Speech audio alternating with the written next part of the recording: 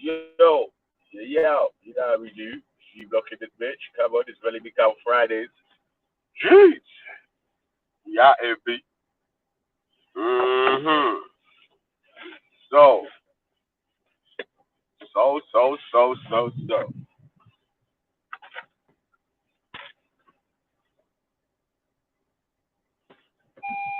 What plans to be a base for us to retire in 10, 20, 30 years?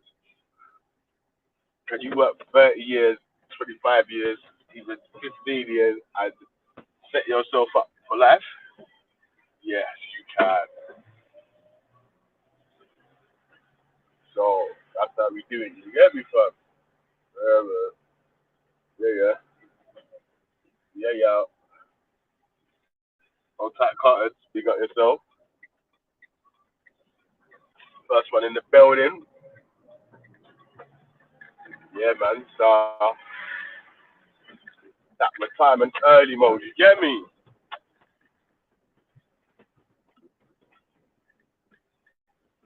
Yo, we got facts over personality. You got yourself. Yeah, man. We're gonna ask some questions, man. Mm.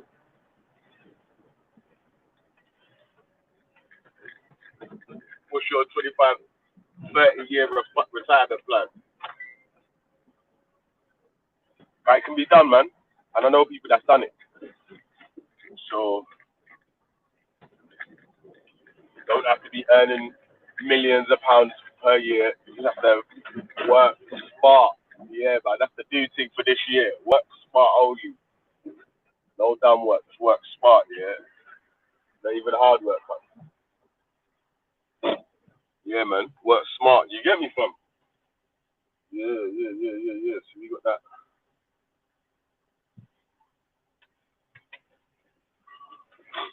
smart work retirement plan. You get me? Old time Atticus now. Big up online growth. Come on. No, we do. Fuckery. We about here, you get me? Trust me. So, come on. You all type my 666 gang. Come on. You know how we do. You know how we do. Yeah. It would be nice to hear from some of the religious dons if they're into that, try to retire from work early life, or if it's just a work hard, forget forever, and hopefully go to heaven sort of mode. God, is it? Boy, I'm trying to retire early out here, cuz I don't want to be working when I'm 60 to 5 and when I'm 60. Like, differently, if it's my own business, I don't mind putting in work when I'm 60. But I don't want to be working for someone else's company when I'm 60. Like, getting out of bed and taking orders and shit. Nah, man, fuck all that. That is dead. Dead food. So, yeah.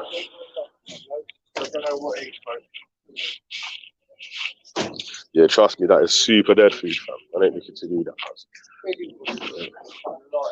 Yeah. Trying to live that life, B. Yo, yeah, I'm just in the shop, man. Freehold property, self-sustaining home, farm, renewable energy, our water supply, income generating business. That's my plan. Yeah, come on. Come on. Yeah, man. When a couple people come on, I'll tell you my plan still. It's a bit early and I don't want to repeat it 20 times still. You know what man do? Yeah, man. So, we in there, man. You get me? Yeah, man. I'm just in the shop right now still. Trying to cut some bits and pieces before I fly on the motorway. Yeah. I retire in 5 more years. Then I'll do what I want. Is that early retirement though, facts? Hopefully it is. Man's trying to do that early retirement mode, you get me? That's why man fucking bangs out so much work. It's part of the plan, you get me? Trust me.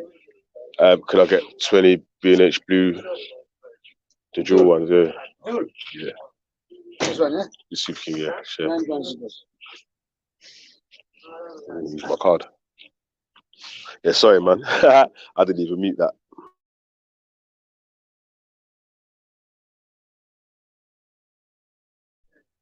Yeah.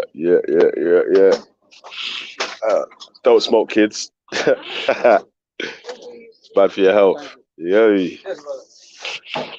Bad for your health, but it's good for the motorway. You get me? Jeez. Yeah, mate.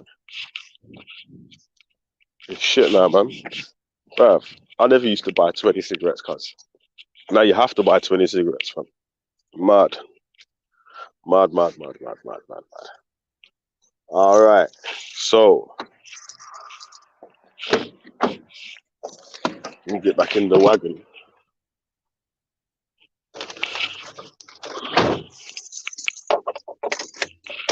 Start up, man.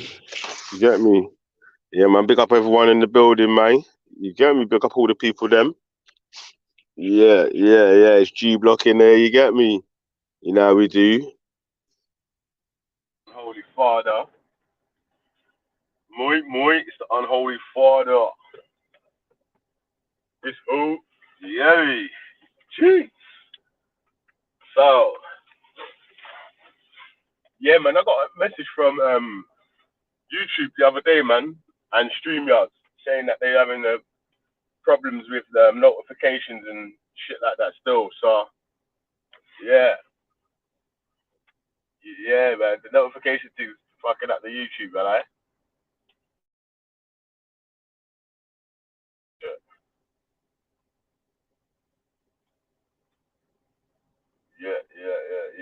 Yeah, man. So, like this one up on that screen, and then we can, bro. Yeah, I know, man. Yeah, do you know what it is? Online grow. I ain't got used to that tobacco taste. You get me? It's the whoop whoop. You get me? It's whoop whoop. You get me? Jeez. Man.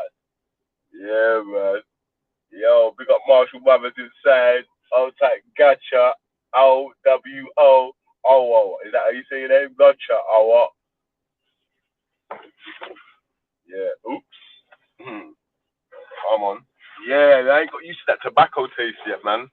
It's but it's true, fam. I do need to really and truly, yeah, man. Need to just like stop smoking. Innit? That's the truth of it. Yeah, man. Need to stop smoking.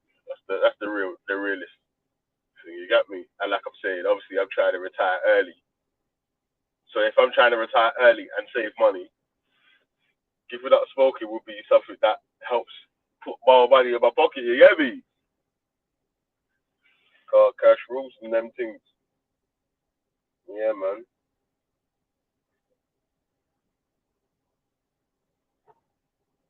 Yo,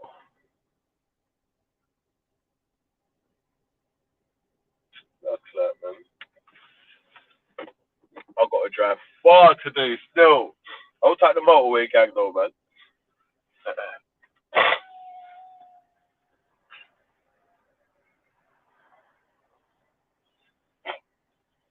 Yeah, really and truly, man. Quitting smoking is the best thing to do, fam. You get me? Yeah. I know someone that got hypnotized to stop smoking and it worked. They ain't smoked since. For at least over 10 years now. But tell the truth, yeah, they wasn't a hard smoker. It was like, they smoked by themselves, but they was more like a social smoker. You know what I'm saying? Like, so it worked that they had to have a cigarette every day or something like that. still. Yeah, man. Smoking things dead still. Can't lie. Someone's got a fucked up cough as well.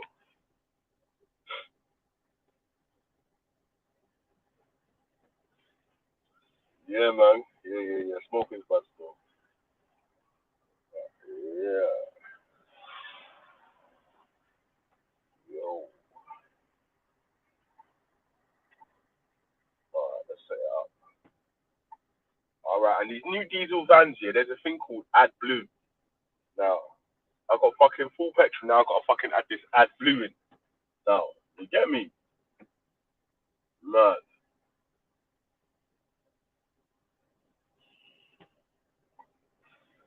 Alright, let's go.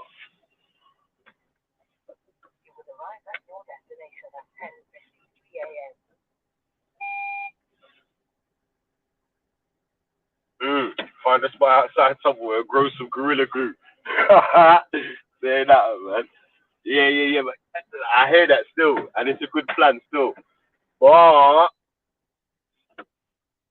man's not trying to get the man them nicked on YouTube. You feel me? So obviously, if I give out man's plan, if I give out a plan on here on my channel, I'm not really gonna tell man to do no grows. Yeah, we can. But big up the grow massive though, man. Like, um, yeah. If you even learn how to grow vegetables or whatever, and it started off with your fucking weed growing habit, but that's a good thing then, man. You know what I'm saying? Like, because you can grow some organic vegetables, man. Just be, yeah, barnard blue, man. A nice man. Barnard blue cut. You get me? You know how fucking hard it is to fucking get the ad blue into the fucking tank. Man, yeah, man. But yeah. If you got online grow, man, go ahead. Yup or yep. Yeah. It's I don't know. We say yep. Yep. I don't know. The American ones first might say yep.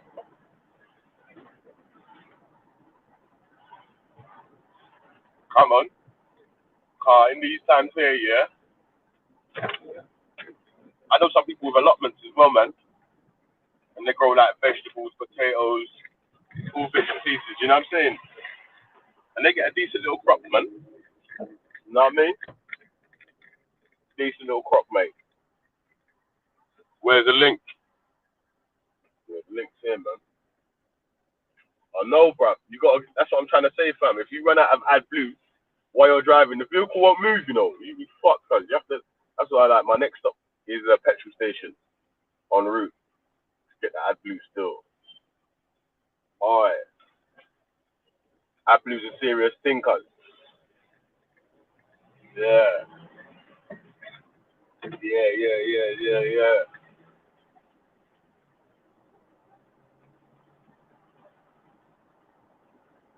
Yeah, you find spots near rivers. Yeah, that's G. That's G shit still. That's G shit still. Big up online, bro. Still. Sweet, is that your channel? Yeah, online, bro. Yeah. I'm gonna have to check out your channel, man. Have a little look through there.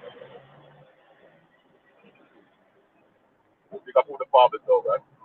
Nine even released a video with a father on it today, still.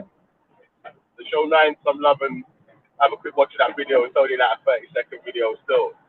So, yeah. Pass through that one and show some love on that one, still.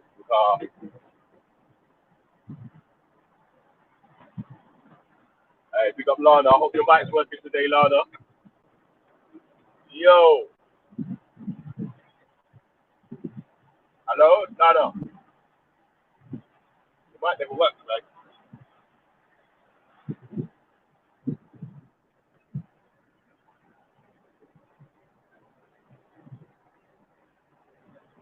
Yeah. Type in the private chat, man. I don't know what it is with your mic, man. Don't you check your mic before you come on? You see when you come on, yeah. Before you come on, yeah. There's a page before you click the link, yeah.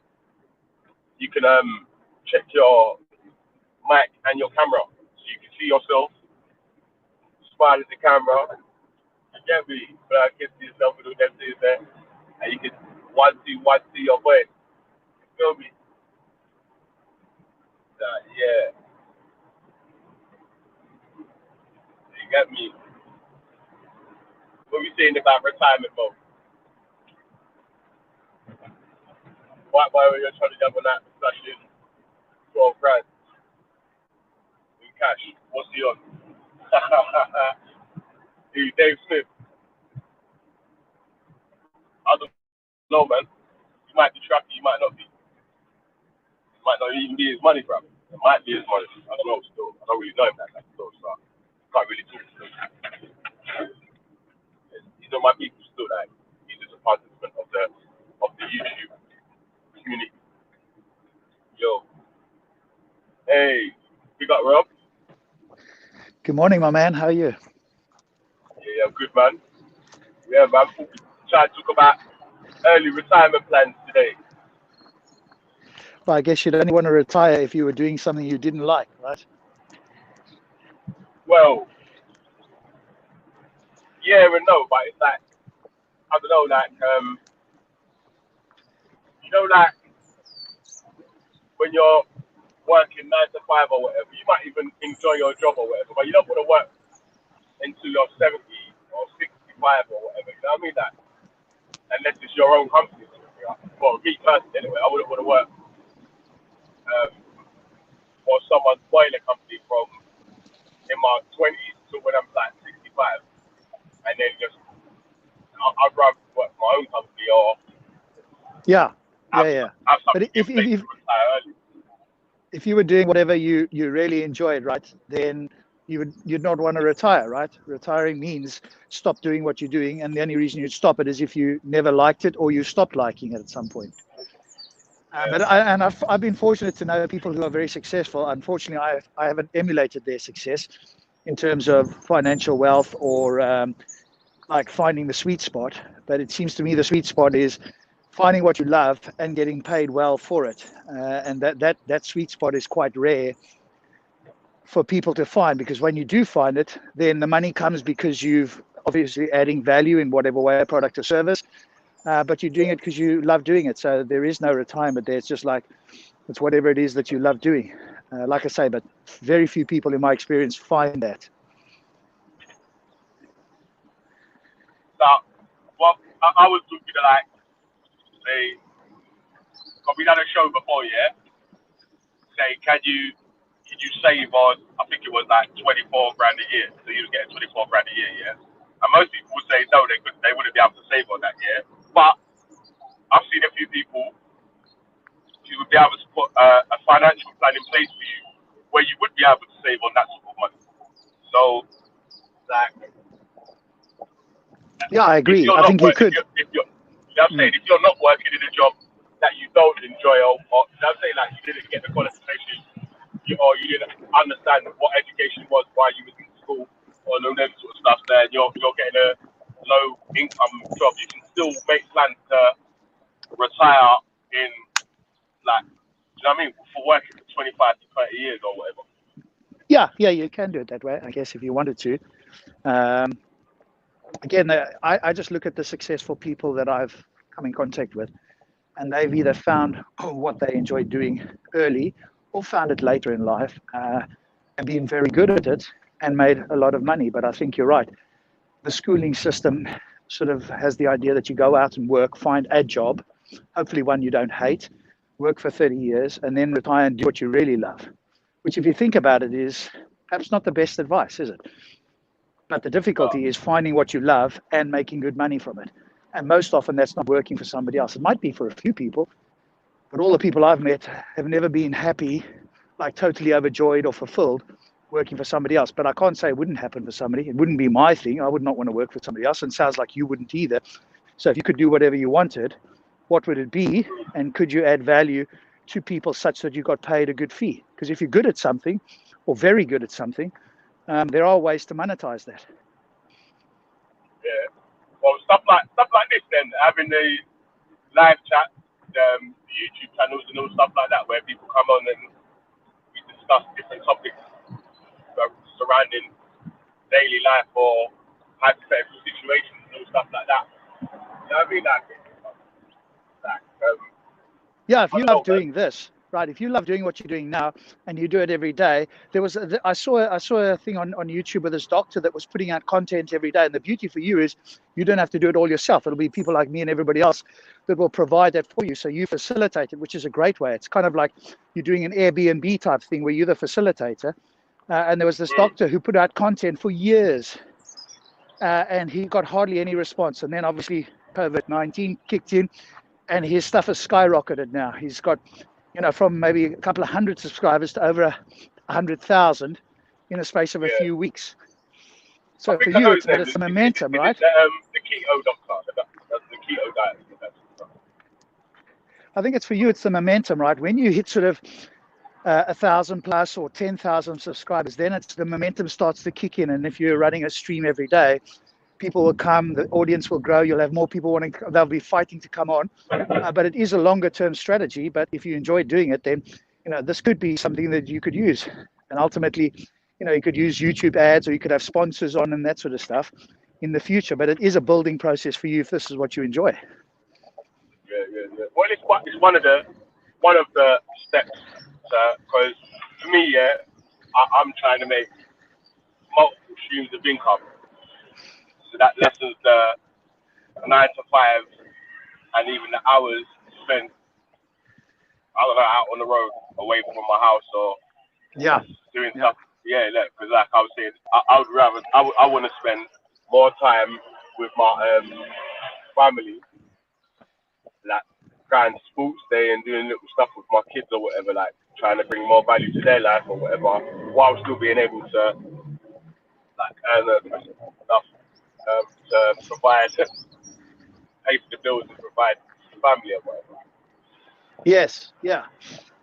And so, that does require an entrepreneurial mind, which I understand, and I don't fully have it myself. So I recognize that doesn't wake me up in the morning, getting me excited, going, okay, how do I grow the business? But if you are somebody that has that feeling, or at least if you have an end goal to do that, that can work, right? Because you're an electrician, aren't you? Boiler engineer. Plumber, okay. Yeah. Because I know somebody who teaches electricians, which will translate to plumbers anyway, teaches them how to market their business. Because as a tradesperson, all you need to be is good and reliable, and you're better than most of the people in your business, which is crazy, right? You think, especially in London, that was my experience, that they were very poor, didn't arrive on time, just didn't give a damn. And all you have to be is good. You don't even have to be great and reliable, and people will recommend you, right? But again, for you, if you don't want to do that all the time, ultimately it would be opening a business, because you know how to do it. It's now finding the right people to do what you do for other people. That's the tough part, really, because anybody can learn to do it. Anybody can have the skills of being a plumber, but it's how do you deal with the customers? How do you, find the people that will do that for you? And that is a much tougher thing. That's the thing I've always battled with. All right, listen to the a bit of luck that has fallen my way, really. Yeah, without even realizing it. Yeah, the boilers that I work on are sort of like specialist boilers, so not a lot of people can fix them. Okay. I mean that. So, but there's areas that have literally only the boilers that are working with. So in time, I'm hoping to I'm hoping to build up my customer base enough so I'm purely working for myself. Yes, yeah. I think you've got to be a little bit careful with your employer if you have something in a contract. If you don't, trying to take his customers. I'm not saying you would do that, but if you're trying to get other customers, which would normally go to him, you just got to be a bit careful of that. But if you've got a specialist skill, right? Like it sounds. Yeah, you have a specialist skill that very few people have, and there's clearly a need for that. And I'm sure you're reliable, and from what I know, you're a very personal person. And those two things, along with your skill, essentially seems to be what you're very lucky in that sense that, hey, most people don't have that skill, but most tradespeople are either not very personable to people, or they're just so unreliable, or they do a shit job. So if you have all of those in place, then you're way above everybody else, which is a great thing. Yeah, man. biggest thing for you, though, is to communicate that to customers. Now, people will know when you go visit them, obviously, they'll pick that up. But how do you do that for new customers? And that's the challenging thing, is to sell yourself and your abilities to new people. I mean, I've got a garage here where I live. They don't want advertising. They have so many people, they have a 2-week waiting list because they're so reliable. They do what they say. They'll occasionally do small things for free because it's a community-based thing. And everybody goes there. They don't charge, a ridiculous amount. They could charge a lot more. And, their quality problem is shit. We just don't have the capacity. That's good, man. Yeah, because yeah, man. Like another thing that I'll do as well is invested in so hopefully the compound interest over the time and that should be able to become a wage or income as well. Yeah, compound interest does work, but it takes quite a while for that to kick in. Once it does, it becomes exponential. But it's that first 10 years, 15 years that doesn't seem like much is happening. And we're kind of trying to do the same, although we've been hit now with this. Income's been slashed to virtually nothing. So I'm not like you, where I'm an essential person. And I'm trying to transition online, but that's a bit of a challenge and it's quite hard work. Yeah. But yeah, once compound interest kicks in, and you see the exponential growth, but like I say, that's normally 10 years plus, depending on how much you put in. Reg, hold on a sec. Sorry, Rob, let me just mute you. I've got to give out my Reg number. I was about to say it online, man. Oh, one sec. I might want to do that. Yeah, one sec.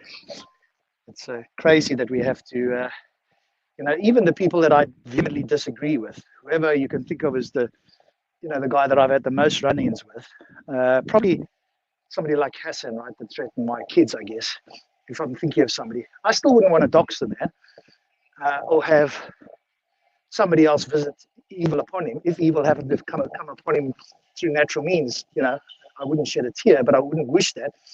And I wouldn't put out somebody's thing. But unfortunately, not everybody has the same ethical view as perhaps you and I, which is why, and especially with critique of certain topics and ideas, there's people that would want to see you get ruined. Yeah. I would suggest immoral, especially if you have ideas that you think are the best. You'd be able to defend them against any critique. Yeah. That doesn't seem to be the case. Well, you want challenging, isn't it? Like, you see, like Isa, he wants you to challenge him. Every two, he wants you to argue with him about whatever he thinks, innit? Because he thinks he's got the right. He thinks his thing's right, innit? So. Yeah, and the only way you can know that is if you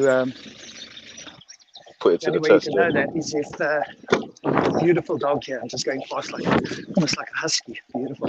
The only way you can know that is if you have strong critique against it.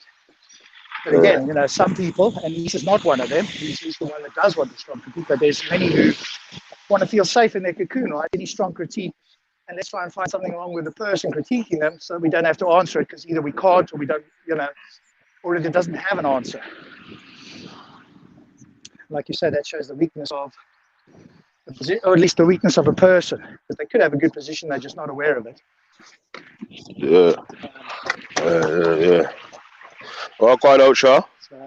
Yes. Hey, there's also. Yes. Morning, sir. Yes. Come on. This is the retirement gang, you get me? Come on. Retirement early gang. Shut up, bruv. Yeah, man. While you're waiting for Jesus, we're retiring early. Listen to me. Come on, Rob. Vellemy. Yep, out for a morning walk, as you can see. Yeah, listen. I'm hitting the streets, man. Nice Apparently, being a hero, is a full-time job. But there's a slight problem. I'm feeling a little bit rough. I don't know if it's hay fever, but if I get worse, I'm self-isolating. But you know what they say, Ultra? There's a great saying. I don't know if it was attributed to Muhammad Ali, but and it could well be it is. But the saying is a very short one. It goes like this: "But the canvas is no place for the champion." A canvas is what?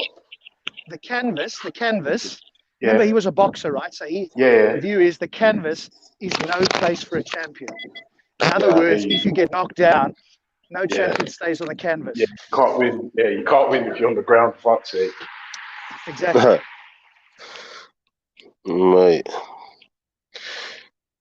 Trying to fucking add this ad blue in, man. Getting quiet. It's great weather. I don't know what it's like with you guys, but It's kind of warm. I don't know if you tuned in towards the end of last night. I don't think we got any definitive answer on the soul or spirit thing. I think No. we'll just chalk that up to there isn't evidence, so we're going to equate it with consciousness, etc. So we'll park that there for now. But next time somebody comes to spiritual, ask them to explain it. In the lift. I apologize. Can you hear me? I was in the lift. No, we didn't hear you now. Now we can hear Yeah, you. excellent. Well, just put this out there. Since it's Vellemy Cow Friday, anyone can get it. Every single one of you lot's God only exists in your head. You're wrong. Grow up. Move on. I can't force you to be right. You know, it's okay if you disagree with me. Coronavirus is real, as is gravity. The Earth's not flat. Only men with tiny penises attack women. What else?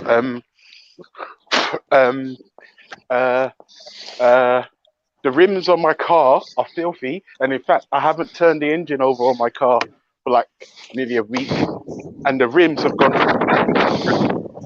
great. Also, electromagnetism is bollocks in terms of keeping us firmly fixed to the ground. The Earth's round. What else? Corona's real. If you love someone, you need to tell them. If you haven't brushed your teeth this morning, we can't be friends. What else? What else is there? Oh, also, I'm a hero, and I'm gonna ram that down your throat. Yeah, and also as well, this is a good bit of information. Your relevance in society is purely relative. Let me tell you why. No one gives a fuck about bus drivers until they're the only people that can get doctors and nurses to and from hospital to keep you well. Explain to me how when you need a doctor but can't get one, then there you go. There you go. Supermarket workers. Oh, I'd never stack a shelf. Oh, look at those guys just stacking shelves for £10 an hour. Look at you now, you stupid sons of bitches. Begging, queuing for miles for these fucking shelf stackers to help you live. Look at you. It's not a, you should be ashamed. If this is hurting you like coarse sandpaper, yeah, then it's you I'm talking to. Imagine that. Shelf stackers, I'd never do that. Bus stackers, I'd never do it. We're the most important people in society right now. Just take a minute and let that sink in. Just let it sink in. Let it sink in. Just let it sink in. Let it sink in. You know what I'm saying? Like, it's madness. What the fuck is the point in having banks and all this stupid shit and all these high-flying stock markets and blah, blah, blah.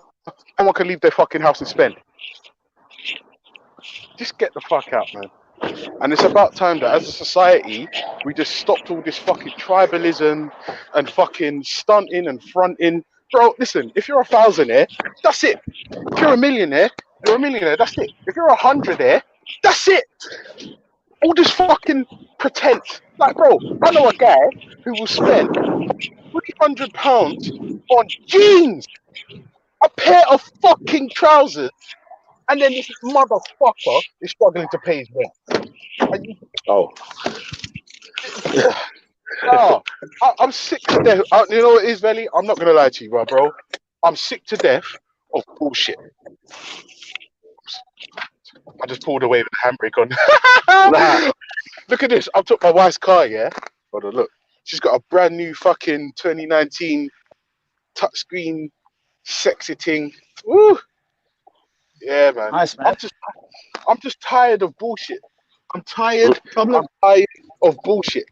I'm tired of it. is, Ultra, that it's going to remain there. And as you quite rightly pointed out, it's not illegal to be wrong or to talk bullshit. It's how do we deal with it, right? One way is exposing it, other is ignoring it. So I agree, it's tiring sometimes, but it's not going to go away anytime soon. It's immensely frustrating. I have to just overtake this van driver because he's getting on my nerves. Sorry. Yeah, hold on. Sorry. Yeah, he just pissed me off. Yeah. This is the thing. Oh wait, my signal's gonna drop. I'm in the latchway. Hold on. Yeah. The problem is, you do have to call out bullshit sometimes, right? I'm just tired of people stunting and fronting and pretending and keeping up appearances, and it's just bollocks. Like, everyone goes through hard times, everyone goes through good times. Like, I just feel like there's so much bollocks. Like, there's so much bollocks, bullshit. And you have to wade your way through fucking miles of filth and shit and crap. And it's just like, is it necessary? Right. You haven't got any money. Does that make you less of a human being? No. That person's a fucking cleaner. Does that mean there's the scourge of society? No. They're doing Shut up, man. You're nowhere near me, you cunt. Fuck off. Vellemy can't drive. Stay on the left, Ellie. Stay on the left. Oh my god. Hey, you know what it was, yeah? You know them fucking long haul trucks, yeah? Yeah. When they're fucking quite far from the exit, yeah? And they pull out like they bib you, and they're still like fucking about 2 cars behind you. Like, Yeah. fuck off. And that's another thing as well. This is what I'm saying. I know that tensions will be high at the moment, especially if you're struggling financially, or someone you know sick, or you're worried about getting sick. But I would say to you, listen, I don't even know what to tell you. Just like, because one thing I was thinking about, this is what I was actually coming on the show to say, because I heard Vellemy mention second stream of income, and it just clicked into gear, right? Because I thought to myself, right, Boris Johnson is a proven liar, right? A proven liar, right? So can I rely on him? No. So I realized this package, I'm doing air quotes while I'm driving. Yeah, I promise.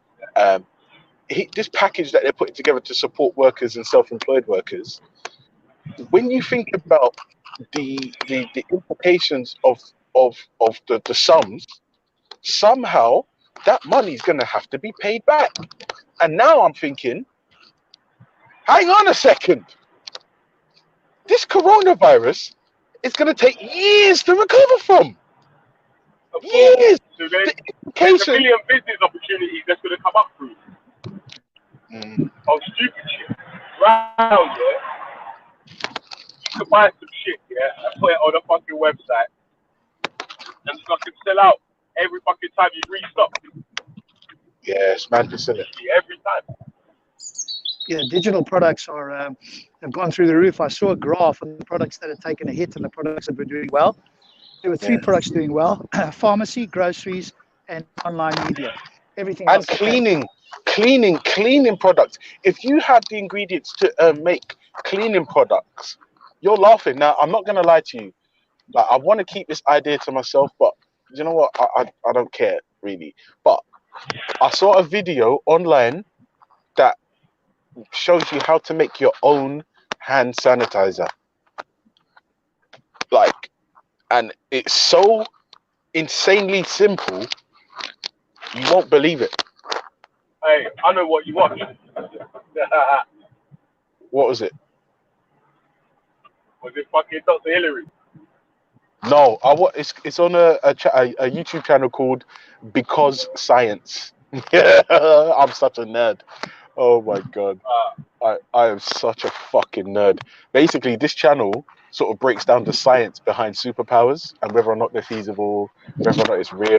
Is there an explanation for certain things? Like, anyone that's seen the Cell Saga from Dragon Ball Z, they know that Gohan, when he gets to Super Saiyan 2, he's got that like electric aura around him.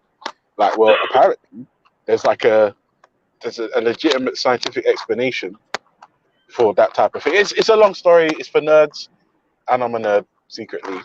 Well, it's not secret anymore, is it? But it's the same for Superman, right? They've got explanations. Doesn't mean that it can actually happen in the world, but it's suggesting that if you had, it's feasible. you can manipulate matter and energy in a way like a magician almost. It breaks down teleportation and why you don't want that fucking power. Because, like, even though teleportation, like anyone who's seen the movie Jumper, that makes teleportation look fucking the best, yeah. But like a teleportation is like demolecularization of your entire being, and if one molecule's out of place, you're fucked. Do you see what I'm saying? It's mental. Yeah. So and with teleportation as well, philosophers disagree as to whether you die or whether it's a copy that's made. So either when you teleport, it's a copy of you, or it's the original you that's transported some distance. But there's no agreement on that point. No, that's because it's not possible at this moment in time. But there's a movie called there's a movie they've called done it with some particle, haven't they? They've teleported a particle, but over a very short distance, and it's like a quantum particle or something. Yeah, I'm not sure. I don't know. Look at the time. I'm already. Anything, yeah, they're gonna have to know the full composite makeup of everything to make sure that everything. That's what I'm saying. If a single hair, if a single molecule is out of place, you could essentially be put together, like back to front. You could be like the kid on fucking American Dad with the upside down face. It's hers. Is there space at the back? Is there space at the back? I had to apologize to Nick, you know. Huh? I had to apologize to Nick. To Nick? Yeah. Because I was going to kill Fergie the other day. You was going to kill Fergie? Yeah. And then, like, Nick tried to stop me and I just brushed him aside. Like. So you're having a nice chat there with somebody else. But you know the Fergie's up there, the right, he goes 424. Yeah, I was going to kill him. So I'll speak to you in a minute. I'm coming, yeah? All right. Man put his on that. Now man put his work abbreviation on YouTube. So we're gonna all contact Fergie and tell him that he needs to press charges against Ultra for attacking. Shut up, man. Wait, do you need anything at Stockwell today? No, we've fucking done it all now. What do you mean? You've got 10 o'clock. I'm free. But you said Sparks was off. All right, sorry, Velley, hold on one second. There we go. Yeah, so getting back to Ultra's point on bullshit. Unfortunately, it's prevalent, right? And you take something like the flat Earth. I mean, at some point, you've just got to marginalize that view, and just once you've educated people on that and explained why that's all nonsense, etc. At some point, you just don't give that any more oxygen, because that makes religion look like a scientific endeavor. Rob, this was supposed to be Flat Earth Week. This was supposed to be Flat Earth Week this week, yeah? Ah, okay. So we started off on Monday with a Flat Earth question, and not one Flat Earth even jumped on the panel. Yeah, if you go look at modern debates, they're debating this regularly now. I happened to listen to one while I was doing something else, and just to hear the insanity of it. And if you listen to the fellow who's the flat earther, it's his intuition, right? He's a scientific illiterate. He's using his intuition to say, no, it shouldn't be like this because X, Y, because that's the way I perceive it. And that's kind of the whole flat earth thing, right? So whatever you bring them, if it's counterintuitive, they will just ignore it because it doesn't go according to their intuition. Or they've got some pseudoscience that they want to claim debunks it. Like I say, with that sort of position, you can chat about it for a while, but then it becomes, it's not like religion, which has, an impact on the world. Apart from flat earthers not seeming to care what's true, it doesn't have a big impact. So we could put them aside and say, you guys are in the tinfoil hats are allowed to continue doing it. We can't stop you being wrong and stupid, but we don't have to engage with you at some point. I'm saying that anyone that's got a Flat Earth YouTube channel that's monetized is a scammer still, because they've been debunked a million times. Yeah, I agree. But of course, they won't accept any of the debunking because, hey, their intuition is more powerful than science, which they don't Oi, understand listen anyway. to Oi, Vellemy, listen to me. The Pope knows that none of that shit is real, and he's continuing the fucking charade. So what do you think flat earthers are gonna fucking like become honest overnight? Come on, behave yourself, man. It's all nonsense, all of it. The problem is, it's like what I said to you the other day. If your culture consists of these religious myths and superstitions, then essentially by debunking them, you're trashing the guy's culture. And for somebody to honestly let go of their culture, it's difficult, probably nigh impossible for someone to do. And I get why somebody would who's plugged in would fight it alive, because essentially it's all they know, it's their worldview, and essentially they probably have to change who they are fundamentally, and that's scary for the vast majority of people. However, to that I say, we'll embrace it. I'm over teen atheism, get a party bag and a big hug. There's support networks all over the spot for people that have left religion, don't know which way to turn, don't know what to do, lost their friends and family. Bro, atheism has got a hug phase.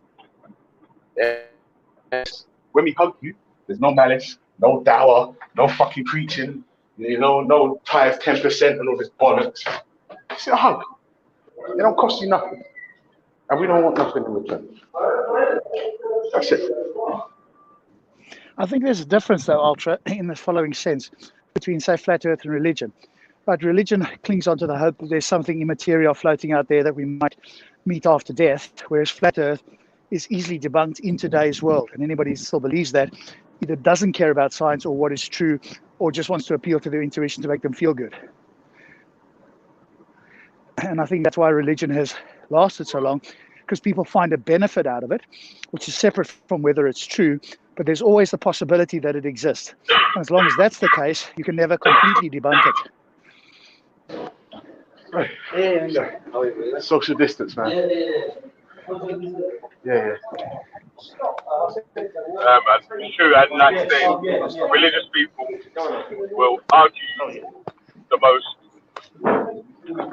points. You know, some of the points here that is like, how could you even argue that?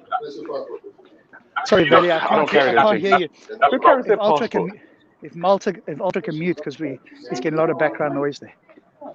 Yo, can you hear me better now? Yeah, I can't. There we go. Yeah, go for it. Yeah.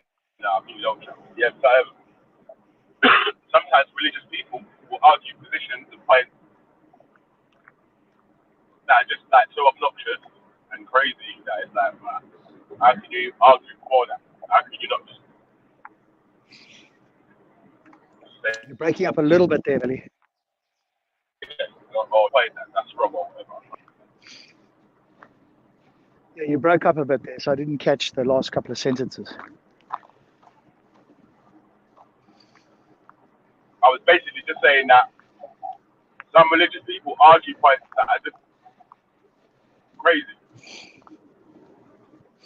Yeah, well, from our point of view, it certainly is. When we had a chat last night, again, there's the idea that I believe something, but I can't demonstrate it, and I don't actually know why I believe it. Right? So that's, again, some introspection for somebody. Why do I believe what I believe, and have I got good reasons? Most humans never do that. They're either convinced for good or bad reasons, and then they hold on to that belief because it gives them comfort or it somehow works in their lives. None of that tells you whether it's true. And that's the thing that most people don't really want to confront, is whether something's true. And especially with a big ideology or like a big view. I mean, even flat earthers might resist it, because, hey, they put themselves out there, they've said all of this sort of stuff. And now suddenly, if they were shown to be incorrect, what would that mean, right? That they've been talking bullshit for years. And rather than acknowledge that, which is the intellectually honest thing to do, and people would applaud that, they want to hold on to it because of the ego goes, no, I can't be wrong. Well, what would that mean for me? And so people often hold on to things.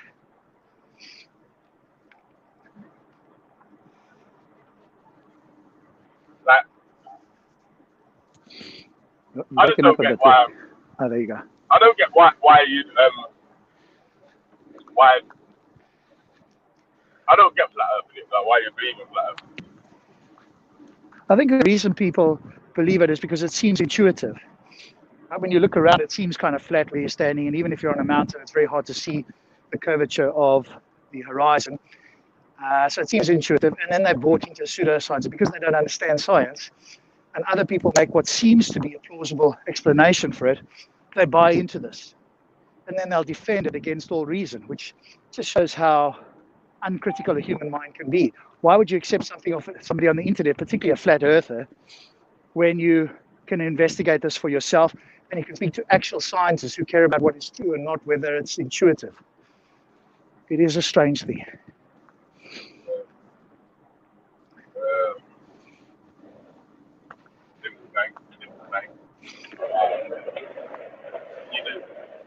You do, man. What's that? Yeah, some people's minds are broken, man. Yeah, wouldn't learn that. You're breaking up a little bit again there. So. Can you hear me better now? Yeah, there we go. Yeah. I was saying That sounds better. Strange thing in it for me to think that. I don't know, man. But the other thing that happens, of course, is you have the Dunning-Kruger effect, which is people that have little to no expertise vastly overestimate their ability or their level of certainty, and those with expertise underestimate not how much they know per se, but how much they think other people know. So they'll go, well, other people know this too, when in fact their expertise is a specialist field that very few other people know. And so they will couch their responses with, this is what the best evidence say, or here's what we think is the case, right? They won't go, hey, we know this for a fact. Because they're so knowledgeable, they're aware that there's a lot of factors at play. But the ignorant will assert things with certainty when they have no good reasons to do so. And because of their ignorance, we see it such a lot. Yeah, well, particular people. Yeah, go on. Flat Earth is a band from around there now, anyway, man, because we had a chance, we had the whole week, you know, to try and talk about Flat Earth. Like, we started off one day, mate, take about 3-4 videos on lunar eclipse, position of the sun, how far away the sun is from the Earth, and I can't even remember. Yeah, how far the sun away. There was 2 videos on how far the sun away is from the Earth, distance from the sun to the Earth. Yeah, so just them 3 videos alone. Well, them 4 videos. Yeah. I mean, of course, and those people have to deny the most compelling evidence you could possibly get, which is the satellites orbiting the Earth, and you can see photos of the Earth. And of course, you know, the great photos taken by Apollo and that sort of thing. They've got to deny that. They've got no answer to that, so that has to be a conspiracy. So where the evidence is extremely strong, well, we'll counter that with, hey, this is all a conspiracy. And at that point, you go, okay, so nothing will ever convince you. And the only thing they'll be convinced by is if they went up in a rocket themselves. So I'll start believing these things because I don't understand science, and I get caught into believing pseudoscience because it appeals to my intuition. And then I'll set the bar so high that it's almost like I can never be unconvinced. The exact opposite of what critical thinking is. So, what was one?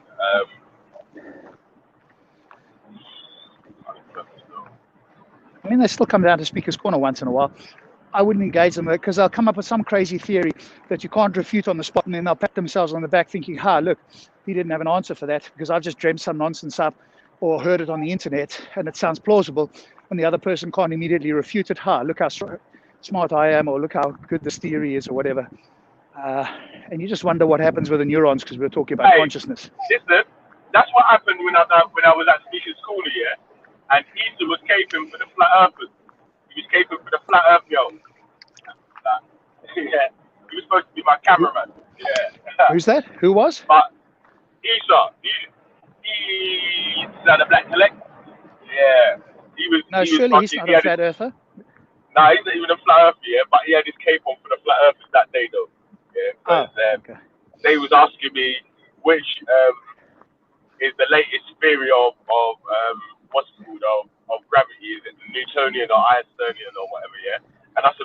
whatever. And I was like, see, you got it wrong. And I was like, yeah, but whether it's wrong or right, yeah, it's still a theory that works on the globe and don't work on the flat Earth. Yeah, like it's not that any flat Earth theory of gravity works anywhere on anything. No, not on our current understanding. And by the way, Newtonian mechanics and Einsteinian mechanics, they do both work, right? They have different domains of applicability. So the Newtonian gravitational ideas don't work on the large scale or not as accurate, whereas the Einsteinian take over when you get to the galactic scale. But try anything on Earth and it'll work extremely accurately based on the Newtonian ideas of gravity. It's only when you get to the bigger scale that Einstein's theory of general relativity would kick in. So they both work in their own domain of applicability, and that's a great term I got from Sean Carroll. Certain things work in a domain of applicability, and it doesn't mean that because one works over there, the other one doesn't work. The other one works in a different domain, and that's entirely consistent and compatible. But they'll come up with all kinds of things, right? And unless you've looked at every single claim of a flat earther, you might not be able to immediately debunk it. But if you look online for those guys that have done the research, they'll bring up the scientific evidence. It's not the case that the flat earther will accept it because they'll have some sort of intuitive pseudoscientific rebuttal. But that's what they appeal to, right? People's intuition and the fact that you might not be able to immediately refute them on every silly claim that they come up with. But when they're asked questions, of course, like with the moon and so forth, how is it that if the moon is visible here in the northern hemisphere, somebody in Australia sees the moon upside down, essentially? They won't have an answer for that sort of thing. That was something that Skydive Phil brought up, and I went, that's a pretty good thing. I hadn't thought of that, right? So you can find somebody in Australia and ask them, and they'll see it exactly the opposite, as if they were standing upside down. Morning. And that wouldn't be possible, if you want to. But there's many other things as well. Have a look on modern debates. They're doing it all the time on there for some reason. Maybe it's because everybody's locked in. They want a bit of craziness. What I did explain, was the seasons of the equinox. Like how there's 24 hours of light and darkness and opposite poles work at the same time at different times of the year or whatever. Yeah. And how the seasons work in the different hemispheres. So in the northern hemisphere, when it's summer, it's winter in the southern hemisphere. And then I asked the lady to explain to me how the sun moves around the thing of, So then she got a couple of chairs out, got a couple of chairs out, and started walking like a sort of an 8 section. And then like an 8. Like the infinity sign. The figure 8, yes, the figure 8, yeah. Uh-huh. Yeah, but it was more like the infinity sign. You know what I mean? Like it's not like two equals. How does that answer your question, though, in any way? Well, it didn't. I was just laughing at it, but I was filming. I was like, yeah, but you're doing all this stand around there, and the sun is still visible on the earth, wherever you are. You know what I'm saying? That? So, in the way your sun moves, and the way the earth moves around the sun, because she's saying the sun moves around the earth. Yeah. And I was saying, no, but it's the earth moving around the sun. Yeah, it's explained under the globe model, right? But if you have a flat Earth and the sun is constantly circling it in a sort of a 24-hour rotation around above the flat plane of the Earth, then there would never be a point where anything is in darkness for more than 12 hours maximum, right? Right. Because presumably they don't think that the flat Earth tilts. If they thought the flat Earth tilted, right, then they might be able to, but that'll bring in other problems, right? So whichever way you do it, this model is just, it can't explain everything that we understand and we observe. So, but they'll make great efforts to try and make stuff up, as you pointed out there, because it sounds. I was talking to her about the tides as well, the way the way the moon controls the tides, did it right or whatever, and then. But they was laughing. They were, it's funny video, man. Not what I was trying to film, but I just play You've got a bit soft there. Like, it's a funny video. Like, I should play it and review it. Like, I should play it and review it, man. He's indicated in the video. I'm like, right, hold on, you're supposed to be my cameraman, cuz. You're supposed to just hold the camera, you shut your beak, you get me? Like, you're supposed to be jumping on the flat earth side, and like, yeah, see, you didn't know that, see? Like, fuck off, bro, we did. Keep filming, B. Yeah, man. But, Yeah, it's you do get, that's the interesting thing about Speaker's Corner, right? Once you've been there for a few years, you think you've seen it all, and then somebody comes along that's just comes up with something even more crazy that you couldn't imagine a human could come up with, and they do. And it's at some point amusing and entertaining and just downright ridiculous, especially when they can't justify it. And it's fascinating how humans do this. Them, though. There's a massive group of these flat earth people. They went on a flat earth tour. Yeah, they went on a flat earth tour as well. Like a European tour and that. Right, all the countries in Europe. I'm like, what? So you use globe earth technology to go on a flat earth tour, yeah?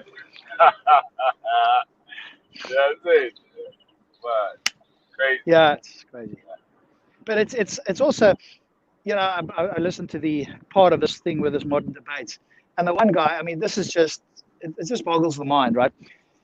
The guy says, hang on a moment, there's no way that the water can stay on the earth. If it's a globe, it'll fly off. Look, if I try and put water on a ball, it just flies off.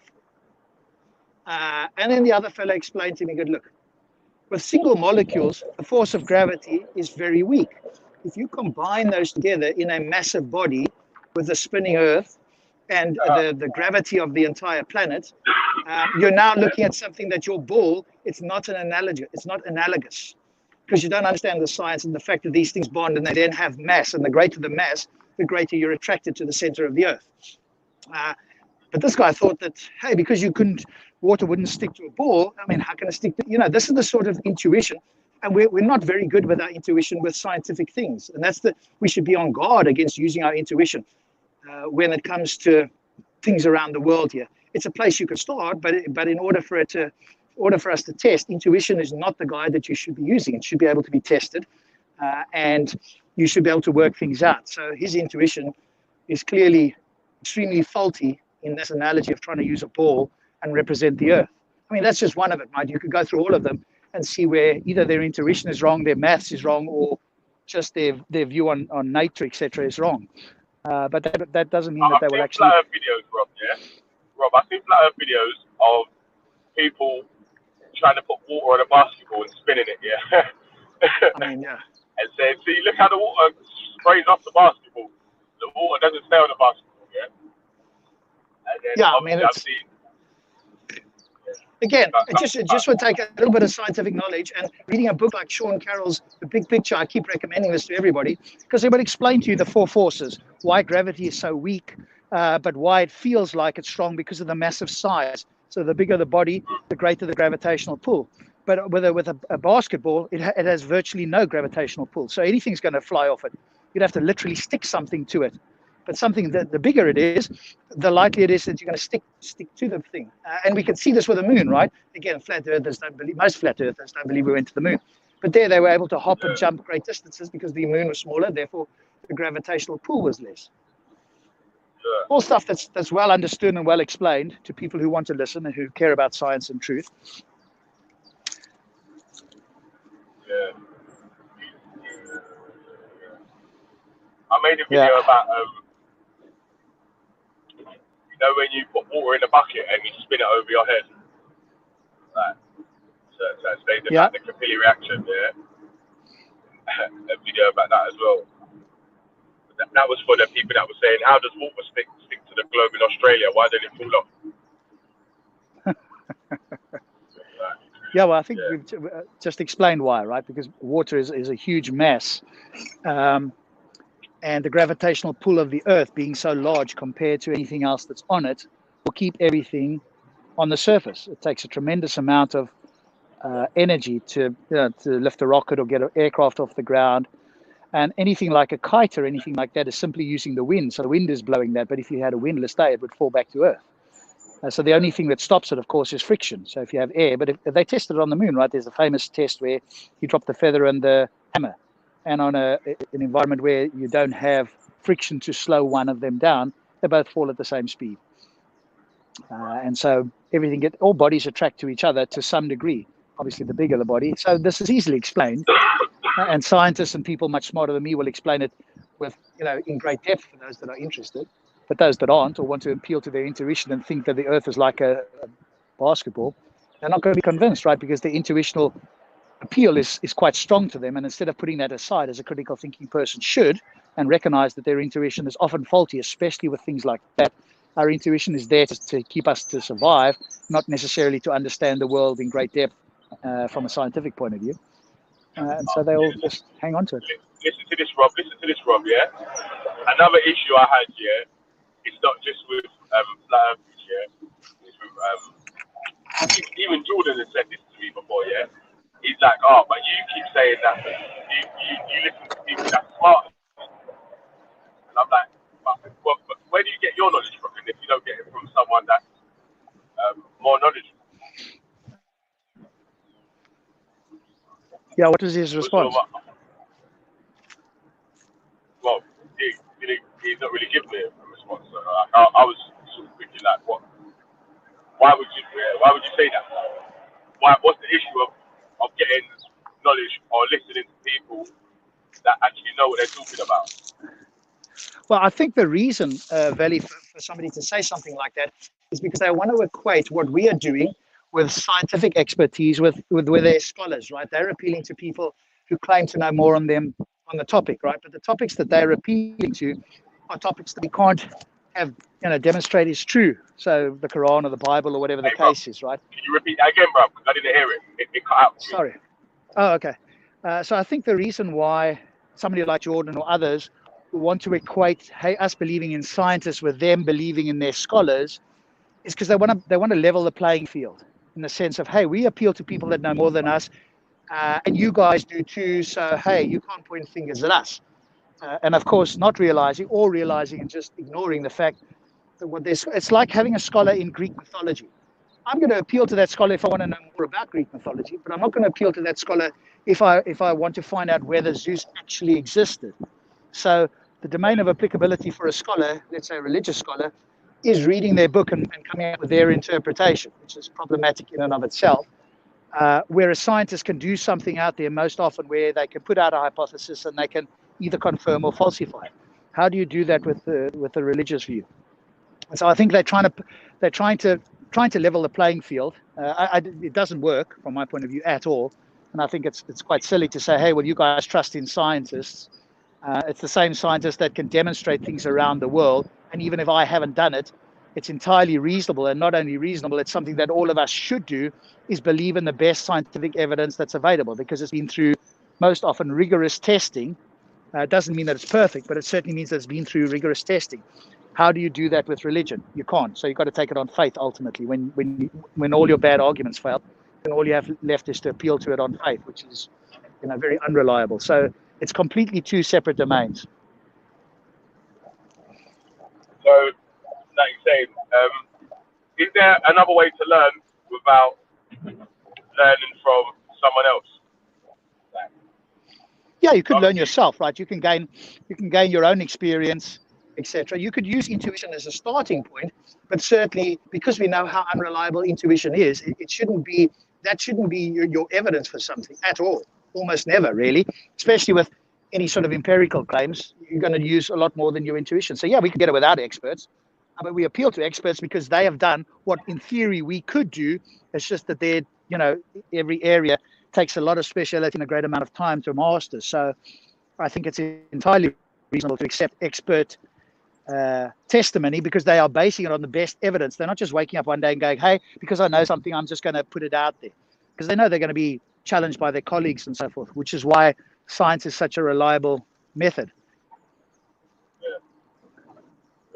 Yo, let me just introduce the new guys on the panel, man. Big up Freddie, Old Tap Water. Yeah, man.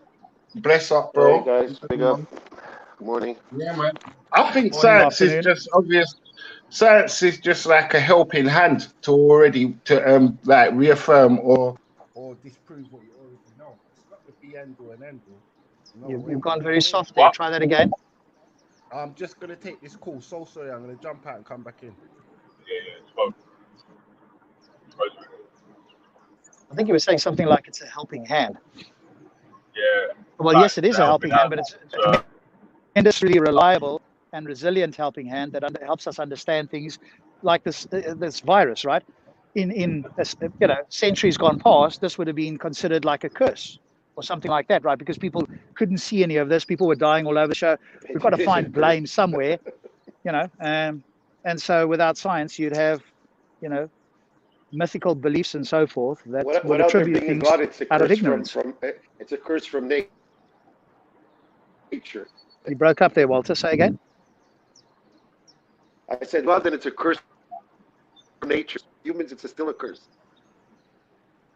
Well, it depends what you mean by a curse. I mean, if it's simply a virus, which is a natural phenomenon that's infecting people, then it's a natural phenomenon. A curse would indicate that the virus has some intentionality and wants to cause some Well, maybe it does. destruction, and that's not what a virus does, right?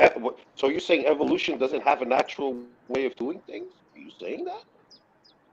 No, I didn't say that at all. I'm saying that a virus is not conscious in the sense that it goes, hey, I want to infect people and kill people. Well, evolution you scientists make it sound like evolution has a conscience and is always doing things in order to. So why wouldn't it have a conscience to give us a virus? Why not? Well, because if you understand evolution, it's a process. It's not conscious. Oh, but you say that. Process. You say that, but yet it works like an intelligent conscience. Well, it only looks that way, right? So it's called teleonomic. Oh, it looks that way now. That's the term. So perfect math, perfect not physics, to me, perfect but to you, maybe. Again, it doesn't. It's just stupid. It's all stupidity. What is? Evolution. It's all fluke chance. Just because you don't understand it doesn't mean it's stupid. And if virtually every scientist in every single field accepts it, again, why would you deny it? It's you're denying that something's happening, and you're saying, well, it's just happening. But at the end of the day, this is happening like with an intelligence around behind it almost. Like so. Morning, Belly. Morning, Ultra Funky. Big up, Morning, Witness. Freddy. Come on, General. Yo, right. Big up Witness, big up Freddy, big up Ultra the Hero, big up Walter, you crazy bastard, big up Rob, big up Vellemy. I just wanted to address the idea that the virus was a curse. From what little knowledge I Come have. on, Walt. Come on, Witness. Give it to us, man. Wait. Let me get my popcorn. Hold on. Okay, I've got it. Go. From what little knowledge I know of what a curse is usually something that is enacted through speech by one person to a group of people, or by a god to a group of people. So if the virus is a curse, can you please provide the evidence as to who gave the curse? Who said that though, man? Who said that though? Walter said it. Of course, Walter's a crazy bastard. Know this. That's bullshit, man. Don't be scaring up the people with no that's an easy one for man. a theist to answer, right? They'll just say God or Satan. Not that they yes, can but prove that's the point. Yeah, that's the point. So if they say, as you've said, that God did it, Satan did it, the next thing is to ask, can you provide the evidence where God said it and where Satan said it? Bro, listen, well, I believe Christians would say Witness. something like, hey, well, not all Christians, but a lot of them. One sec, Rob. Let me have a go, please. Let me have a go, please, Rob. Rob, can I have a go, please? But that idea. Rob, hello. Can I have a go, please? This is a consequence of Rob. This guy loves talking shit, you know. No, I don't think he can hear you. But sometimes you can't hear when man's talking. Yeah, let me speak in there. Yeah, I was speaking. So, Rob, will you jump out and come? Yeah, he's going to jump back on and then he'll be up there. No, all I was saying, Vel, is that fucking hell, man. Whoever's saying that this is a curse, they need to check themselves, man. I don't know. Do you know what I mean? That's bullshit to me, you know what I'm saying? That's Christian stuff. Yeah, but Freddie, Walter's a crazy bastard. Crazy motherfucker, man. Yesterday, he was telling me that all he is doing is waiting to die. Yeah, this is what I'm saying. Really, imagine Who that. said that? Who said that? Walter That's said what he it. said yesterday. All He I'm said, doing is Walter waiting to sounds, die. that's it. Walter sounds like a walking duppy. Yeah, I'm waiting for my next life. don't listen to him, innit? Don't listen to him. No, I can't Like, take those are the man that ain't got no girlfriend and no children and that. We can't be taking advice from them, man. A dog, bro. Free Walter's dog, man. Fuck's sake. I hear you. The water's crazy still. Animal cruelty, yeah? Listen, imagine this guy is sitting there waiting to die. Like that means That's what he said.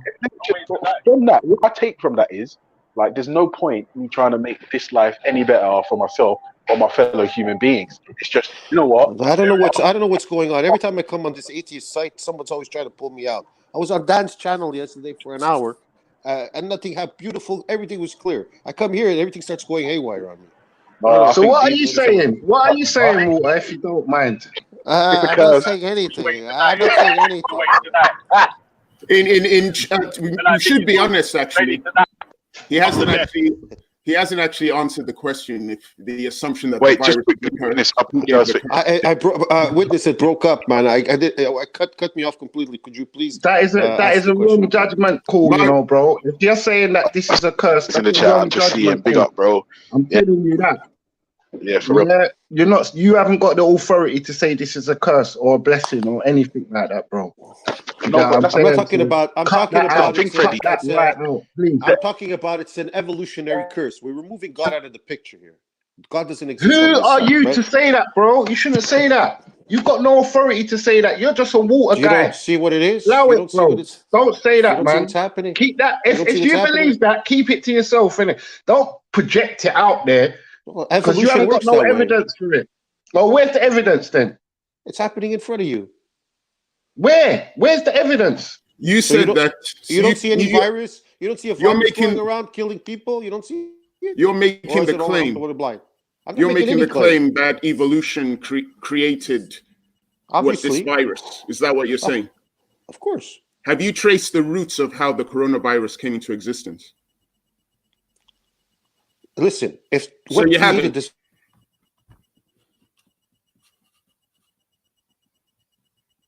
crickets, I guess. Have you traced the roots of where the virus came from? Coronavirus. Where did it come from? It could have came from animals. It could have came from anywhere. So if you're not sure where it came from, it's still. No matter how you look at it, God doesn't exist. Listen to the logic, though, bro. Don't just speak, Walter. Listen, hear what Witness is saying, because you don't know where it even come from. Wait a minute. Witness is trying to say that this has been put on us by man? No, I'm simply asking you. You made the claim. You made the claim that it is a curse from evolution. That the coronavirus is a curse from evolution. No. I'm simply asking we could call it. I'm saying we could call it a curse. Okay, so according to you, we could call it a curse, and I'm asking you, what are the origins of this virus? Where did it come from? Do you know? It evolved, no? From what? That's too simplistic, bro. From humans, animals. It's a virus, you know. We were once bacteria, remember? So we evolved into humans. So, you know, this guy evolved. What you're better off saying is you're better off saying human beings are reaping what they sow or some shit like that, rather than say fucking this is a curse. Do you know what I'm saying, bro? Because there's evidence to back up that humans caused this on themselves. Look, Freddie, stop thinking about God. Get God out of your head for a second. No, Freddie, I'm not talking about God. I'm talking about evidence for the case what I'm presenting. The word curse. Oh my God, the word curse. Curse. Relax. It's just saying that evolution, okay, it's upon us. Is it not? Well, how can you don't make no sense? Okay. Well, evolution is operating all the time, right? But to say a curse, as Witness pointed out, would require that there's this is considered. And when evolution is working this way on us, we could say it's kind of a curse. Maybe cleaning up. I don't know. Walter, the reason we wouldn't say it's a curse, the reason we wouldn't say it's a curse is because that would entail that evolution has got some kind of intent. Because a curse has an inference that there's intent behind it. There is no intent. You say there's no intent, but yet here we all are with an intent or not. Yeah, but that's for conscious creatures, right? Evolution is a process. It's not conscious. It's not making a decision. Everybody It's keeps just operating. Evolution removes that what it does not need, brings that what it does. You guys keep on every time I'm listening to evolutionists, they make it sound like the evolution is the most smartest thing that exists. I mean, it created eyes, ears, hearing, sound. You name it, it's done it. But yet, now what's the problem with that? You can't give it credit for a virus. Well, of course, we're giving it credit for the virus if you want to use that term. Thank you very the virus much. is So evolving like every other organism on the planet. There you go. What's the problem though? You want to, and I agree from a human point of view. It's a bad you guys thing are from the atheists. virus. At least give credit to your great mind evolution. Evolution is a process, right? So you can give it process. credit or you can give it debits. That's The just process, the human the most anthropomorphization of the process. Again, the process that is the most intelligent process that ever existed that man is still trying to figure out. There you go, using the word intelligent.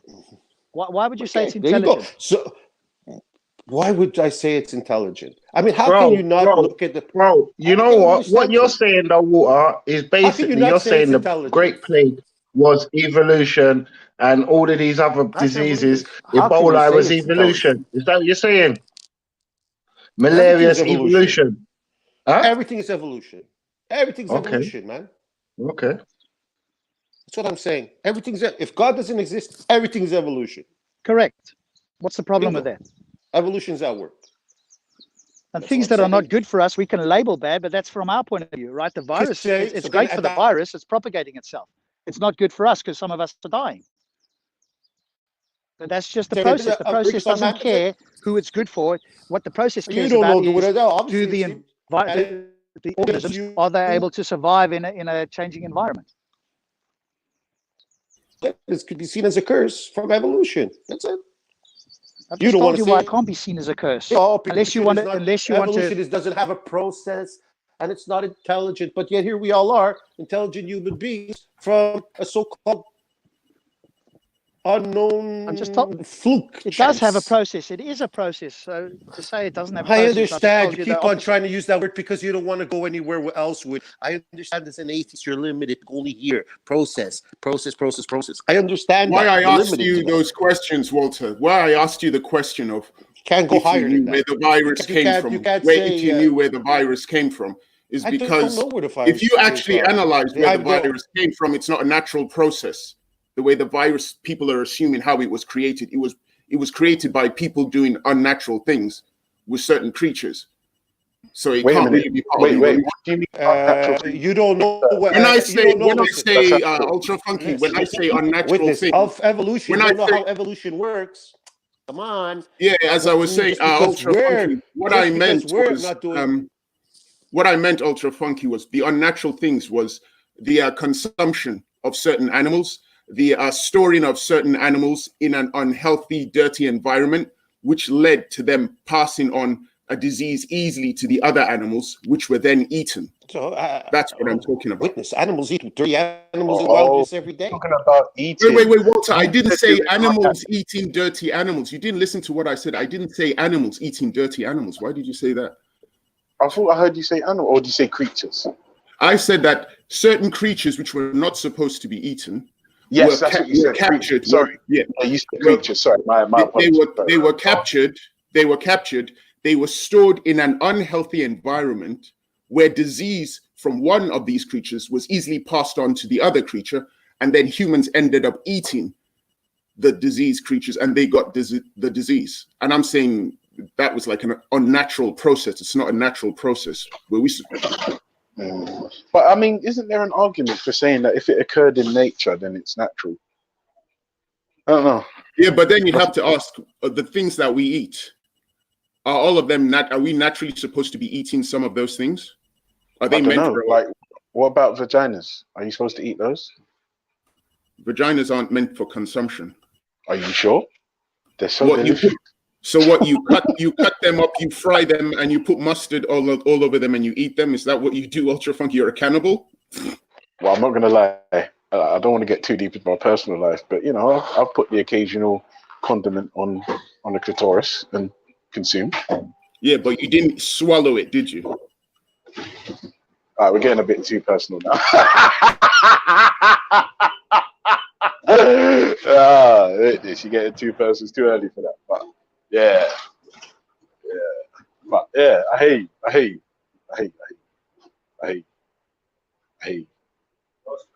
No, we're gonna turn right here, yeah? Alright. Yeah. Fuck. I'm just saying, if human beings do unnatural things, there are repercussions. So Yeah, if you're doing something unnatural, the point is, if you're doing something unnatural, then you can argue that you're going against evolution. If you're doing something unnatural that you're not supposed to be doing. Yeah, I hear that. That makes sense. That makes sense, to be fair. I don't think Walter would understand that, though. I don't think so. Yeah, I hear that. Because obviously, his only knowledge can come from what the Bible says and what the people say around the Bible, from nothing else, and no other interest. But that's a bit dumb. That's a bit dumb. I'm saying that. You look at that.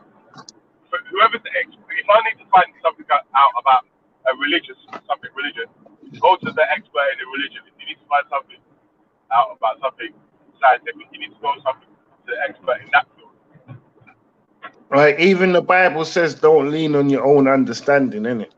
Of something, innit? So always look for second opinions and different things out there. You know what I'm saying? You don't have to believe it, but it's good to look on it. You know what I'm saying? I'm sorry, I keep on kicking out, guys. What you might be describing, Walter. No, but Fred, to answer the evolution. Can I just finish 1 second? Yes, okay, continue. Before I'm going to cut out soon again. Yeah, I was just going to say what you may be describing is not a curse necessarily. It might just be a negative effect of evolution, isn't it? There you go. Like, okay. Like how you've got positive effects of evolution. Do you know what I'm saying?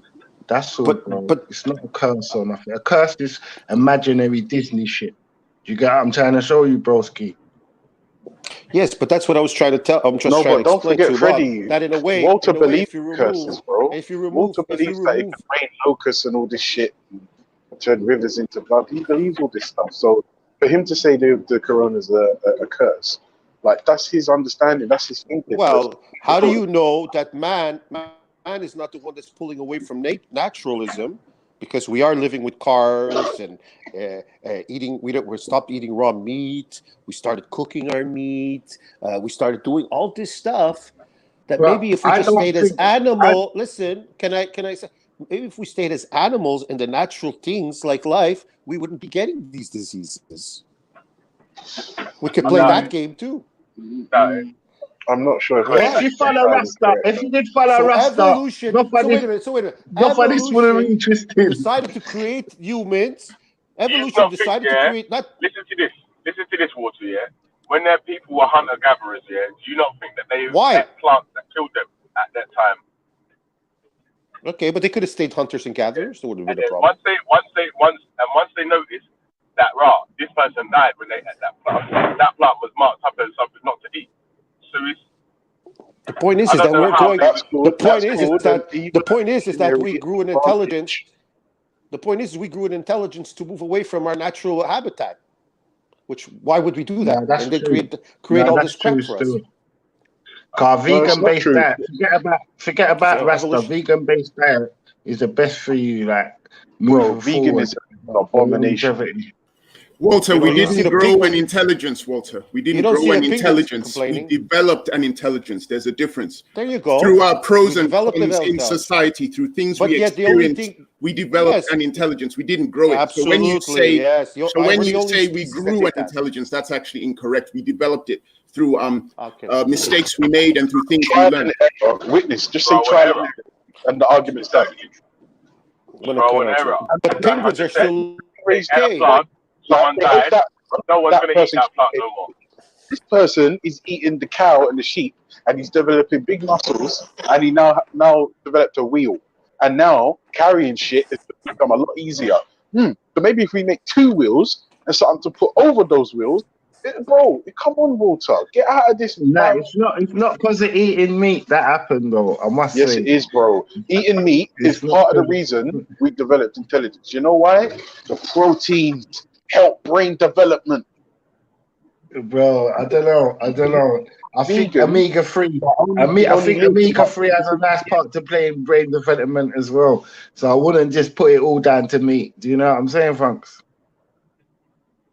Yeah, sorry, I was trying to go for me. Yeah, no, I'm not putting it all down I'm saying the me. vitamins and minerals in the vegetables play a huge part as well. Oh, bro, listen to what I'm saying. If there's a guy and he's consuming meat, and then this motherfucker's just growing muscles, he seems to be the most intelligent, people are gonna follow suit, and they're gonna be like, you know, fuck, eat that vegetables, give that to the skinny man then. You can't lift weights. Do you see what I'm saying? Then, though, man, you have to have some vegetables with the meat, though, man. It's not just the meat. It's the vegetables as well, still. I think vegetables and meat, they carry a different frequency, innit? So, like, do you know what I mean? If you're eating to live, I'm saying you want to eat things that have been, you know what I'm saying, still got aliveness in them. Like, you can cut a carrot and it's still alive. It's going to grow, form, you know what I mean? It's going to wither, you know what I'm saying? Where if you kill an animal, it's just a dead vibe on it. Like surviving off, you don't have to survive only on vegetables, because I don't eat meat. I haven't eaten any beef, pork, duck, chicken, or fish for 21 years. I mean, you've got rice and peas, you've got lentil stew or lentil curry dal. You can make chickpea stew and eat it with rice. You know what, Witness? You never come into my house. People was laughing at me, Witness, when I said I eat rice and cabbage sometimes. They was laughing. It was like, how can you eat rice and cabbage? But that's what I like. Like, I season the cabbage like it's meat. That's and when I'm finished with it, okay. That's rabbit food. Okay, like the steamed cabbage, you're supposed to have that as a side bit with the meat. Man. That's a side thing with the meat. This is how crave that. On my fork here, I have a bit of salad, a bit of meat, and the rice and peas. Straight up and down. Don't piss me off. Come on. You need to get all of that rice in your mouth one time. Yeah, no. Sometimes, man, have some ackee and that. You get what I'm saying? And I'm not gonna lie, I will eat the chicken sauce. You get me? The sauce of the chicken, because I'm a gravy don, innit? You know what I'm saying? So you kind of getting the flavors. You're just distilling meat. Yeah, I don't want to really eat meat. None of my children eat meat. Like when they're older, they can do anything they want to do. Yeah, I'm saying. But for now, I'm giving you a chance to climb the tree, and I'm giving you a chance to be healthy. Don't get me wrong. I'm not gonna lie to you. If I'm honest, obviously I'm a meat eater. You know what I'm saying? But there is an argument to be made about consuming animals that are kept in like appalling conditions. And like obviously animals that are beefed up with steroids and antibiotics and all that shit. And I will always say, of course, it can't be good to consume that type of meat, right? But if you're consuming meat that's raised properly in good, clean, open conditions, it can only be good. I mean, but they're saying that if you look at horses, they're the strongest motherfuckers. Unless you're in Africa. Unless you're in Africa or Caribbean, that's out the window. Man, it's not, bro. Listen, I've worked in the brother's balling though, yeah, but I worked in the brother's yard, yeah, and he had his own farm, like a swimming pool in his yard, all that kind. Yeah, trust me. Yeah. And he's growing all his food that he eats.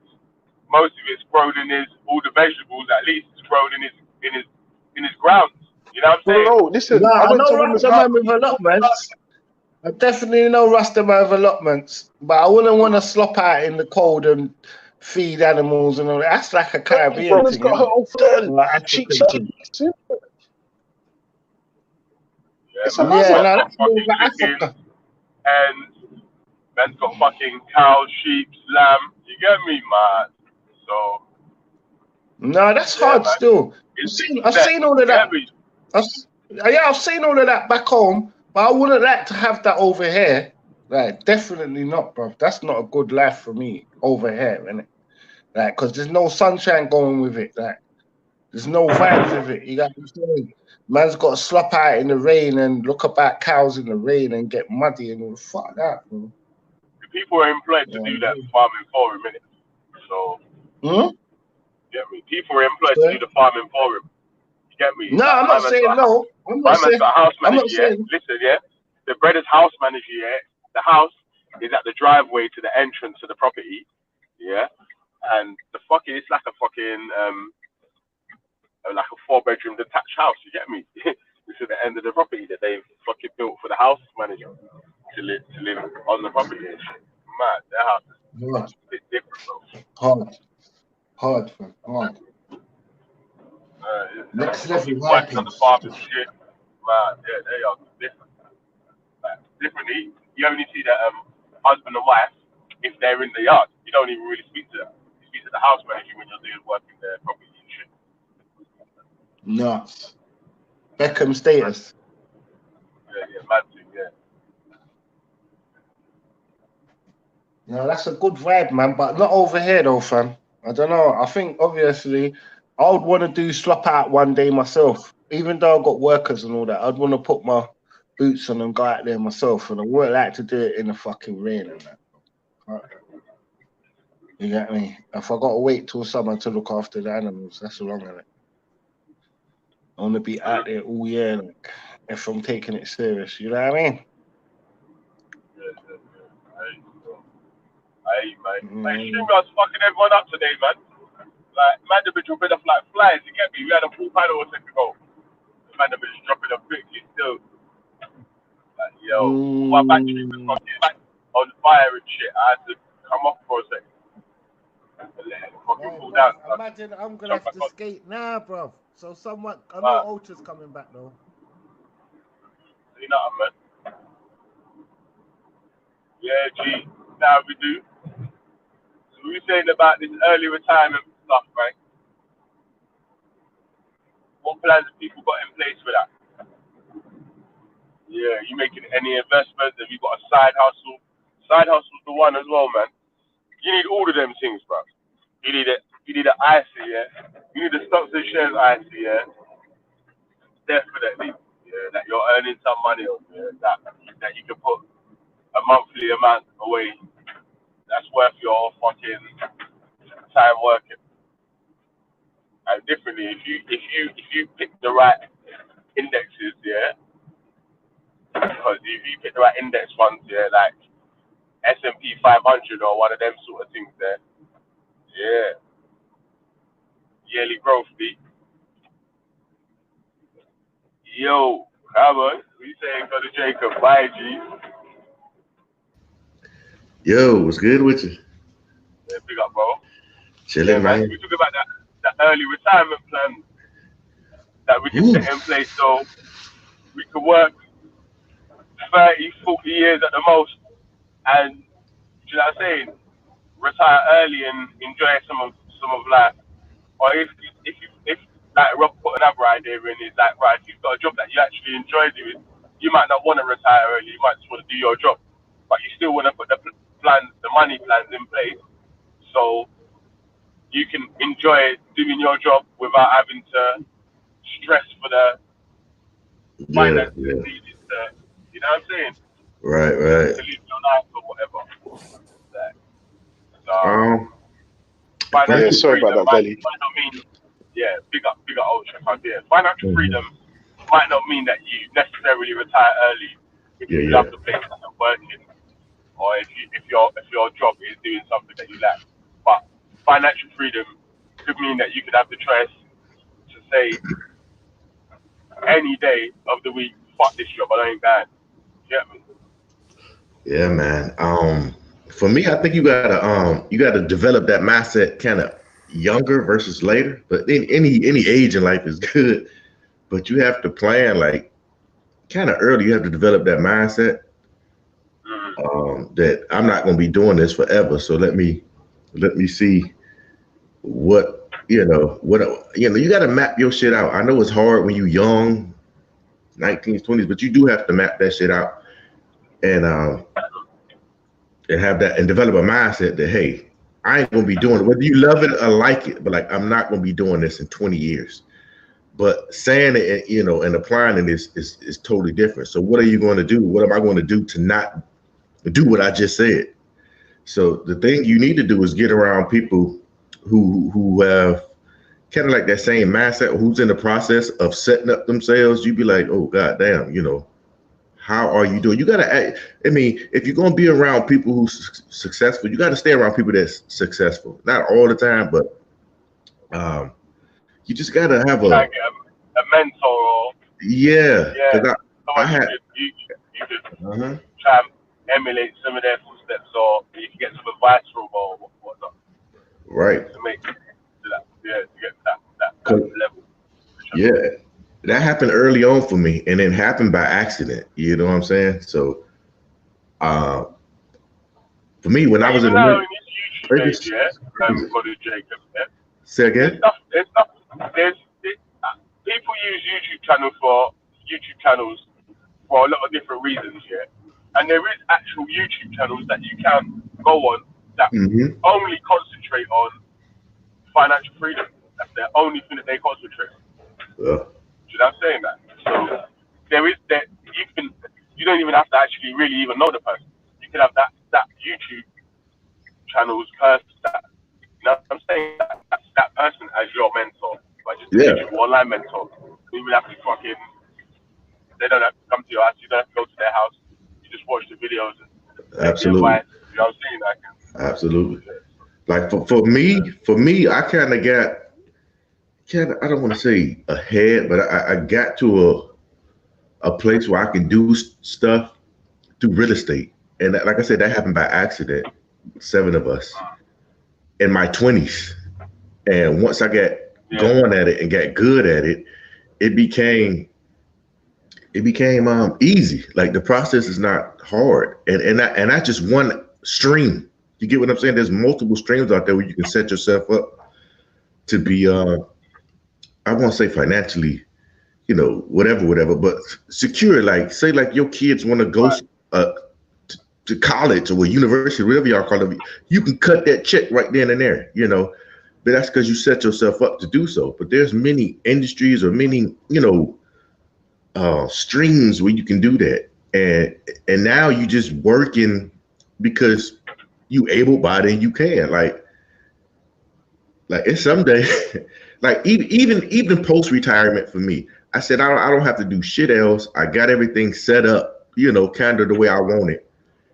And I can have a flex type of career afterwards, meaning I can do this if I want to, right? So even with the Merchant Marine, I signed on as a contractor, meaning, all right, I'll give y'all 4 months out the year, and after that, I don't have to do shit else. And that's if I want to. You get what I'm saying? So you have to develop that mindset, I think, early on. You know what I'm saying? So when you hit your 30s, late 30s, and your 40s, man, you can just stay in bed or whatever. If you got the capacity or the willingness to learn how the markets work, I'd say develop that early, develop it in your kids early. And you will see your dollar stretch, man. And I agree. It's a blessing. The earlier you get that knowledge, the better. Yeah, and because I say all the time that it's too late for me, but it ain't too late for my kids. So I've been trying to instill financial literacy. The 2 things I've tried to instill in my children is how to properly treat fellow human beings. Can't hear you properly, Ultra, you know. Oh, sorry, can you hear me now? Yeah. Can you hear me now? Yeah, I'm saying like instilling financial literacy into your children from early is vital, and also how to treat your fellow human beings, specifically women. Yeah, just get those 2 things into your children. Right, everything else is cream cheese, like the market, maths, problem solving, easy. You know what I'm saying? Yeah. Because I ain't the smartest person in the world, but I knew once I latch on to something and I figure it out, I just get pumped up for it, and naturally you just get good at it, or you know, through trial and error, and you know, it's a process. But I rather I'm not scared of failure. That's my whole thing. Like I'll try something. I just don't want to fail too big. You fail when you stop trying. Yeah. Do you know what I mean? Because if you have an idea and it don't work out, so what? But if you then sit down on your couch and fall into alcoholism because one eye didn't work, that's failure. Yeah. Do you know what I mean? Like, whereas if you failed, all right, fuck. Let me no just such thing as overnight success, though, man. People don't realize that there's no such thing as overnight success. Nah, you gotta grind. Even them young stars that you see, their mums have been taking them to talent shows when they was free and shit. You know what I'm saying? Like doing shit they didn't want to do. Same with football, bro. Same with football. Bro, we had to train from Battersea to fucking Enfield and to West Ham and East Ham and Cobham and Brentford and Charlton. Bro, listen, it's a mess up. But if you lay that groundwork, that foundation early, right? If you're building on something that's sturdy and not sandy, right, laughing. It's crazy. My oldest daughter, she's now doing like real estate, and she actually getting, I be calling her sometimes like, yo, what talk to me. Yeah, send me a text. I'm not gonna lie, that's like one third of my retirement plan. That's my son's career. Yeah, it's like 1/3 of my plan. Like if he busts, and hopefully the thing is, this is another thing. With Corona, I don't know what this means for his pro contract. I really don't know what it means anymore. But like obviously, like there's other financial settings that I've got around the place. Hashtag my dad. Like he's just lining me up. So the only way I could fail is if I become a colossal pussy. Like just get money and then blow it on clothes, drugs. That's the only way I could fail. You know what I mean? You can retire early, man. You can retire. You can retire early. I'm not gonna lie to you. The truth is, I want to retire by the time I'm 45. It's the latest. I'm just tired. I'm really tired. Like, I just don't want to work anymore. I wanna buy a small building. Sound like me. I wanna buy a small building, and I'm gonna convert the building to like small apartments. I'm gonna Airbnb that bitch and just cop somewhere on the beach. That's it. Brother, that's stream for you. That's stream for your kids. That's equity in it. Right. You can pull out of it if you want to. That's your bank in a sense. That's it. And just think if you got 4 or 5 of them things running. Just think if you got 4 or 5 of them things running, you can sit on your ass and you like vacationing. You'll never be in your country. You'll be traveling. That's it. But I'm not gonna lie. At the moment, travel has just become a blah because it's fucking virus.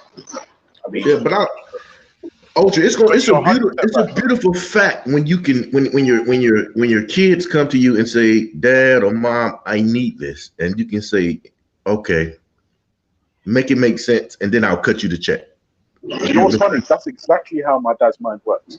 If I come to my dad, can I have some money so I can buy some trainers?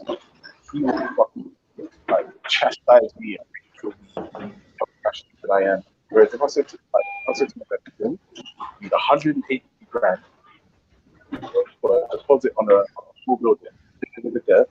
Here's the business plan. Your part should down to the bank. If you think your mic is really low, you know, bruv. Yeah. Shit. I'm sorry. What about now? What about now? How's that? Struggling to hear you too. It's choppy, but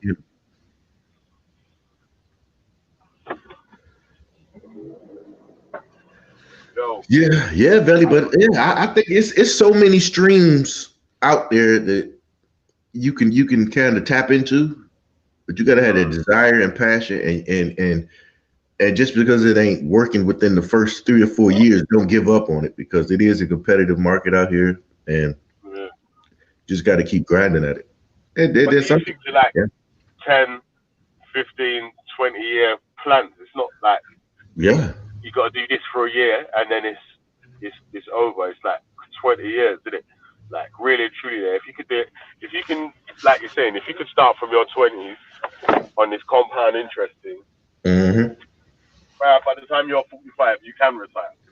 Yeah. Like you literally can retire. You know what I'm saying? That especially if you're you know what I'm saying? Like if you're investing in the right properties and you'll get in the right markets and you're getting the right advice You just got to get around. If you're around car thieves, naturally you're going to end up stealing cars. You know what I'm saying? If you're around dope dealers, naturally you're going to end up selling dope. If you're around people that are successful in money, you're going to act. You're going to start doing what they doing. So. Yeah, that's right. And imagine Vellemy, I don't know if I should even expose it, but Vellemy knows some people that can get you to pay for your mortgage in 10 years. Like 10 years. Like if you, and this is the thing, if you're keeping that kind of company, it can only be good for you. Imagine surrounding yourself with people that can get you to pay off your mortgage in 10 years. Rather than surrounding yourself with fucking the guy that you grew up with who's still sitting on the same wall, vexed with the system. Really? And it's another thing, Ultra, when you hear a lot of people, right, they say, oh, you got to do this, that, but they not doing it themselves, right? But so they're not doing it themselves. It don't make no sense. With you. Yeah, like you get all this knowledge, but you're not out there risking it, or I don't know if you have the means, but if I had a way to go get the means, you got the knowledge, now go get the means to flip that. But if I'm honest with you, do you know what I found? I found that a lot of people find it difficult to make that first movement. But it's like as soon as you make the first move, the game's on. You see what I'm saying? But a lot of people struggle with that first move, and it's like, oh, it's too difficult, or blah blah blah, and it's a mazza, right? Because I hear why people are vexed with the system and all the rest of the shit. But at the moment, this is what we've got.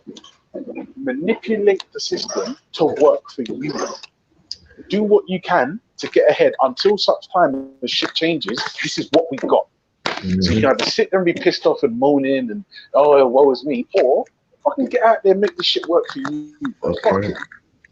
I mean, bro, here's a true story, bro. When I was on early on in my Navy career, we had this senior chief, and he used to drive to work with a beat up car, and we used to laugh at him and crack on him. But me and him got kind of cool because he was like in my chain of command. And I was like, yo, why you got this bummy ass car? Da da da da da. He said, I got something. I want to show you something, right? So he said, after work, swing by my house, man. Let's go have some drinks. Da da da. Man, this dude had the biggest house in the world. That car he drove was just the car he drove to work. That motherfucker had a boat. I was like, what the fuck? I said, we've been sitting up here laughing at this brother. Chilling. And his computer car is the one he just drive to work. Brother, let me tell you, my dad is a mechanic. He's a mechanical engineer. He's a carpenter. He's a plumber. Right? All of that shit. Right? When he sold his place in Kilburn, it was my other place up in Luton. Yeah, or whatever, but yeah. He's sitting on hundreds of thousands of pounds spare in the bank, right? I said to him, why don't you treat yourself to a nice car? What do you think he said to me? I have no idea. He said, right, watch your mirror, yeah? Watch the mirror. Lovely. Perfect. Yeah, he said to me, I've got an Astra and it works. Yeah. That's what he said to me. I've got an Astra and it works. And I'm not gonna lie to you, like every time he says things to me like that, I'm just like, yeah. And afterwards we broke it down when we sitting down over the dinner table. He said, I could go buy myself a Porsche or a Range Rover, but then it's gonna start costing me £400 for a tire. The insurance is gonna go through the roof. Fuel and road tax and da-da-da-da-da. He's like, you know what? This Astra. Yeah, every time he pulls up somewhere, every time he pulls up to his brethren's yard, they ain't gonna pull their wallets out at the bar or nothing. Exactly. I'm not gonna tell you, I've got an Astra and it works. I was just like, this is why I rate my dad, because he don't give a fuck about no one's opinion. He's just doing him because it's him. He don't give a fuck. Like, he's got an Astra and it works. Essentially, all he said to me was, I've got a car. I've already got a car. And I'm living within my means. I'm living within my means. And I was just like, you know what? This is why I rate. I didn't say it to him because his head was a big. There's no point. Like, I mean, if you can and you want to, by all means, cool, go do it. But the man just said, I've got an Astra, and it works. That was it. And also as well, I think because he's old and retired, it's because he has to do work on the car sometimes. It keeps him busy. It's just something he can do. Hey, listen, I've got to jump off, yeah? Okay, you man hold it down for a bit, yeah? While I quickly run into this. I'm not going to lie, Benny. I will try my absolute best, right? But I'm on my way back to the garage. And I will try. I will try. And God of Jacob will try too. Big up, Brother Jacob. I'll tell everyone in the chat, yeah, we'll jump on. Come on. Try for a little while. Run United, thing set right there. Yeah, we need participation for it to pop off, you get me? So, boom, come true, mate. Yeah, all right. So, I'll be back in about... the chat, bro, if you can, jump on before Belly disappears, because every time you're on the chat, I just laugh my ass off, because I'm not going to lie, Walter, I've come to the conclusion that you're a troll. Not like a mean, horrible person. I mean, like, I'm starting to think you don't actually believe these things. You say the most wild and reckless bullshit sometimes. And I think, I don't know if it's like manic depressive or you're trolling. You know what I mean? Sometimes you say the most crazy bullshit. And like, if you believe some of the things you're saying, you're crazy. Like, legitimately crazy. Now, obviously, it's not really my place to start dishing out diagnosis on people with mental health, but like, it's like, Walter, you're not right. Come on. Walter, you're not right. Trust me, you're not right. You're crazy. You're talking about you need to follow the penguins and shit. Like, I don't know about that. And not even that. You said, like, I'm waiting to die. I'm not gonna lie. That genuinely made me feel really sad inside. So I thought to myself, this is part of the problem with certain mentalities. Like personally, Walter, I don't have the luxury of an afterlife. What that means is, like, this is all I've got, and therefore I'm gonna try to make the most of it until I hit that. I'm gonna try and like lay a foundation for my children before I hit that. Right? And if that is if that is my foundation, then if that's my legacy, I'm good with that. Because I mean, let's be honest, in about 2 generations, I won't be remembered. I won't be. Yeah, it's true, bruv. So like that's why you need to lay some sort of foundation, a legacy that the people can have something to build on. So forget about if you're remembered or whatever. So there's something for the youths to carry on to get to the next level. So they don't just down in this low level talking about this rah and this blah blah blah. You know what I'm saying? Like they can actually do something about it. Yeah, 100%. Hey, Vellemy, I gotta jump off for 1 second. I'm gonna mute for a second. All right. Yeah. Gotta handle something real quick, right? Cool, fam. Big up. Yeah, Vellemy, I'm not gonna lie. Yesterday, Walter actually made me really sad, bro, because like for some reason he thinks, oh God, you've got nothing, and I'm telling you, like it's exactly the opposite. Obviously, we don't have all the supernatural superstition, but like you can like appreciate other things like music, and art, and you can explore your wife. But we won't do that because the watershed. But you know what I mean? You can get to know your children, your friends, your family. Like, let's be honest, yeah. How many of us have sat down with our grandparents and asked our grandparents, not just about them, but their grandparents? What do you really know about your family? Explore things. Explore life. I'm not telling you to go fucking bungee jump because for some reason people just get reckless with extreme sports bullshit, but like go on like write a book, read a book. Like don't just it's just sad. Yeah, maybe he should read a book and not write a book because it's not really got the knowledge to write a book right now. It's just going to be like, don't follow atheists. I think you do, yeah. So maybe you should just read a book. Yeah, and another book other than the freaking Bible. Read something other than the Bible. Like, read a fictional novel. Read a comic book. This is raw.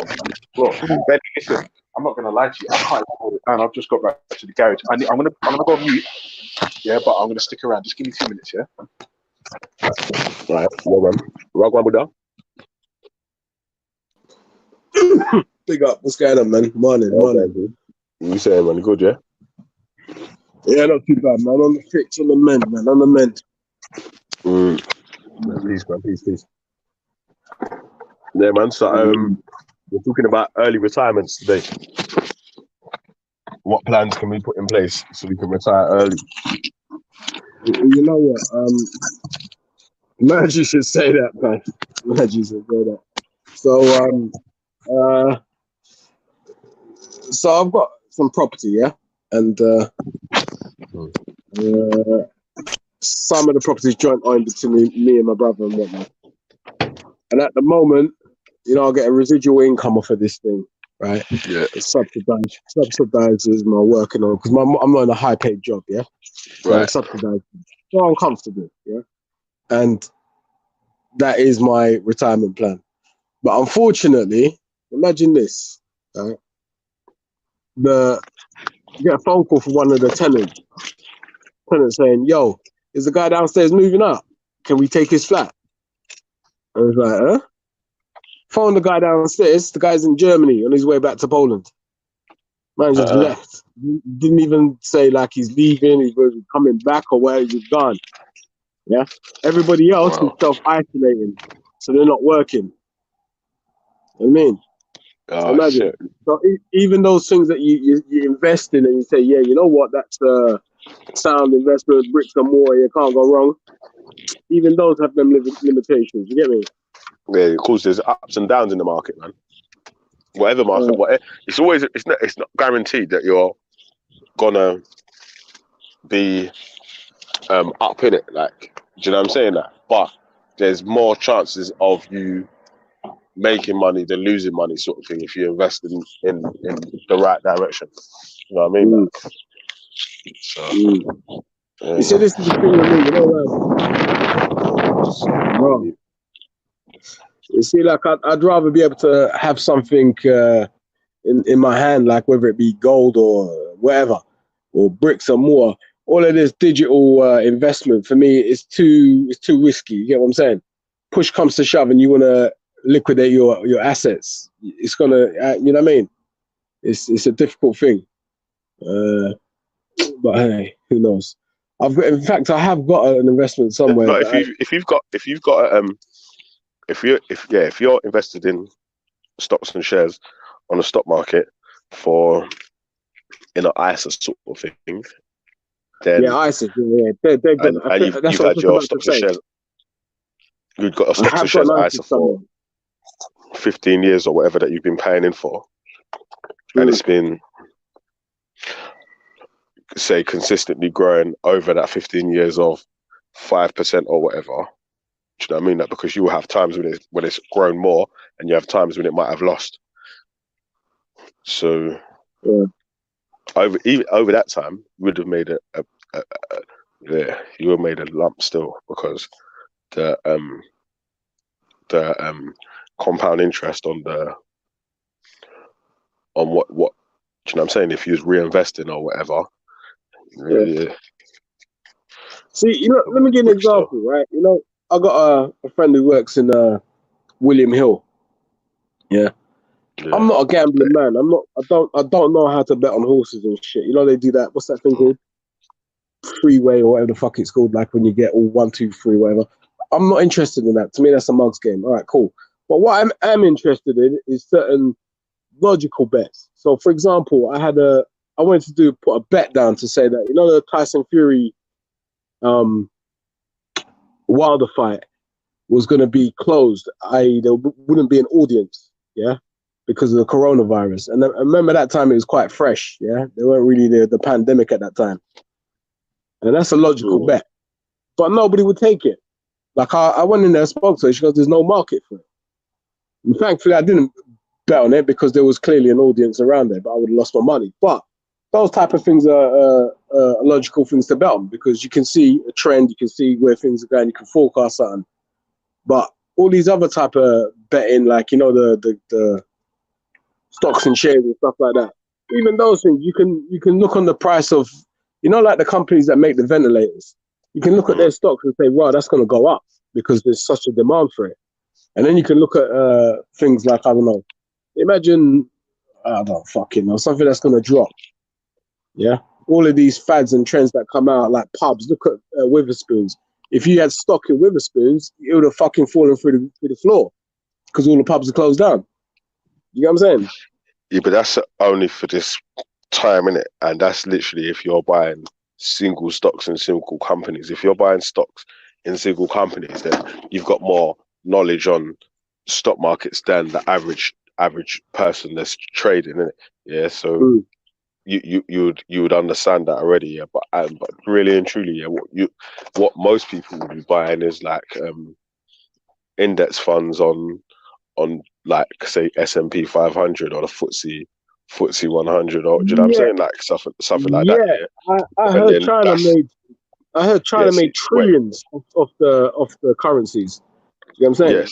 Like, not currencies. Not currencies. That's not currencies. That's the actual stock markets with all the companies in it, innit? So all the top companies that are floating on that stock market. Top 500. Yeah. The top 500. Yeah. What I'm just saying. Yeah. So wait.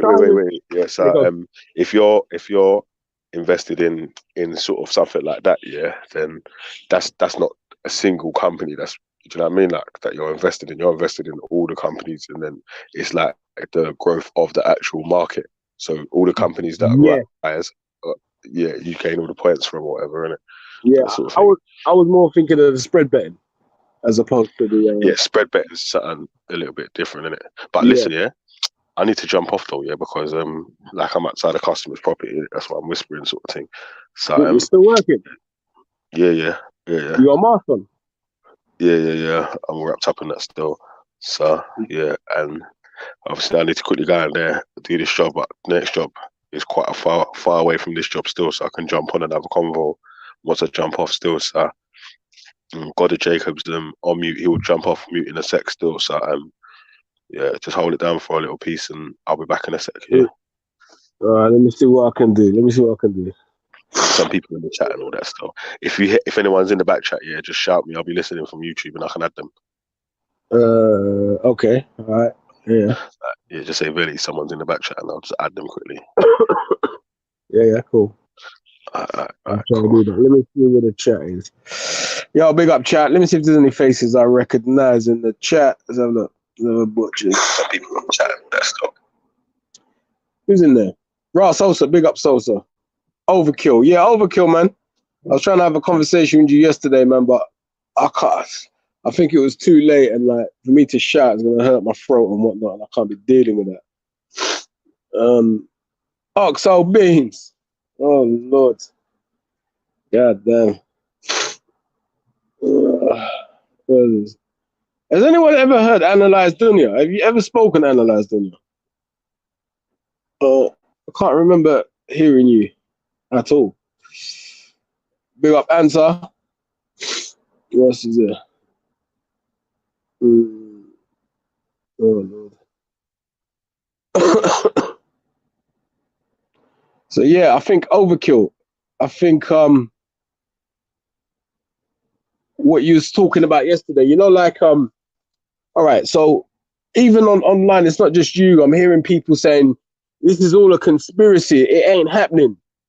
Now, for you to say something like that, I'm thinking in my brain, like, what are you saying? People aren't dying. What is it? Like, this is all a lie. They're not really dead. They're just lying on the floor pretending to be dead. Like, what? These people that are in coffins and whatnot in Italy and all around the world, it's all a lie? It's all a conspiracy? I was trying to get to understand what you're saying because, you know, like I'm saying, I was saying yesterday, people will hear these type of conspiracies and some of them will actually believe it. And I think, you know what, that geezer I heard yesterday online, he's actually right. Fuck all of this, I'm going out. And then 2-2's the man's out on road and he's making next man sick and oh my life. What was I hearing? There was an interview about a woman in South Korea. I believe she was like, they called her Agent 21 or 31 or something.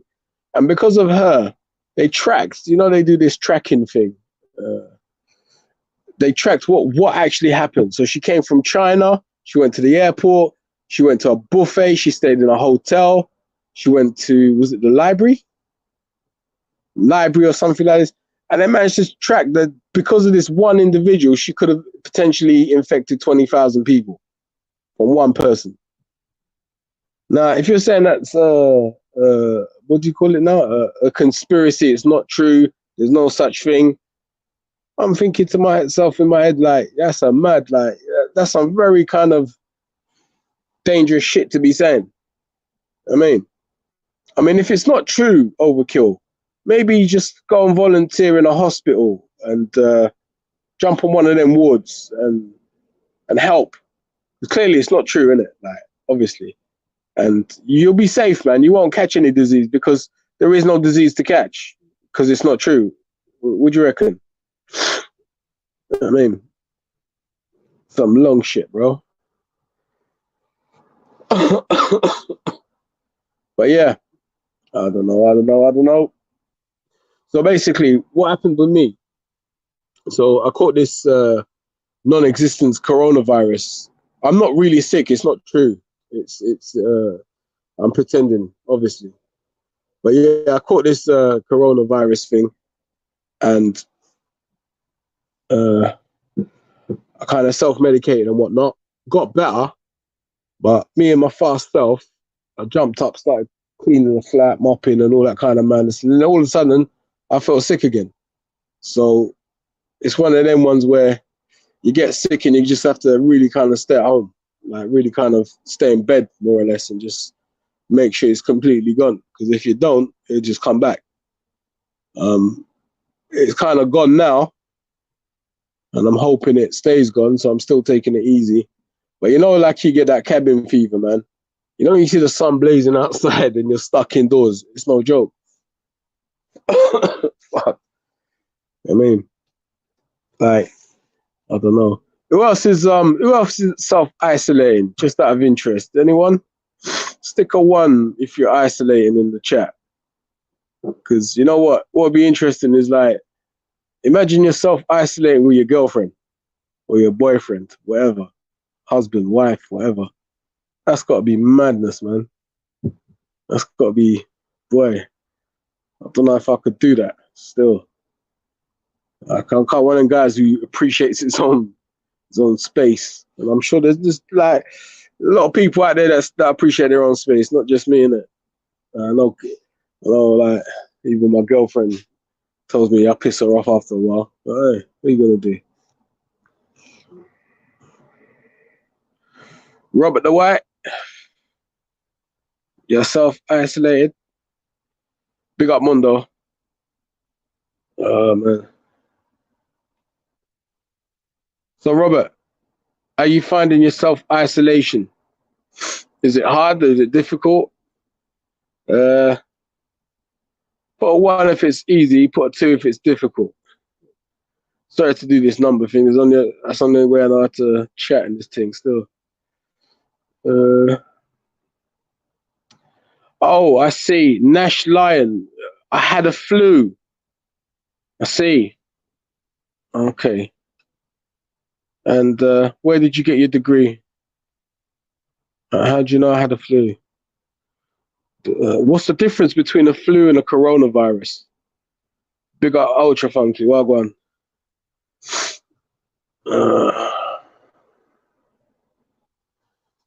So Nash Lion, go ahead. Tell me what's the difference between the flu and the coronavirus. Go ahead.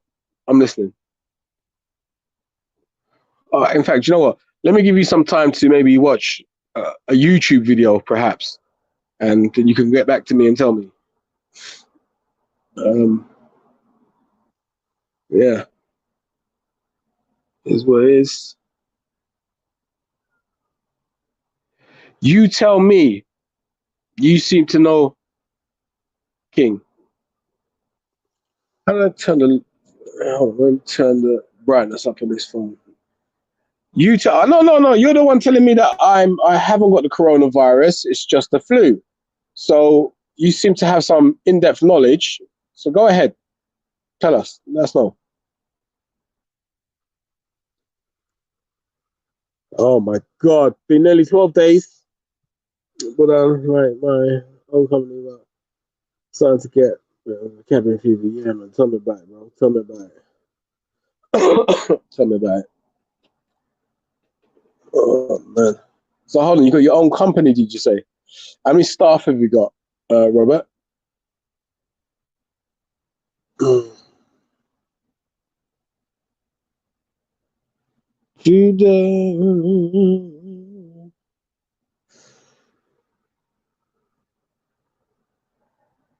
Yo, Buddha, what's cracking on, boy?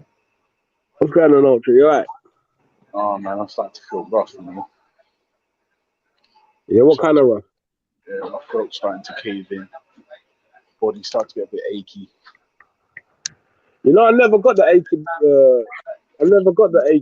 Body thing. You know? No? Nah. Well, to be honest with you, you know what? I got so bored, I just started banging some weights. Like, you know, like when you just feel shitless. So, but have you got the tickly cough? Yeah. Not yet. Not yet. Mm. Not yet. But I'm not gonna lie to you. Yeah. I'm not gonna lie. I'm feeling like garbage. Hot garbage. Oh dear. Garbage. Is anyone else in your household feeling like that? No. No. So what are you gonna do? No, I'm gonna self-isolate, man. I'm gonna self-isolate in my house. Okay. Yeah. That's gonna be tough, man. No, to be honest with you, I'm gonna have to just stay in probably my daughter's room because the boys' room's got 2 beds in it, so the boys' room's got 2 but beds. I'm sure the kids them are gonna want to see their daddy. Surely, like, they're not gonna understand that daddy needs to isolate. You get me? No, they will, because the only one who won't get it is the baby. So the queue's all the way back down there, but yeah, go around that way. Yeah. People are jokers, man. 2 meters, man. Fuck. Yeah. Fucking. Yeah. The only one that won't understand is the baby, but yeah. I'm starting to feel rough. Like, my body's aching. My throat's starting to cave in. Yeah, I'm not happy.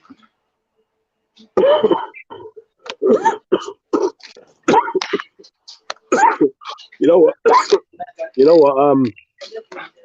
I suggest go to 111, phone up the NHS or jump on their website or something. There is a code going around. Imagine I caught this fucking corona shit, and then straight after I caught a cold. Imagine. So wait, I heard you say you're cleaning your apartment. Yeah, that's probably like dust and particles, because people don't realize just dust alone can fuck you up. You know, like dust alone can mess you up. So if but it's the boredom, bro. Like, what'd you do? Get sick or go mad? You know what I mean? To be honest with you, if I'm honest with you, I would say, look, if Corona hasn't killed you, yeah, then just thank your lucky stars. Thanks a lot. No receipt. Oh, that's fine. I don't need a receipt. That's fine. Thank your lucky stars. Yeah. Chill. Yeah. Cheers, man. Okay. Yeah. Thank your lucky stars. Chill and fucking social distance. Just enjoy your own company. Explore your woman. Explore your kids. Because I already set my children a thing, because they're doing that virtual schooling thing where the schools put the curriculum online and they have to be logged in like from 9 till something. But I set them an additional task about themselves. Right? I've told them I want a letter addressed to me about you. I want you to tell me how you feel about things in general. I want you to tell me something personal. I want you to tell me something you want, how you feel, blah blah blah.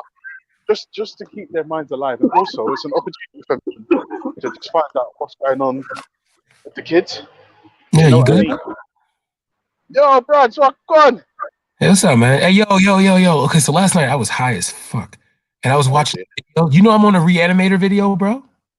No way, you made it as well. Son, he made me a cat, bro. He made me a cat cage, bro. He made me a cat in a cage.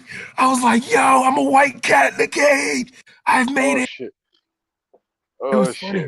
It's the Sophia one when Sophia oh no, I saw that one. And got Sophia was destroying everyone.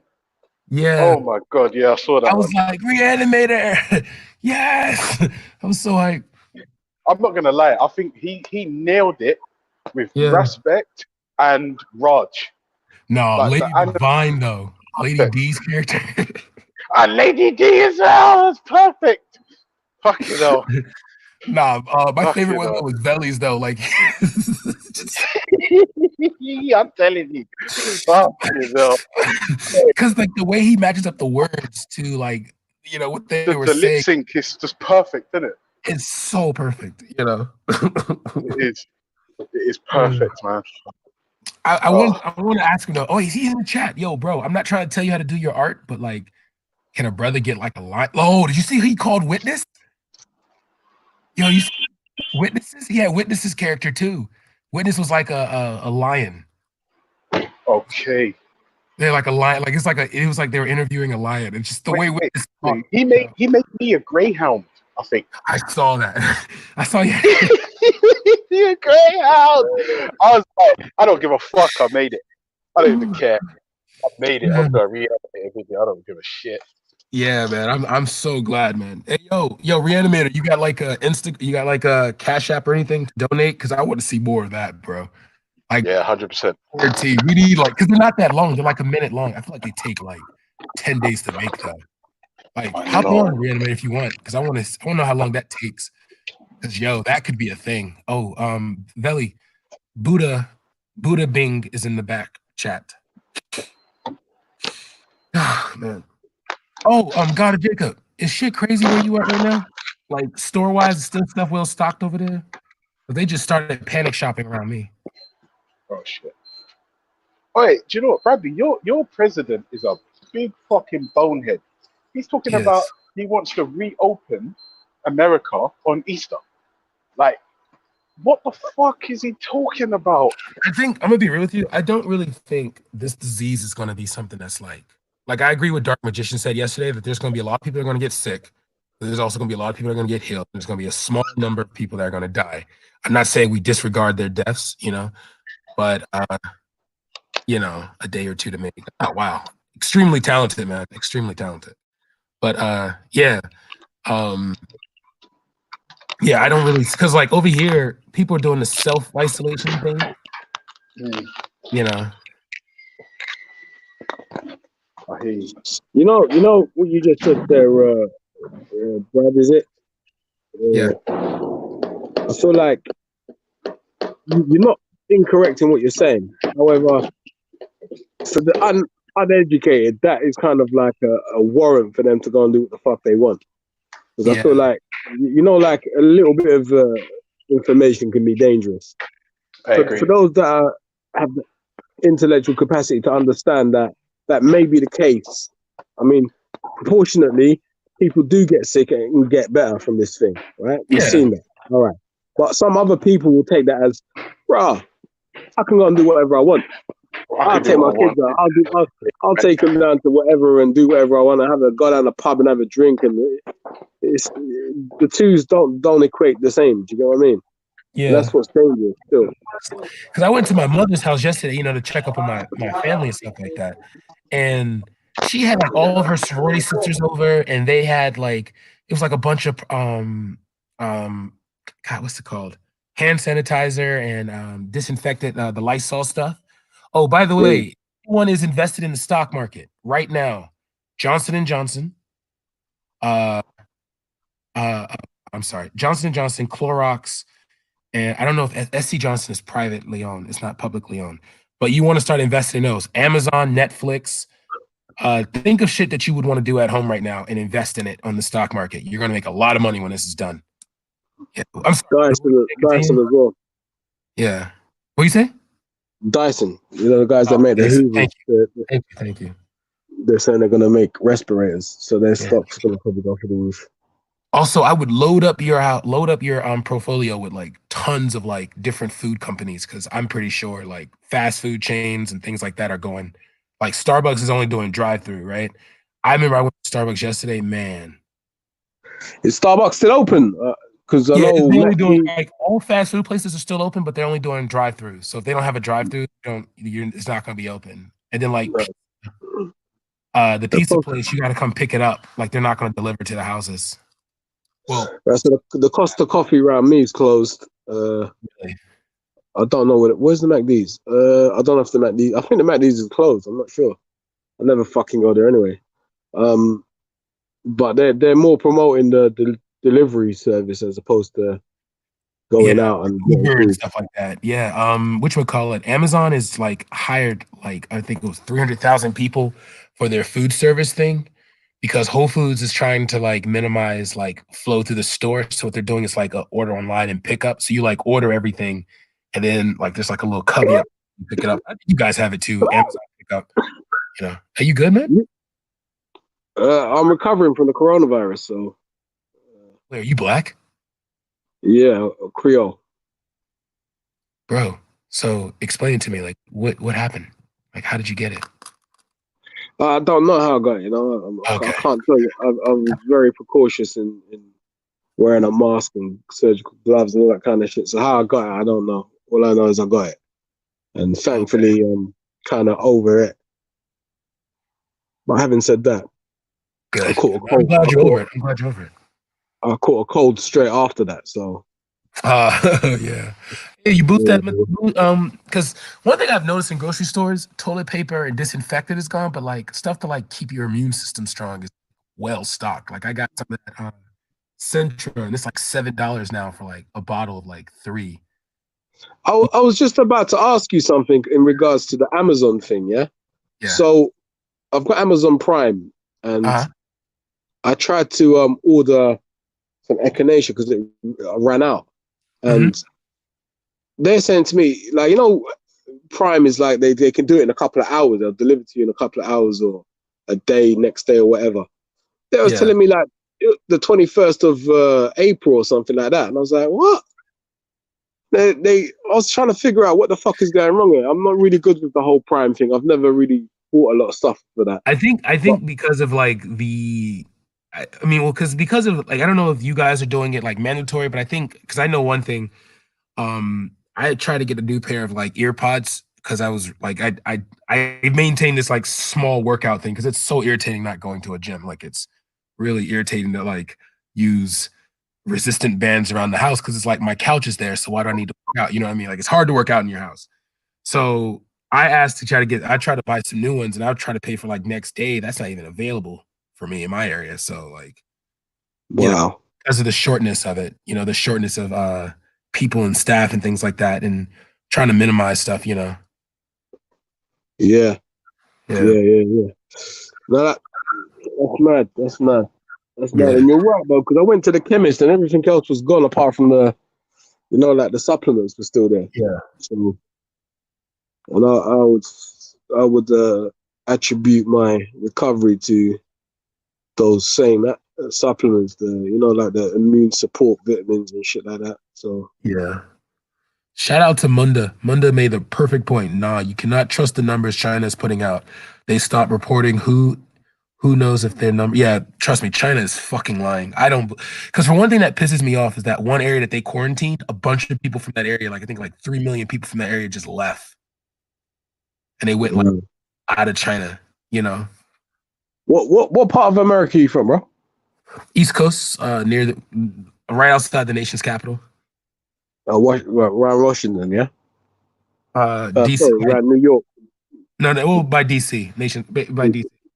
Okay. So let me ask you something. You got a Supermax by you, like a Supermax prison? If you count, there's one in Virginia. I think it's called the Red Onion. I forget the name. Let's go with that. What's gonna happen if the corona breaks out in there? Well, one thing that I'm seeing is that there's some states, I think it was New Jersey or Virginia, that is trying to release everyone that's serving under a year. Okay. To try to minimize it. I don't understand why they would do that. You know, if it's under a year, why would you release them? But if you're in super, I'm thinking if you're in Supermax, you're doing like 20 to life. I'm sure. Like you wouldn't be doing a year. Oh no, but I'm sorry. This is around all jails though. Like like federal. So you got jail, you got jail, Prison. you got penitentiary, and you got federal. Yeah. Yeah. So I'm more thinking you have jail, and you have prison, but then they're split between state and federal. So federal prison would be more nicer than your local and state prisons. Right. So I'm just trying to understand because I remember what happened in Katrina with the prisoners that during Katrina. That was fucked up. It was. Shit. It was. Hold on. Be back. My phone call. Mm-hmm. Yo, Ultra, what you say, man? I heard you had to self-isolate yourself.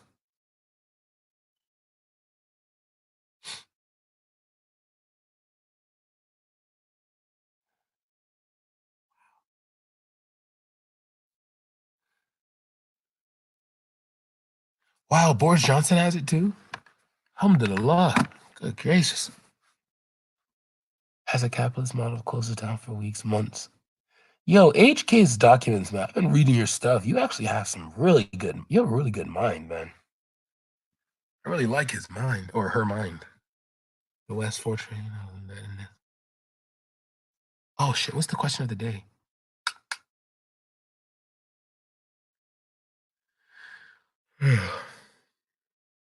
So boring. Well, you're gonna have to get used to it. Let me tell you why. Yeah, we're all locked in now. We're all on lockdown. We're all self-isolating. So the only way to spice this up, because it is a Friday, but it's not Watershed.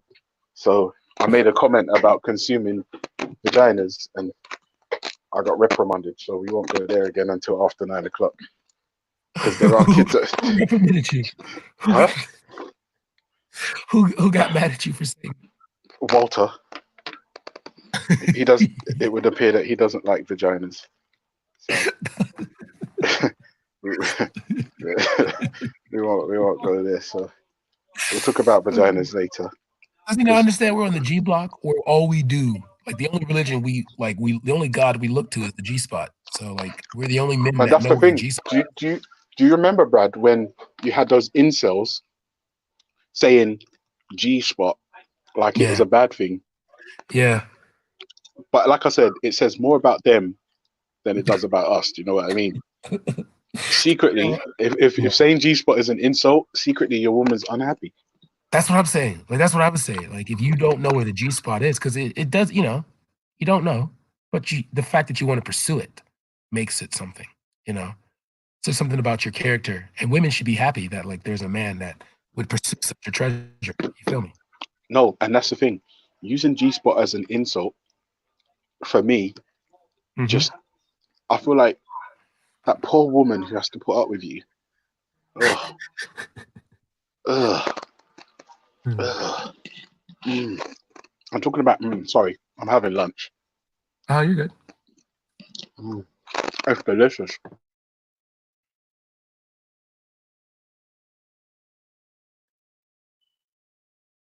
So, also, people in the UK, you don't have to panic by now. A lot of the supermarkets have implemented 2-meter queuing systems and a 2-item limit on the same product. So, remember, the coronavirus doesn't equal food shortage. There is no food shortage. It's just because people are panicking. But yeah, it's starting to do that around my way now. Because like that's why I saw God of Jacob was on, because he's not too far from me. I was wondering if it's better down where he is than where I am. Because right now people are starting to panic shop. Like I'm talking like 7-Eleven's gas station type panic shopping, where they're buying the toilet paper at gas stations. Like one guy got in trouble because you see this black dude running out the gas station. Like you would think like, oh, he stole some food or anything. He literally took the roll of paper towels, the roll of paper, toilet paper out of the bathroom, like the big case of it. Fucking no. You know what? ultra. I remember the first time I went to Mauritius when I was a kid. Yeah. My family weren't exactly rich and whatnot at that time. Are your family black? Yeah, of course. Yeah. Yeah, that makes sense. So Only the seems Creole, to be the Asians that have money in Mauritius. Yeah, so it was the Creole. When we were having this conversation, yeah, and they didn't use toilet paper in Uruguay, so they used water, and like that was wash your coming. blood clot batty. Yeah, and coming from England, that was like a bit a weird. foreign experience. As a kid, I'm thinking, huh? So, but you know what? That stayed with me. If crunch comes to crunch, there's no toilet paper. I know what I gotta do. You get what I'm saying? Brother, let me tell you something. I had a similar experience in Jamaica. The first time I went to Jamaica, I jumped in the shower. I jumped back out of the shower and asked my aunt. I said, "Auntie Paulette, where's the hot tap?" And she was like, "Yeah, we don't have that here." Yo, you know, even better than that. You know, the water only comes on at a certain time in Mauritius. Fucking certain time where there's no water 24 hours a day and shit. You go during the day and you try to open the water, there ain't no water. I mean, it's probably changed now, but back in the day, it was problems, man. See, that's the thing. If I'm honest with you, bro, like one of the little towns, it's like a shanty town I drove past. It was like, I don't know how people could be this poor and live next door to a resort that costs $4,000 per person to go to. It's mad. It's mad. Well, I'm hearing some mad shit though. Like, I mean, looking online at what's going on. My friend just come back, and you know, like they found the first couple of cases of corona in Mauritius, and they isolated them. But instead of isolating them near to where they were found, they isolated them in a predominantly black area, in a hospital in a predominantly black area, which is under resourced compared to the one where they originally came from. So it's like it's a bit fucked up. Yeah, if I'm honest with you, that doesn't surprise me. Yeah, not at all. It doesn't. It doesn't.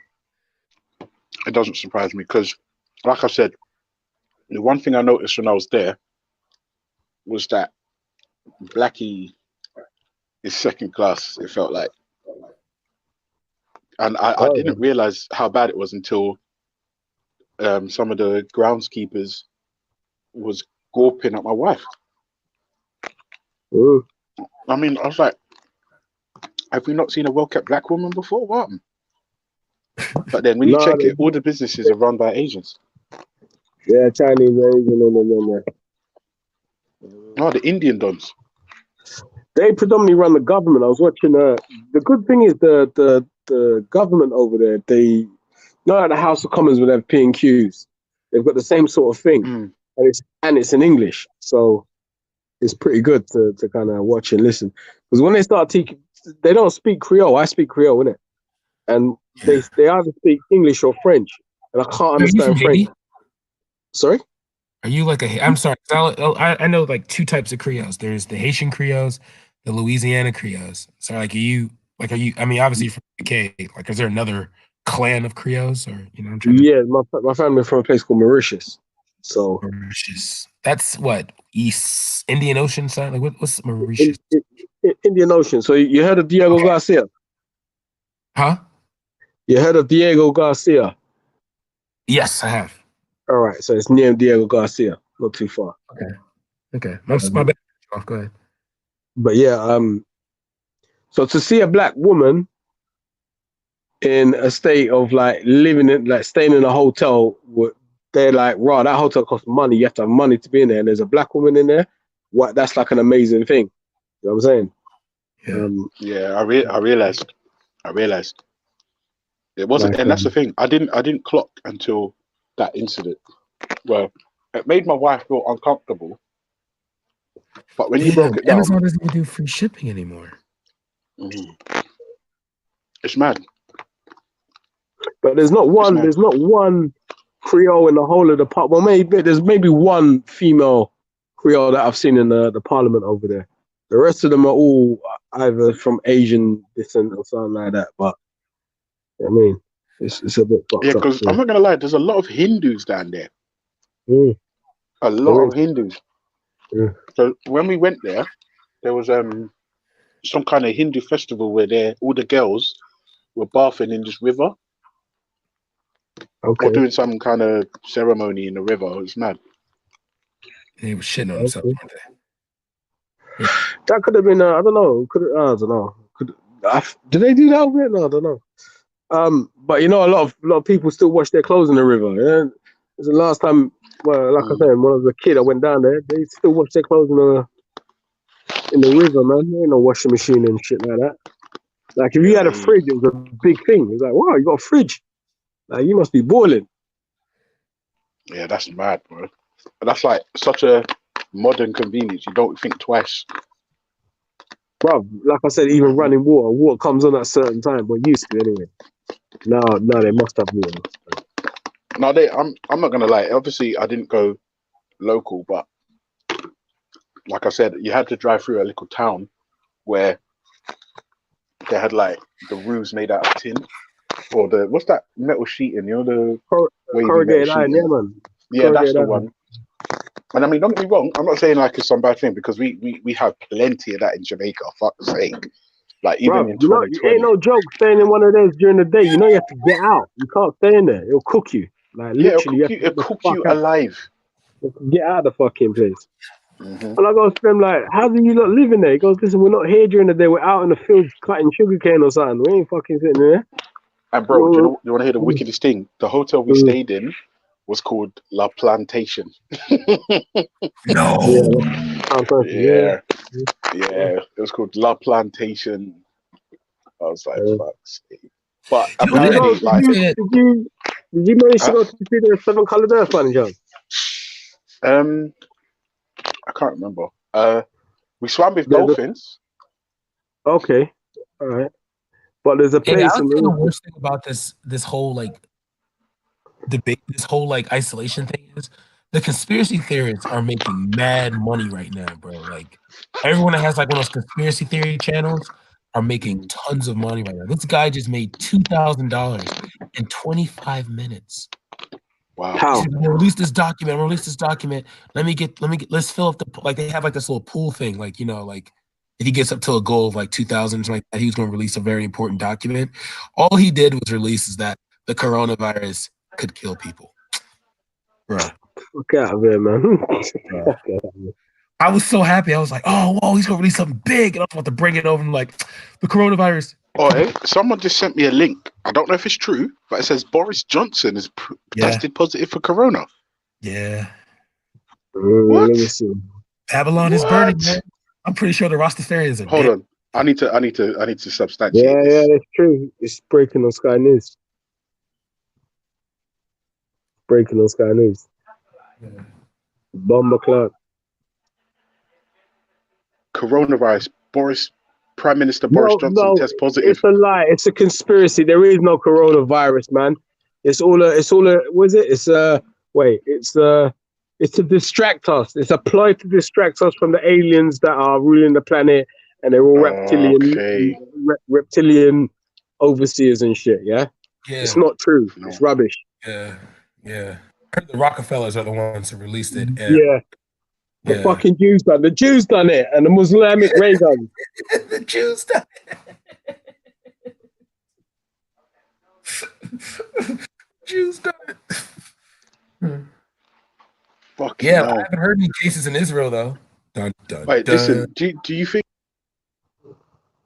a coincidence that Boris Johnson changed his stance on how the country should act and isolate? And the herd. Because his recent diagnosis kind of coincides with his change in perspective. Is that a coincidence? I think President Trump has. No, I don't think Trump has corona. But if you see Boris's like physical condition over the last week, it's genuinely changed.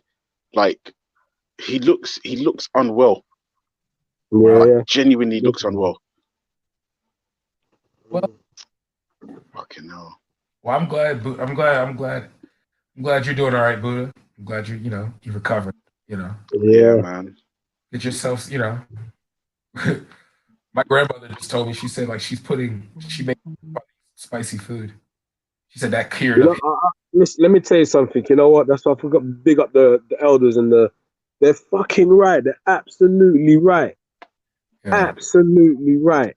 So one thing I did listen online, there's that Dr. Campbell guy, yeah? And this is before I got the virus. He was saying that the body's immune system, you get a fever for a reason. And viruses can't live in a hot environment. They die. Yeah, that's right. And so if you get a fever, work with the fever. Don't try and cool yourself down. Keep yourself warm. Work with it. And I don't really like, that sweating and uncomfortable heat. Yeah, But you know that's what? That's nasty, exactly what I've done. I went and drink a pepper soup, wrap my head up in a put a hat on, went to sleep. 2 duvets, sweat it out. And trust me, it works. It works. You know what I mean? It's irritating because you've got to be like that for I was there 3 days Oh my straight. God. Buddha, the Prime Minister has coronavirus. I know. Like, I'm not gonna lie to you. I think that's interesting that his stance on how the country should act has coincided with his recent diagnosis.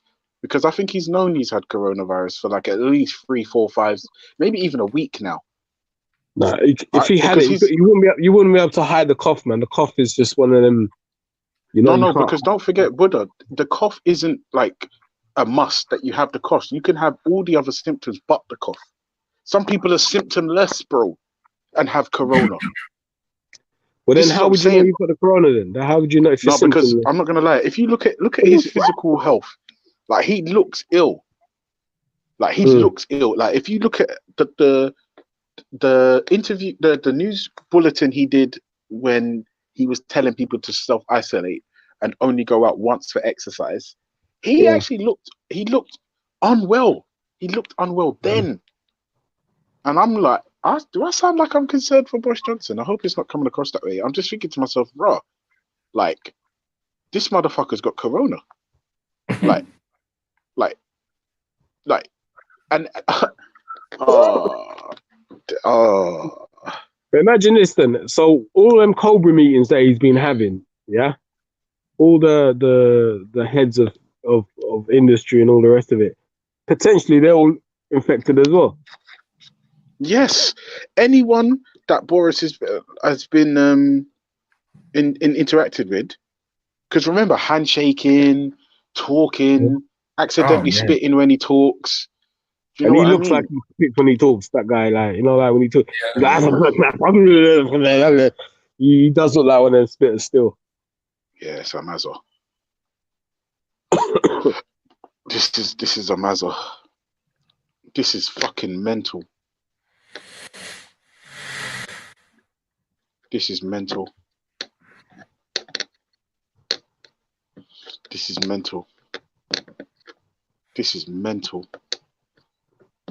But you sound all right. You know the one that's going to be problems though, the Queen. If she gets that, listen, the Queen's in a bunker right now. She's Chris. Do you know what I mean? She's all right, man.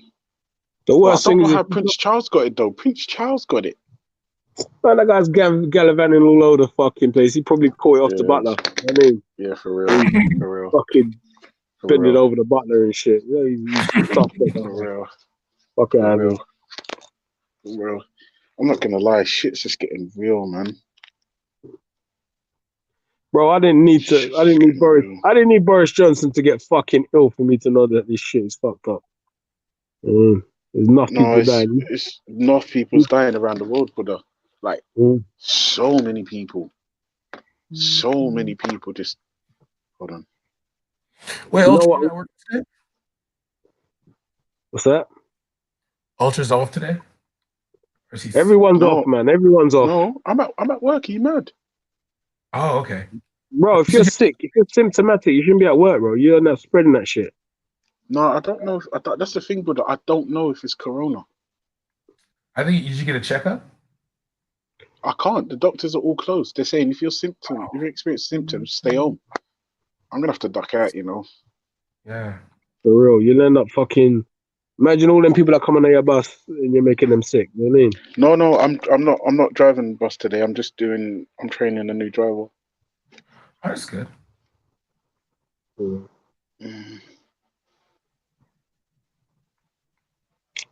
Lord have mercy.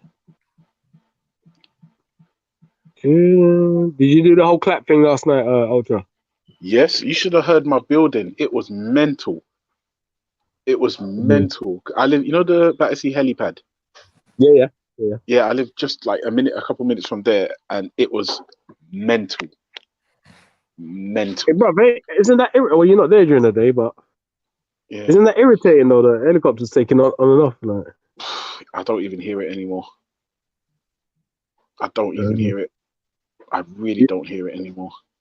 You ever heard one of them Chinooks take off? You know the twin helicopter. You know the ones that got twin blades on them. Yo, yeah, that's a good question. Buddha Bing, how long sir. sick? Like, you know, like break us yeah. through the whole thing, like from the moment you got it till now. Melanated asked a very good question. Like, Melanated, yeah, how do you feel? Big up Melanated. So Wednesday last week, I was looking to go and leave London. So I packed up everything and I was looking to go in the evening, but I thought I started to have like a little tickle in my throat. I thought, fuck it, I'll go tomorrow. See, that's what I've got, bro. My throat's starting to cave in. So Thursday morning, I woke up and I was having this cough, and like nothing was coming out. There was no like phlegm or anything like that. It's just a cough. And I thought, fuck it, now let me just phone up NHS and see what I've got. And they were saying, have I got a fever? At that point, I didn't have a fever. So I said no, but they're saying like, you do have like you're symptomatic, like because of the cough. That's the main thing they're kind of relying on, I think. And then later on, it developed the fever, and then so Saturday, so that's Thursday. Friday, I was in bed. Saturday, I kind of started to feel that, you know, that, like I describe it, you know, when you're hungry and you got that rumbling in your stomach. That's what my lungs are like. So my lungs are all fucking. You could hear like congestion on the lung. Even now, I still got that. Yeah, because I was gonna say, bro, you do sound a little chesty even now. Do you know what it is? You know, like when I stand up and I'm moving around, I don't get it. It's when you lay down, especially if I lay down on my right side. I can't stop coughing. I feel sorry for my neighbours, man. It's fucking horrible.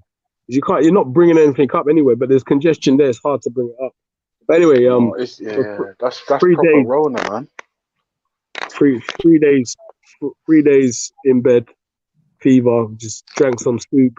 Imagine I cooked soup. Yeah, I put some meat in there, put everything in there. I couldn't even eat the meat. Just drank the soup. I still got fucking food. I had to dash food out because it wasn't being eaten. You know what I mean? That's mad, boy. But what I would say is like every 3 hours, I was taking supplements every 3 hours, like without, like, you know. I'm trying to think. I think if I didn't take them supplements, maybe I don't know. I probably would have ended up in hospital. Saturday night, I was looking to go on an ambulance to go because I weren't gonna wait until the point. Yeah, because I weren't gonna wait until the point that I couldn't breathe and then go to the hospital. But it don't make no sense. So what happened? No, like I'm saying, my lungs were just properly. No, congested. did you end up going to the hospital? No, I went to the toilet and passed some fluid, and then came back up, and I was like, yeah, actually, I'm feeling kind of better still. So, okay. Yeah, I'm not gonna lie. This thing is fucking real. Do you have any idea where or who you might have caught it from? You know what? The only thing I can think of, you know, I went to buy some nourishment. You know the tins of nourishment? Yeah. I went and bought those, yeah? I bought like about 10 of those. And where they were in the fridge. And the fridge didn't have a cover in it. It didn't have a door. It's just one of them open fridges, isn't it? Oh, okay. And they were at eye level. So they weren't on Oh, the bottom shit. shelf. They Yeah, weren't at yeah, I the see top what you shelf. mean. They were at eye level. So I'm feeling like somebody must have gone in there, and it's a 24-hour Coughed. shop, so people go through there all the time. One of them Mm, 24-hour off licenses. mm, And somebody must have just been coughing and maybe mm. contaminated the thing. But what I've done is always when I buy something, I bring it home, Wipe it pasteurize it. down. No, Wipe it pasteurize. down. Do you know the thing is, if you wipe everything down, you're gonna go through too much disinfectant. You with me? So what I was doing is putting. Well, you know, in this thing where people are fucking going stupid and buying everything, there's a possibility that you have to ration things, innit? No, Buddha. Trust me. Listen, I don't know what part of the city you live in, but check this out. It's Southwest London. Wilco's and the Pound Shop have cleaning stuff in abundance, because what they've done is you can't put through the till more than 2 products of the same item. Okay. So even if they've got 400 bottles of bleach on the shelf and you take all 400, you'd have to put 398 back, because you can only put 2 through the till. So what that's done is, by rationing the amount you can actually buy, it reduces the need for everyone to go out and panic buy. And it doesn't even reduce the need. It actually prevents you from panic buying, because you can only put 2 through at a time. Right, I went to Wilco's in Fulham Broadway, bro. They've got everything. Paracetamol. Not that it matters to us, but for the girls, they've got feminine hygiene products. They've got cleaning materials, sprays, wipes, hand sanitizer. Look what I got from Wilco's. Look. Hold on. I didn't even know they sell them things in there. Neither did I. I didn't know. To be honest with you, I've driven past that Wilco's before, and I've always just how thought, much was that hand sanitizer in there then? They got loads of it, but the only thing with the hand sanitizer, you can only buy 1 hand sanitizer, but everything else is 2. Yeah, but how much was it though? $1.99. Okay, so they're not taking a piss. See, like where I got the nourishment from, yeah? My man's just like, he's not doing none of that, man. You just come and buy whatever the fuck you want, as much as you want. The man's got stock like you would not believe.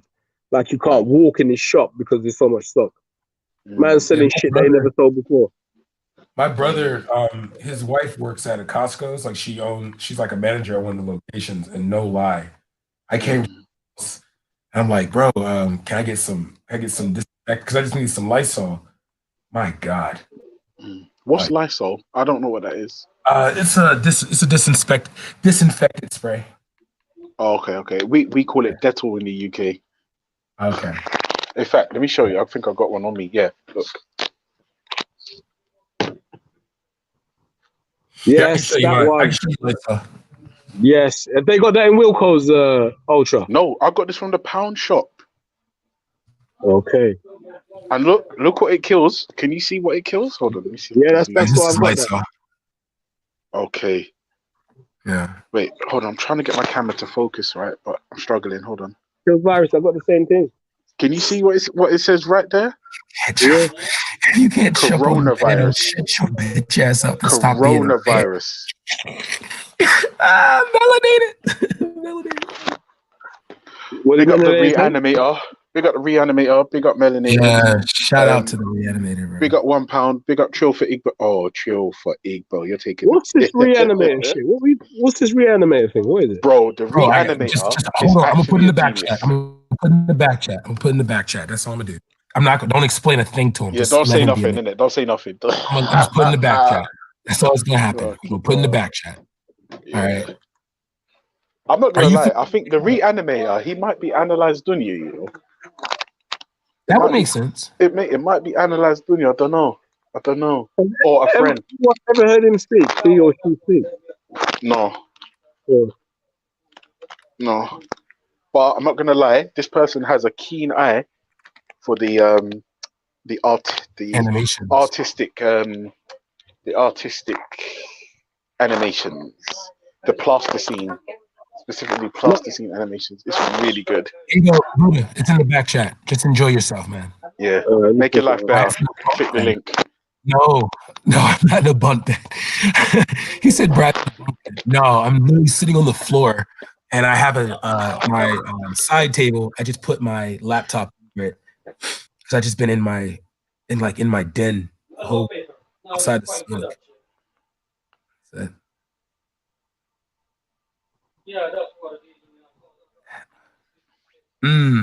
that's that. Yo, Counter made a good point. That 0.1% is the coronavirus, but it says on the back though that it's meant to kill coronavirus though. Do you know what it is? I don't think it kills the COVID-19 strain of the coronavirus. Oh, so COVID-19 is like the grandparent, but I'm sorry, the coronavirus is like the family name, but COVID-19 is like the new generation. Is that the same? Yes, sir. That's That's correct. That's what I was trying to say. correct. That's what I was trying to say to somebody earlier on. They said to me, "You ain't got coronavirus, you got the flu." I'm like, it's right here, SARS coronavirus right there. So the flu is part of the fucking coronavirus, like corona family. Mm-hmm. Right, let's have a little put. Let's have a little butcher with this thing. Huh? Is corona part of the SARS family? I think SARS is part of the corona family. Oh, okay. Yeah. Also, let me tell you as well. Chickenpox is the herpes virus.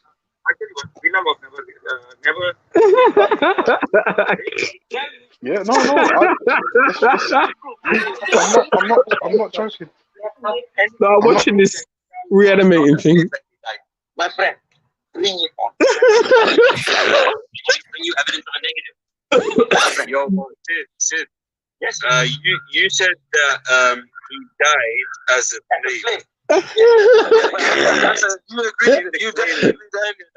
No, this is what's that thing called? The Wallace and Gromit thing, isn't it? Yeah. That's why I was dying. So what you're saying, I'm sorry, I actually thought that was the angle he was going to take. So then I was like, okay. This is dead. Sure, we can discuss that, but I would rather deal with like what Sid's saying right now. Who's doing this? Let me go. Let me mute up. It's the reanimator. Reanimator. I'm not gonna lie. Obviously, the first one I saw was James Jones talking to Empress Becca, and there's one where Raj and Respect, and there's one where Sophia Lewis was destroying Bullet Scotty, just destroying him. It was bad. Oh, it was bad. No, Melody, I'm not sick. I'm doing it voluntarily. I just stopped like all business. I just been in house. Only thing I've been doing is smoking. Yeah, yo, is it bad? Is it true? I heard no. I don't smoke cigarettes. I don't smoke weed. Yeah, don't smoke that either, man. If this thing's attacking your lungs, why would you put like? Oh, come on, guys. Do better than that, man. You know this shit's attacking your lungs, and you're smoking. You shouldn't be smoking anything like until this shit is passed. But I mean, give your lungs a fighting chance. Man. Come on. What do you mean? My lungs are. Yeah, good. Yeah. Your lungs are great. I'm not. I don't have any. My lungs are great. What are you talking about, bro? Your lungs just told me a story. your lungs just told me a story. What do you mean? Everything's great. Your lungs literally told me the opposite story to what you just told me. My lungs are great. My lungs are. What do you mean? My lungs are. See, coughing up blood is so natural. It's such a natural thing, Oh, yeah. No, I would say, listen. Oh, there's my ring. I found my wedding ring. I left it at work. I'd say. I took it off to wash my hands and I kept using it.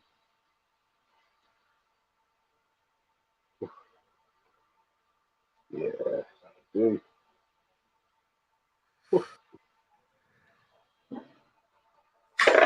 Right, that's it, man. Gotta do some paperwork with this guy. My throat's hurting you, man. Where's the paperwork, Jack? Graham? Thank you. Weed is exercise for the lungs. Thank you. Weed is exercise for the lungs. Yeah, I'm not gonna lie. I think weed is an idiot. They said that Jews are immune to the disease. So Hebrews, if any of you don't get sick, hey, you proved your point right there. Yo, this is the greatest crime in history.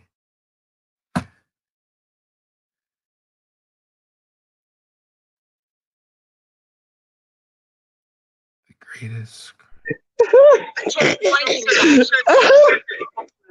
This guy's a genius.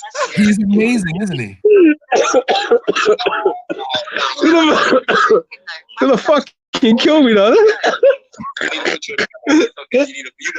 Ah shit, Sophia Lewis is a spider. That's crazy. Oh, she's weed is anti-inflammatory. Thank you. Thank you. Thank you, Dan. See?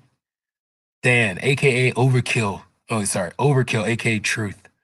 Thank you. Overkill these lies, my brother. Bro, Overkill's trying to kill you, blood. He's trying to fucking compromise the integrity of your lungs. He's trying to murder you. Don't trust him.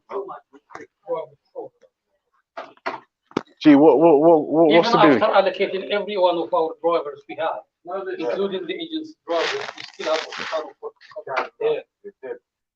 So you can't have to later. I'm not feeling well. You? I think I'm gonna come down with something. My chest is burning for some reason. Go home. I can't. I have to go for a job.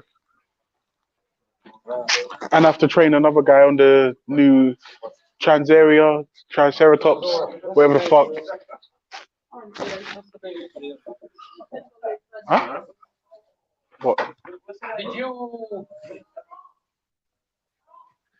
see each other with the subject or? Yeah. It's smoothed over.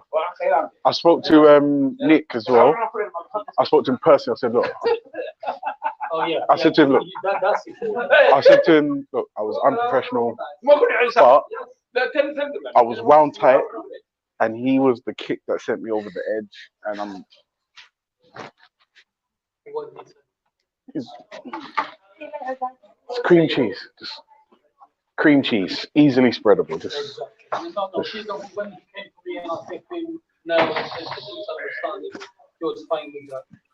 And you think Russia has we it up too? Okay, let me see.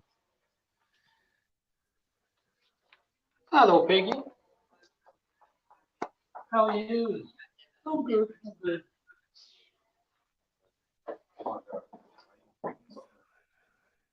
Yeah, I can understand. You know, I'm gonna call 111, man.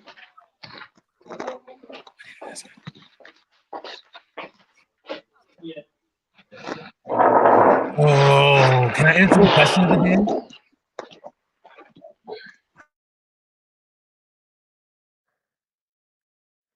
Hey. So, Buddha, did you like the Reanimator's gear, yeah?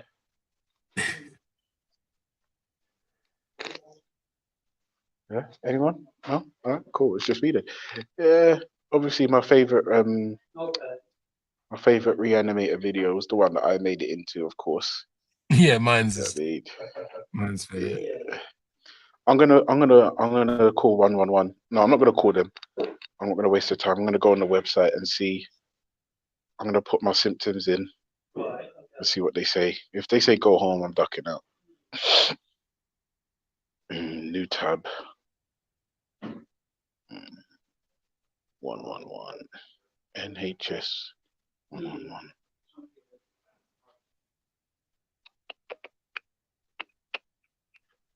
So DC Bread, what going on, man? Man, I'm surviving, bro. A little bit by the little. Yeah.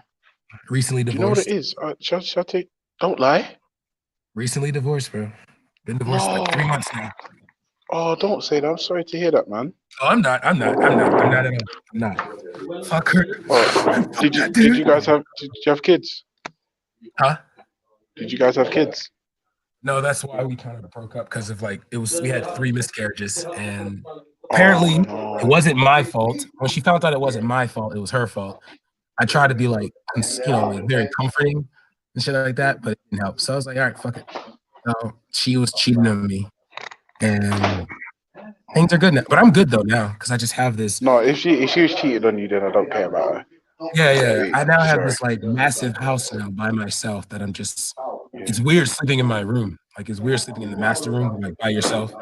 Because we had this giant picture of us together there. So I took that down. So now I'm just looking for a wife now, a nice, strong Black woman. You know, because I melanated.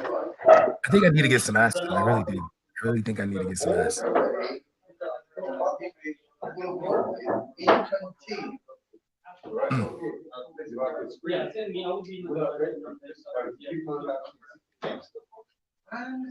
See, you know, Ultra, you know the trick.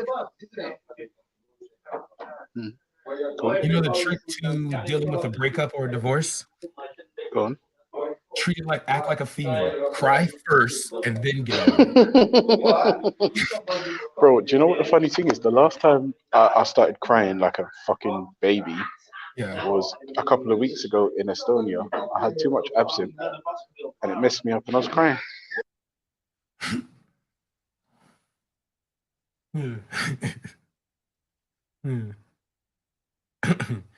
You're gonna get some Corona. Macy Cartel. Oh man, Macy Cartel. Good gracious. Yo, Munda said Godspeed. Yo. Do you know Godspeed is actually a fictional villain from the DC universe? He's he's one of the main villains for the Flash. His name's Godspeed. Yeah. Oh, just a bit of him. You know, I learned that the Flash has like his own version of death. Yeah. Yeah, like because he's so fast, he can beat death. So there's like a death. Oh yeah. He's outrun death before. Yeah. He's outrun death a couple times. Yeah. But if you imagine, right, being so fast that you can outrun death, and then coming to have a conversation with a normal person. But imagine how slow and retarded that must feel for him. Yeah. Okay, now hold on 1 second. I'm gonna do this 1-1-1 thing and see what they're saying, man. Okay. Yeah, Brad, just tell us a story while I'm doing this, man. All right. Let's see. Damn. Oh, so I was in the store yesterday, and 2 days ago, and there was this sweet little white couple that was sitting outside in their car, and they were petrified of going into the grocery store. And they wanted like some food and stuff, like she needed to fill her prescription and things like that, and she couldn't do it because she was terrified of because the store, like the people in the store were really aggressive. And like white women, you know, and I sat there and like a part of me was like, you know what, for my ancestors, I'm gonna leave these white people in the car by themselves. Fuck them. But something in me made me do a human thing. I don't know if it was God. I don't know if it was Allah. I don't know if it was morals, but went to the store, got them their groceries, and they tried to pay me, like they tried to give me like, you know, some money for it. I took the money because, you know, reparations, but you know, I feel proud of myself to help people in that kind of need, you know? Yeah.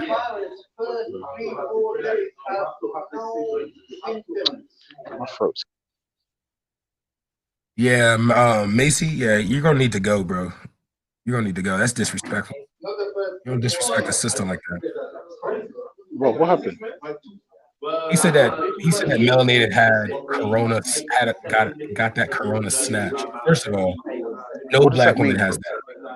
I think he's trying to say that melanated, you know, less area is contaminated by Corona.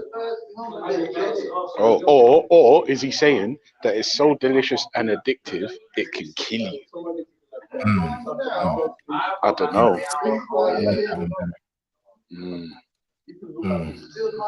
Because let's be real, we've all been there once. I'm positive every man at least once has been whipped, like severely, like once. There's always that one woman who just turns you out. There's like I do believe that like there's some China that's so good that you would cough. You're gonna cough when you see it. You're gonna be like, oh my God, what is this? Good gracious, girl. You know, like when you get some good. Yeah, like what kind of demon sorcery is this you're carrying there between your legs? Yeah. Yo, Ultra. You got me acting like a fucking idiot. What's wrong with this woman? She must be a witch. Anxious. I'm up here calling her while she says she has to go hop in the shower, and I call her when she gets out the shower. Like, hey, you all right? You had a safe shower. Is everything good? You me come over, protect you, make sure the soap doesn't bother you.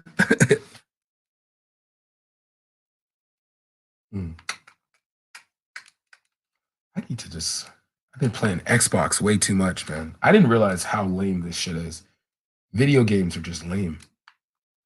Because once you beat the game, you got to go out and buy another game. Then you beat that game, you go out and buy another game. Then when you beat all the games you like, you're really just stuck playing repeats. Like I've been playing this Assassin's Creed game. But then again, I do that all the time. I come on these panels. I get high, play Assassin's Creed, run around, kill a bunch of random people for no reason. Then I leave.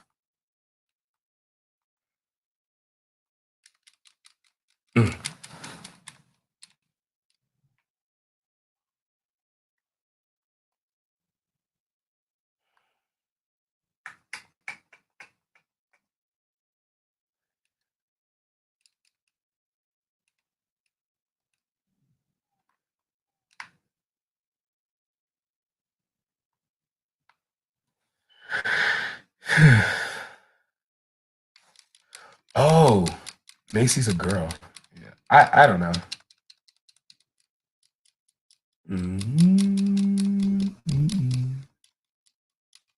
Coronavirus, she's getting real.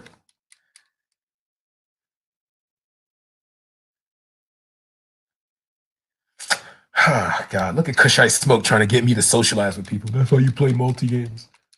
What game do you want to play, Kushite? Is this an invitation? Like you look like a PS4 type guys. I heard the Horn of Africa can get like Microsoft. They can only get Sony. So would you have a PS4, huh? Yo, I was on Reels channel yesterday with M Stacks, bro. M Stacks is hilarious when he talks, bro. You motherfucker, you bitch.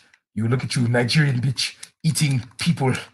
He showed me an article of a Nigerian restaurant closing down for serving human meat. And he said, look at you, you cannibals, you cannibals. So I asked him, I was like, bro, is it true that Somalis like sleep? Isn't it true that Somalis will like, some clans will like marry their cousins to keep their clan strong? Shut up, you bitch. Shut up, you bitch. it's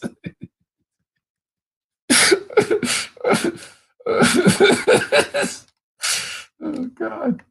Oh God. Because 1 minute he was mad at me for like not recognizing, like, because I pull the same card. I was like, yeah, bro, I'm talking to a black man. You're not black. What you mean Somalis aren't black? We're blacker than you. It's like, bro, cam up right now. Let me see you. Cam up right now, you Sri Lankan. And he just got so pissed. It was so funny. Oh God. And then he like checked out and comes back in and starts cursing out. Oh God. This isolation shit's gonna be funny. Cause I think about like once people are 3 weeks in, there's gonna probably be panels that are gonna run 24/7. They're just gonna be loaded with people. Cause YouTube can't like keep holding the like do the shadow blend. My accent was horrible.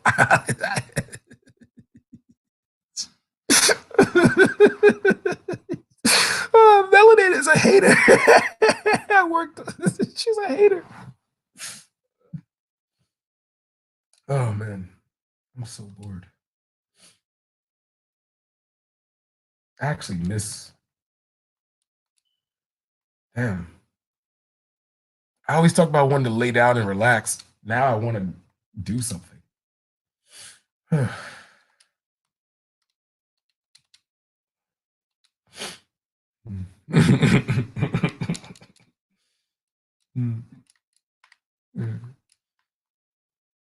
Yeah, because he said the N-word. He was like, "You nigga."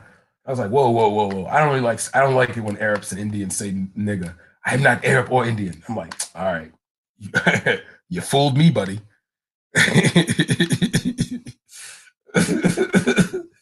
Bitches. Yeah, the problem with MSAT is that essentially he's a child. Yeah, that's what I'm saying. He hasn't got full control over his emotional spectrum. So his go-to response is just anger and frustration. That's how children. That's how children react, and that's not disrespect. He pulled this. He was like, "That's why West Africans were enslaved." And I was like, "Yeah, that's history. Yeah." He's like, "Yes, because you're nothing." And you see, this. Imagine that. Yeah, he's talking all hella shit about West Africans. Tell him something about Somali, and he's gonna flip his wig. Do you see the hypocrisy? See, the thing is, that's like this. Bro, sometimes there's no point arguing with certain man because it's just you know what I mean. You fight with an idiot and you always lose. But that's why, like, low key, I didn't really go too deep into it because it was like, yo, I got there's like tons of, because I feel like if you start to really go on someone, you know what I mean? Like, I feel like if I start to really insult him, I'm going to start insulting the Somalis I actually like. You know what I mean? So like, I had to constantly put like a disclosure up front that like, M-Stack, I'm only talking about you. I'm talking about Somalis. You know, I'm only talking about you. You know, I keep saying that. Yeah. You know. And do you know as well? That's another thing. It's just a shame that you even have to explain that. Because what you'll do is then you'll get some fucking stupid, brainless snowflake run off and say Bradley hates all Somalis, is disrespecting everyone from Somalia. It's just, it's that kind of idiocy that just makes me feel really sad inside. That level of idiocy could actually make you contract corona. So avoid it. Ultra. I feel like a white guy sometimes because I gotta like say, no, I don't hate all Somalis. I have Somali friends. Like, where's Getty? Ask Getty. Where's Getty? Getty knows me. Getty knows me. I'm not racist. Yeah, trust me. Hold on 1 second. Brad, listen, I need to just quickly fill in this paperwork. Just do me a favor. Tell me a story. While I'm filling in this paperwork. Big up Melanated, because obviously she knows if I wasn't married, we'd have Corona together. You know what I mean? But alas, Mrs. Ultra got there first, didn't it? What can I say? That's how it's meant to be. Never mind.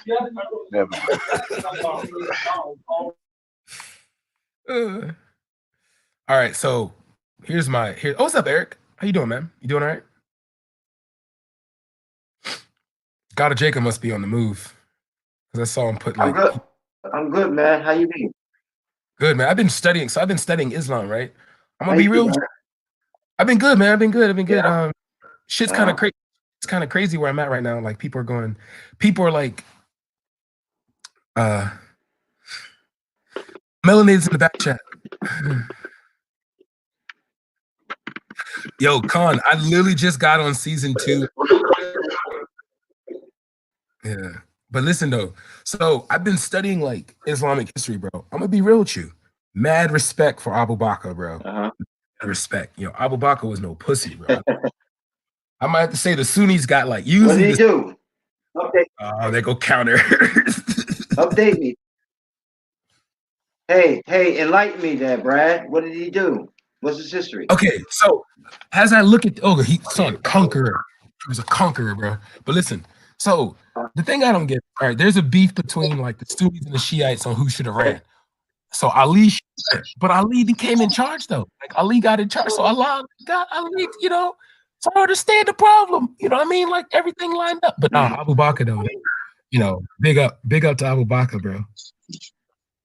But no, shout out to Khan. I might become a Turkish Muslim though. Yeah, you gonna see me wearing that fluffy hat, killing random people because Jesus. Oh shoot, hello sis.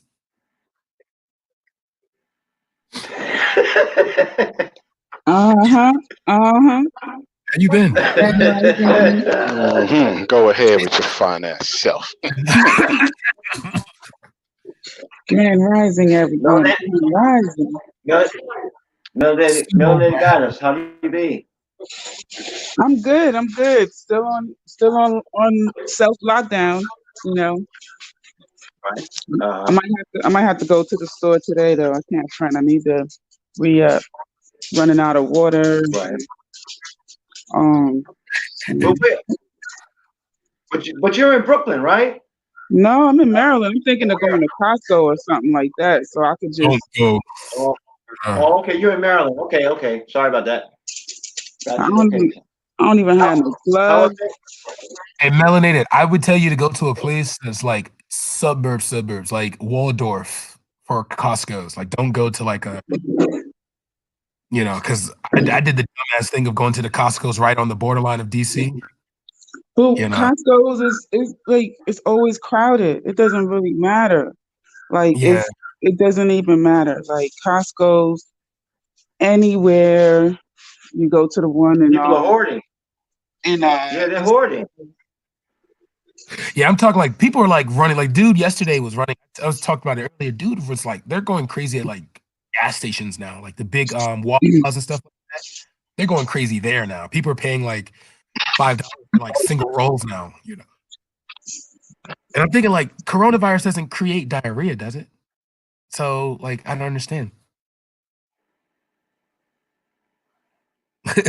You're welcome. Yo. I don't know either unless people, unless all of a sudden people got the sniffles. I'll become Bey of the Afro Turks in Turkey. That's what I'm gonna do. I'm gonna go to Turkey and just get the whole black community under one group. We know as the Afro Turks of Bey Khalid Bradders. No, I want to change my last name to a Muslim last name. What's a good Muslim? Call me. Well, then Brad, you know you're gonna have a battle plan, right? You're gonna need forces. I know, man. I know. I'm gonna deal with that quietly. All right. See, while things in Italy are right now, a lot of blacks up there, like, need some work. So, I'm gonna work around. But don't tell me. Brad, you gonna become Muslim? Nah, man, I gotta do some dawah over here. Like, the ancestors ain't gonna be cool with that. You know what I'm saying? Like, what happened to the Orisha? You just gonna drop the Orisha like that? Well, no, actually, though, here's the thing, though. The Orisha Ogun loves the aspect of war. And if I become a Turkish Muslim, son, I might be able to conquer Syria and all Are you gonna be able to integrate the Orisha with Allah? You're not going to be able to do it. If I become a Sufi Muslim, I could, because Sufi Muslims keep their culture as well as Islam. So Allah will become like on be part of the pantheon. So if you was a Sufi Muslim, you could make like some Afro beats, Muslim music or something, and be chilling. Yep.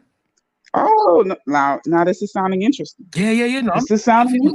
That's how Islam in its earlier, I think Allah became the dominant force, but in its earlier stages, people used to just worship Allah with everyone, with their already present gods. And I think the prophet said, all right, these other gods got to go. I think Allah became the dominant one. Real men are Muslims. Men are Turkish Muslims. Imagine if the song was, instead of Joanna, that joint was like Aliyah, Aliyah, oh.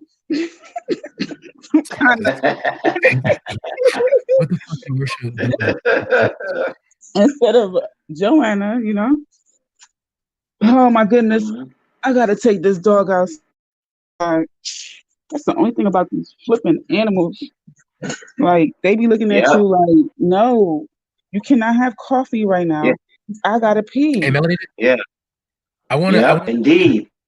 I want to offer give my support in this very dangerous time. I don't feel like a black woman like yourself should A, be by herself, and B, be alone when there's a strong black man that's not too far from you. And if you need Brad put his application in, Brad is applying. Wow, she about to brother little brother to me. She about to bro me. I can feel it. Bro, listen. Nah, big to Hey, Melanie, by the way, be careful when your dog listen, by the way, be careful when your dog arches its back. Okay? Why? In the credit. Why? You will not like the outcome. Your dog arches their back? What is that? Yes. Yeah, because they do that when they defecate. Oh. That's why I said that. Yes. If you ever own a dog, you watch your dog, watch what it does when it defecates. It arches its back. Oh, damn. Oh, okay. So that's why I'm saying be careful of that. You see your dog doing that, it's time to get him out the crib. All right, come on, Mama. We gotta go outside. We're gonna go. We're gonna go. Let's go. Yeah. Yo, Orthodox, you know what I'm gonna do? That's what I'm gonna do. See, I'm gonna become a Muslim here in America. Take a bunch of like the Moors. I'm gonna take like a bunch of black Muslims. We gonna go to Turkey. They gonna call me Beykan Khalid. Alhamdulillah Allah. Yeah, that's gonna. Wait. Well, I tell you what. When you get to Turkey, listen. When you get to Turkey, you better make. Brad, when you get to Turkey, you better make a state visit with Erdogan. I actually am going to. I actually want. I'm going to show you this guy. My teacher on Instagram. I learned hydroponics from him. I'm gonna show you 1 second. All right.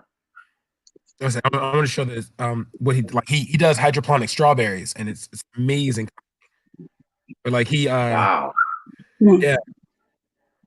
Got it. Khan, hop on, man, because I can't pronounce half this shit, man. I can't pronounce this. You know, you're like better. But Brad, you can't screen share without Belly, can you?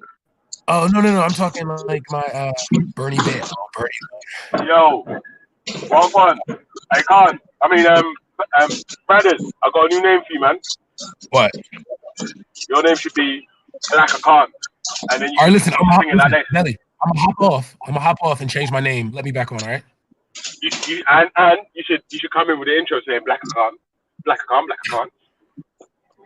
Oh, you guys already know my intro. Yo, it's your boy, Brother Bernard from the Bay, Moorish American Muslim.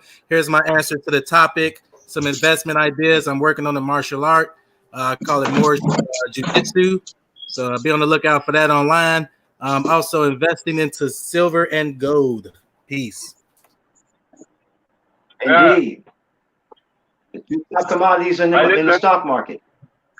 This is how I make my money on the side, yeah? Probably always will be.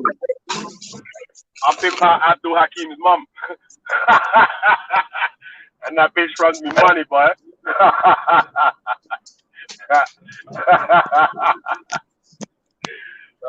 Sorry, man. I'm so petty, but yeah.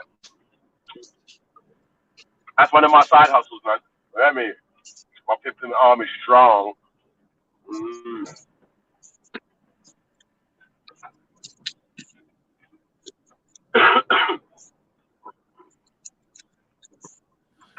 Yo, I'm back. Alhamdulillah Khan. Y'all already know who it is. It's Bay Black Khan. So I think because I think I helped this so too much. Yeah. What up, Bay Black Khan, man? 777. Interesting number, man. What's up, man? Oh no, I'm on the righteous path, man. I ain't on the 666 no more, bro. I'm on the righteous path now, bro. Hey, big ups, man.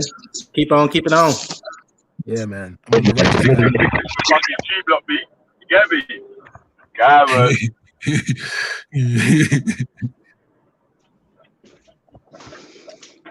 Hey Belly, we're gonna all go theist on you now. Yeah, we all gonna flip it. Man, you can have that. That ain't even what I'm mad at. You get me? No, but we listen, with Bay Black Khan 777, we're gonna conquer G Block. Oh. I'm about to be like Abu Bakr up in this bitch, man. Shoot. Where's my Abu Bakr yet? I'm about to become Abu. Son, there's a whole movie on Abu Bakr. Bro. Listen, Belly, we coming at you. We coming at you like the coronavirus. Yeah. You hear me? Yeah, I'm saying back up. Get me? I got my team here, man. Me, James, Ultra, Mel, we'll dust you out, man. You get me? No, man, we airborne. We airborne. You can't stop us. Listen, we're in the ether. We're airborne. You can't stop us. Oh boy, he's Corona. That's what he's trying to say. What we do, we study your movements, put you under the microscope, and then we discover the cure. No, I said I said we're gonna come at the coronavirus.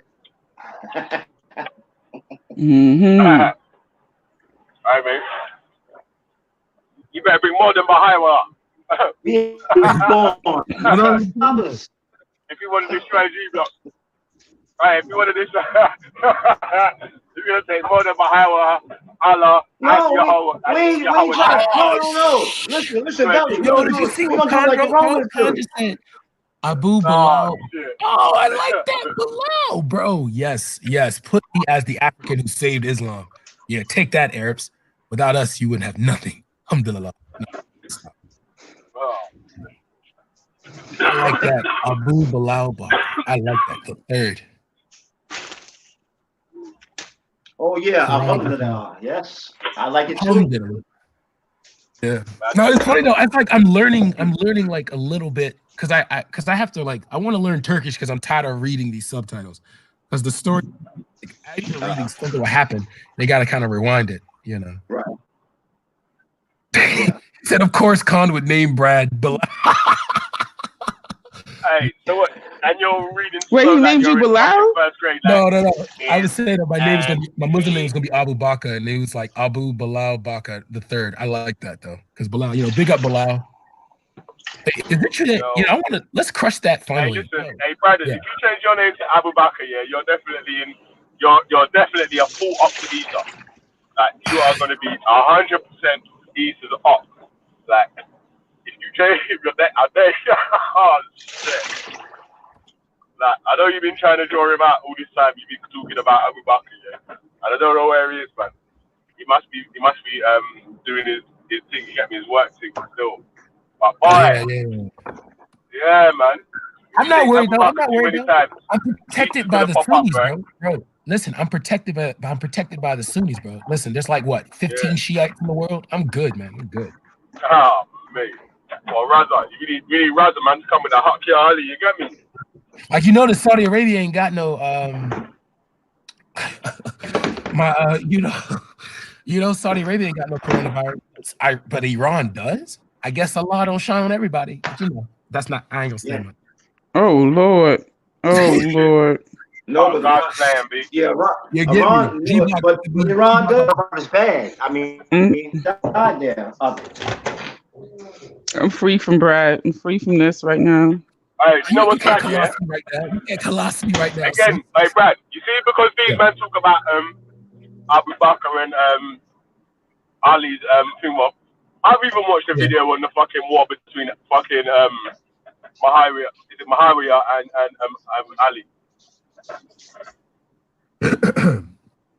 Well, if you actually look at it in from history, I mean, if anything, everything okay. If you're a Muslim and you believe that Allah guides everything, right? Then Allah, obviously, Ali got power. You know what I mean? Ali wasn't weak forever. He got power. Abu Bakr did what any other Muslim did. He took it. And Allah was like, all right, got you. I mean, conquer is conquer. Shout out to the military leader. Yeah, but how we gonna conquer things today? That was Muslim on Muslim beef, boy. Yeah.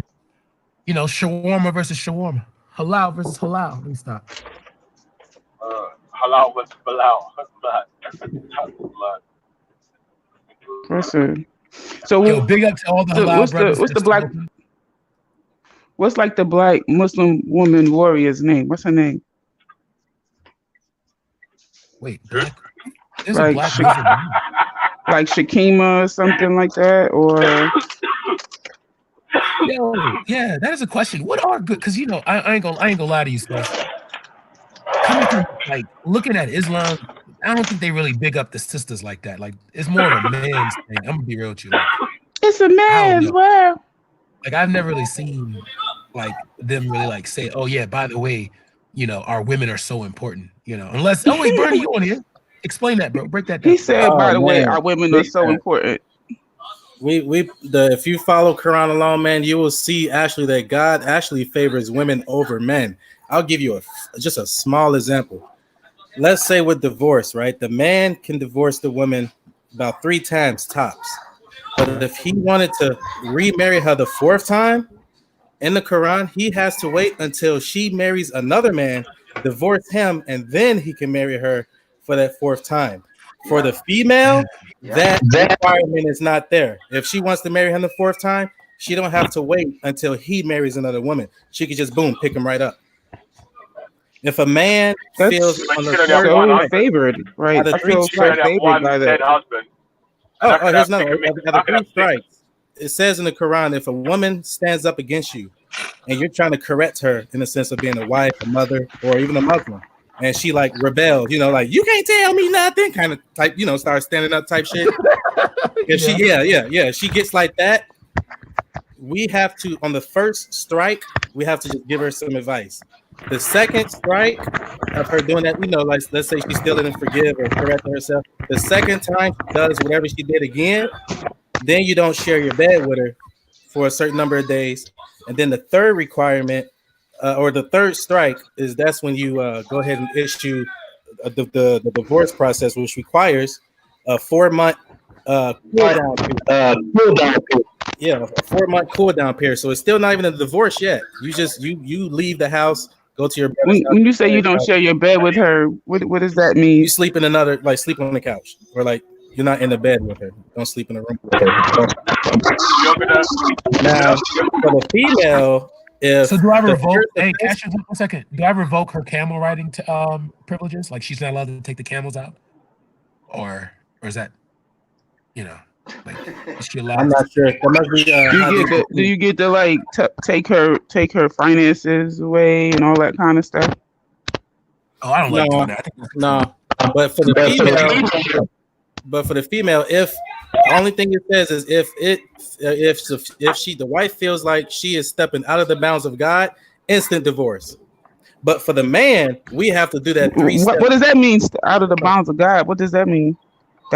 So if it's to the point where, because of the way let's say I'm drinking, I have a drinking alcoholism, and because of that, it's starting to affect her worship to God. Boom, instant divorce. There's no waiting 3 periods. There's no get out the house. There's no sleep on the couch. Boom, go straight for the divorce. That's the difference between the man and the female in Islam. That's small examples, just small examples. To me, they are. Now, if you follow Hadith and Sunnah, then they're allowing side chicks, all type of stuff. It's crazy. So those are the examples of how God puts a woman before a man, that it's easier for her to leave the relationship. That's not necessarily, I mean, like as a woman, that doesn't equate to which, the way you described it. Right.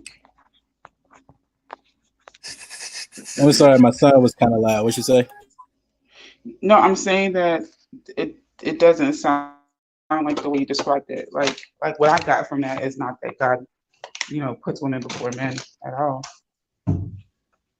Just sounds like she can, I guess, in theory, get out of a relationship easier. But I know that in actuality, that's not the case.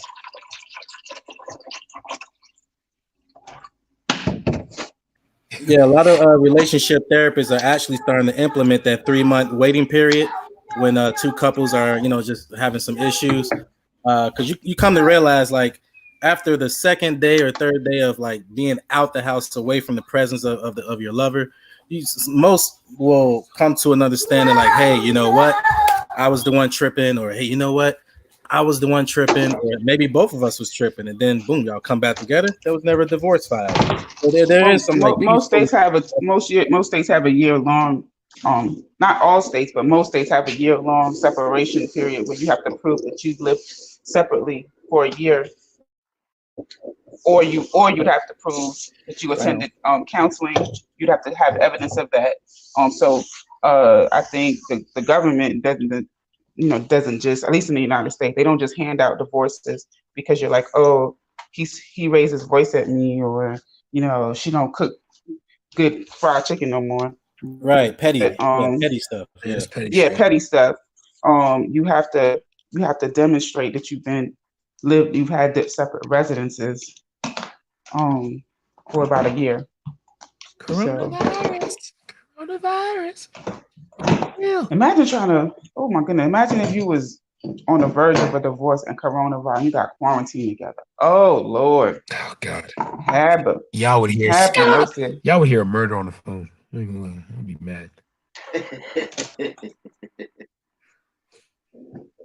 I don't know how I should take it. Look. I don't know how I should react though. Like, this is like, how, like, am I supposed, like, so apparently she hit me up like 2 weeks ago saying she needed money for, like her lights are going to get cut out or something. Am I obligated to help her at that time? Like, I didn't help, but was I obligated to help her? Obligated? I mean, I don't think there's an obligation. I think obligated. that's not the right. But it would be nice. Yeah, that's not the right word to use. Right. That's not depends though. It depends, innit? Like, if the person's taking the piss out of you, like, they're ringing you when, because there is baby mothers like that, yeah? I know someone that's got a baby mother like that. You know, they'll ring them for shit. You get me, man? Like taking the piss sort of shit, like, raw. When you got fucking pay for my gas and shit. I would have fucked with that, man. You get me? Yeah, because we had a prenup prior to the marriage, it was like the divorce was fairly quick, you know? It's like what you come in with, you leave with. But then, like, I come to find out. Yeah. I come to find out the guy that she brought to like the last little mitigation session, she's been banging this dude since college. So I was like, oh. Now, see, the thing I hate is I feel like a fool. Huh? Hey, that sounds a bit nuts. How you get married to this dude? She sounds a bit fucking scandalous. No, he just sounded like he'd been in a relationship pretty long. I mean, Yeah, he got married soon. Well, you was, yeah, she was already in a relationship, and then you got married to her. Yeah, we started dating when I was like 20. We've been together for a good. I mean, like married for 4, together for 3. I mean, maybe I should have waited longer, you know. But you know, you think you know somebody. I mean, you hang out with somebody like at least 18 hours out of the day. You think you get. I would say, I mean, I know that, you know, different people would do things differently, and I mean, you know what? It's not, hindsight is always 20/20. So once you get out of a situation, you can always say, "Oh, I would have done things differently that way. I would have da da da da."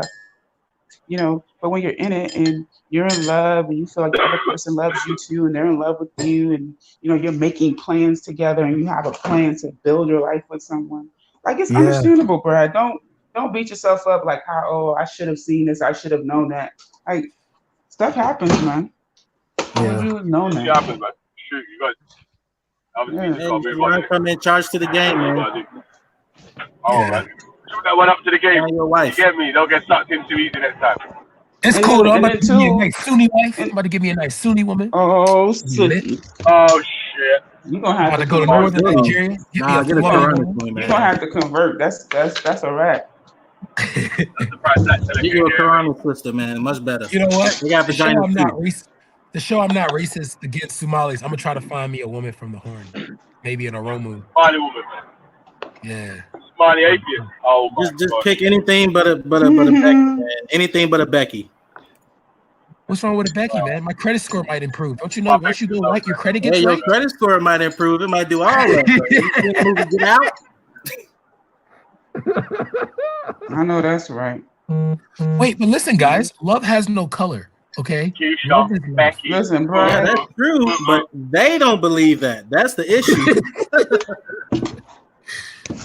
Yo, outside man like Jimbo. Walk one. That's Jimbo. Listen. There used to be a cartoon in England when I was little called Jimbo. Everything.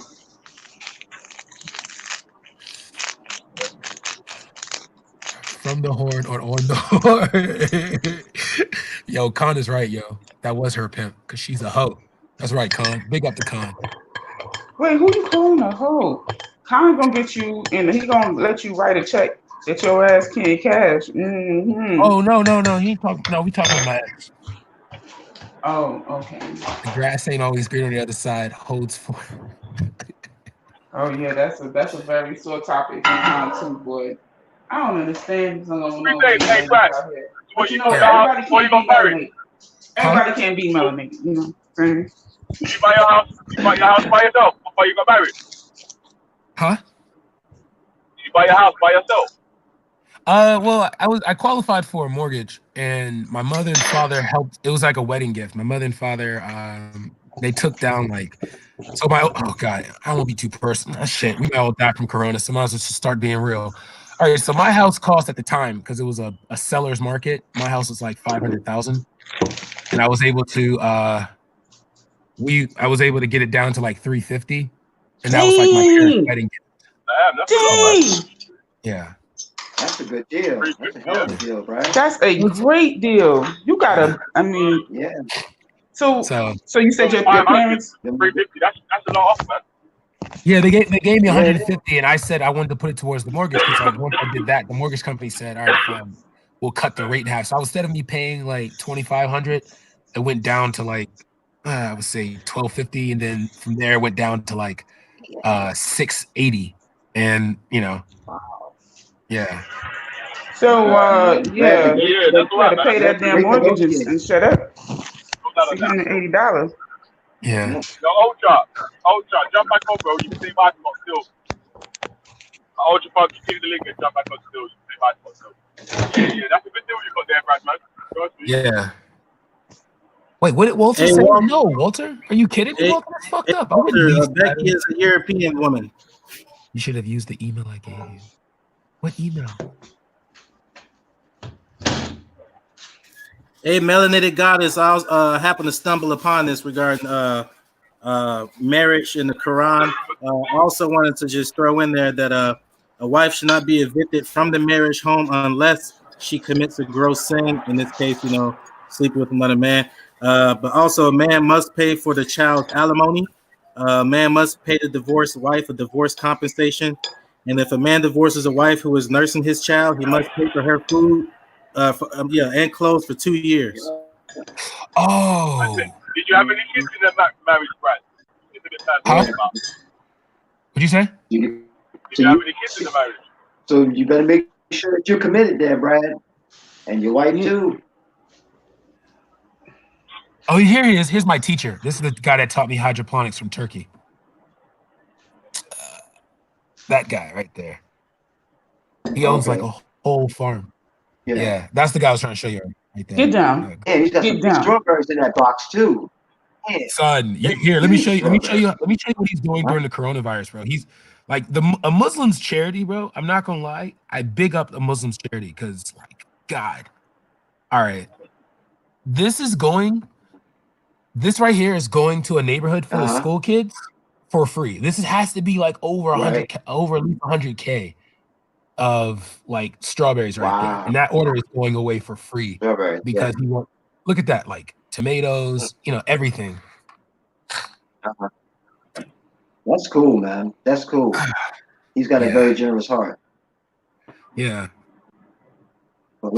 Philanthropist extraordinaire. Oh, I know what my name is gonna be. Abu. Oh God, what's the dude that what's the Turkish dude that conquered Mehmet. Yeah, I want to throw Mehmet in there. Shout out to Mehmet, conquering the Christian empire. Turning. You ain't gonna throw it. You can't. Why you can't throw a shaka in there? I don't understand. Why would I want to throw shaka in there? Huh? Something. Like you said that you can integrate it, but I don't hear you integrating nothing. I'm just saying. I'm only like black just man. I'm just saying, black man. Get your mom right. Alawali, Khalid. Nah, I know what I do. What would I say? What about like a Shakur or something? Like, I don't know. Throw something up in there. Nah, sis, you got me thinking now because I've been on this whole Muslim thing. I need to think like, yo, let me integrate. Integrate it. Yeah, let me integrate this. Let me see. Yo, man, see Muslim words on YouTube and said Muslim, Sunni. Everybody think they stuff is perfect, man. Listen, you gotta make it better. Everybody want to be a Sunni nowadays. Yeah, I don't want because I saw this video of these Shiites, man. These Shiites be beating themselves with swords and shit, man. Bump them niggas, bro. Niggas psycho. You ain't doing that. I feel sorry for them people, man. I do. I feel sorry for him, bro. If they only listen to Abu Bakr, everything will be good right now. I understand. It's so simple. They just need to read. Is that true? Is that true? So the Aurora said that the Muslims only give charity to other Muslims, not other groups. Is that true? Like, do they go to like? It Yeah, depends, I know that. it I depends know on that how you Muslims define a prioritize. Muslim. It's like people take Muslim like as it's a culture or a race of people. Yeah. Muslim, by definition, it has the same root letters for the word Islam. They both have the same root letters, SLM, which simply means peace, submission, or one who makes whole. So anybody who is a peaceful person, a peacemaker, you're Muslim. There was a Sufi poet that used to say, even a blade of grass is a Muslim. Like, man, like you guys got to really scratch this. Muslims over here in the Muslim state is kind of like, you know what I mean? It's like it's a title and it's not a race. Bernie, would you be cool if Brad became a Muslim and then he married a white Muslim woman? If it's about submitting and all of this stuff, Whoa. I'm just asking because I'm trying to understand. Okay. You know, if it's I was not just about joking race, there, all right? I understand. I'm just saying if it's not about if race doesn't matter, or it does, and if I it marry a does, Muslim then woman, say she has to it have. does. Yeah. Go ahead. Oh, I'm okay, just I see saying, what you like, mean. because I don't have a problem saying that race matters, but if you say race doesn't matter, but then all of a sudden race matters, like I'm just saying, which one is it? No, that's what I was just telling Babe Black Khan. Like, race doesn't matter in the Quran, but to them it does. That's why I was encouraging, just stick with your own dark skinned sister. They got vaginas too, you know. Even bonus if they smart and got a good heart. But right now in these day and times, I wouldn't encourage to date somebody of that particular group because look at what's going on. You need to relate to somebody. You need to relate. Because after they done having sex with you and after they done getting that mandingo, they're gonna pull up their panties and continue to demonstrate racism. I don't know what is Khan talking about. I was being friends dealing with that right now. Married to some Did I European. just slander someone? Did you guys hear me slander anyone? Khan said that I was melanated on the indirect slander. No. You good? Yeah, you good. Yeah, okay. But that's kind of what I stand on. Like, yeah, spiritually, you find you a Muslim European, cool, you know. But I wouldn't encourage it right now. No, if anything, I would always if I ever left the black, I would go really dark brown. So if anything, I'm talking This like dude said dark brown. like I'm talking like if I ever left like my people, I would most likely date like I don't know, maybe a Berber. Oh no, I couldn't do that. I couldn't date a North African. I don't know. I think I would just, You act like it's so hard not to. I don't understand. Is it so hard not to? I'm saying you're like, oh, like I'm sorry, there's a bunch of North Africans in Upper Marlboro. No. I'm just trying no, wait. No, they are in Silver Spring though. There's a shit. He's gonna go to the Giant. He's gonna go to the Giant or GameStop, and it's gonna be like all these Moroccan women just hanging out. No, you're gonna be all right, Brad. No, I'm just only thinking about the shame my family would deal with another woman outside my race. Tay is gonna be right there to scoop you up. Tay.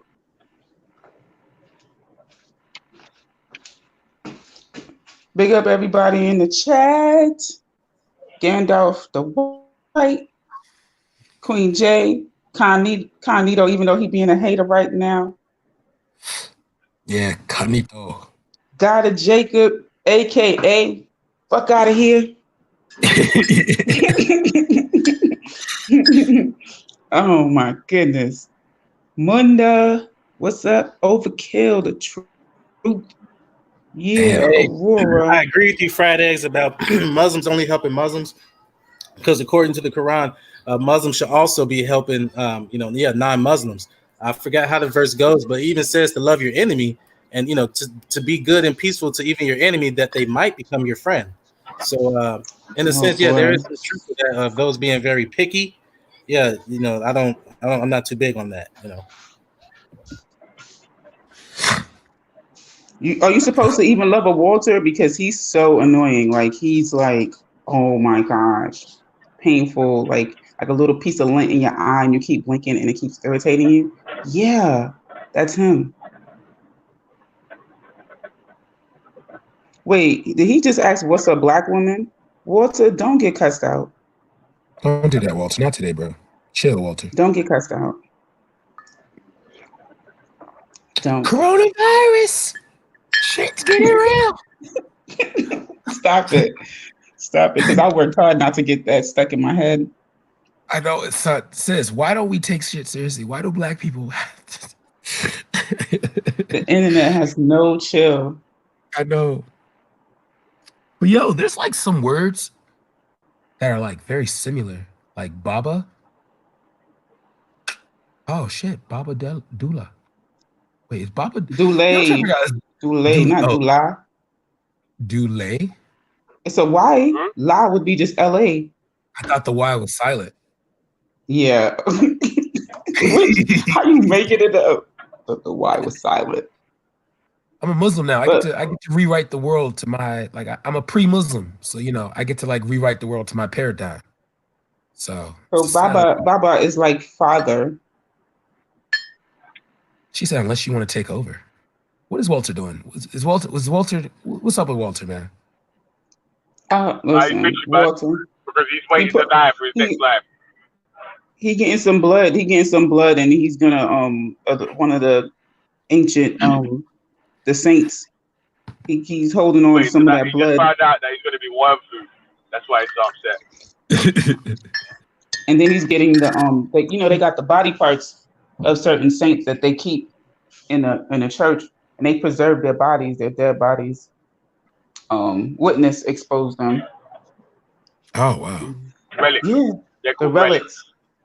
There you go. They got relics of one dude's hand. This other woman, her whole body, her face. They just painted up her face because she was looking dead and stuff. They painted up her face, made her look nice and white and stuff. And just had her chilling there in the in what they call a sanctuary.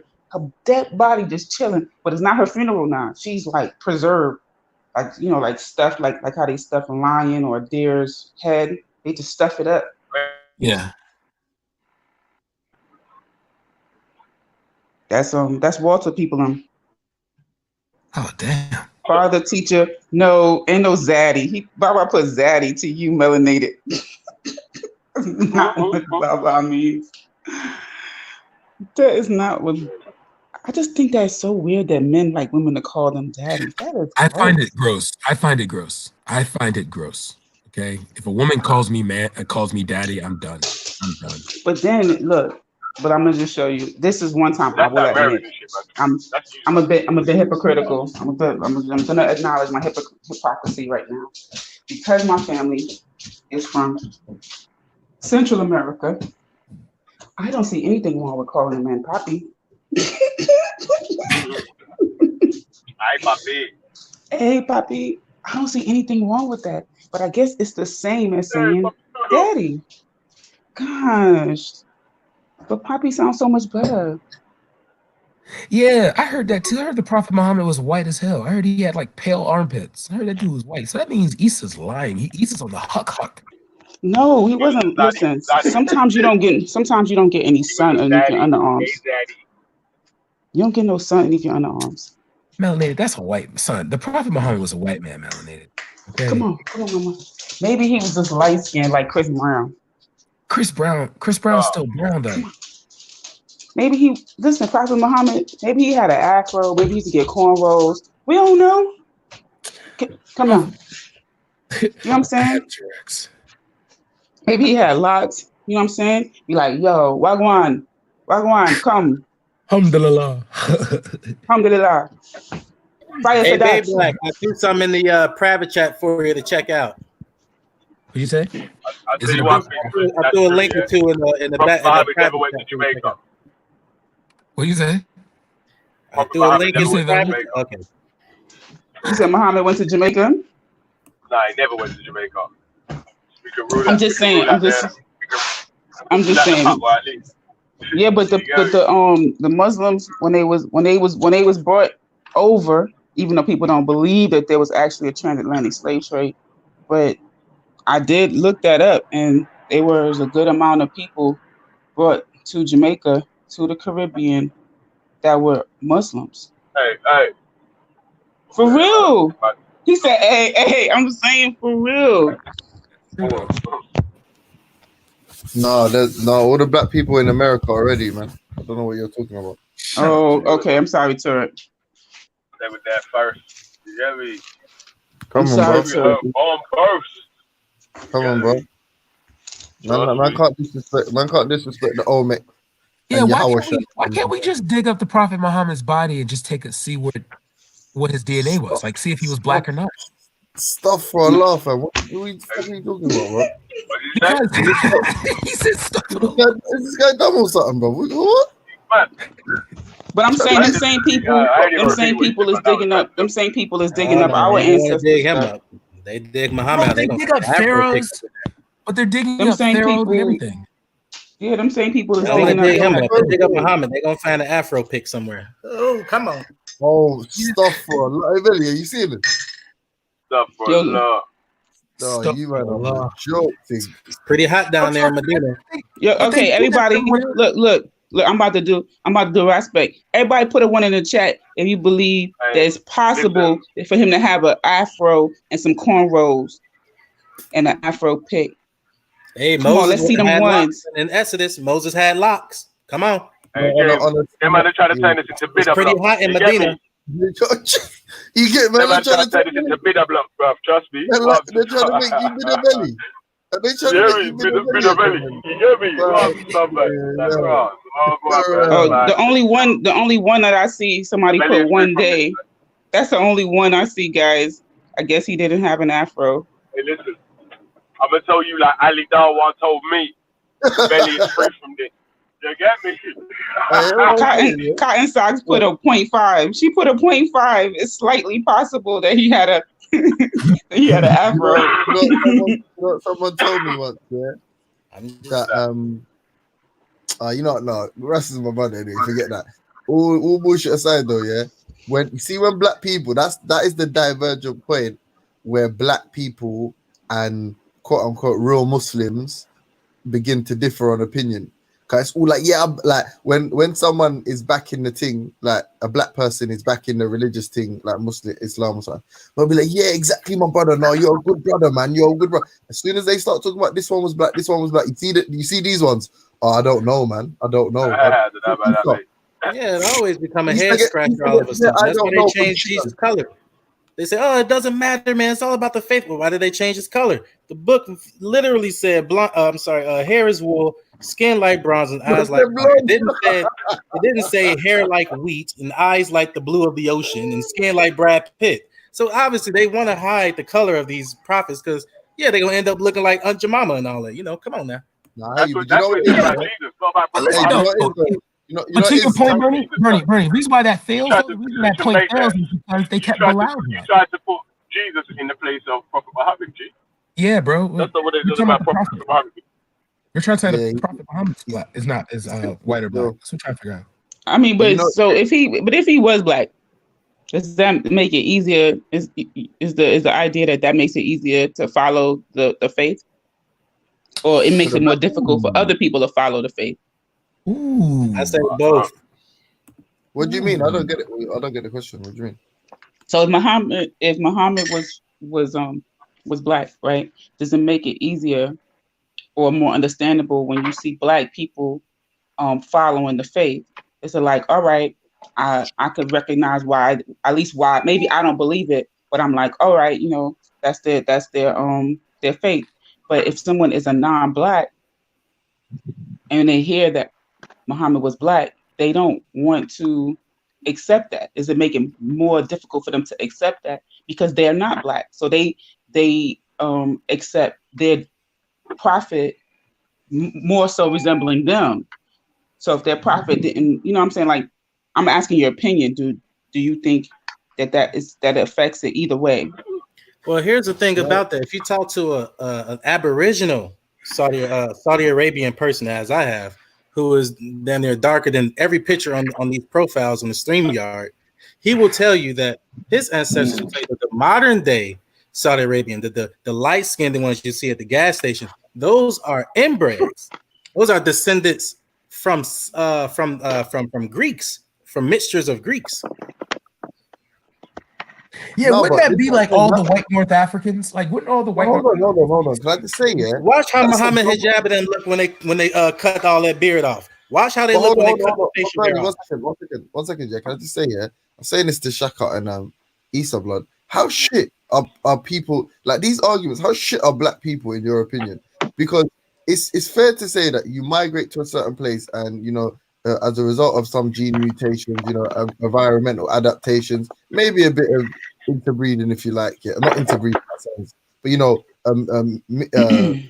mixing with people with different sort of genes, yeah, then eventually you get consistently you get like what we now consider to be the new Arab. But to say that all of them were once all black and they were completely wiped out by this sort of mixed racial grouping of Arabs, these mulatto Arabs were so cunning that they wiped out all the blacks and then further enslaved them all, makes black people sound fucking retarded, or makes the original Arabs who your prophet was one of, yeah, makes them all fucking stupid. And remember, this is meant to be a prophet from God, and he didn't see the writing on the wall, excuse the pun. Like, get out of here. Like, just be honest. I don't believe all the dark skinned Arabs would disappear. They just don't televise them, just like maybe in didn't Brazil, come from you. just like in Israel and Jerusalem. It's like, yep, Asia. That's the dark skinned Chinese people. Yeah, they just hide that kind of truth. They don't get rid of them. Well, check this out. When I was Australia. listen, when I was serving embassy duty in Kuwait in 1988, the Crown Prince of Kuwait was darker brown than me. You hear me? He was Crown Prince, right below the Emir of Kuwait. That was in the 80s. Yep, we've always been hidden through history, through books. They ain't gonna show you the Chinese people with the afros or the Japanese people with the afros. They're not gonna show you these Mexicans who look just like Eric Ingram, like speaking straight up Spanish. I met two of them throughout my life. Blew me out. Looked like one of my uncles. Just straight up, hey, Espanol, No, but hold on. Can I just say one thing? Yeah. Someone's thing, yeah. But if you're fighting, yeah, for something is yours, and if you're fighting for something you can prove in history, because there is proof in history of cutting off the fucking pyramids noses or what have you. You know what I'm saying? There's proof. All these the obfuscation of actual histories in Africa, or there's hieroglyphs and shit with pictures of what we know to be melanated people. There is evidence of civilizations, yeah, that we can look back to and say that was definitely black. And we know that people have actually have made a concerted effort to obfuscate these parts of history, yeah, and remove this history from us or whatever, yeah. So those we should fight for. You shouldn't be fighting things that are questionable. Guess what? People have been doing that all throughout human history. People have been doing that all throughout history. No, I know, but listen to my point, right? I'm saying, but you shouldn't be fighting for things that are questionable and that have been used to oppress you. Let them have it. Let them have it. Let them have it, man. What the fuck? All right, cool, man. That's your prophet. Your prophet was white, whatever. Like, yes, this religious thing is really sad, man. Like, sorry, let me take that back. Because in the end, the prophet is the prophet, right? The prophet is the man, right? The prophet makes the rules, right? I wish the Muslims follow, right? The prophet had slaves, right? It is what it is. You also gradually got rid of them too. MashaAllah. Hey, to answer the question of the day, yeah, I'm thinking of becoming a web designer because I got skills. Oh yeah, I can answer the question of the day. I'm good. Ladies and gentlemen, I want to introduce you to the SP 400 index. Do your thing, Carl. Do the so right now, everyone in this little coronavirus thing needs to set aside like $1,000 and put towards various companies. Okay. Melanated, Walter, you're worried about your work. A weekend, perhaps you have a sex appointment with your wife. Don't worry about me, I'm good. Melanated's ruthless. Yo, he is like a gossipy, messy woman. Like he gossip like a damn. It's crazy how he's always in somebody else's business. Yeah. He always commenting on somebody else's beliefs. But when you start talking about his vampire Christianity, he get mute. Yeah. When you ask him something about some kind of Christian scripture, he said, "Well, you need to read it." You get mute. But yet, oh, did Muhammad do this? Oh, your voodoo gods, your trees, your this, your that. Like you, I'm sure you have to say, honey, shall we have sex tomorrow?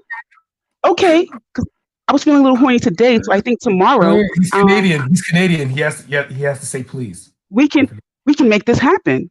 Okay.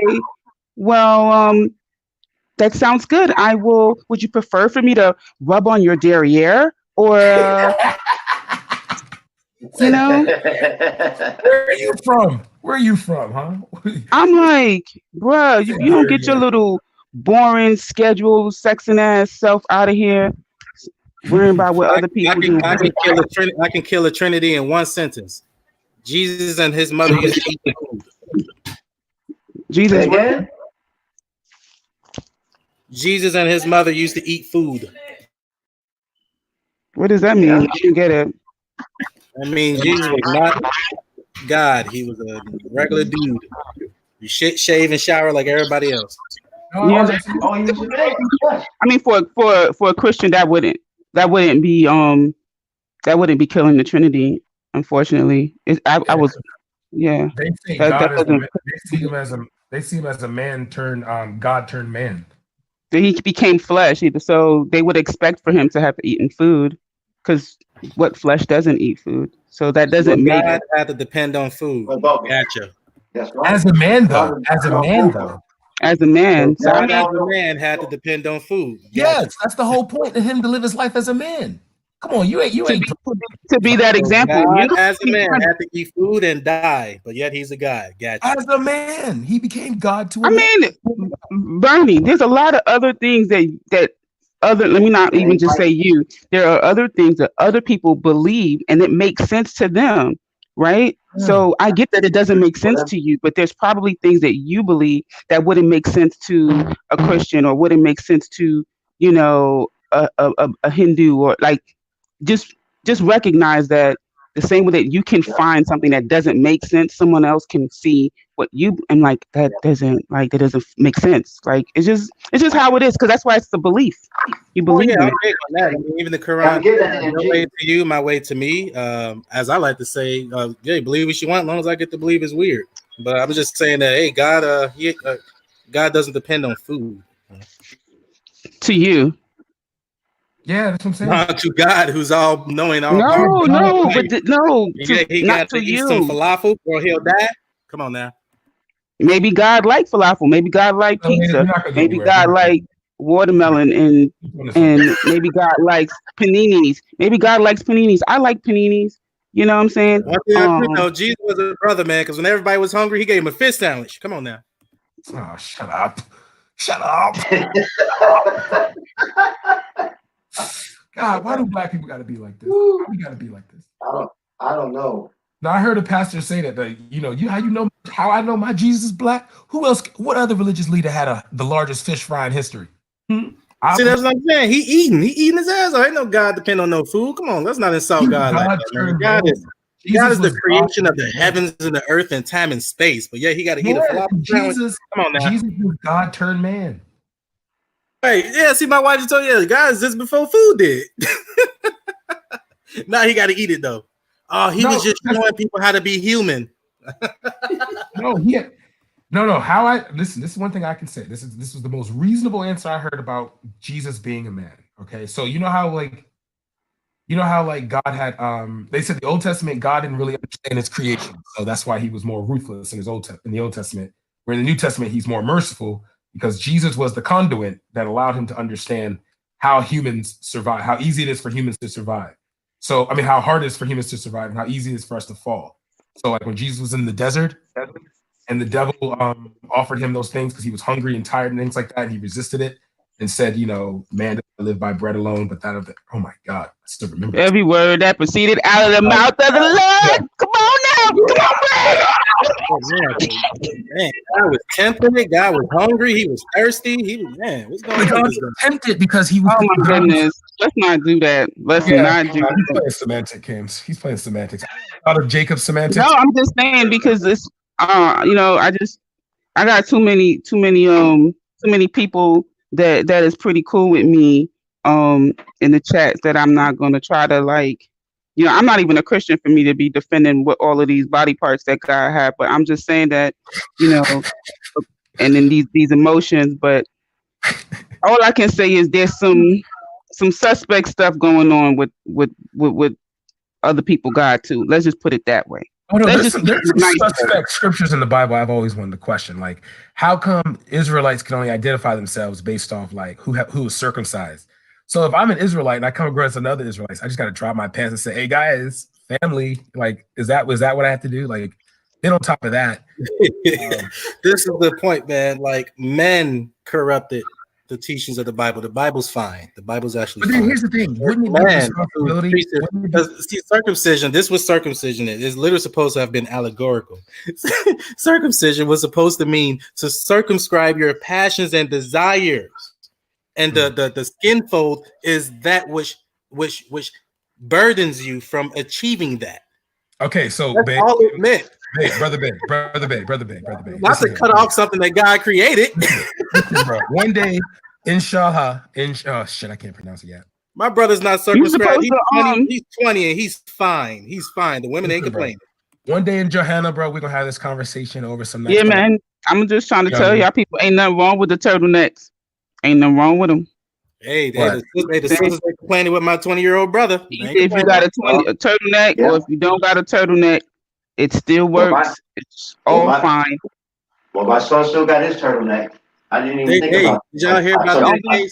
Don't be believing the hype about it's uncleanly and all this stuff. Yeah, you got to do extra work to clean your body part, but women definitely got to do a lot of work to clean it. And you don't hear us complain like, "Oh my gosh, why do we even have this? Should just cut it off." No. Right, yeah, but what I'm saying is, here's the case with a lot of. Here's the biggest point that no one's understanding. Here's the biggest point no one understands. You have billions of things you can create an allegory on. Why would you create an allegory on a dick? If anything to create an allegory on, if you're trying to tell a message, you have to use that's a good question. Why the penis? Well, the penis definitely has a lot of passions and desires now, doesn't it? But doesn't the vagina have more power when you want to show the vagina? Because you can't destroy the vagina. What? Wait, Brad. We understand you like the vagina, but he's going to say, doesn't the vagina have more power? I think that they kind of need each other, right? Yeah, they need each other. Melanie, think about this. Because as a woman, there's power in the penis. It's power. It's where the seed is. Power in the penis. The seed barrier. Listen, the pool has caused grown men to drive across states to get some. Okay, you show me a woman who drives across state.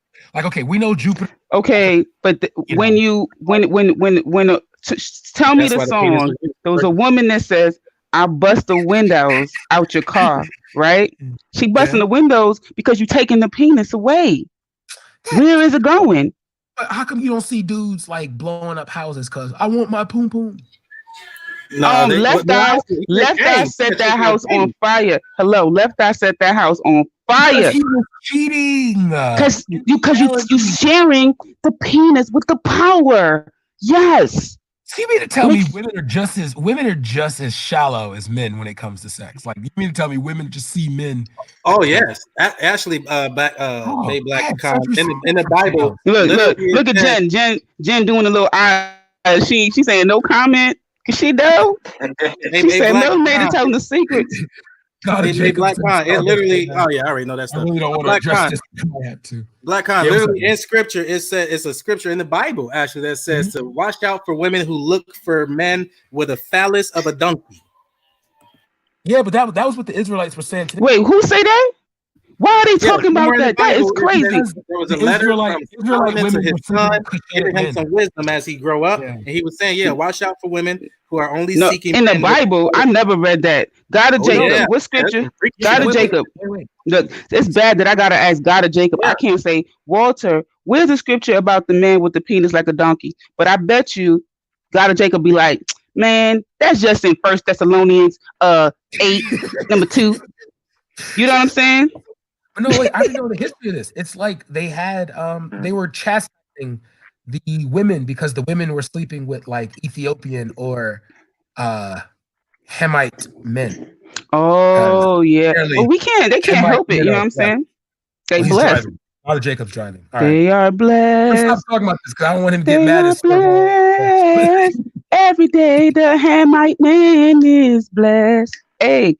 When he wake up in the morning and he lay his head to rest, the Hamite man is blessed. Hey. This is scientific methods in the house. You know, is that a real song? No, there's a song. There's a song. This goes. I'm blessed. I just put the Hamite part in there. Oh, that's shout out to all the Hamites out there. Size 7 and up. Love you guys. You're doing it big out here, guys. The first inhabitants of Africa. Big ups. Where Vellemy at? Vellemy, play the song. I am blessed. That song that's a big tune in the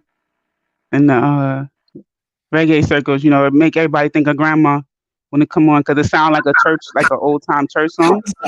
Cotton socks. Don't talk about the horn like that. They have Arab in them. Don't do that. She said, I don't think Ethiopian mans are packing no anaconda. Oh, yeah, I know you gotta be in the jungle more. You know, we oh my God, cut. All right, listen, Vellemy, if you're listening, I'm gonna leave for a second, and I'll be right back. Oh goodness, why is that important to you, Melanated? Oh gracious, Walter, hop on the panel, bro. Hey, big us Munda on that slavery demonstration. That's exactly what I was saying. He had a system that would gradually release the slaves because you couldn't do it in one whop because a lot of the slaves were dealing with the technology and the social maintenance of that place. So if all slaves would have left in like 20 minutes, then you know who's going to replace the work. So you had to do it strategically. So yeah, big ups Munda on that. But wait, wouldn't that mean, okay, so if Islam wasn't spread by the sword, would that mean that people were still forced to join? Like if you had a choice between being a Muslim or a slave, obviously you would choose a Muslim. So damn. So maybe Islam had its Christendom phase, you know, where it was like, you know, be a Muslim or be nothing. History. Why is Walter telling women to get a man already? Boy, if you saw Melanated, fried eggs, bullshit. But you gotta remember, Bay Black Khan 777. Prophet Muhammad suffered greatly in Mecca before he took flight and went to Medina. He came back with the Bedouins, and he took out all the statues and everything that the pagan Arabs were worshiping in the Kaaba. He reset it. Yeah, that's just Muhammad was like a warrior. I thought he was like a pacifist. Damn, homie had like, alhamdulillah. Yo, but shout out, big up. You got to think about how society. Big up all the Sunnis out there keeping the truth. You got to think about how. You know, Isa is. You got to think how life. You got to think how people were living life in the 7th century AD and in the Arabian Peninsula. Life was rugged.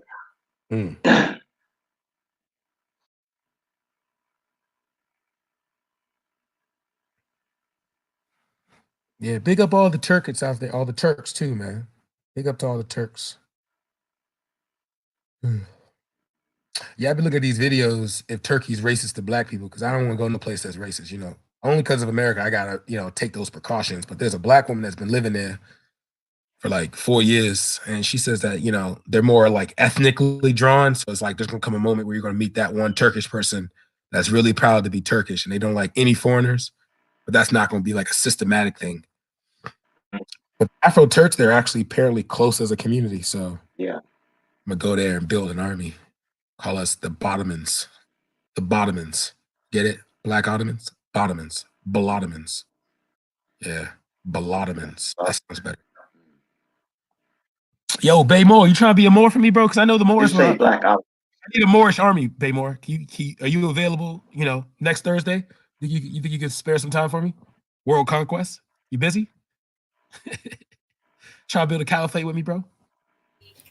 What's the dealio? What's going down Thursday? Oh wow. Yeah, we need it. I'm trying to do some world conquest. Me, Eric, we ain't got much we ain't got, the whole, we try to do some world conquest. You down, bro? Try to make Kemet black again. You down? No, I'm about world unity, not conquest. I'm about unity, man.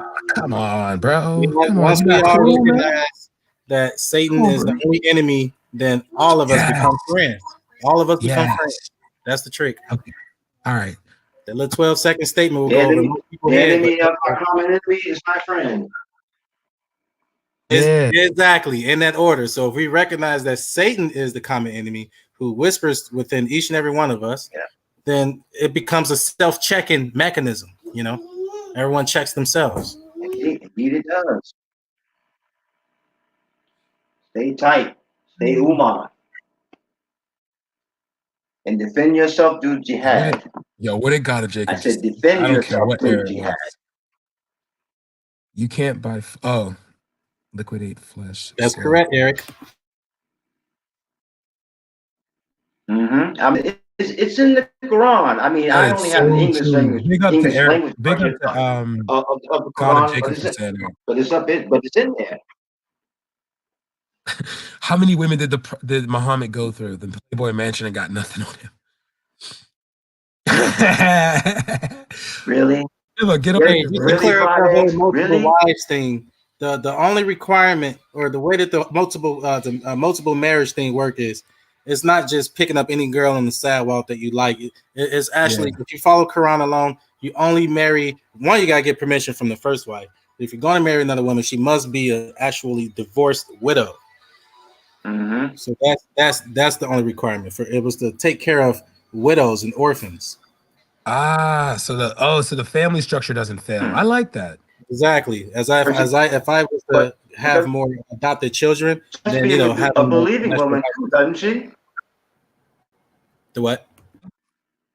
Bernie Bay, she has to be a believing.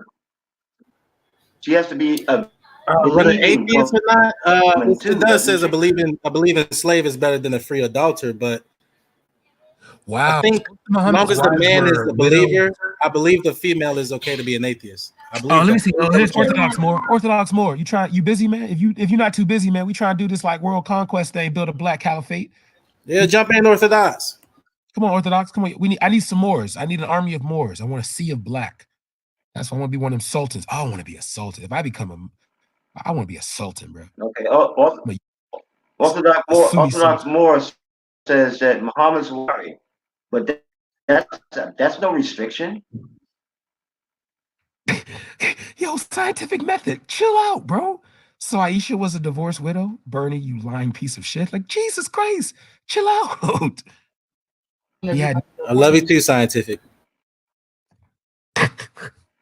No, man, they get hot in here, boy. I tell you, and I don't understand this. I mean, you telling me that you telling me that no morals. Right? You telling me that you live right? You telling me that you living by the rules of the Prophet Muhammad, and y'all get at each other like this?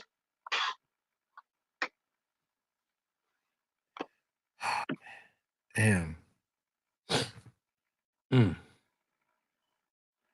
Brad is his belly. Damn. Look at all these. That's what we get though. All these godless atheists out here, they have no class. It's just always Huh? attack. What am I coming back in here, man? Talking about my people. Then what's up? Huh? What's up? Atheist? What? James, I don't even know if Allah made you black or white. So shut up. All right. First of all, watch your mouth. All right. Allah didn't make me nothing. I'm self-made. Wait, scientific method. I want to read what You know what? scientific According to his atheist belief, he's correct. According to his atheist scientific belief, method said Muhammad was a fucking dirty rapist shit cunt. Jesus Christ. Oh yeah, I'm looking to that yeah, if you follow Hadith and Sunnah, then yep, he would be all type of weird stuff. Yo, how are you seeing that? Because I don't see no comments. Scientific method. I can't see nothing. Where? Between You what? click on live comments on the screen. Yeah. On the StreamYard website, you have private chat and live comments. Just click on live comments. Coronavirus. Yeah, it's live comments. Yeah. The Prophet Muhammad exists, and what he created, and was created by the Persian. Roman, elite, in particular, the Pallavicini family, close to Allah in English. I have no answer for that question. I don't either. What the person to make. Oh, yo, they're going. The person trying to make. My comments are too gangster for people. No, you know why that is? If you Scientific, you grow some wings yet? Scientific, you grow some tails or a wing yet? Bernie, guess what, Bernie? That whole his comment right there just showed me he wasn't black, because who spells gangster ER is A at the end. See, he just exposed himself. I listen though, yeah. Yeah, but you know what is, I don't know. I'm gonna say this now, yeah. Yeah. No theist wants any parts of scientific method. Like all the trust me, I'm only fucking with him because he's on, like, he's in. I have seen him debate that. People bitch about Rob, yeah, and when it comes down to it, Rob is incessant, but he's very polite. Like scientific method, savage levels are on about 10,000. Like if I was you, I want to see though, James. I want to see something. Well, you know what? Hey, big up to that. Though, but hey, the thing about that's it is his point, scientific. You said correct spelling. That's his point. Yeah. I don't want no smoke with atheists. But hey, listen, atheists don't determine whether I'm a man of faith or not. So it doesn't matter what they say to me. I just hate that the LGBT community came out of all this whole atheist belief. But hey, that's a y'all problem. Hey, first of all, that's not true. That's not true at all. That's not true. Be ready for the letter P. That's not true. That's not true at all. Okay, I hate when theists say that. That's not true.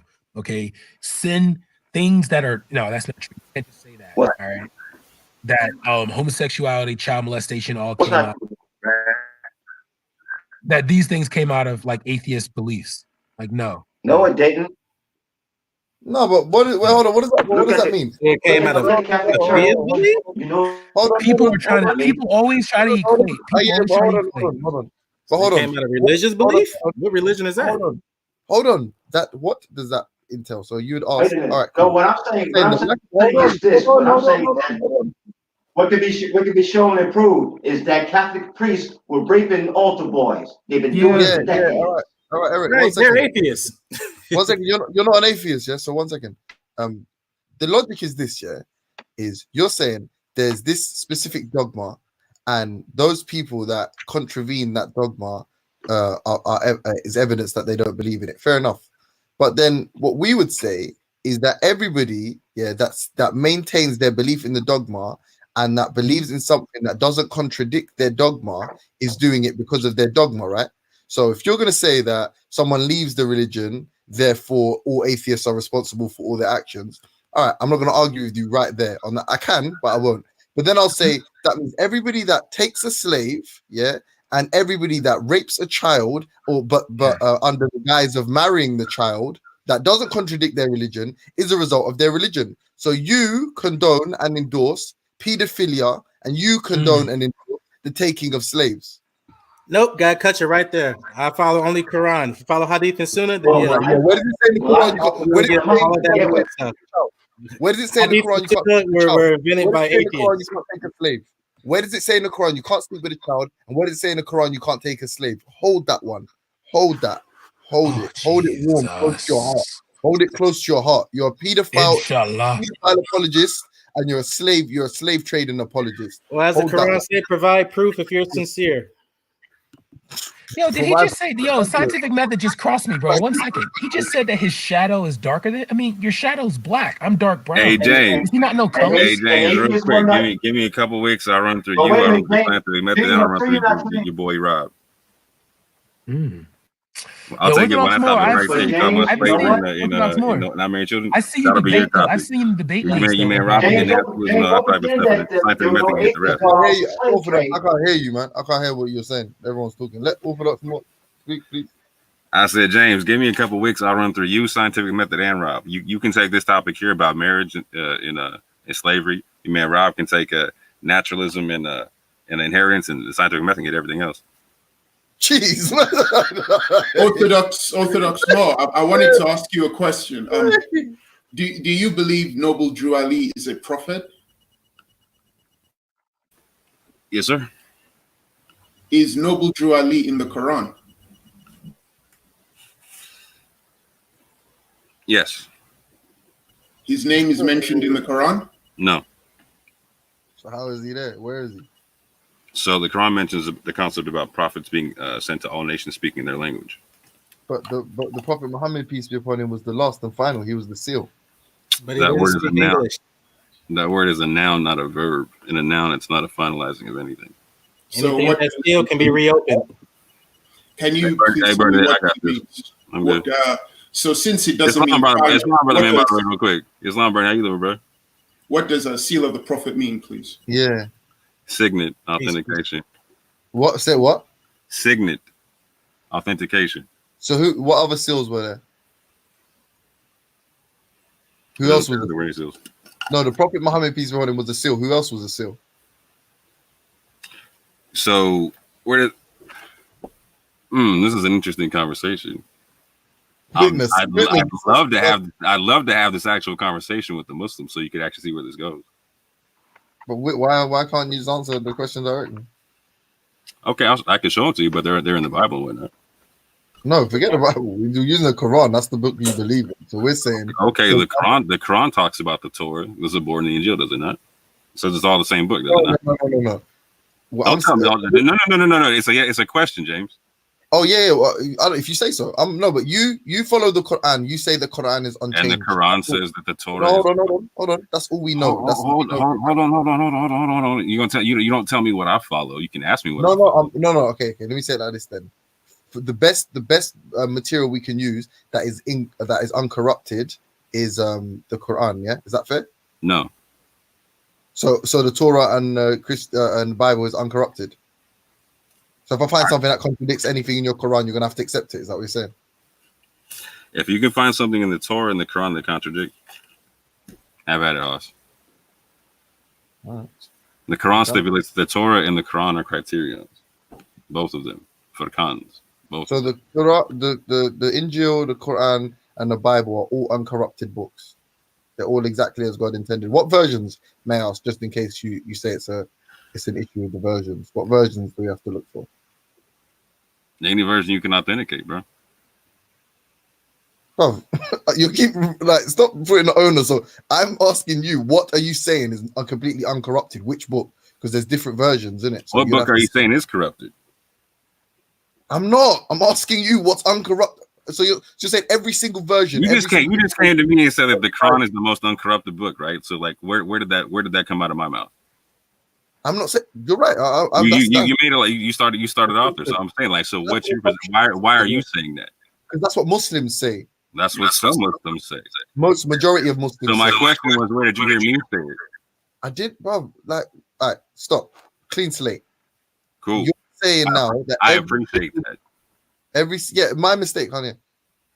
Furthermore, I'm taking this away from witness. I apologize, but just quickly on the record, your statement is every single Bible, every single Torah, and every single Quran are all correct and are all inerrant. That's your claim, yeah? No, it's not my claim. Which ones are? The ones you can authenticate. That's my claim. Which ones have you authenticated? Because I haven't ever attempted to. I've authenticated recitations in the Torah and the Quran and whatnot. In terms of like a full book, I haven't found one translation. I said translation. Okay, air quotes. I haven't found one translation that's correct yet, 100%. So for somebody like me, if I find a contradiction, are you just going to say it's an error in translation?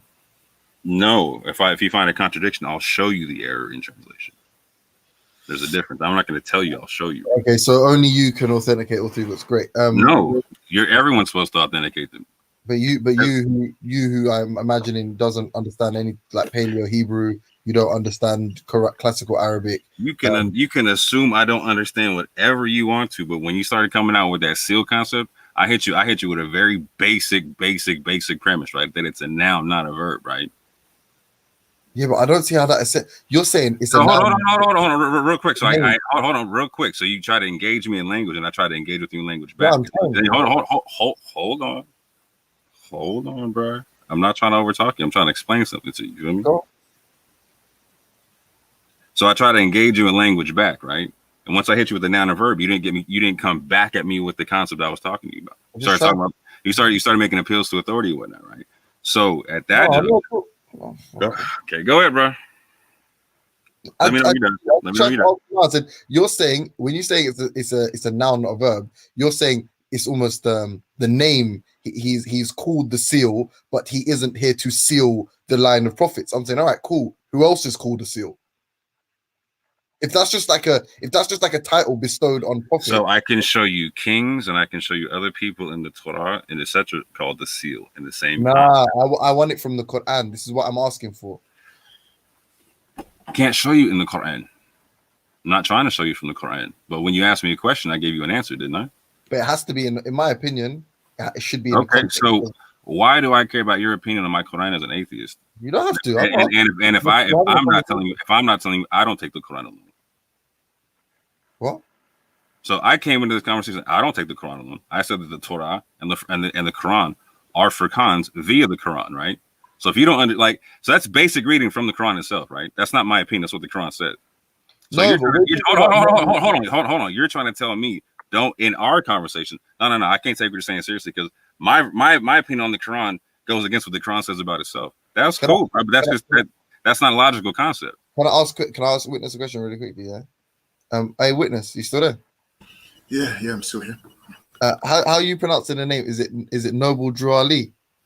Yep, Noble Drew Ali. Is it fair to ask, for the book that's prophesizing this person that also has within it this concept of seal?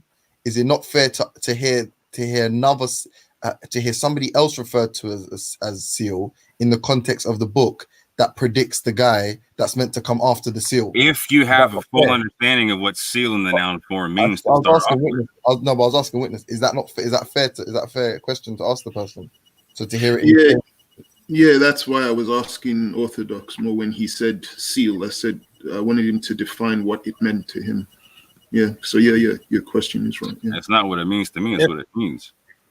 No, but if I may respectfully, according to the root letter of seal, ka ta mim, to seal, stamp, imprint, impress, to secure or protect oneself against a thing, to produce an impression or effect upon a thing, to reach the end of something. I want to highlight that one. To cover over a thing, to turn away, avoid, shun someone or something, to not understand something, to prevent the heart from believing or feigning heedlessness. Peace. So he's there to feign heedlessness. He's there to see the end of something. That's why I say highlight the use of that word, to reach the end of a thing. So what did Muhammad reach? That was the revelation of the Quran. He reached the end of it. That's it. Doesn't mean he's the last. Akiri is the Arabic word for last. Two Akir. different Arabic root letters. Akir. Yeah, Akir. Yeah, sorry, Akir. Yeah. Yep. Two So is separate there? words. So why do the other translations say last? Are they propagating a lie? 1000%. 1,000,000,000%. So you believe there's an international? Hold on, real quick. So just so I can explain to people, right? So people like Raza Rizvi and whatnot, right, refuse to have this conversation without an Arabic scholar present, because a simple question like explain to me the noun versus the verb gets them caught up every single solitary time. So the question that you guys are asking about, like, can you show me another one in the Quran, makes perfect sense if you've established what the noun versus the verb form is. That's why I asked the question to start off with. I like having logical conversations, right? Yeah, that's the question with James. That's not what I was asking. So you can go down that path with James if you want to, but I wasn't asking that. So yeah, so to keep it simple, yeah, there's only one Wahatim and Nabin mentioned in the Quran. But why? And I just wanted to keep it simple, because I was asking if Noble Drew Ali was mentioned in the Quran, but then I think you went on to say that he's well, I'll let you answer that. Is he in the Quran? And if he's not in the Quran, where is he mentioned? So I can mentioned read by name, like I stipulated, no. But then I also stipulated it talks about messengers being sent to every nation in their own language. Yep, and that's just primarily in the Quran. Yeah, we can't look for it anywhere else. Every nation will be called to their record. Hold on, real quick, Brandon. What was that, witness? I just want to be sure. So we can't read up on Noble Drew Ali in, say, the Bible or the Torah. It's only hinted at in the Quran. Is that what you're saying? I need to be sure. So in the Bible, I could point you to certain verses. In the Quran, I could point you to two particular sections and whatnot. So I'll talk about in Revelation. There's the Circle 7 Quran calls itself the everlasting gospel, etc. That's the name it gives itself inside the book. It doesn't call itself the Circle 7 Quran. That's what the Moors call it now and whatnot. So the everlasting gospel is something that's written about now in Revelations and whatnot. There's also other spots in Daniel that speak about it as well. Hold on. In the Quran, just so I can finish real quick. Like in the Quran, there's a statement about like I said about the prophets coming in to every nation in their own tongue, and there's a particular section that talks about angels that bring Furqan, and the angels is in the plural form and whatnot. I would make an argument there that also talks about other revelations coming up. But that's a longer conversation that I'd have to break down with some other stuff. That's just a real short breath on it. So thanks. So in the book of Revelations, the book of Daniel, and then you said they bring Furqan. You said angel, yeah, they're Furqan. So, but in there they don't specifically give the attributes or describe Noble Drew Ali. Like I said, not by name. Not by apart from name, by characteristic. Like his birth. So yeah, there's characteristics. There's characteristics that line up with language that's in the Circle 7 Quran and the question that goes along with the Moors or whatnot. Like I said, it's a really long conversation. Hold on, what hangout are you in? Because if you link me up or whatnot, I'll definitely send you a bunch of back information on it. I mean, I could just if you drop me your email, I'll send you all kind of info on it. Yeah, I can. If you put your email address, I'll send you all day. Yeah, because but it wouldn't tell us when he was born or when he died. Nothing like that. Like for Moses or Jacob or Jesus, it would just be attributes which we could attribute to Noble Drew Ali, but nothing straight to the point, predicting by name. Nothing by name. Because the reason I ask is because we look at the time when these scriptures were written, and we look at the time when Noble Drew Ali existed. So that's why it's important for me to try and find a way to link him to any of those books, which is why it would be helpful if it would have been easier if we had a date. Not a date, but he was born here, he died here. This is where it's mentioned in these books. But I don't know. I'll wait for those emails. Oh, I see your email address. Yeah, just drop in the back section. So you send me an email. I'll send you all that info. We have that information about the prophet in our lessons regarding the year of his birth and location. Big up, Buddha. Hey, big up, Buddha Benny. What's good, bro? Hello, Buddha. Hey, guys, 1 second, quickly, yeah. So I'm just reading something. It says, and in the Quran it says, Muhammad is not the father of any of your men, but he is the messenger of Allah, and the khatim of the prophets, yeah. And hold on, and it says this is the last of them, and it's also recited as khatam. And the saying of al-ajaj, blessing of the prophets, is khatim, is based on the well-known recitation with Khazra. Sorry, I don't know what that meant. And among his names is al-akib, and its meaning is the last of the prophets. So real quick, the word khatam existed in Hebrew before it ever existed in Arabic, and in Hebrew it has the same connotation as a verb form and a noun form, right? It even has an active participle form, right? And hence I break down. Can you differentiate between the noun and the verb? Because in that particular verse, well, khatam is a noun, not a verb, right? So if it was the verb form, I'd have no argument. It would have to be the sealing and the finalization of something, right? In the noun form, it's a person, place, and or thing, right? And so this word also arises in the hadith. And this is why people like Rouse and them don't want to talk to me. Like, okay, show me. Hold on, let me finish this right quick. So just real quick, because a lot of times, so when I talk to Muslims, they'll try to give you the definition based upon the hadith, right? However, this issue also arises because in the hadith, the Prophet ﷺ also has his own signet that he signs things with. So I asked him, can you show me the signet in the noun versus the verb form? And it becomes real problematic in the hadith because they can. And it's like, oh, damn, I got to make a choice. Yes, you do. All right. Yeah, cool. And then al-akib means, what does that mean as well? So it's not al-akhir. It's not the last or what akhir. You know what I'm saying? Like, so again, so hold on, real quick. What does that mean? Because you just went to Jewish means this, a noun and a verb in some miscellaneous hadith. Now I'm saying al-akib. What does that mean? So just answer that. What does that mean? Does not mean it's not the word used in the verse.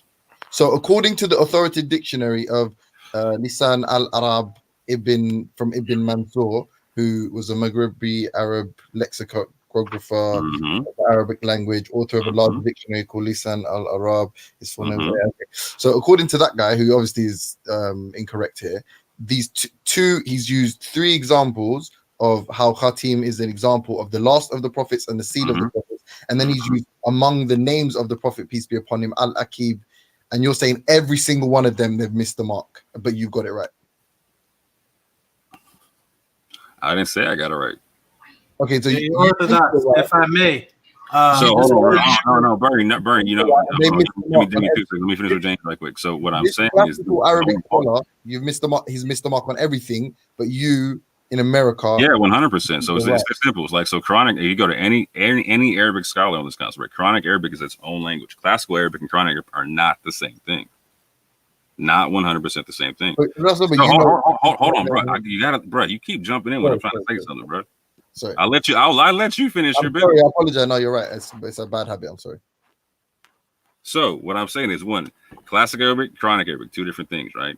The classical Arabic stuff and poetic stuff, they have their dictionaries, lexicons, etc., right? Then there's lexicons and dictionaries based off the hadith, etc., right? Now all those hadiths lexicons are based off the Quraysh dialect that happened when Uthman burned the previous stuff, correct? So I can also find scholars that are Sunni from the Maghrib doing all that type of stuff who are mad high level and whatnot, talking about here's the Hebrew and the Qatani words, etc. You know what I'm saying, that are in the Arabic of the Quran and whatnot. You know what I'm saying, for that have very big implications on words like Allahumma, meaning Elohim and whatnot. You know what I'm saying? So this is why I talk about the concept of authentication and whatnot. So what I told you about those words existing in the Hebrew language beforehand, 100% correct, and they're in the Torah, which the Quran stipulates is a Furqan, right? So it also stipulates I'm supposed to judge in between the 2 of them if I want to come to an understanding on the Quran itself, right? So when I look at the Hebrew language and I look at the Arabic language and I see the same, if I see this word having a noun and a verb concept, right? I'm going to ask you a simple question. Can you show me the noun form? Again, it's not me saying that this word's a noun in the verse. It's all the scholars you're talking about, right? They say it's a noun in the verse too. So can you show me them defining the noun? What, the scholars? Yeah. I'll just have to look for it. I just literally. Okay, cool. When you find it, let me know. But then hold on. But that doesn't logically follow, because if you're saying it's the noun of the prophet, well, then it's the name of him. Then it's individualizing him, and it wouldn't be present anymore. I didn't say it's the name of him. It's a person, place, or a thing. A noun is a person, place, or a thing. No. If it's a name of his, yeah, then there would be no. Khatam is not a name; it's a noun. Right. So it's a naming word. So if you're saying that the context in which it's being used is they're calling him seal or the seal, right? I'm not saying name nowhere. Where did you hear me say name? A noun is a naming word. So I'm saying, okay. A noun is a person, place, or a thing. Right. A naming word. So hold on. Let me just say what I'm saying. Hold on, real quick. Is that something? Hold on, just so I understand what you're saying. Is that something that when you say naming word, is that something that you learn in school in England as an actual concept of like how you make a sentence? Because like that's not something we say in America. Is a naming word. Yeah, maybe. No, maybe it's just me being retarded. Muhammad, just listen to this. Yeah, Muhammad is not the father of any of your men, but he was the messenger of Allah and the khatim of the prophets. That doesn't imply that bare prophets are named khatim, because it's almost differentiating them. It's separating them. It's saying the khatim of the prophets. So you're saying it doesn't mean last now. It's not an active word in that sense. It doesn't mean the last of them. You're saying that's just a description. I'm not. It's not me saying it, bro. You can go to any scholar of the Quran. And bro, go to QuranCorpus.com, right? It says it's a noun right there. That's not me saying it. I beg you. I'm not a Muslim scholar. I'm literally talking to you. Witness asked a really good question, and I don't feel like you made sense to any of us. Check this out. I'm relaying what like Quran Corpus itself says about that. Yeah, but just use your logic on this one. I'm saying, what does it mean? Khatim of the prophets. So make that make sense to me, because they're saying, this guy's saying it means he's the last of them. The signature, the authentication thereof. So basically, what it means is what it means is any prophet before or after me is going to have to line up to this. Yeah, that doesn't. It's the yardstick. And then especially so that, and what does al-Aqib mean? Because that is also says it means the last of the prophets. Can you show me that word in the verse? Al-Aqib. Can you show me that word in the verse? Or not in the verse. He said among his names, he is also. Okay, then, bro, if it's not in the verse, I don't really care about it. Again, Bernie told you, like, we don't rock with the hadith and all them other things, right? Like, so it's not in the verse, like, that's like me asking you to deal with God, bro. It's like me asking you to deal with God. Even if we do rock with hadith, just to like respectfully camelback with, it even says here that according to, for the hadith people, confirmed by Hazrat Yesha, okay, wife of the Holy Prophet, who said, this is Dori Mathur, volume 5, page 386. O ye people, you should say that the Holy Prophet is Khataman Nabiyin, but do not say that there will be no prophet after him. What did you say? That's in the Quran. What did you say? Yeah, I don't even know. Who was that from, bro? No, I was pleasing the hadith followers. I was reading from we say here, Hazrat Aisha. Oh, you people who is that? Who is Hazrat Aisha? I don't know. Suppose his wife of the Holy Prophet. What are you talking about, bro? Forget that. Hey, listen, I'm not. Also add that in the Quran we make no differentiation between either of the prophets. So the concept of him being the seal therefore the way you're coming at it, James, makes him stand out from other prophets. But so that's not what we're saying. Noble Drew? No, I understand there's a standout, right? What I'm saying, it's not a finalization. It's authenticate again. So this concept of Khatam in the noun form, again, it's used in the previous scriptures, and the scriptures talked about in the Quran, and it's talked about there's multiple people called seals of things, and it's used and it's used for authentication purposes, right? And again, this becomes a sticking point in the hadith, because the prophet himself has a seal that he uses as a noun, right? It's what he signs his letters with. It's a signet. Yeah, but Bob, I'm not. So hold on. So him, you're just changing the word. You're not. You by trying to. No, I'm not changing the word, bro. You're going from last. They're agreeing it's last, and you'll say no. It means it's an authenticator. That's not the same. Okay, so they can agree. Okay, check this out. So I asked you a simple question, logical question, right? So if it means last, I need you to go into their dictionaries and their lexicons and show me the noun form as the person, place, or thing being last.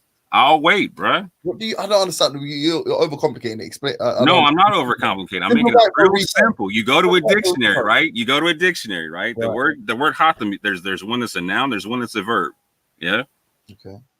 You give me the definition for both. That's all I'm asking for you, bro. Are you saying? Hold on. Are you saying that when you use it like a verb, yeah, you're saying it means lost.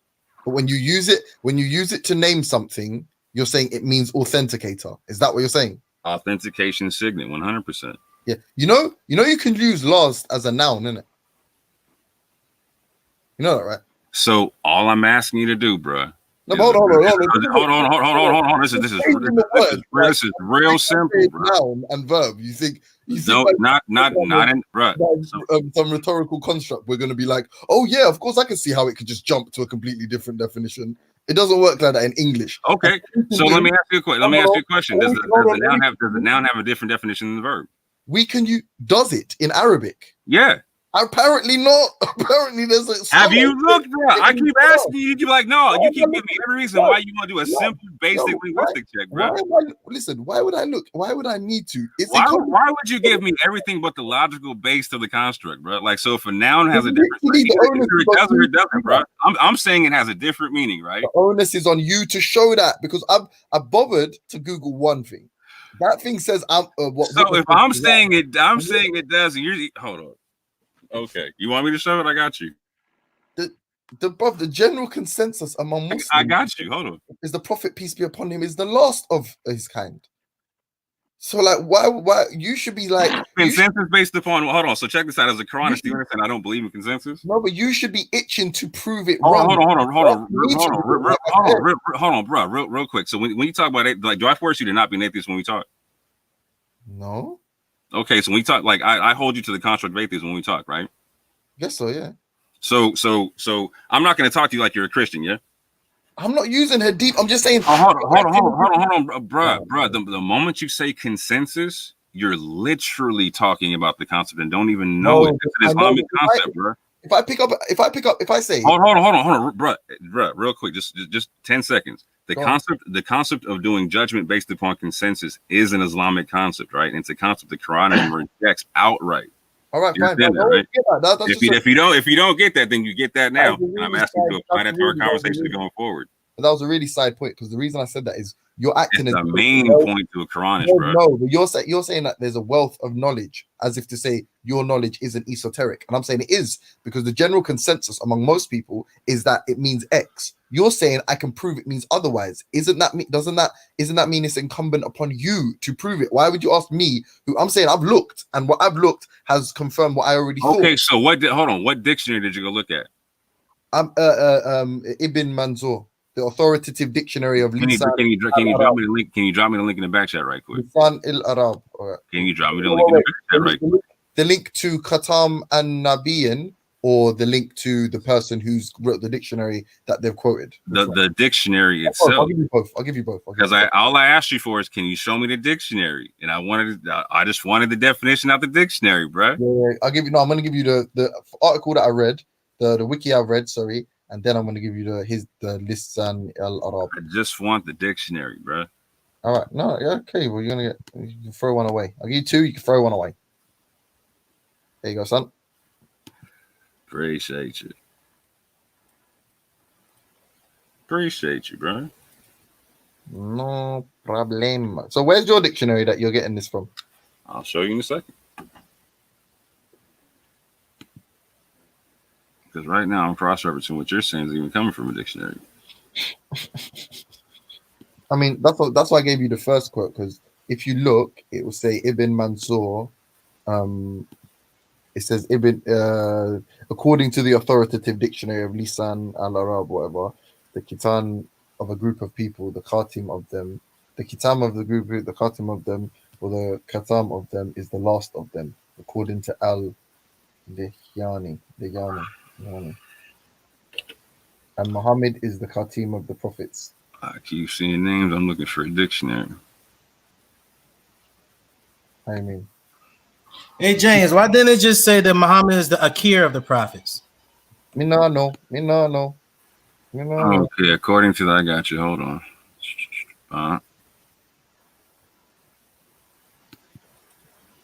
I'm trying to find where is it a hadith that this al-Akib is on, the names of the prophet, the name and title of the prophet.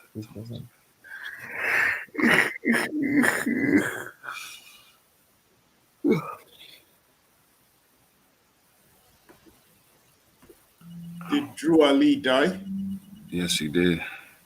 And the men He who died took in, over from he died in 1928, I believe, 1929.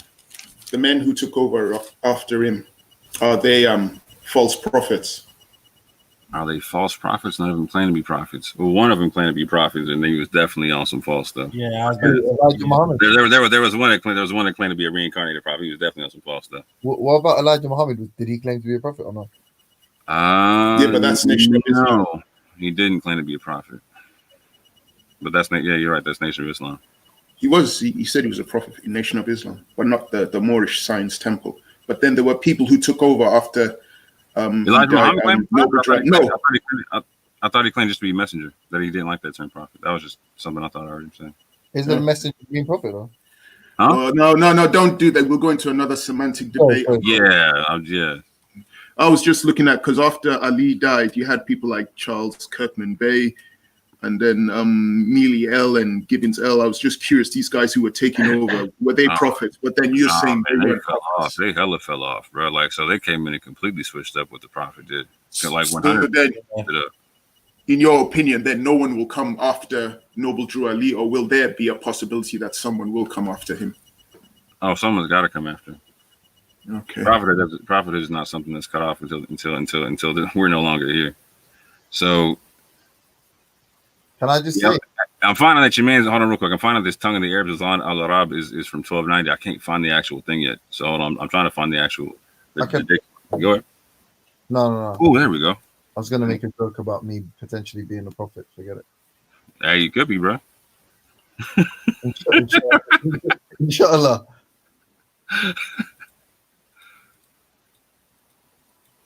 I found an 1883 version in Arabic. All right, cool.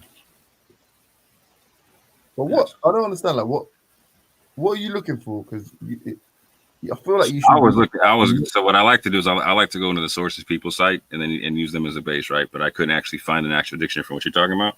So hold on, real quick. Are any of the modern dictionary translators like? Or do you accept? Do you say that they're not credible? Like So they're all. Hold on. So I gave. This is what I say they're credible for, right? And so the modern dictionaries or even any lexicon or dictionary that comes from any hadith based school or whatnot is going to have the same issue in it. It's going to go back to the Quraysh dialect, right? And so from there, it's obvious, and Muslims don't deny the fact that the Quran was written in previous languages, etc., whatnot before that, right? That they got burned, whatever, disregarded, etc., whatnot, right? So there's multiple scholars on all sides that actually go look at the languages that were around them and whatnot, and we'll say, okay, this word comes from this word comes from that, or whatnot, right? So there's an issue even within the scholastic circle in Islam trying to stipulate that the Quraysh was the original language when they're finding words that were not that the Quraysh does not contain, right? So I stipulate so when I say like words come like from before the Arabic and they have their own meanings and whatnot, you gotta show me the difference in the Arabic, right? So I can break down where there's inconsistencies on things, right? In terms of a particular dictionary I use off the top, I don't use there's not one like, oh, this is the right dictionary, because again, I stipulate they've got to be judged between the two for the cons and whatnot, because there's inconsistencies when you do things just in the Quraysh dialect. There's huge inconsistency, but when you match it up to the previous scriptures, they make perfect sense. But it does make sense that it says the last of the prophets, because even if, for example, even if it was to say he's the authenticator of the prophet, that would still imply that he was the last, because then who else would be like, as in he was one of the authenticators of the prophet, fair enough. Then Noble Drew Ali can come, then 5 more prophets, and then another one can authenticate it. So on. Hold on, say that one one more time for like 10 seconds ago. My joint cut out. I don't know what that was. I said, for example, if it was the authenticator and someone's describing him as the authenticator of the prophets, it would imply he was the last. If they had said he is one of the authenticators, then it would imply that maybe Noble Drew Ali can come after him, 5 more prophets can come, and then someone else can come. Oh, I hear what you're saying. So like hold on, here's what I'm saying. Like so the issue, the concept of him being the authenticator in the singular form, right? Not like one of the authenticators, is that again, whoever comes before or after, that's the benchmark, right? So when anyone coming after would be saying that that would be confirming the prophethood of Muhammad, et cetera, et cetera, et cetera, et cetera, right? So let's say someone came along and was like, yeah, Muhammad's not a prophet or whatnot, and Jesus wasn't the Messiah, and the Torah is false and all that type of stuff, right? That's not somebody you would that in that concept you would consider to be a continuation of that same prophethood, right? That would be somebody undoing that kind of prophet, right? So for instance, you see Muhammad authenticating Jesus as the Messiah, right? No other prophets do that. Besides, like, hold on, real quick. I don't want to speak for my man Eric over there, because I think in the Baha'i faith they also do the same thing, right? Yes. What's that? Okay. Say again. The confirm Muhammad. Say again more. Confirm Muhammad as a prophet and Jesus as the Messiah. Yeah, but Baha'is consider Christ to be a prophet as well. Right, but is he considered the Messiah in Baha'i faith? Yeah, they take we adopt the name that the Christians have adopted for Jesus as Messiah. Yes. Okay, so I have to say there's another group that says that as well. But yeah, beyond that, like there was no one else saying that confirming that, for instance, that Jesus was the Messiah, for instance, right? So if Muhammad came through and was talking about like, yeah, Jesus is not the Messiah, Moses is not a prophet or whatever, blah blah blah blah blah, he wouldn't be the authentication of that tradition. Does that make sense? And so even in the Quran, there's another prophet coming, like Jesus comes again, right? Stipulating things that and a whole other message and whatnot, right? So even in the Quran, no, but he comes at the end of days. Yeah, so right, so that's after Muhammad, right? Yeah, but that in itself is an authentication, and that is in itself an indication of like that's a different role. It's a different role he's coming in, right? He's not coming as a prophet to teach the people. He's coming to close up shop. No, so he literally comes with the message, and the message that he comes to, it only makes sense for Christians and Jews. I thought so. Who's the Mehdi? Who's the Mehdi then? Allahu A'lam. I don't know. No, but is that not meant to be Jesus? Where is that in the Quran? I'm asking you, is it not meant to be? I've never seen that in the Quran. So is there no such thing as a Mehdi? Is that some shit hadith made up? When you're talking about the Mahdi, like in a singular like that I don't know like that. I don't see anything like that. Like, so if you can show me that in the Quran, I'm down to learn. Well, listen, right now, don't take this disrespectfully. I don't think you made a good case for why it's not the last. I think it's very labyrinthine and convoluted what's been said here, and all it's really been used as is a way to justify your belief in a sort of extracurricular prophet, which is fair enough. You can justify your belief. Okay, hold on. Slow down real quick. So let's go to the Jesus in the Quran concept, right? Coming again, right? So I just said that he literally has a message for the Jews and the Christians when he comes back, and you didn't say nothing to that. I said, I asked you questions because I'm not saying you're wrong, so I asked questions surrounding it. Okay, so deal with it. Deal with what? I'm saying it. What I understand is when Jesus returns, it's Judgment Day. So the world is over. So arguably, he's not really coming back in the capacity of a prophet. He comes before Judgment Day. He's a sign thereof, right? I don't think that's something I don't know. So all right. So when did he stop? So when does he stop being a prophet in the Quran?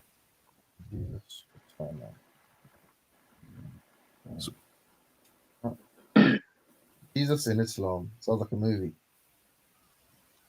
Sounds like a book. So he comes back with the message, yes or no? Does he come back and say anything, or does he just come back and just chill?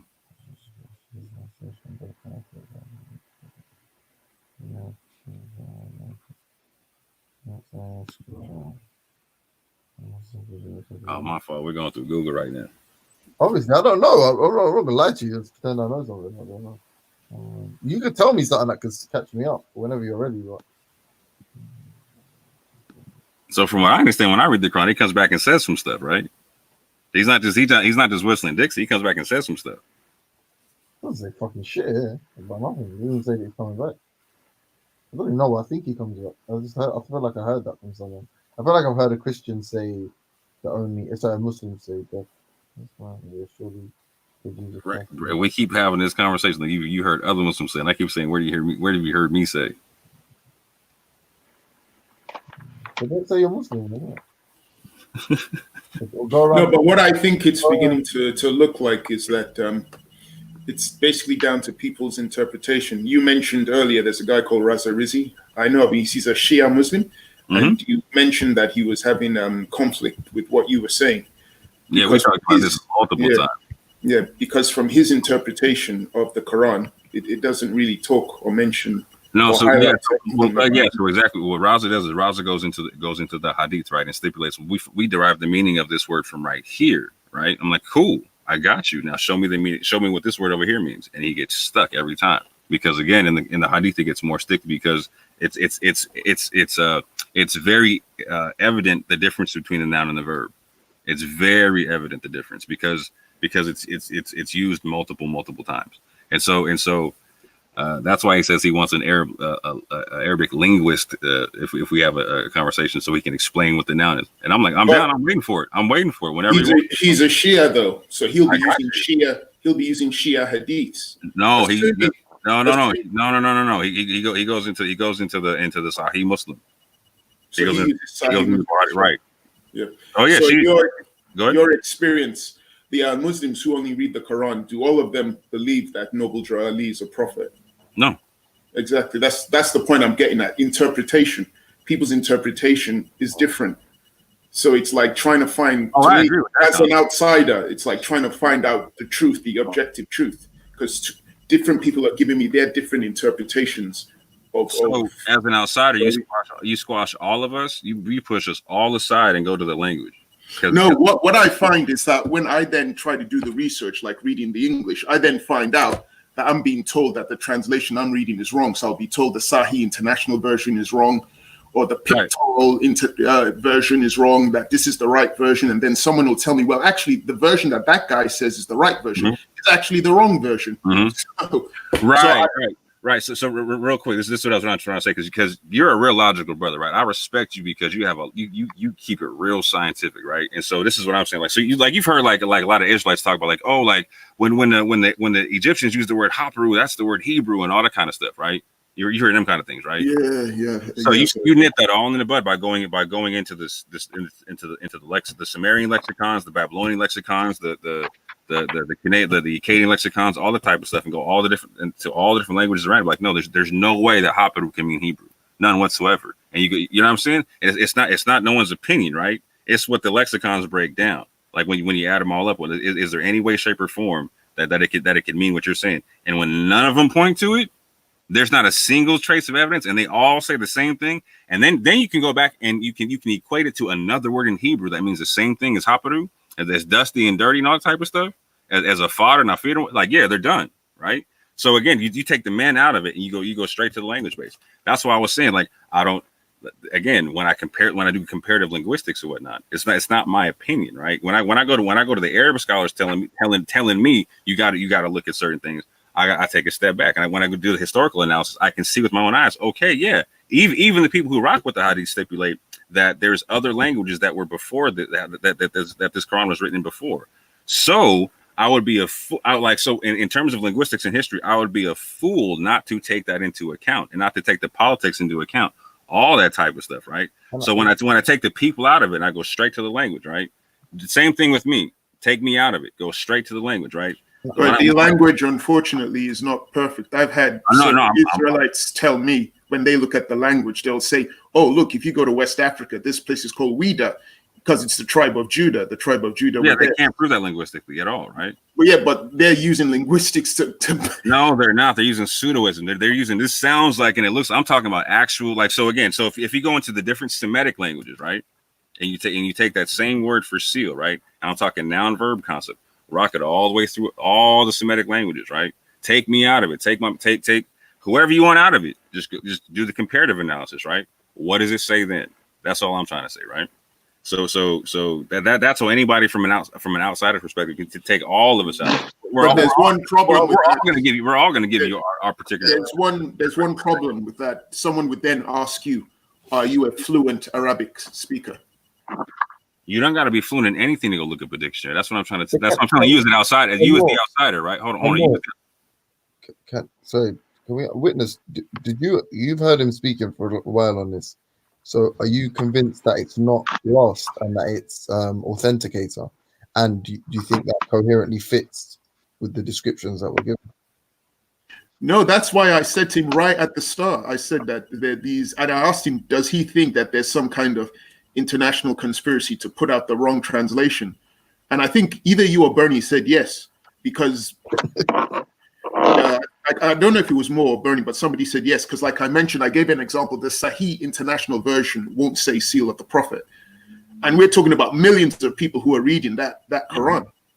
And then that's just when there are other Qurans that I could mention that say lost, not sealed. So that's like millions. So I'm saying he's saying that there's a conspiracy to misinform people. So then I'd be like curious to know who's implementing this misinformation and why are they doing it? What are they going to gain from it? Because this is like a huge international conspiracy. I didn't say anything about it being a conspiracy, whatnot, but like it. So whether it's a mistake, whether it's a conspiracy, whether it's a mistranslation that just goes unchecked, etc., etc., etc. It's not logical for what it's saying. So if you're going to give the noun the verb definition in the translation, it's got to be justified somewhere. And that's all I'm trying to say. Can I say one more thing, just to answer your question directly? So, reading what I've read, there isn't really any Quranic examples, and you can educate me if there are. Because I'm on the wiki page, Jesus in Islam. I've gone to the Second Coming. It doesn't quote anything about. It doesn't say the Quran. It's got a lot of different hadith saying he's the Messiah. He'll return. He'll fight.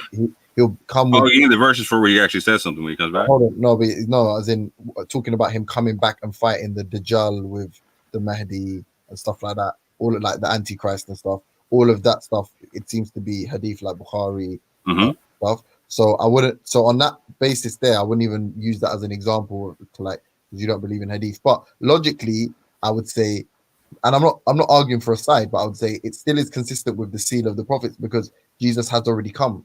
So if I say Prophet Muhammad, peace be upon him, is the last prophet, and Jesus comes back again, that doesn't change the fact that Muhammad was the actual last prophet that came, because that's the second time Jesus has come. It's not a new person that's coming. So if you're saying Noble Drew Ali, if Jesus is an example that Noble Drew Ali could have come, because if Jesus is meant to come, which I haven't substantiated in the Quran yet, but let's just assume that's true, it still would. I didn't substantiate what that Jesus was meant to come or what? Yeah, I didn't see anything in there, but that doesn't prove that Noble Drew Ali could have. It doesn't consequently logically follow that Noble Drew Ali. Real quick, just so I don't lose your point, you're saying that you didn't see anything in the Quran about Jesus coming back again, or him saying anything again?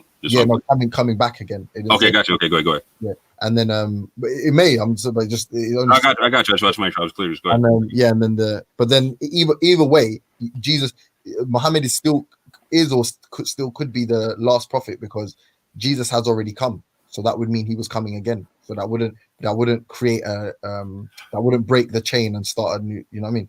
Yeah. So again, I'm not saying it's breaking the chain. I'm saying it's a continuation of it. So what my point was is so I'll give you the verses where he does come back. I'll drop in the back chat real quick, and I'll give you what he says and whatnot. So what my point is that he comes back and says something to a group of people that's very pertinent to them understanding the concept of the oneness of Islam, etc., and the one God, etc. It's very pertinent.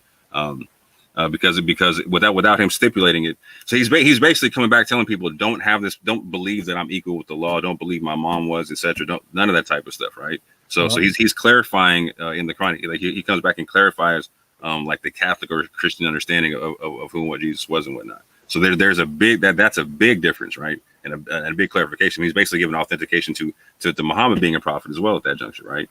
And so that's a big deal right there, right? No, but he's not. That's not though, because Muhammad is still the seal of the prophets because Jesus has already come before. I hear what you're saying, right? But so hear what I'm saying real quick. I'm going to say this, and I'm going to address what you're saying about the seal in terms of the noun versus the verb real quick, because there's a big illustration in the Quran with that. So again, So if I'm a regular Christian, right, Westernized Christian and whatnot, I believe that Jesus is God. Okay. Okay. I believe, and some believe that his mother is the mother of God, right? Okay. Okay. So the Quran stipulates that you can't give birth to God, and that God doesn't have physical children, right? And so some people believe that Jesus is the physical son of God, right? And they believe such because they believe that his blood had to be divine, so he could be sacrificed, and his blood saved them from their sins and whatnot.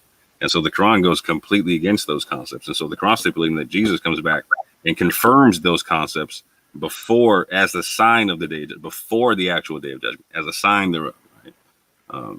And getting into the seal versus the noun versus the verb and whatnot. So in the Quran, when something is sealed in the verb form, only Allah can open it.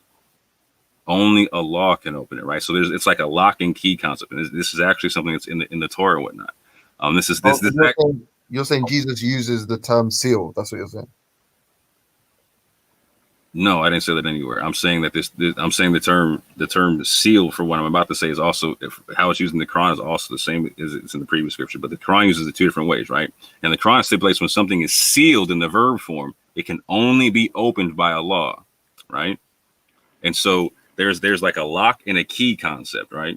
And so the key concept, there's a noun form of it, right? It would be the signet. It would be like what unlocks the lock in a sense, right? So there's a sealing and an unsealing in a sense, right? So the only thing you lost me there. You're saying okay.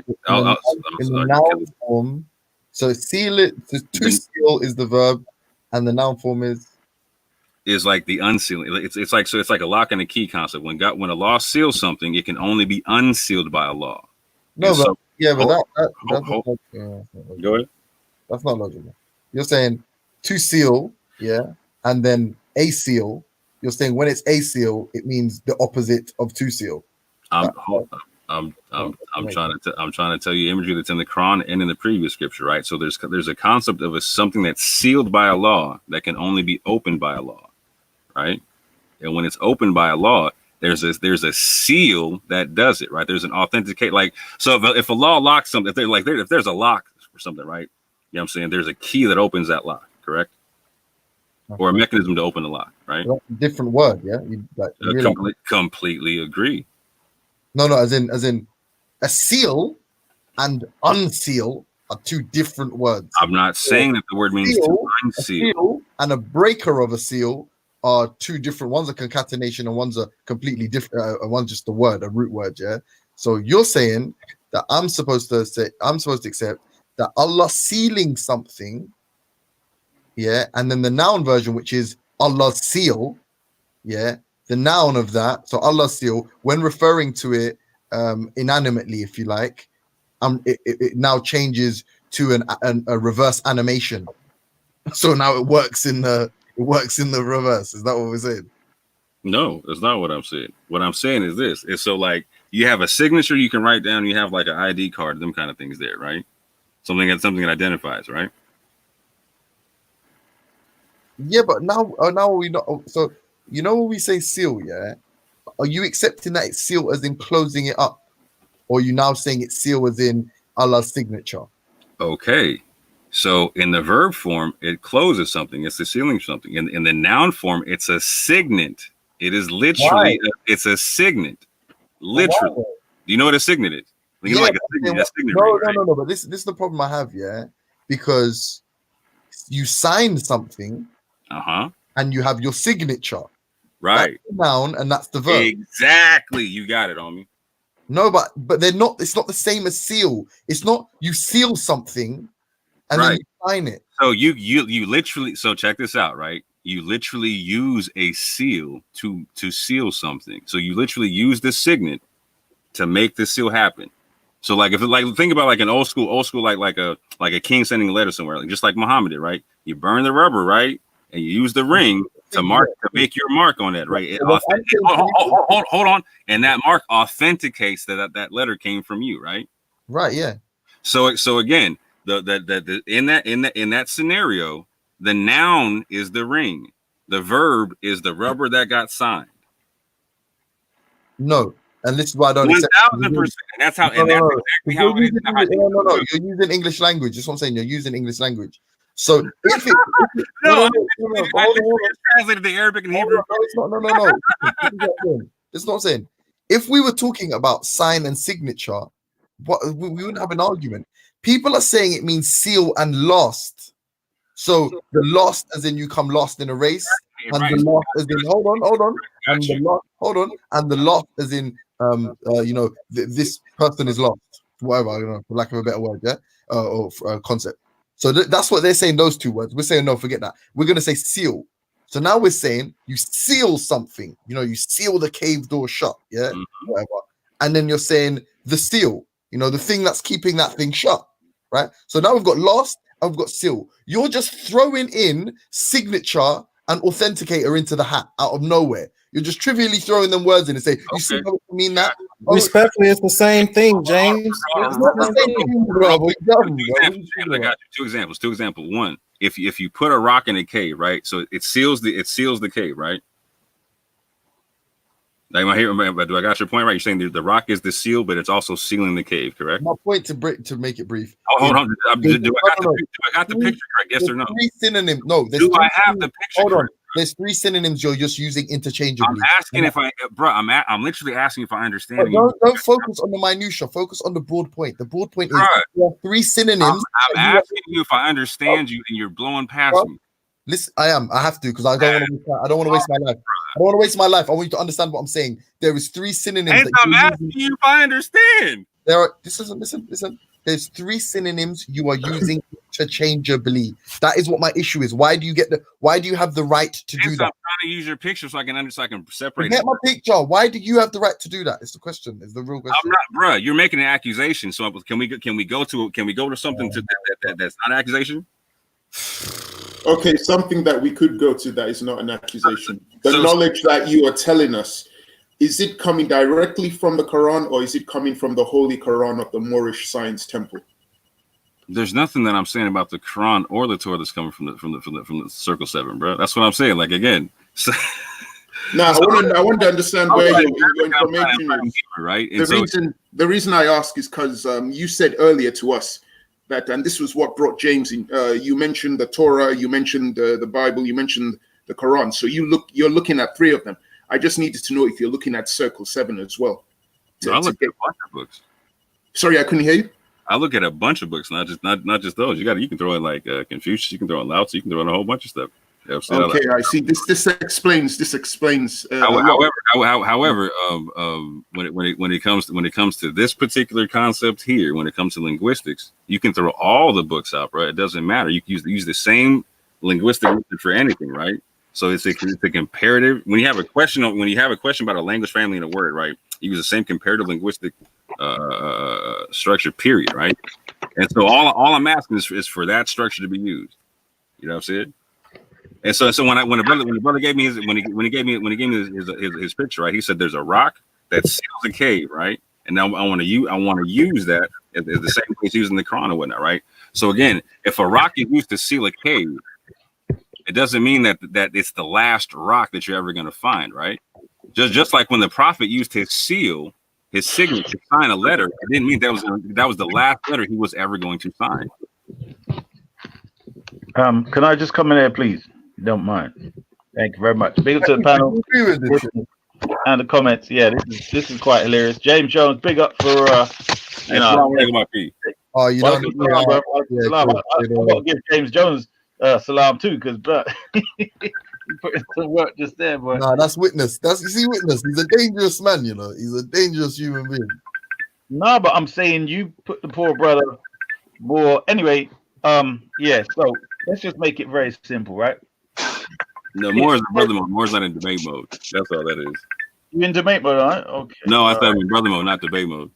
I'm in my morning bowl mode. It's barely 7 o'clock for me over here. But be careful, because Issa, you're going to come with your interpretation, which is going to be different from Orthodox more. It doesn't mean that your interpretation is the right interpretation. No, not. What you have to remember is, Witness, is that I've been. Right, real quick. I got full respect for my man perspective on this. You know what I'm saying? 100% full respect. From all different angles, so it's not like I jump from one to the other, I have examined almost all. I don't think there's any group. Hey, somebody has a Pokemon around them or something, making some weird sounds. Hold on, bro. I don't think there's any group that's got the label Islam attached to it, whether it be 5% or whether it be Nation Islam, obviously, and whatever else that I didn't look into. So Moors is one of them. This is pretty easy though. This is very simple. Brother Moore, why do you think the sentence begins with the Prophet Muhammad is not the father of any of your men? Because it specifically refers to men, and it doesn't say Muslims or your believers. It specifically says not the father of any of your men. Got you, because of what he's being accused of. No. I'm saying, all right, let me read it. Not is Muhammad the father of any one of your men, but he is the messenger of Allah and seal of the prophets. So it's directly connected to the context of being the seal of the prophets. So why does it mention that? Because you could just say he's the seal of the prophets. Why do you have to mention whether he's the father of men or women or what? Why does it have to mention? Right. So I said it was in the context of the situation he was dealing with, because there was a situation between him and a close brother of whom he was gonna deal with somebody's wife, etc., or somebody's former wife, etc., whatnot. So there was a clarification being made as to he's not that person's father, etc. Correct? Where would you get that from in the Quran unless you're using hadith? That's where you're coming from, correct? No, definitely not. Not at all. That's not where you're coming from? Not at all. I don't even think I even heard that verse linked to that story you're telling me. Hold on, bro. So my apologies. So when you come to me, I start dealing with hadith, right? Because that's where I know you deal with. So in the Quran, hold on, let me go back. Hadith, bro. Go on. My fault, bro. That was my that was my mistake. My apologies. No, that story is definitely not in the Quran. Right. So what I'm saying to you is, as a person, we're just using the Quran now. My fault. Quran and Arabic. Mm-hmm. So I'm saying, when it says this, so I'm asking you, what is the purpose of Allah mentioning this, that he's not the father of any of your men? Because it goes out of the way. It doesn't say believers, which could include men and women. It doesn't say Muslims. It doesn't leave it open. It's specifying men. Why is it saying that? When you're asking purpose from Allah, I'm going to say Allahu Alam on that one, bro. Okay, good. So the connection is to the other verse, because what the Quranists do and what the true Muslims, so-called Shia, do is we use the Quran to explain the Quran, and with us, we obviously do that as well as the Hadith. Hey, so shout out to all my real Sunnis too, bro. There's some real Sunnis out there, bro. Bro, come on. Once you got Abu Bakr Uthman in your thing, bro, you're gone. You know what I mean? That's like, nah. Anyway, I've heard Sunnis go. I've heard Sunnis go. I've had a couple Sunni men go at a couple of other Sunni men about Aisha being 18 or 19 versus 9, bro. Like, so I'm trying to say there's. When I saw that, bro, I have respect for that dude hard, bro. I'm just saying. No, but bro, I'm saying that doesn't put them outside of the fold of Sunniism at all. Do you get what I'm saying? That's an internal dispute which makes no difference to whether they're Sunni or true Muslim. Do you get what I'm saying? What would make a dispute as to whether they interpret this chapter, which refers to her or explains she's an enemy of Allah. Gotcha. I don't want to get you off your point. Go ahead. Go on your point. Okay, yeah. So, go ahead. Right. We'll disagree on that. I don't want to get you off your point.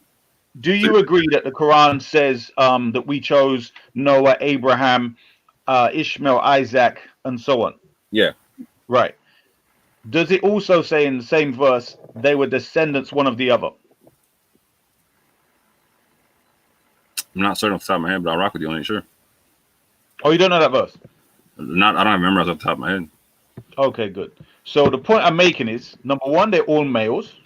So that relates to it saying not the father of any of your men.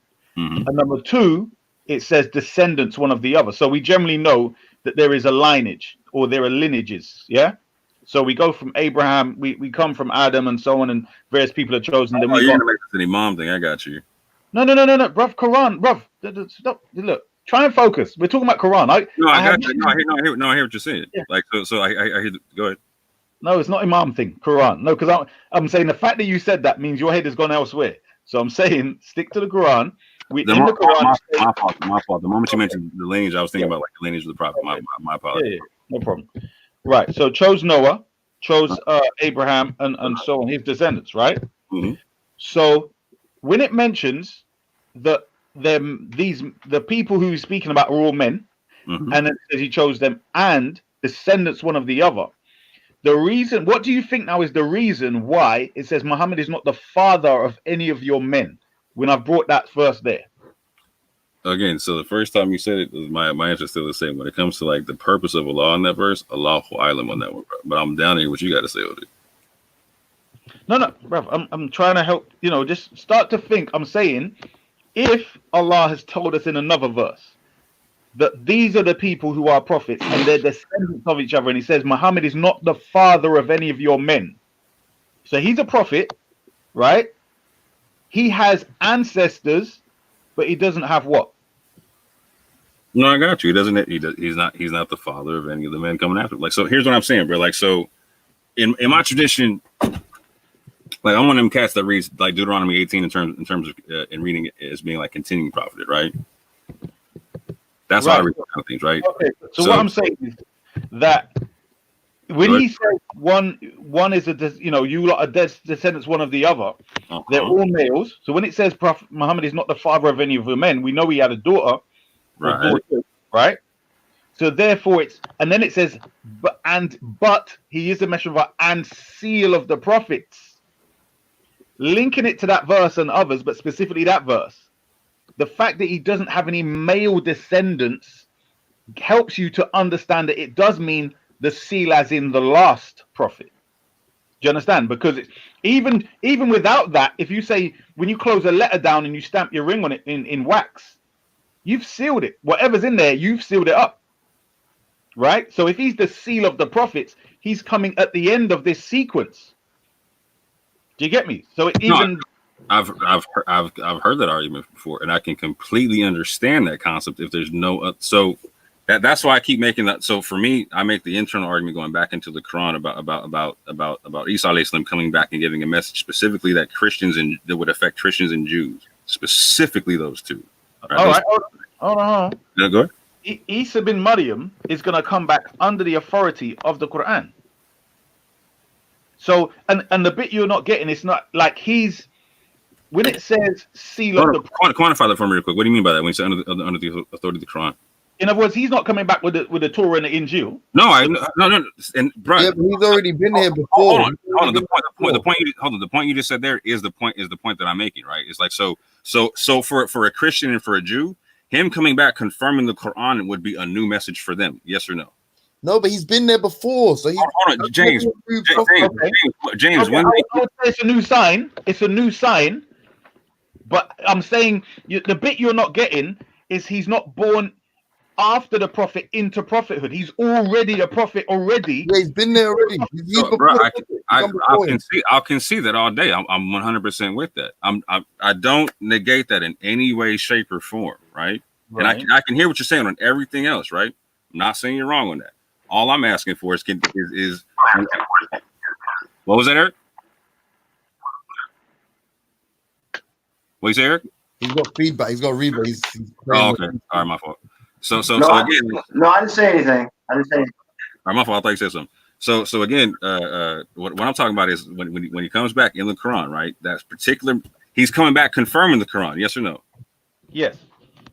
Okay, so I'm just saying specifically for the Christians and the Jews, right?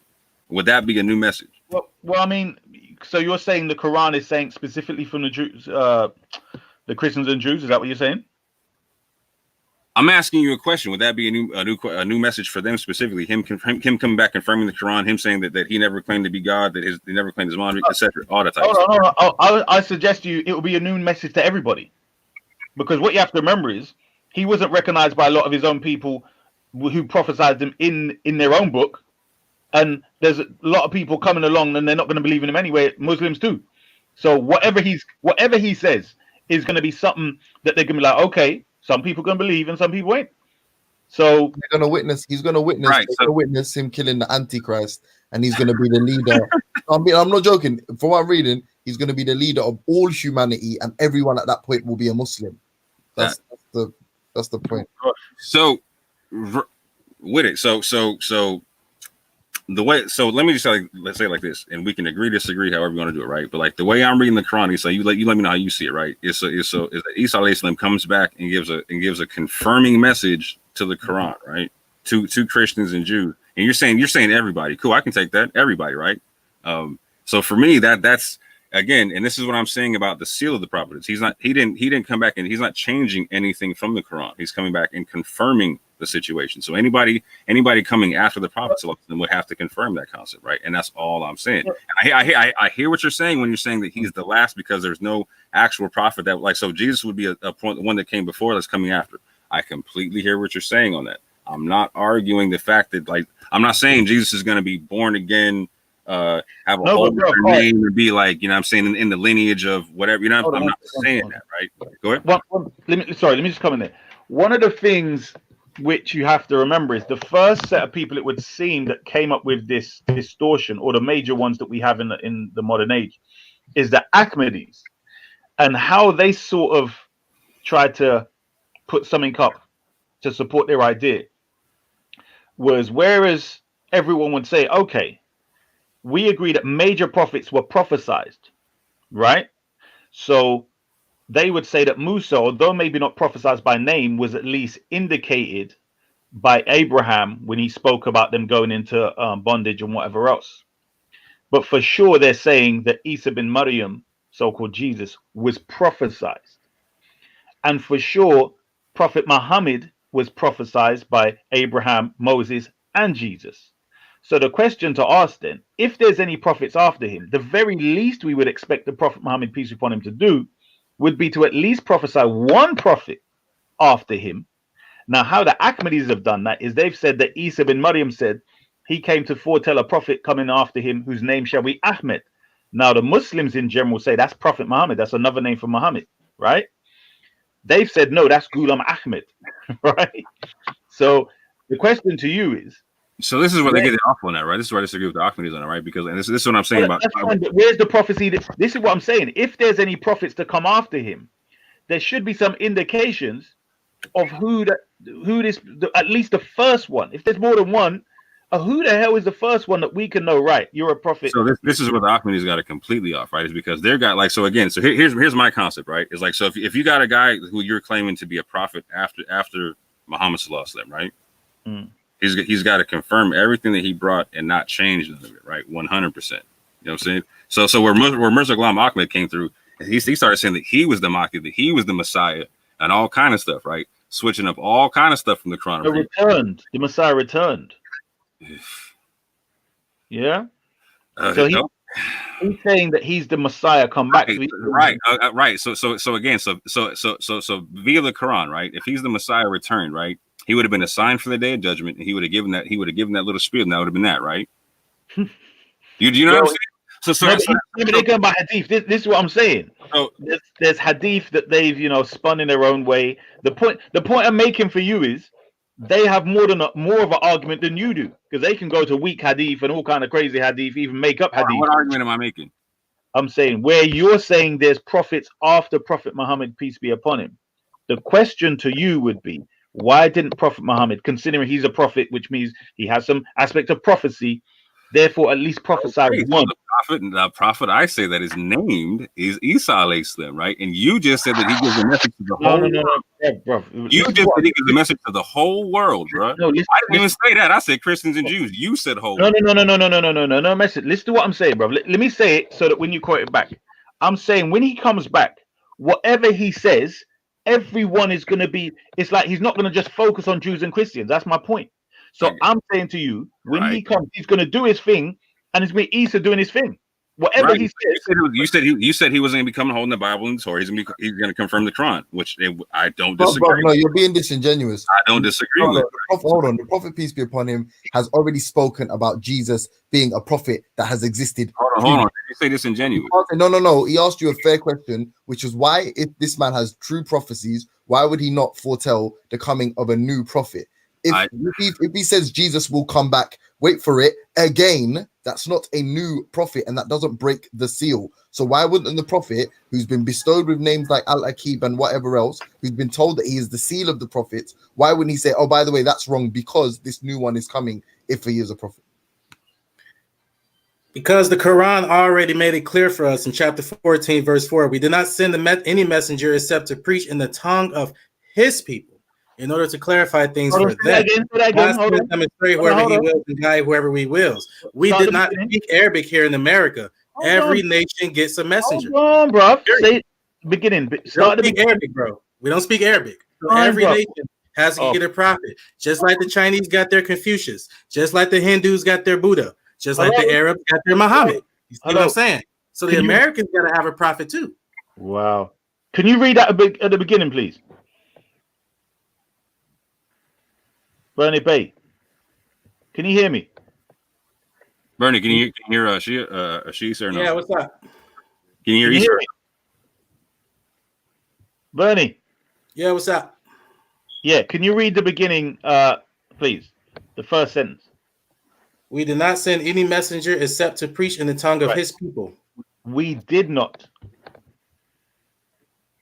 Except to preach in the tongue of his people. Keep going. Did it say, hold on, no. I just want you to did it say we did not or do not? It says we did not. Thank you very much. So it's past tense. Good. Jeez, that was okay. Except to teach in the tongue of his people. So don't forget that part. Go ahead. No, it's fine, Bernie. I'm just saying this is why I keep telling people focus on every word in sentences because it makes just like the word except. Make sure to focus on that too. Except. So, all right. So whatever else it's saying. Okay. We don't speak Arabic, bro. We speak English. We speak English here in America, not Arabic. Hold on, brother. Hold on. Okay. I'm saying to you. Go ahead. Brother, I'm saying to you, whatever it says after the word did refers to what happened in the past. So we did not send a messenger or warner except in the language of its people. So all of those messengers and warners prior to the Quran spoke to the people in the language of those people. So for instance, you wouldn't have had somebody who speaks Hebrew, grows up in the Hebrew culture, going to someone who speaks Arabic and someone who speaks this and someone who speaks that as their warners, right?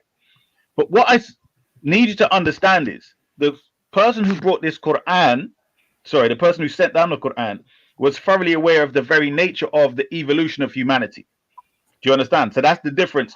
And also, when I say evolution, not just with the fact of the different nations intermingling and so on, whereas before they kept to their tribes and whatever else, more so, but also the technology that would come about, the way that we translate things so much more. These things really didn't happen in the past. But anyway, yeah, I would suggest that verse does talk about what was going on in the past. If we want to time travel, let's go 1636. And we have certainly sent to every nation a messenger saying, worship Allah and avoid Tagut. And among them were those whom Allah guided, and among them were those upon whom error was deservedly decreed. So proceed through the earth and observe how was the end of the deniers. So and we have 45. If we can go 45 to 28, and you will see every nation kneeling for fear. Every nation will be called to its record book. Yeah, can't go past the future tense there.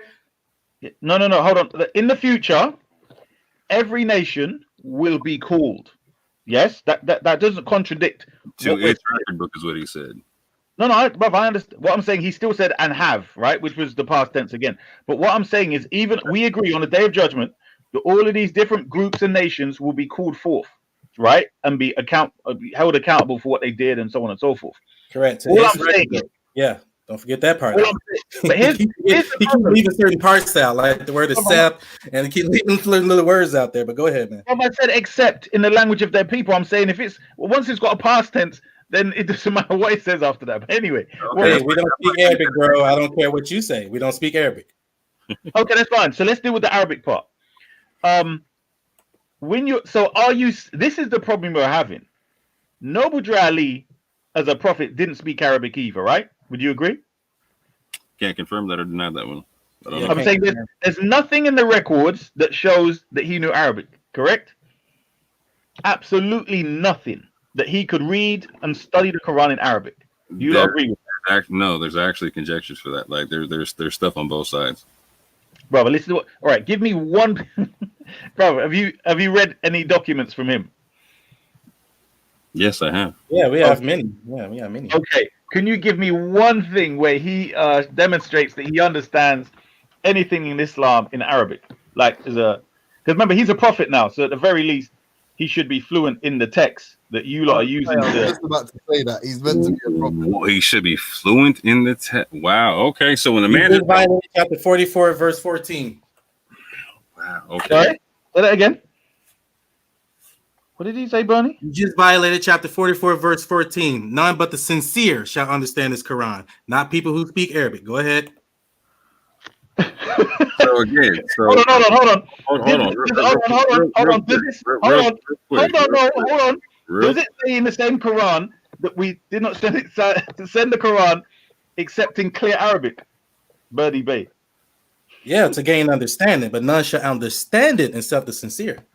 Yeah, in Arabic. Bruv, how could you give the rest of the sentence that literally smash to gain understanding, but none shall understand it except the sincere, when it's sent in Arabic that you may have clear understanding, bruv. So yeah, real quick, Issa, real quick, Issa, hold on, real quick, Issa, I can definitely send you some Moorish guides where they're dealing with Arabic and that. Let me read out Sosa's message. She said, anyone had a prophecy regarding CVID, a message, a sign, a vision, anyone.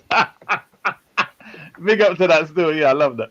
Yeah, I mean, there's certain Shias posting all kind of hadith about prophecies at the end where they're going to be plagues and all them type of thing.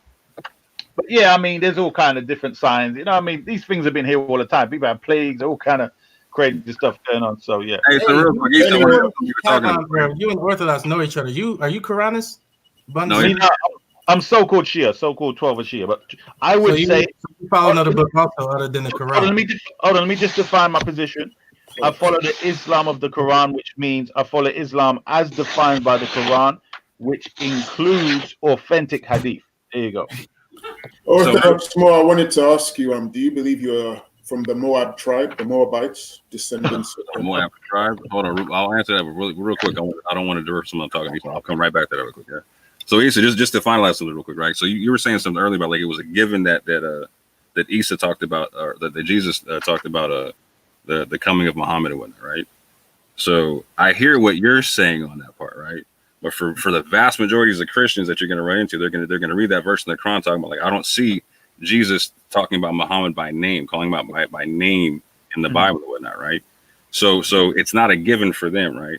So Isa alayhi salam coming back and giving that confirmation, right, is a big deal for people like them and the Jews who don't even confirm Isa alayhi salam to be a prophet, right? So in that vein, I'm saying, I know for you it's a home run. Like, oh yeah, it's just easy that the Christians should be accepting this message now, because I'll hit them with the whole like the comforter concept, right? Cool, got you. For them, they don't buy that, right? They don't buy that for nothing, and you know that they don't buy that, right? No, but I don't know what you keep saying. I'm saying something I'm not saying. Like, I'm not saying that Isa's coming back and fight and preaching. You know what I mean? Outside of the Quran, it's he's coming back to put in work. He's like doing action. No, right, bro. I'm with that. So now hold on. So at this juncture, now we're touching on your hadith stuff, which you said we were doing earlier. So now that's why I said let's stick to the Quran. So that's what I'm saying. So in the Quran, that's what I'm saying. He comes back and says certain things, right? And so I'm saying like what? Specifically, he talks about not being a law. He talks about his mom not being a law, etc. Whatnot, right? So, bro. Just let me finish. Don't say that, bro. He can't do that and pass away. Who's he talking to? Bro, hold on, bro. Let me finish my point and then jump in, bro. But that's a lie, bro. You can't say that little piece there. It's not. Hold on. It's a lie that Jesus comes back and says stuff. No, it's that there. Who's he talking to? That's on the day of judgment when he's talking to Allah. Behave, bro. You can't do them things there, man. You're saying he's gonna come back and tell people. It says that Allah asked him, "Did you command the people to worship you and your mother beside me?" He then says to Allah, "Verily I did not," etc. And who is he assigned for? Who is he assigned for on the day of judgment? Who is he assigned for? Yeah, assigned to who? Who can look out for it? What, the people of the book? Is he meant to be assigned for the people or for Allah? Well, he's assigned for the people of the book and okay, so if he's assigned for the people, who is he talking to? No, I'm saying that, bruv, that's a different thing. We're talking about what that conversation you're talking about. So if he's assigned for the people on the day of judgment, right, or for the day of judgment, but we're talking about a conversation on that, like, bro, come on, bro. Hold on. Why? Okay. So real quick, Issa. All I'm saying is this one simple line, right? So there's a line in the Quran where it stipulates that Jesus, that Isa alayhi salam stipulates that Muhammad sallallahu alaihi wasallam will come after him as a prophet, right? Names him by name, right? We agree on this, yes or no? Yeah, Ahmed. Yeah, go on. Okay, cool, got it. So you and I, when you and I try to make that argument to a Christian, right? They're the first thing they say is, okay, show me Jesus saying that, right? And it's become, and the first place you're going to go is you're going to go to the comforter conversation, right? You're going to go to where they probably talk about the comforter, etc., right? I could do, but let's say we don't even do that. But okay, so right. So here's what I'm going to say. Like, okay, is there a place that you can go that directly stipulates what it says in the Quran? A place that I can go. Is there a place? Is there a place in the Bible that you can go where Jesus is said to have said that or shown? Yeah. No. I'm saying if somebody asks me, I will. Definitely go to the comforter issue. Yeah. Right. What I mean by that, my brother, is I'm saying to you that I would say that's the long way round. I would prefer. I'm not even disagreeing with the interpretation of it, right? I'm not even disagreeing with your interpretation. No, not the interpretation. I'm saying I would use other stuff to demonstrate that this is the right path. Don't disagree. I've seen you do it. I've seen you do it. I don't disagree. But here's what I'm saying, right? Is you know that when you talk to a Christian, right? The moment you start going to the other stuff, they start going to like la la la la la. Like I'm not hearing you, land. You know what I'm saying? It depends who you're talking to, but in general, right? Okay, let me say this, but you get that you can get that reaction more often than not, or you can get it a lot. How about that one? No, with my angle, it's different. It's sort of like either we go down this route or we don't. Sort of like they either come down this route that I'm going, like the science route and psychology, etc., or we don't. But in terms of success rate, or them being open to it, or etc., like it's not something they're like, yeah, I buy that argument. Like the moment you hit comfort, you got to go give them extra word, period, right? They don't just take that one off face value. Like, oh, that makes perfect sense. Yeah. It takes explanation, right? That's why. So here's what I'm saying, right? Like all for you, I hear you saying like that comfort argument is enough, right? If I'm a Christian, never read the Quran in my life ever, all I think about is it's a book saying that to kill the infidel and that Jesus ain't the Son of God, and that you can pedophilia this and all the type of bruh. You know what I'm saying? All I'm saying is from that perspective. Yeah. I would need Isa alayhi salam to confirm X, Y, and Z before I could even take it, bro. And so all I'm saying is on that. I hear what you're saying in terms of there not being any physical prophets being born after Muhammad. We can agree to disagree on that point. Agree to disagree on that point. However, the point that I'm trying to put to you on the whole seal concept of what I'm saying in the noun form, right? Specifically in the noun form is the fact that even if, we'll air quote the if, right? If someone was to come through, right, after, say, like just speaking a message, right, it couldn't contradict what Muhammad sallallahu alaihi wasallam said, right? And so hence I'm saying like Isa alayhi salam coming back in the Quran clarifies that for the Christians and the Jews, and to me that's a big deal. That's why I stipulate that it's not the finalization or something like that, because it's a new revelation for them. It might not be something new for no. Hold on. This is the problem. I agree on that point, but again. Hold on. Wait. It definitely wouldn't be a new revelation for them, because they've been hearing this so much so that the amount of videos, anti-Quranic, anti-Islamic videos, are so popular on YouTube and amongst, like, they've got them teaching Christians. Like, I've seen Christians know so much about Islam or Sunniism. I'm talking about revelation coming from like someone they believe to be like a prophet or a. No, but this. You know what I'm saying? I'm not talking about like. No, bro, listen to my point. I'm saying you're saying it like when prophets come, everyone's so like, oh, you're definitely a prophet. To them, it's just going to be a man saying it. So my point to you, bro, is simply this: if he's repeating what the Quran is saying, or if he's coming to fight, whatever it is, it's not going to be in the capacity of a prophet. That's the difference. He's going to be just like the other people in the sense that he would have to follow the injunction of the Quran, etc. And because a prophet is coming there on his. When a prophet comes, they that come on their own authority. Saying I agree with. There's So here's right, and all I'm saying is this, bro. Is like, so what you just said about like Isa having to come in the injunction of the Quran is like he couldn't come back and be the messenger that you're saying that he was and used to be, etc. and come against the Quran. That's all I'm saying, bro. No, I hear that. But I'm saying he's not going to be preaching whatever was in the Gospel of the Torah neither. So the point is that his role as prophet is gone. That's what I'm saying. Like whatever, because a prophet's coming to do a job in it, yeah, under their own authority. So he had the Injil. His Injil is superseded. He's not coming back with a community using the Injil and all of that. You get what I'm saying? So he's coming now as a chosen Muslim, if you like, to do a certain job. In fact, I mean, I think the hadith that refers to him coming back to deal with Dajjal just makes sense because Dajjal is anti-him specifically. Okay, Do you get what I'm saying? Okay, so Although okay. Dajjal, the Antichrist, as they call, is specifically anti-him. Although the Dajjal is anti-Prophet Muhammad and all the rest, but there's something more specific about Prophet Isa bin Maryam alayhi salam that the Dajjal is going to be anti-him. That's the major thing.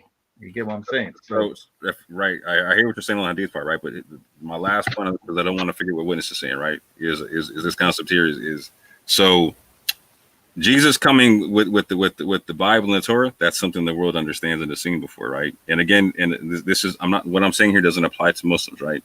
Jesus coming through and standing with just the Quran or standing with the Quran, that's something new for some people, right? That's all I'm saying, bro. Okay, no, I hear that. Let's switch up now.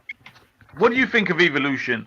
Hold on, real quick. I don't want to go past the brother witness question. We'll jump on evolution right quick because I like talking about evolution because you got a real interesting concept on it. All right, I'm gonna fly out quickly. Oh, sorry, witness. Can I just 1 second? Yeah, I wanted to duck out as well. Just in summary, Isa dispatched with Bernie in seconds. Yeah, fucking hell, that was insane. On that final point that you lot are coming to, if indeed, because I don't know what you're getting about what the message he's coming with, but if indeed you accept that he's already been before, then are you accepting now that there's no conclusive evidence that there is another prophet to come after the prophet? No, not in English before. Huh? You said there's no conclusive evidence? Yeah. No, bro. All right, I'm cool. not saying that at all. Khalaf. So you're saying there is conclusive evidence? I'm not understanding. You're saying no, as in you agree that there is no conclusive evidence, yeah? Just to double. Hold on. I thought, hold on. Just so I'm hearing what you're saying correctly, right? So you're saying that there is or is not conclusive evidence. There is not. I'm asking you. So you agree that there is not of a prophet coming or not coming? Of a new prophet coming after the prophet, peace be upon him. I would agree to disagree on that because if we were gonna have like a full conversation on it, right? Like we're gonna break it down point for point, we're gonna actually like do a presentation on it. Yeah, I got you. Like so in America, in America we do that part there. We don't call this here like a debate. We call this a discussion, right? Like we actually like set up debates where we actually put time on the clock and like, you know what I'm saying? Like they may do that in the UK too, but the point I'm saying is is there a conclusive piece of evidence that will describe a new prophet coming? A new one coming is there? Does that evidence exist? Are you aware of it? So when you say, for me, there's two questions that I'll say this. There's definitely. So hold on. I'm trying to say, like, to be fair to me and other Muslims, right? Like, so where I'm different from other Muslims is the fact that I take certain previous scriptures as my scripture, right? So when I do that, there's definitely conclusive stuff. If you don't do that, no. All right, I do need to leave, so I guess that was an inconclusive conclusion. All right, we got everyone on the That's being James Jones. Yeah. I'm not sure if you need to do Takir anymore, James Hey, Jones, Up and Notch TV, jump in, man. He been throwing little jabs. I see you, bro. Come jump in, man. Nah, leave him out there, bro. He confused. But yeah, big up Marcus Messiah Garvey, the black nationalist Muslim. There you go. Thank you very much. Big up Marcus Messiah Garvey, the black nationalist Muslim. There you go. Thank you very much. I can't even knock that with you. No, bro. Seriously, what it is, the evidence I have or had is on VHS, bro, for Marcus Garvey. Trust me, bro. I threw away a whole heap of VHS tape, bro. I hope I didn't throw away that one, inshallah. But anyway. It's saying that you are descendant of the Moabites, Mo. That you're descendant of the Moabites. Do you believe that?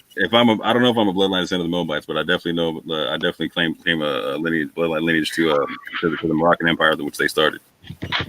And is that in that claim? Is it based on what Nubu Ali wrote, or is it based in the Quran? Are there verses in the Quran? My bloodline is based upon my bloodline. How do you confirm the bloodline? Crush. So my DNA goes back to certain parts of Western North Africa, and the tribes that they rock with historically were dealing with certain areas and whatnot. So the empirical concept of a nationality or a nationality of an empirical concept, like it's not just one tribal one. That's like it's like America, or it's like Rome, where there's many different nations under one empirical concept, right? So I descend from people who historically at one point were, you can see them with the Moroccan Empire, you can see them operating independently, whatnot. So I definitely go back to people who had relations with it. You know what I'm saying? And you found this evidence through DNA? You said, was it DNA testing? Yeah, DNA and actual oral history in my family. But yeah. All right, so that's how you do. You actually used the science of DNA to confirm. Mm-hmm. So that's where the association with the bloodline. Yeah, and that's why I don't make, just to real quick. That's also why I don't make the claim to have like a bloodline descendant of the Moabite concept yet, because I don't know what their haplogroups are, et cetera, whatnot. But just to be clear, there's a national and a bloodline concept with the empire. So even with the you can see this with certain groups of the Berbers or whatnot. So they'll have like a ruling class, and then they'll have like a group of people who can come and be a part of that. They're not the actual same bloodline. So they're good. From before you're saying that claim, when Noble Drew Ali spoke of it, did he do the same thing as you? Did he use DNA, or was his based purely on oral and translation of documents? Purely oral and translation at that junction. Okay, so that's how he did it. Oh. I don't know of any DNA tests back in 1913. Okay. Fascinating, especially the link between the Moors and the Nation of Islam, because I think Fard Muhammad was part of the Science Temple before he left. That's what the FBI files say. Yeah, and then he started the Nation of Islam. The whole intellectual information of the Moorish Science of America and created their own thing. So where you hear the term the message to the Asiatic black man.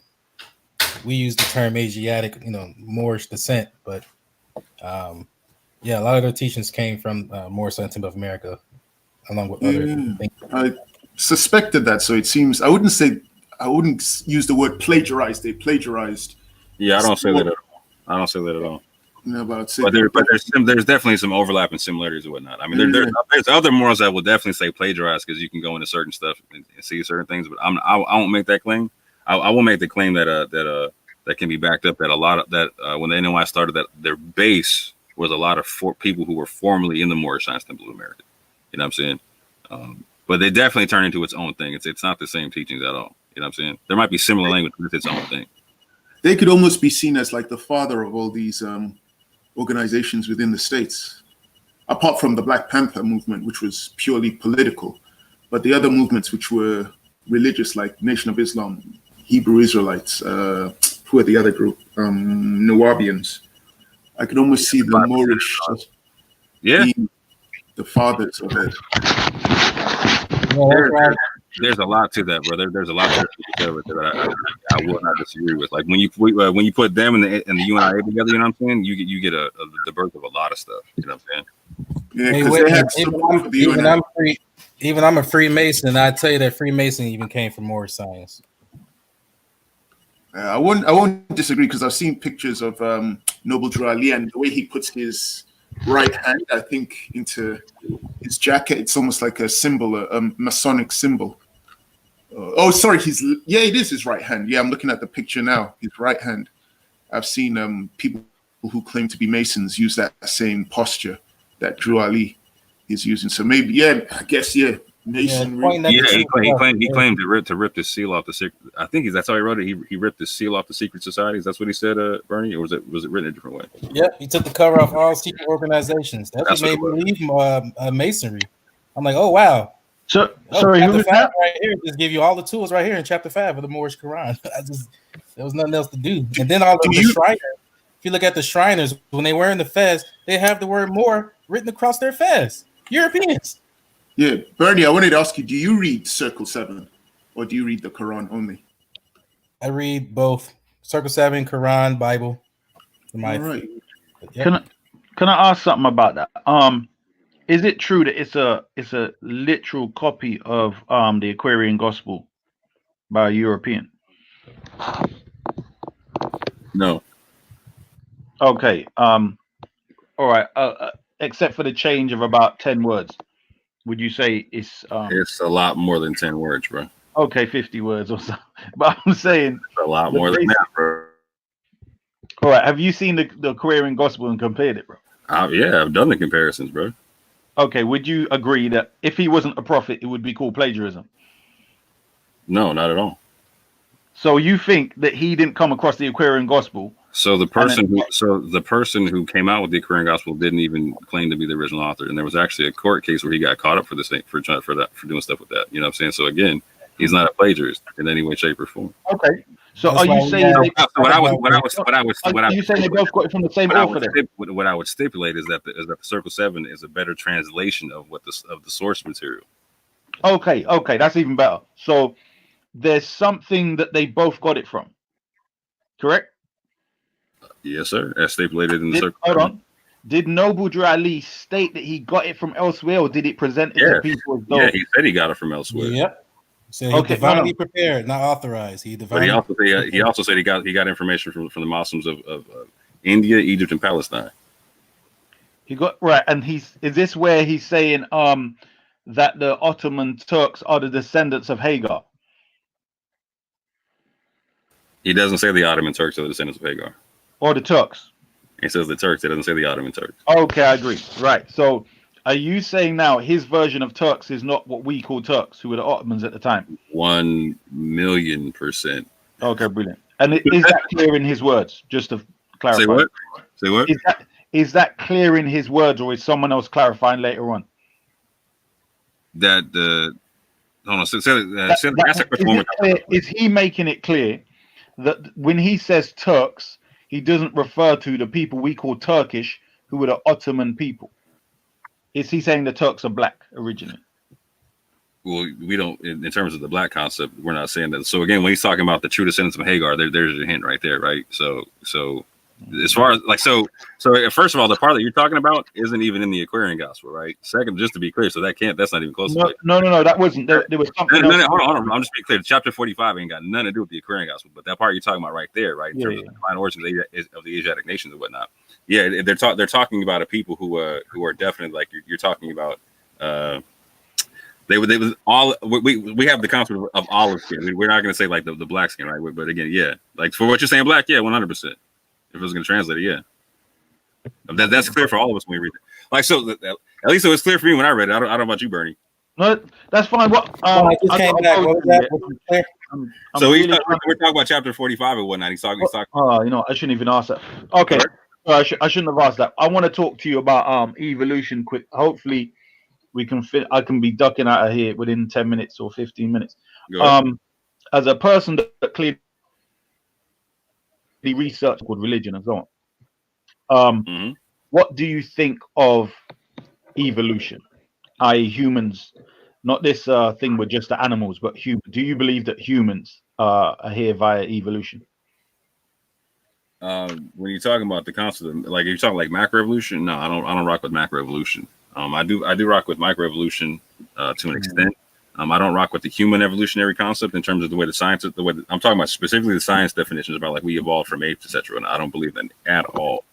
So common ancestor thing, you don't rock with that, no? No, not at all. I debate against that. Because I'm suggesting this is one of the most important teachings in the Quran for the guidance of humanity and the Muslims. So it's interesting that when thinkers and people of intellect reject that. So how would you suggest human beings came about?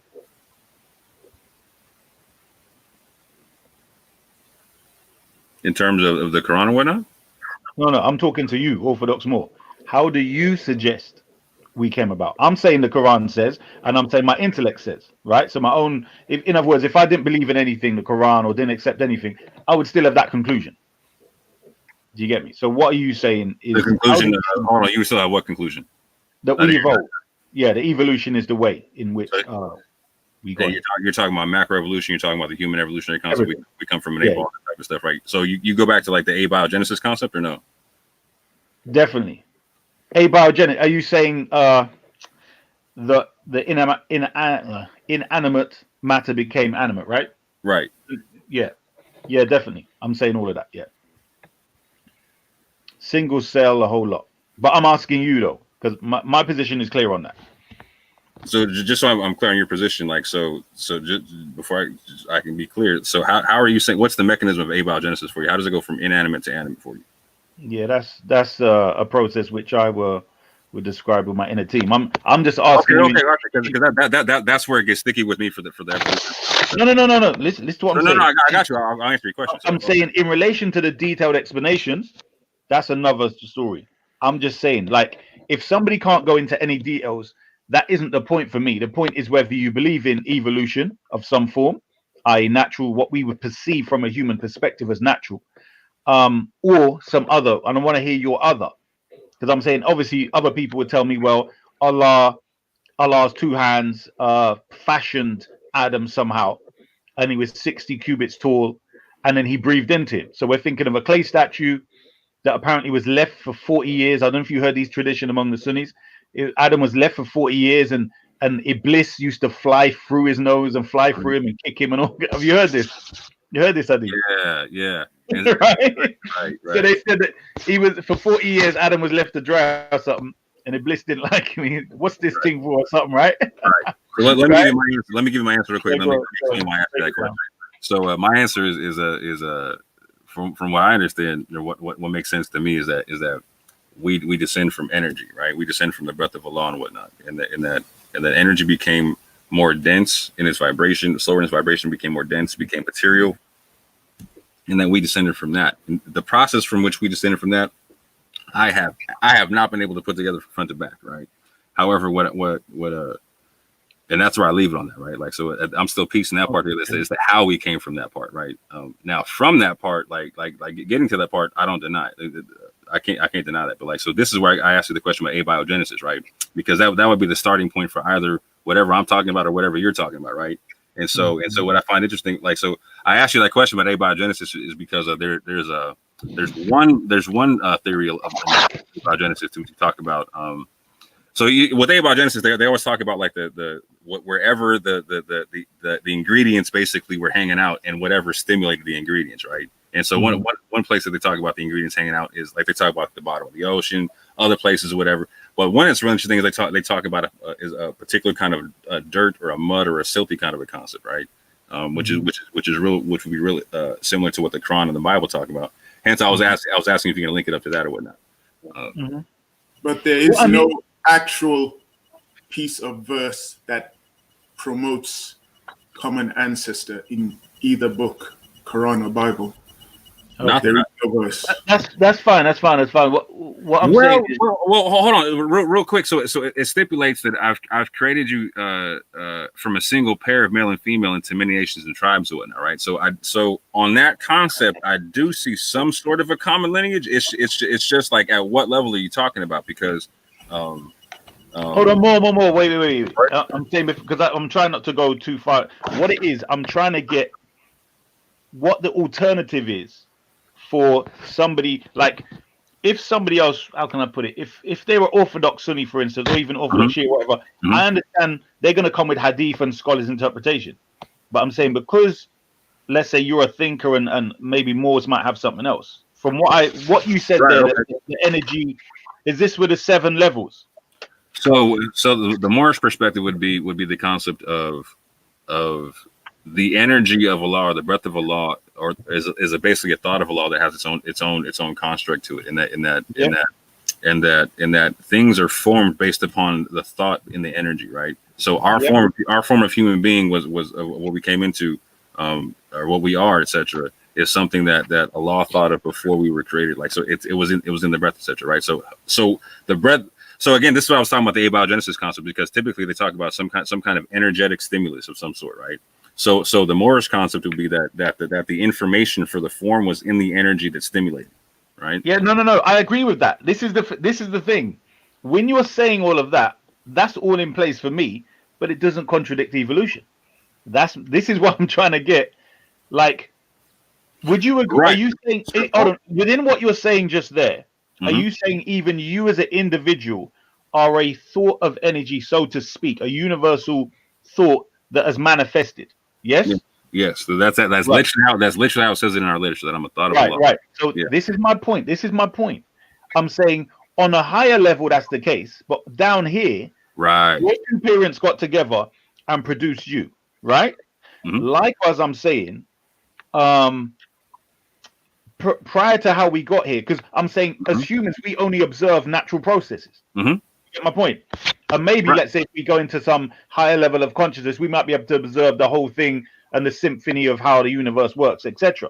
But what my point is, what you said in regards to the density of energy and the thought forms manifest does not contradict evolution. Don't disagree. I'm not saying it does.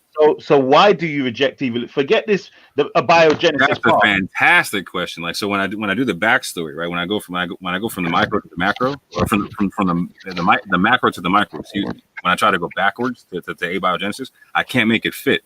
So when you're talking about common ancestor, we don't have a common ancestor. That's what I'm trying to say. Like, we don't have a genetic one, right? So when you break down the studies, et cetera, you'll hear people talk about like, oh, we're 99% close to chimps and blah blah blah. But we actually go to the evolutionists to actually break down the studies themselves and bicker about the studies themselves. They're like, no, that's a bad study because technically, when you look at all the genetic information, all the stuff we're studying. Well, what's the word I'm looking for? The base pairs, they have something like there's billions of more base pairs that the chimps and the Neanderthals and all of them have more than what we have. So they literally erased a large chunk of them to actually make them match up to 99 whatever percent it was. You know what I'm saying? They threw out a large percentage. But remember, they're saying that when you're checking the chimps today, whatever, we have a common ancestor. So they're saying they come from the same line. They come from the same ancestor from different line. Right, but they can't show you the common ancestor via genetics, right? So what they try to hold on one sec, bro. I'm trying to get your head. So this is why with me, I don't quote none of the DNA, I don't quote no bones, none of that. I'm just saying with natural processes. Right. I'm saying all we see is how environment affects creatures. Yeah, that's what we see. Right. Living creatures are affected by their environment, and we see that change over time, and we have adaptability even through scars. That's adaptation. Right? Simple things like that. So I'm saying, based upon these basic things that we have, why would evolution not forget the Western version, DNA, forget all of that? I'm just saying, isn't the only option evolution? So when you're talking about adaptation, I got you. That's the micro concept. I don't disagree with micro on most levels, right? Hold on, but the macro, the cellular, would manifest through the micro would manifest through the macro. Right. So the argument for the macroevolutionists is that a long series of micro equals macro. I hear the concept. I've debated a bunch of times, right? And it's a logical construct if you can prove it. It's an if. It's just not a provable if, right? No, but forget them, this is, you see me, yeah. What I tried to do. You asked me. Hold on. You asked me why I don't do it. I'm telling you. I went back. I hit the argument. I went backwards. I tried to prove the ifs, right? And so I was like, okay, if this is the case, let me see if I can find the genetic common ancestor. Because when I look at nature, I don't see things turning into something else. I see small levels of adaptation, right? I can confirm that part, right? That's not an issue for me, right? I can confirm the small level, like with my own eyes, I've seen that happen, right? You know what I'm saying? However, I've not seen a cat turn into a dog in my lifetime. So in order for me to confirm that process, I would have to see that repeated somewhere. But that's not true, bro. Because there's many things you accept because of, let's say, the sequence of events working backwards. They fit a logical path. So the reason, for instance, why you can accept Noble Drew Ali and people say this was his writings and so on, and you don't have to meet him face to face, is because all the evidence together says, yeah, this is the guy, this is what he produced. Because anything opposite to that doesn't fit. Do you get what I'm saying? I hear what you're saying, but again, like, so just be real specific. Like, so I don't make assumptions like that, right? So I try to prove what I can, but like, so again, I don't pray the same way most Moors pray because I don't find confirmation for it in the literature. I don't do certain things the way a lot of Moors do because I don't find, like, so for me, I didn't read the book and be like, oh, the Noble Drew Ali. Noble Drew must. All right. Let's forget common ancestor. I had to go prove it for myself. I literally had to go. Forget common ancestor. Publishers, all that kind of. You feel me? Forget common ancestor. Do you believe we evolved? In a micro sense, yeah. No, macros. Bro, listen to what I'm saying. The first human being. What was before the first human being? Space and time. So he came out of the vacuous quantum field, yeah? as a full human. He came out of the like in whatever movie. He sort of like you know, whatever. He heard some buzzing and those atoms came together, forming, and it was just a full human being straight away. Correct? No idea. Okay. Well, no idea is a good one, but okay. That's no cool. idea.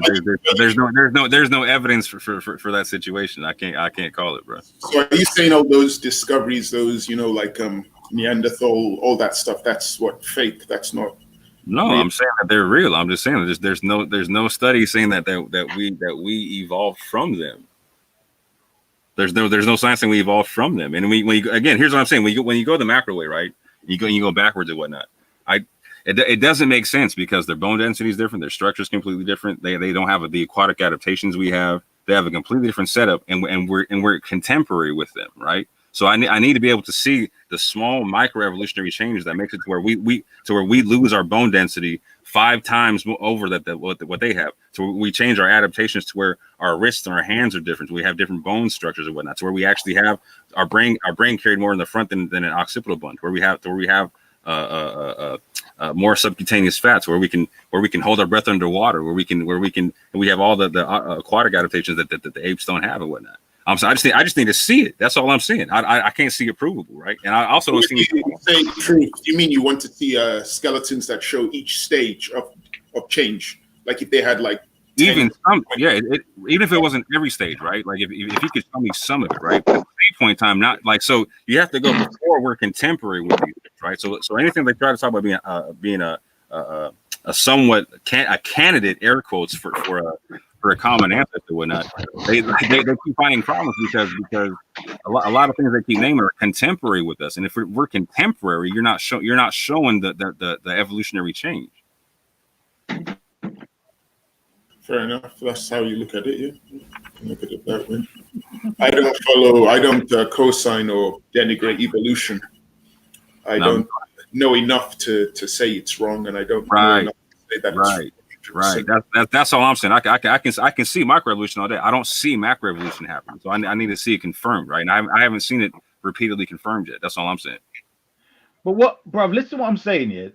There's a lot of things we don't see, but we generally accept and work with it because the rules and laws of nature would suggest that, boom, this is what happened.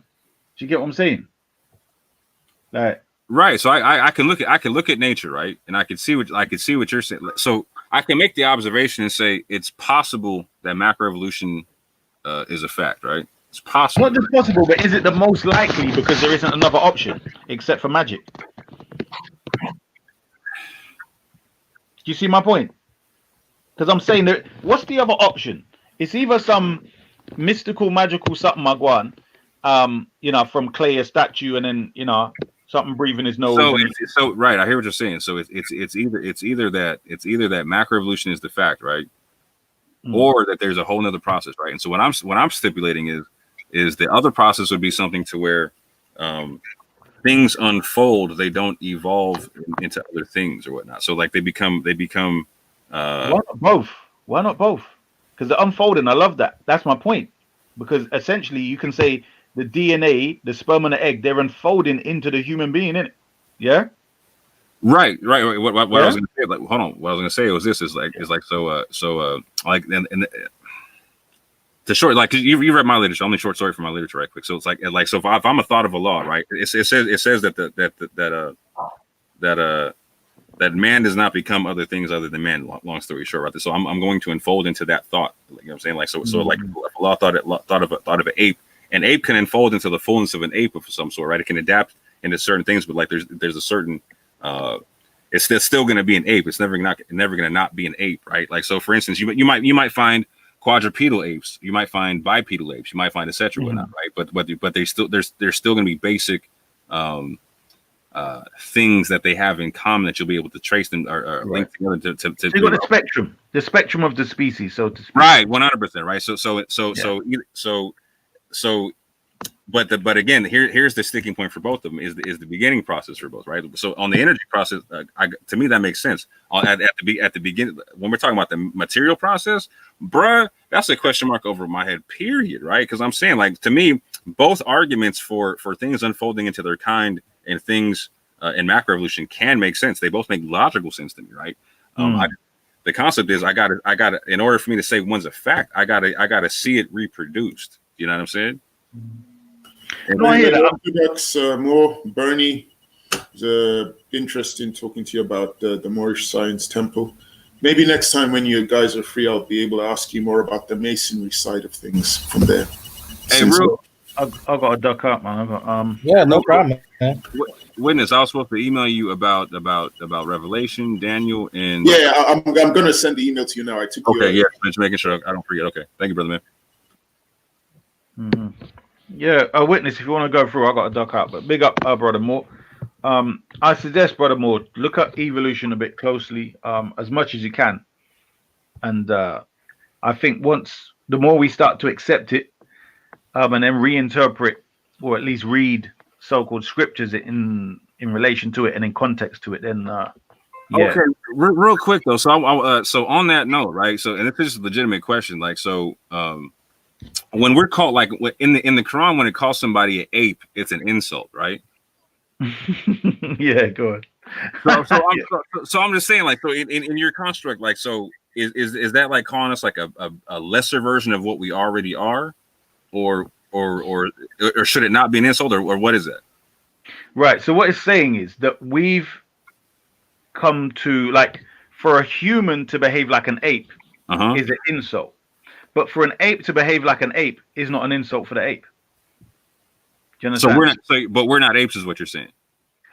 No, we're not apes. I mean, it depends on the classification. I'm saying in the Quranic classification, we're not. In the, let's say, modern Western, yeah,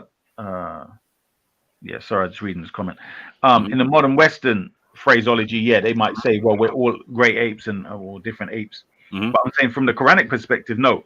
And the Quranic perspective is generally talking about characteristics of behavior. Right. You know what I'm saying? So if you got the time, real quick, like, so via the Quranic perspective, even the sheep perspective, like, what makes us not an ape? But at the same point in time, you're saying we evolved from it. What makes us non-ape? I would say that not only physiology, but the greatest thing is the intellectual process. That we are the propensity for us is to be. Hey, I just got back. Sunny, you believe that we came from an ape, from a monkey? I love when people say we come from a monkey. I'm just saying, do you follow that? I would say common ancestor. I mean, my whole point is that we evolved. That's my whole point. That's so we evolved from an ape and eventually stood up some kind of way. That's basically my thing. Where I'm suggesting that that's the only logical thing so far. And after that, we just stayed humans for the rest of the thousands of years, right? well, of course, because you've got certain conditions that make certain things evolve to what they are, or change, and then you've got other things which make you evolve. So yeah. So you're of the survival of the fittest demo. Kind of. I'm saying you see that throughout nature. You know, when you see the little hare, the deer, cantaloupe, whatever, running from the lion, whatever produced nature, he produced it in that way, right? So my thing is, how come rabbits never turn green? How come what? How come they don't look green? Rabbits, you think they'll be green by now? They're pretty bright white, trying to survive in an environment where wolves and stuff is coming after them, but they look pretty spot on. Hey, they go a rabbit, right through the. How come they don't? To be honest, when I'm driving throughout the bush, animal doesn't camouflage.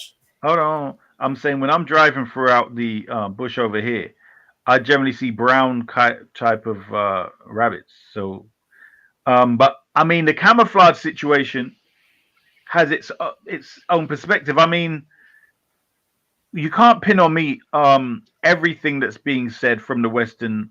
You're right, 100%. I agree with that. All I'm saying is, between the option of some miraculous something of how we got it, or some strange something, a piece of clay miraculously transformed into flesh and blood, where we're so similar to the creatures who have hearts, they have blood, they have, everything, kidneys, they have liver, they have everything we've got.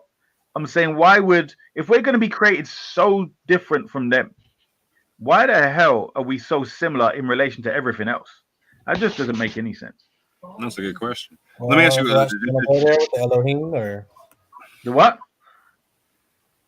What did you I say? had an answer, but I think Orthodox can probably. No, go ahead. No, I cut you. Go ahead. No, I was going to just tell them, well, Scripture says that we are the Elohim. So remember in the Genesis, it says, come, let's make man in our image. So this plural sets of spirits we teach in our Moorish lessons are the creation of the cosmos, time, space, and matter via Genesis 1. But we are a collection of all of those Elohim gods. That being animal is one of the spirits out of the 7. The other 6 is protoplasm, earth, plant. We just mentioned animals, and also 2 more, angels and cherubim. So we're a combination of all 7 of these Elohim, these 7. But that's the problem I have. We have animalistic qualities: sleep, sex, procreation, rage. I got you. But we also have plant-like qualities where we grow, we bear seeds. Okay, and we also have earth-like qualities: earth, air, fire, water. We have earth for our bones and muscles. What are the God-like qualities? Air, like our breath. We have fire, our metabolism, and what water. Are the Elohim qualities? Our saliva. Hold on. What are the Elohim-like qualities we've got? You said what other Elohim-like qualities? No. You've mentioned the animalistic and plant and all of that qualities. What are the Elohim qualities that we have? I don't understand. We're made in the image of the Elohim, according to you, and then you gave your little breakdown of 7 levels or whatever. And then you started to go on about us having all these commonalities between animals and plants and growing and developing and whatever else, right? So I'm saying, what are the qualities that we have that's the same as the Elohim? Well, I was just naming them. Which are what? The protoplasm. We have microorganisms inside of us. The earth. No, what he's asking is, what can we do that the Elohim can do? What can we do that the Elohim? We can create. Okay, but a monkey could create too, right? Birth. We can grow. We give can protect birth. Our young. Bruv, the horse. All of that is what horses and donkeys and camels do. They give birth to. They protect. Let's make man in our image. Oh, That's it. I'll get back in the circle. That was it. I didn't want to. So he's going to make horses, donkeys. So there's nothing special then. What's unique? All right, let me ask this. What is unique about human beings in relation to the image of the Elohim? The ability to reason and have our free decision. I'll suggest to you that it says it right there, right? Become like us, knowing good from evil, right? So that there, if you understand the intellectual faculties that relate to knowing good from evil, although it just says them 2 things, knowing good from evil, is a very in-depth thing when you go into the intellectual processes 100%. Of knowing good from evil. 100%. Right? It's very deep. So I'm saying to you that, this is why I say psychology is part and parcel of religion and stuff like that. But I got to drop real quick, but Issa, real quick, I wanted to ask you a question. Like, so in evolution or in the macro concept, because I don't want to put something from the Western concept that doesn't apply to you. So I want to see if it does apply to you. Okay. They talk about traits in stasis, right? Like, so if I'm related, if I have a common ancestor to something, right? They're going to say that there's a trait or something that ancestor does or a design from it in some way, shape, or form, a purpose to their design, something like that I'm going to continue in my design. A trait held in stasis, right? The concept of like continuing going forward or whatnot, right? And then I'll pass that trait going forward to the next generation, et cetera, whatnot, right? That's why that's my question about the Quran and all that type of stuff in terms of the apes and the Bible and the Quran and whatnot. And so my question is so for instance, in the Quran it talks about like Adam being made from like the black mud and all that type of stuff, right? And then the Hadith might say different things and different colors, like he might be the color of wheat, all that kind of stuff, right? All them things there, right? But here's my question, right? Like so if I hear what you're saying, I'm not knocking it, I'm trying to ask a logistical question, right? Because I might be off on this, and you might have an answer I've never seen before. Like, so I've never seen like a monkey or an ape with an afro or curly hair. You know what I mean? None of them things there, bro. You know what I'm saying? Like, so we went like, so. What was that mean? Yeah, so you don't see them doing taxes. Well, I mean, they do have rituals. There's an interesting one where they're doing some sort of funeral or some sort of mourning for a monkey they thought was dead. So they do have their own rituals and stuff. Well, yeah, I'm with that. Yeah, no, I'm with that. But I'm talking about in terms of like the physical traits in stasis, right? Like, so like if I shave, even if I take a so-called like black-looking gorilla and I shave it down to its skin, it's gonna be gray at one point, right? Like, so like our skin type, our lack of hair, our curly hair, all that type of stuff, right? Like, so is that something that you can see in the evolutionary chart, or that just pop up? Like, from what I know, I remember something. I can't even remember what the hell it was, but let's say that's unique to us. Like when certain human beings came about, their hair, for whatever reason, adapted. We're going with the Farrakhan demonstration. Okay. No, are you mad? No. I'm saying the first time. He said your hair match your eyebrows. I got you. The eyebrows. No. I'm saying the Adam of this arena, Adam, the first man, the original black man, had an afro. Okay, all right, got you. Like, so did the ape before him have an afro? Nah, I would say not sure. Do you get what I'm saying? It's possible he might have had woolly hair, but what I'm saying is when I look at the Khoisan people, like, you know, right. That's all I'm saying. I'm just going with, you know, proper research. There's a book out there called Signs and Symbols of Primordial Man. Mm-hmm. And there's another one. I think it's Albert Churchwood, or one of them Churchwood brothers. There's two Churchwoods. And I think he's got another one. Origin, Evolution of Man, something like that. But anyway, I'm saying a lot of because what it is, it's not just the evolution story by itself. It's that along with the signs and symbols and the civilizations and so on that give the story of evolution some credence.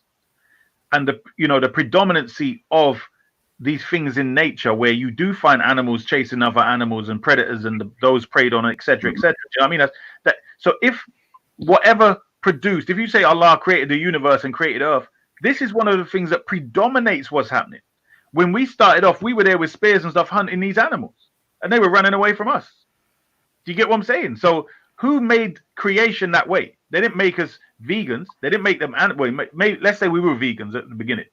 He definitely didn't make them animals with vegans. So the whole bit, right? The bit you're talking about right there, like us hunting with spears, like that's obviously an adaptation of some sort, right? Because like no animal got to do that. No, like an animal in its natural state is made to be able to take down whatever it needs to. Yeah. You know what I'm saying? Like for instance, when we're talking about like in our school, someone like eating off the bushes and trees and whatnot. Like our hands are made to pick. You feel me? We can also create weapons with them, right? But that's not a natural thing, is to wake up and just make a weapon, right? You did, like, someone got to show you that. You know what I'm saying? Like, you got to figure it out. I mean, it's interesting because there are insects and stuff that have, or even some sort of horn or something, which stabs something. So from seeing that, we don't have that. We got to go make the horn. That's what I'm saying. Yeah. No, but I'm thinking, think of thorny bushes. When a thorn sticks you and you're like, you think of, okay, and then you see a stick break off and you think, well, that's just as sharp. You know what I mean? And yeah, man, I get the point. I just, all I'm saying is to bring our people out of spookism and back down to reality will help. Because right now, like, I suggest the reason why the European is ahead of us is because we're in this limbo between one foot in science when it benefits us and the other foot in religion because we're ignorant as hell. I completely agree, right? Yeah, completely agree. But so also here's the other half of this, why I don't rock with the macro evolutionary model, right? Is because if I follow that model, the first person would have to be European. Why is that? Because again, so if I'm looking at the adaptations, right, in terms of like the straight hair, the pale skin, et cetera, and all that type of stuff, right? It doesn't make sense that. So right now, like there's literally scientists and all that. I can show you National Geographic stories where they're talking about like the first man was white, then he evolved to be black, and then he evolved to be white again. Like that's what I'm saying. I can't rock with that stuff, bro. No, but what my point is, bro. Let's say those those particular creatures just before us, right? You know, you're using the monkey today as the example, right? But let's say those that came before us were variations of us in complexion, so they may have been less hairy, and all kinds of stuff, and had Hence my question. Like, can you show me one with the afro? No, but this is what I'm saying. I can't show you any of those prior to us because they don't exist. I'm saying we didn't come from any living creature today. We didn't come from it. Do you see my point? Don't disagree. What I was stipulating is that the ones today have traits in stasis, right? So I would need to look at our traits in stasis, their traits in stasis, and see if they match up. That's all I'm saying. And go back to a common point with that, and I don't see that. No, but see the problem. Here's the problem with that statement, though. Do you agree Caucasians and other Asians and whatever come from us? Yeah. Okay. Do you agree predominantly the only people, even look at them, right? You go to Sri Lanka, bro. They look like midnight. They black as hell, right? But they got straight, thick, straight hair. So we're the minority when it comes to hair texture, innit? Yes. Yes. So I don't disagree. That's why I was asking. We're going with the Farrakhan demo, right? So listen to what I'm saying. Hold on. Listen to what I'm saying now. So there's something unique there. And when it comes to that status, whatever the hell you're talking about, right? That thing that stays the same. I'm saying, well, you know, nature can change very quickly within one species, i.e., ours. How could it be quick? Because we have no idea how long it took for the adaptation to happen. Right? We still don't have a beginning. We still don't have a beginning date on us yet. That's the whole point. They keep pushing it back and back and back. We went from 190 to 310, just real recent. Yeah, no, I hear that. I mean, you know what, bro? I got to duck out again. I'm 20 minutes over, but now big up. At least you gave me an answer. Inshallah, we can build some more now. I'm glad you agree, bro. Because seriously, our people are.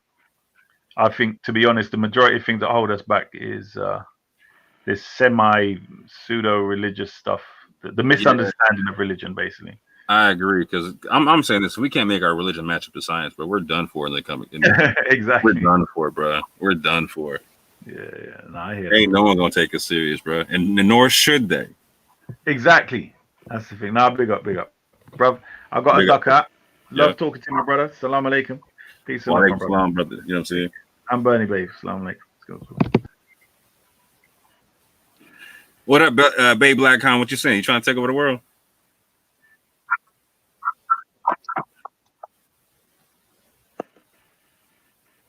Oh, Brad busy right now.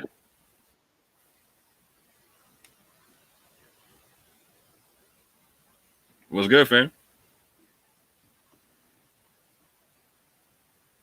Eric Bernie, what's good? Shakara. Big up the man. It was good. Yeah, hey, man, while y'all were having your discussion, man, I was reading scripture, man, to get an understanding of where you're coming from. But I couldn't talk and focus on reading scripture at the same time. That's right. But I was listening all the time. You got any thoughts on it? You know, I mean, I got to get back to it, man. Because, what do you say? So you got any thoughts on it then? Any thoughts? Any? You know,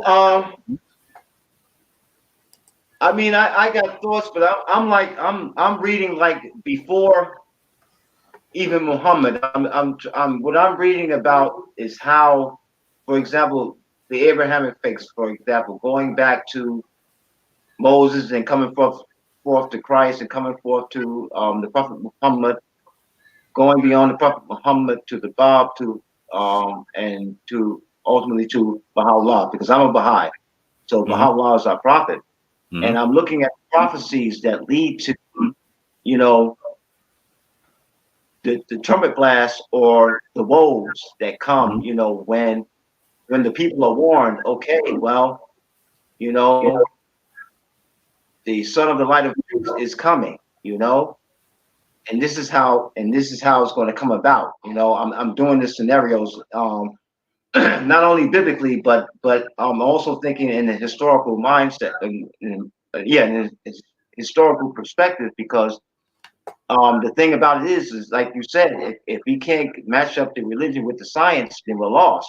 Which means that the people that are mentioned, okay, first and foremost, there's got to be some proof that they existed. There's got to be some proofs to the validity or the truth of the prophecies, you know. And I'm one who believes that religion is progressive, and I think the proof thereof is that even before Moses, you had Buddha, you had Zoroaster. You see, so from Zoroaster, you got Buddha, and after Buddha, you know, you got Moses. After Moses, you got Christ. After Christ, you got the Prophet Muhammad. After the Prophet Muhammad, peace be upon him, you have Bob, and after the Bob, you got Baha'u'llah, and all of them Hold have a witness. on. I'm not hearing that name in between Muhammad and Baha'u'llah. Who's the name you're saying in between Muhammad and Baha'u'llah? The Bob. The Bob was the herald to Baha'u'llah. In other words, Are you saying the Bob prophesied the coming of. Are you saying the Excuse me? Bob? Are you saying the Bob like B-O-B? The Bob. B-A-B. Oh, okay, good. My fault. B-A-B with a little tick over the A. Okay. Who's that? Who's that? This is that I'm reading the scripture, and I'm and you know, on the timeline of prophecy, okay, as when it's being prophesied that okay, the new prophet is coming, because I'm of this view, okay. Ultimately, all high chooses, okay, the divine messengers of his word, right, of his commandments. So when I look at it this way, and historically speaking, as well as in personage of these people, okay, historically speaking, as well as from the books, these people existed. These people had a book. These people, I mean, these prophets, they also had a second witness that was a minor prophet besides themselves, you know. For example, the Prophet Muhammad had Ali. Ali propagated the faith after the physical death of the Prophet Muhammad. Yes or no? Oh, Issa would have loved you for that. He said that's what it said. Issa would have loved you all day for that one. You in this man out of here for that one. Big up your mama Ali. You know, so I'm, you know, so I'm trying. So you know, I'm trying to read the timeline. You understand what I'm saying? The timeline of prophecy, as well as the historical timeline, the historical physical embodiment of these people. While you all were having your discussion there, a very spirited one, as a matter of fact, which I appreciate, I'm trying to read, you know, so that's just my view. Yeah, our next one's going to be a bit more fun because in my tradition, we in the Circle 7, we recognize Marcus Garvey as a prophet and whatnot. So Issa was talking about Marcus Garvey being a black Muslim, whatever. I was like, oh, we're gonna have fun with that one the next time we talk. I'm gonna play with him on that one. Just have some fun with the brother right quick. No, when he said that, he was having a dig at Shakara still. You get me? But yeah, peace. It's been a minute. Big up, brother, man. You all right? Can't complain, bro. How are you? I'll be feeling better, bro. Healthy? Yeah. I'm good. That's what's up, man. All right, cool. You sound good. You know what I'm saying? That's what's up. Yeah. You know? Yeah, man, I'm good. No, we had a couple of guys in the G block that actually were infected and recovered from coronavirus. That's why I'm asking you. You know, are you good? You know, are you healthy in that? I don't think I had corona. I just you didn't sound like it, bro. You sound like you had a basic. Ordinary flu, you know. But it you know that sometimes when you get flu and then it turns into a cold. Right. So that's where I went. Yeah. It's lasting longer than it normally does. So I'm trying to figure out whether it's old age older age, not old age, but older age, or you know when you get as you get older, it can take you longer to recover from sickness. Or of course, yeah, indeed. Or maybe but then I'm listening to some people that said they had some symptoms and not others, and they're not quite sure if they got it or not. So I don't know because I'm not really in the in the age group whereby it generally becomes dangerous. So maybe Yeah, I just, that's true. it's Right. confusion, like, you know, But, that's what this thing is. but you know that on the continent of Europe, you know that on the continent of Europe, there are a lot of young people who are suffering from this too. They're outside the ordinary age group because they were talking about it's usually older people, you know, whose bodies and immune systems are weaker, you know, than the younger folks. But there are a lot of young folks on the continent of Europe who are getting this virus and severe symptoms of it. Yeah, so it seems to have hit certain areas of like France and Italy in particular seem to have Oh, it is real hard. Yeah, you know. And right now, they say right now in the U.S., right? Well, actually in New York, that the state of New York, well, actually New York City, the 5 boroughs, has more cases of infection than most places in the world, as far as individual places. They was playing games in New York. They came on TV talking about go to parades, ride the subway. You know what I'm saying? I was like, well, what? Listen, they basically came on TV in New York. Listen, Go ahead. Orthodox boy, you know New York City is about money. You know that New York City is. I was about to say, like on February 2nd, they came out talking about, hey, you don't got to worry about this. They said New York is greatly prepared for the coronavirus. I was like, what? Y'all got a vaccine already? Like, what you talking about? That was February 2nd. Check this out, man. Y'all play games. Yep. Check this out though. There are no traders in the pit. In the New York Stock Exchange on Wall Street. Wall Street is you heard me? Ghost town. I mean Times Square, ghost town. Yeah, Times Square is dead. Hey, but check this out, Eric. Check this out, bro. Chinatown is popping off right now, bro. Yeah. Chinatown was going crazy, bro. Like they couldn't shut it down. It got more popular in Chinatown, right? There's more people going to Chinatown. I was like, what the hell's they were literally having people go to advertising to go to parades in Chinatown, so you're not being like anti Chinese and you're not being racist. I'm like, bro, y'all are playing too many games right now. Yeah. You're doing way too much with serious, man, because yeah, indeed. And listen, let me tell you something right now. I ain't saying that the coronavirus is China's disease, as the orange man is saying, as in Trump, aka Trump. But listen, a lot of people are getting infected like really quick. You had a whole lot of people in the NYC die of this too, a significant number, you know. So and it's not a racism so I thing, don't care about seeming prejudice. Yeah, it's not even a racism thing. That's what I'm saying. I live in Washington State, you know what I'm saying? Like we have another epicenter and whatnot. We're a big Asia Pacific hub, right? In terms of trade and whatnot. Again, the Chinatown in New York is the biggest Chinatown in America. You know what I'm saying? The Chinatown in New York is bigger than most cities. You feel me? Yeah. Like you can literally go to the Chinatown in New York and never speak a word of English in your life and be cool. You feel me? Like it's another. Yeah, indeed. Yeah. So clarify this a bit more. Washington State is like northwest, isn't it? Yeah, we're literally on the same line of latitude as you are in London, bro. Yeah. Right. Seattle, for example, Seattle is in Washington State. It's gray and foggy right now, bro. Yeah. About to rain. Yeah.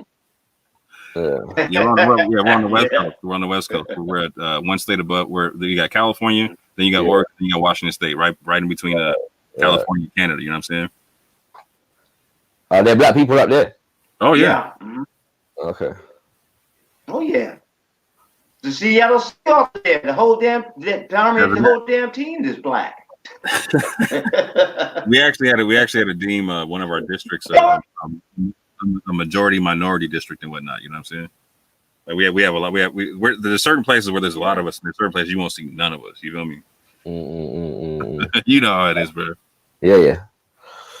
And the thing about it, in New York, as far as the state of New York, no NHL games. The NBA season has been canceled.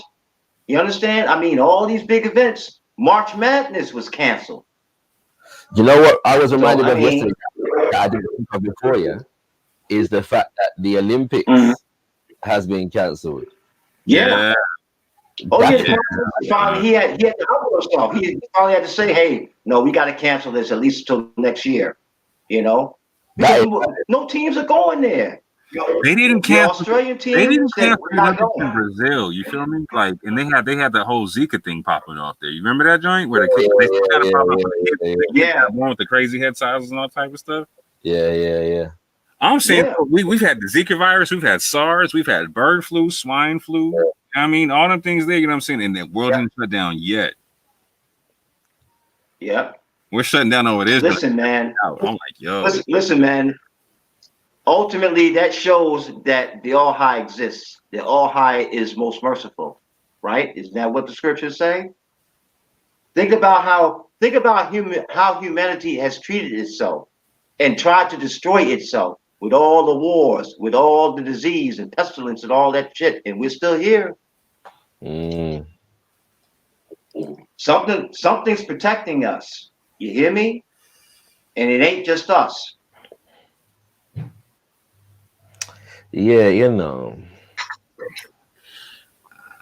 What are you saying, Shakira? What's good, man? Yeah, not much, yo. I'm just here trying to. I'm just like working every day. On Got Kush TV, really. We're trying to use the time to make sure we sort out, certain behind the scenes stuff, and you know what I mean. So right. That's what's up. What's going on in the realm of Afrocentricity right now? You know what I'm saying? What's the convo? There's a lot of different convos, bro. In terms of scholarship and conversation, I guess you would know about the debate about the place named Kemet. Yeah. Which was a last thing still, but it's ongoing. And what's your stance on that one right now? I don't have a stance on it. I need to do my due diligence before I have a stance on it. I have more of a position on the nature of the conversation rather than the scholarship, if that makes sense. I think I got you. I've got I get you. I haven't been feeling the nature of the conversation for the most part, because I don't think it needs to be as antagonistic as it is, and I don't like our ancestors here, John Henry Clark and Dr. Ben and Sheikh Anta Diop, were able to educate and challenge without insulting the intelligence of the audience. Completely. And I think that a lot of times people are, treading very close to that line in terms of how things are being communicated. You can appreciate the brilliance of the ancestors, where you consider that they raised our level of knowledge, but also our level of scientific appreciation for scholarship. You know what I'm saying? By how they taught, and they didn't have to tell us, y'all ain't scientists. Right, exactly. I mean, look at Marcus Garvey. Okay, this man was a big time businessman.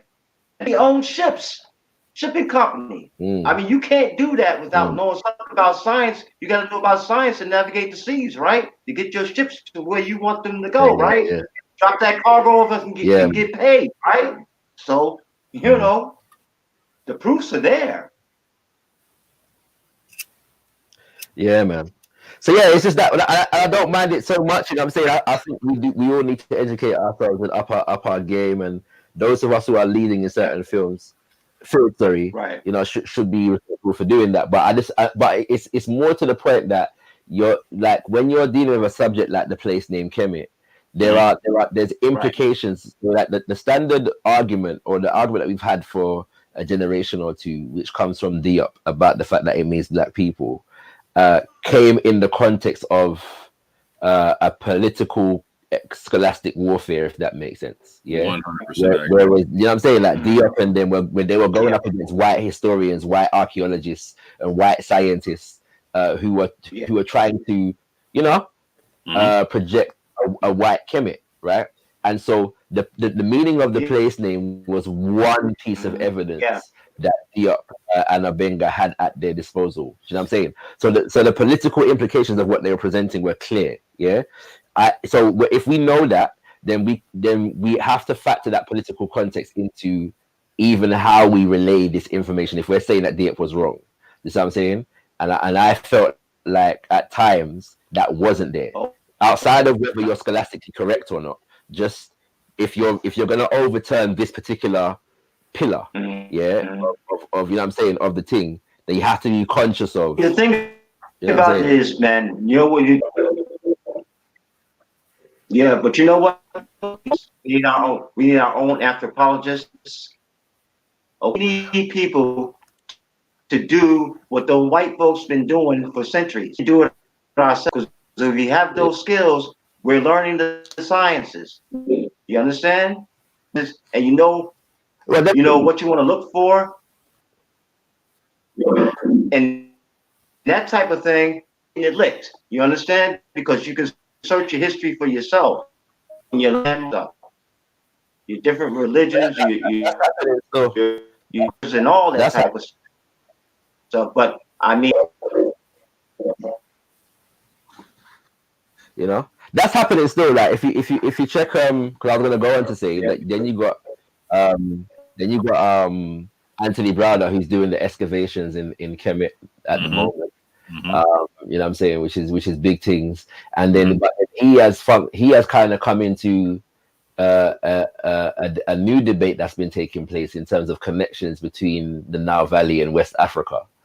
You know what I'm saying? Right. So people have been debating whether that's a real thing or not, and that's been going down. So because a lot of the Kemetu shrines that exist in the States have come under attack because people are saying that they're dealing in spookism, and they're not dealing with the real thing that the people in Kemet was dealing with, and so a lot of the shrines have had to be defending themselves. And so as a part of that defense, what couple of them, the Shrine of Anu, I believe it's called, who's based in New Jersey, they did an event with Elder Anthony Browder, where he was presenting some of his research in Kemet and how it links to West Africa, and then Asa Imhotep of the Amun-Ra squad jumped in and kind of was putting forward some of his research on that connection. Very, very informative stuff. You know what I'm saying? So yeah, so man's appreciating that. You know what I mean? Yeah, man is appreciating. I mean, yeah, but I mean, the clash of ideas is always going to come because you always got a little bit of ego, even for those ones who are scholar. The ego is something you can't get rid of. So the ego is always going to force people to argue when they have a little more information than other people do, or I would say the general congregation of people who are trying to figure all this stuff out. So you're going to have clashes of ideas, but when the evidence presents itself, it takes the place of the ego because the evidence can't deny it. Yeah, man. So yeah, it's all important, but I feel like you man are correcting it that we have to be.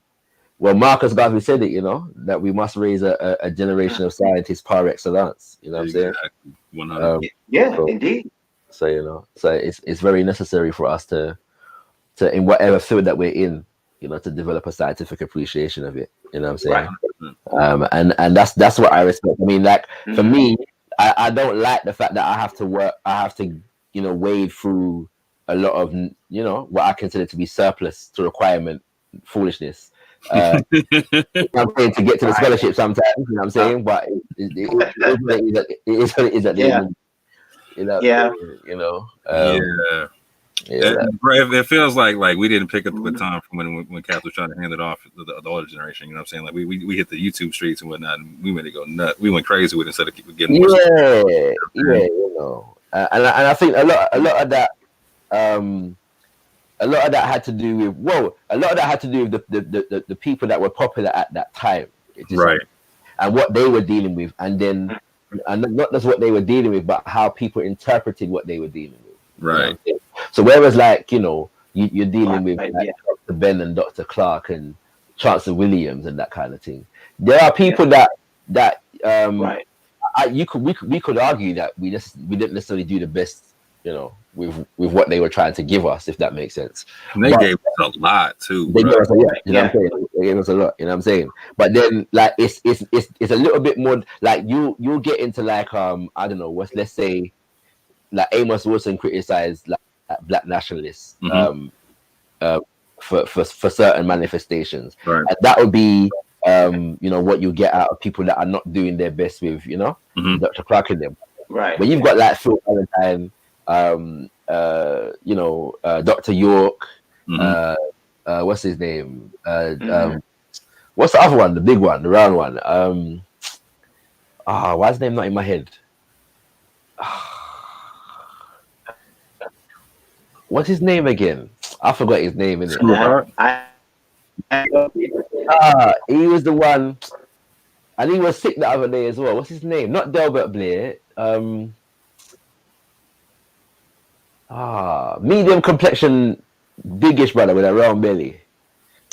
What's his name? Why's his name got out my head? Round belly. Anyway, he's in that school, innit? Right, man.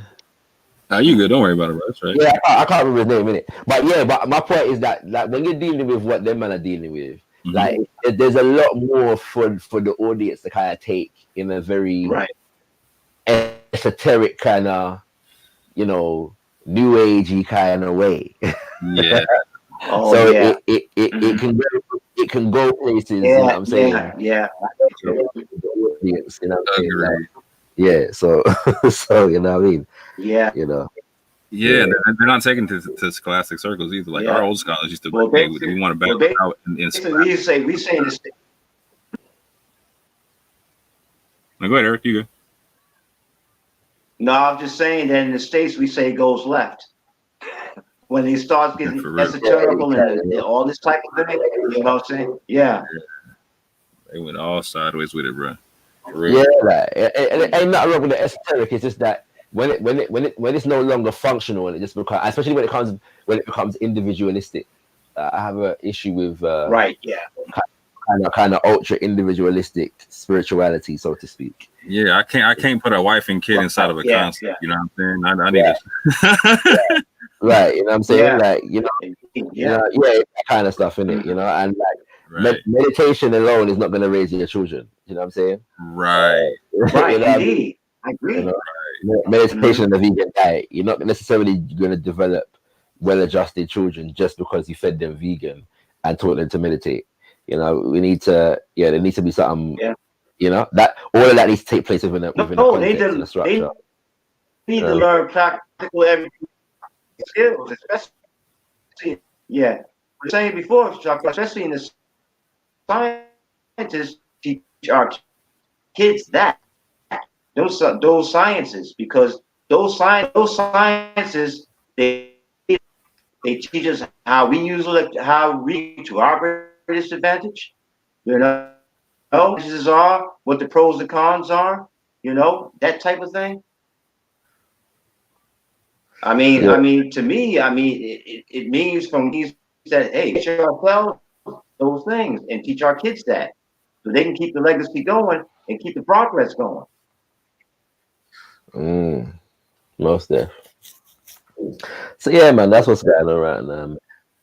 At the same time, though, there's a brother by the name of Amawani Africa. Yeah, to answer your question further more, who's doing a series at the moment called Strike Drum: The Reawakening of African Consciousness. Nice. And that's a brilliant. What the brother's doing is brilliant. All of it is not online, but you can check his channel, Amawani Africa. It's a very good brother, but he's focusing more on kind of Pan-African political power acquisition type scholarship, which I think is missing a lot in the current. You know, everyone's doing stuff on ancient Kemet and and all that stuff, but the current and more recent political movements, you know what I'm saying, and what they were trying to achieve and the ideologies involved in them kind of things. And a lot of that work is slacking, is lacking at the minute, whilst people are focusing on religion and you know what I'm saying, and all kind and religion, like divorced from just religion for the sake of debating religion. You know what I'm saying? Right. Yeah. You know what I mean? Like just and I enjoy a good religious debate. You know what I'm saying? But to me as an African spiritualist, like it makes more sense for me to build African spiritual institutions rather than debate my Abrahamic brothers and sisters. You see what I'm saying? Like, and if I'm not doing the former, I don't really, to me, I don't really have business doing the latter. You see what I'm saying? Like, if I'm not, because at the end of the day, when I done debate my brother and sister in the church, they've got a church to go to. You know what I'm saying? Like, when I debate my brother and sister in the mosque, they've got a mosque to go to. So, like, for me, understanding where like, you know, the African spirituality is at this moment in time, like, the primary energy has to be about teaching what it is and building the institutions around it rather than just debating people. You know what I'm saying? You know, and then when we debate people, at least, you know, when the debate done, we can say, well, come and experience this. You know what I'm saying? Or, you know what I mean? You know, we're demonstrating what it is that we say we do. You know what I'm saying? Institutionally, you know what I mean? So yeah, that's my thing in it. So I'm somebody who doesn't separate like African spirituality and in Abrahamic traditions, and I know a lot of people doing whatnot. Right now, I see the arguments that you have with people, and I'll be like, man, it's not. I hear the arguments coming back at you. I'm like, bro, it's not separate. No, it's not separate though. But I can see where a lot of people think it is and whatnot. Go ahead. It's not. I mean, it all, as far as I'm concerned, it all comes from the same source, you know. And like I say, if we look at how humankind, while advancing in some ways, we have been very barbaric towards each other, and we're still doing it now, because in certain areas on this globe of the planet that we live on, places are on fire and people are fighting wars. For what? You hear me? Yeah, I'm saying it like this though, like so we definitely saw like the whitewashing history, and like there's definitely been like an attempt to blackwash certain things, right? But at the same point in time, like when you look at the so-called Abrahamic traditions and whatnot, the concept of like a monolithic version of God or whatnot is not anti-African. It's not something that's absent from Africa or whatnot. Like right now, like when I look at Afrocentrism and whatnot, I'm looking at like the reclamation of the Abrahamic traditions to Africa in a sense, right? Like, so we were talking the other day, Shaka, about a certain linguist talking about like the Horn of Africa being the origin of the Shemitic languages or whatnot, or Semitic languages. You know what I'm saying? Like, so to me, that changes the whole that concept changes the whole perspective on these things, because a lot of people think about these Abrahamic traditions coming in from like Mesopotamia and whatnot, right? And you got people like Zion Lexington talking about, well, yeah, well, the Mesopotamians are Nubians anyway, and some of them might even have ties to West Africa, etc. Whatnot. So like, there's it is a fact. It is a fact, yeah, that the languages of Sumer are Proto-Bantu languages. Yeah, I think that has been solidified at the minute. I don't like my thing is this. I do disagree. I'm one of those people that does consider Abrahamic religions as outside the frame of what I would consider to be African, even though I recognize that that a lot of them were influenced by and had Africans as a part of, you know, the foundation and whatever. But I think what it is that when you're talking about these traditions, especially because I mean you would agree more that your perspective on these things is not normal. That's right. It's what I'm saying, right? Right, you know what I'm saying. And so the dominant perspective on a lot of these things, even where the language is concerned, like the ideas of what is Afro-Asiatic and them kind of things there, outside of the religious context, is a lot of people defining their specific Africanness based upon the interaction with non-Africans, if that makes sense. No, agreed. And when you look to it, like even from the linguistic basis and that kind of stuff, because whereas I agree with your assessment, where people are at the moment is the fact that even the language family that is known as Afro-Asiatic is not a valid language family. Right, just what I'm saying. There's problems with even the designation of Afro-Asiatic that need to be looked at. Right, just what I'm saying. So and then because that relates to now where people place the Medjugorje and the languages of the Nile Valley prior to the Abrahamic religion. I'm saying, because they're heavily related. People like to relate them to the so-called Afro-Asiatic family, or Nilo-Saharan, which takes into consideration, all kinds of Semitic peoples, basically, right? But then, like to separate the languages of the Nile Valley from what is considered to be Bantu languages. You see what I'm saying? And these kinds of things. So for me, it's always about the cultural framework and the extent to which the cultural framework is informed by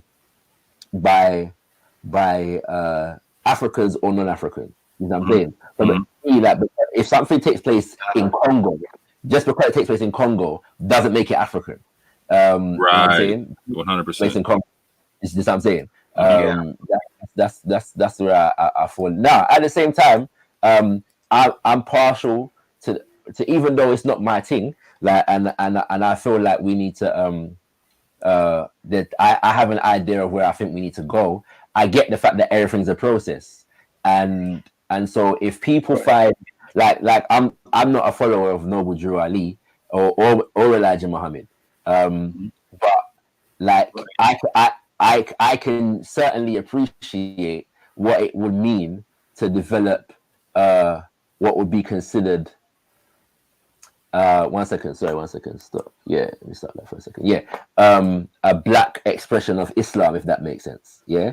Now, my argument would be if the man wanted to start a thing like they did, because to me, I always wondered why did they feel the need to call it Islam? Like it's so what's the word? It's a unique thing.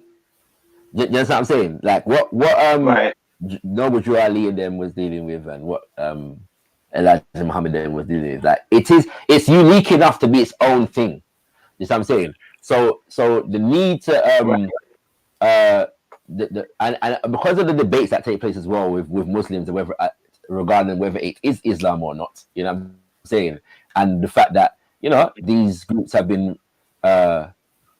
traditionally kind of rejected by what would be considered the mainstream of Islam. Like it seems to me to be a weakness to try and even validate it via those means. You know what I'm saying? Like the strength would have been in, well, we're not Islam and we don't need to be. You know what I'm saying? That kind of way. In that regard. So even though but I can again still appreciate especially as a caveat that the fact that these are all stages in a process. You know what I'm saying? And man can appreciate the process, right? Even outside of even with my particular allegiance to particular kinds of expressions. You know what I'm saying? So yeah, 100%. Just out of curiosity, like, so what particularly out of the Abrahamic traditions do you feel is un-African? I am of the. Well, we can start with the understanding of the Creator. I think there are many differences there, and I think those differences are borne out by terminologies like polytheist, and because like Abrahamic religions. One of the things that separates them from most other religions on the planet is the need to make themselves distinct from everything else and define itself as superior. Is what I'm saying.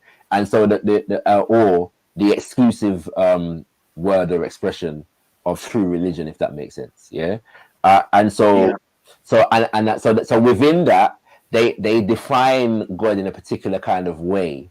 And I think that when I look into, not that there are no similarities, and not that those who are in those religions, like a lot of Sufis, for example, because of the fact that they hold on to a lot of their Abrahamic traditions, they find an expression or understanding of God even in Islam, that is closer. You know what I'm saying?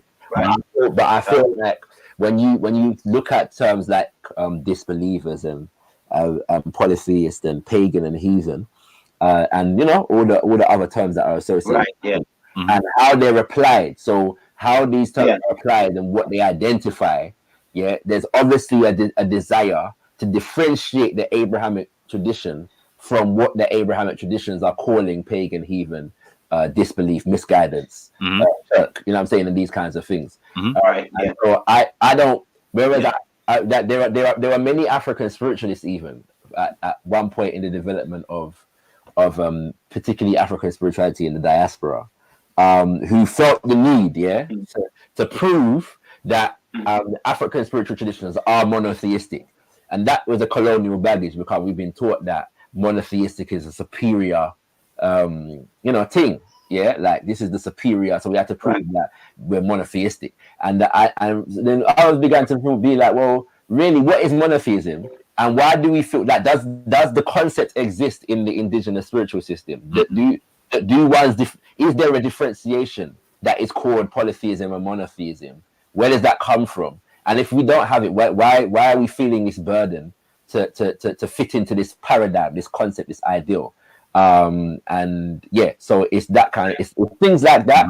And then one thing that if you speak to African spiritualists, they'll tell you is fundamentally one of the things that the people that practice Abrahamic religions have is this idea of veneration of ancestors, and which is central and fundamental to African spirituality. And so if we can't venerate our ancestors, then the tradition is not for us, basically.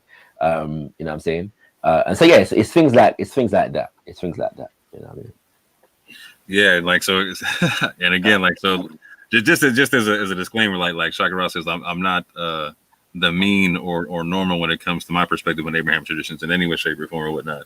So I hear what he's saying and whatnot all day, because I hear a lot of the same concepts when people talk about their concept of like the one God or whatnot. It's like it's like it was never heard of before, or never mentioned before, or that Africa has nothing like that or whatever. And you know what? I'll say that Africa doesn't have something, like from what I've seen, they don't have like the concept of the Western one God.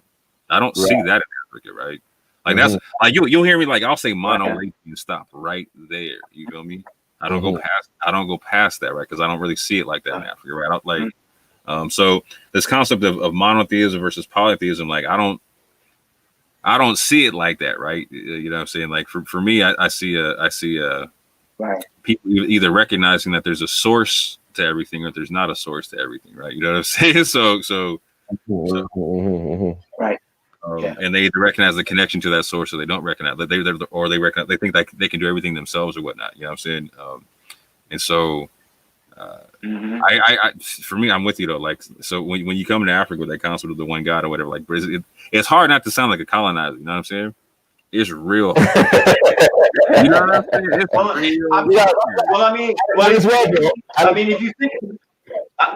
if you had that forced upon you for hundreds of years from white folks from Europe who come to tell you that they're coming to civilize you. Not just why would you think that? White folks didn't spread Islam in Africa.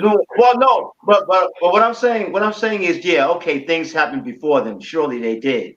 But now, when you read the history books, though, and you see how when they come to colonize your country, dominate you, conquer your leaders, right? And they say, well, our purpose for doing this is because the Bible says so. You understand? And their interpretation of what the Bible is saying to them. The Christians are going to say like we got the curse of Canaan and whatnot. We were allowed to enslave you, whatever, right? The Muslims are going to be like, no, our God is better than yours, though.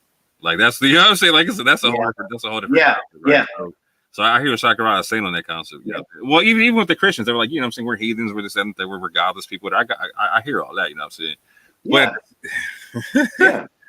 But they're supposed to reject that, right? That's what I'm saying. Like so this is where I come in different. That's where I actually try to look for the African concept. Like so for instance, when Shakara was talking about like not venerating ancestors, like I got a big issue with that. Like when someone tries to tell me I can't do that via my scrolls, I'm like, show me.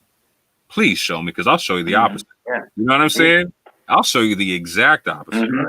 But they'll be like, "No, you're trying to talk to God through your ancestors, or liking it." I was like, "No, bro, what are you talking about, bro? Like, what are you talking about?" Like, our Moorish.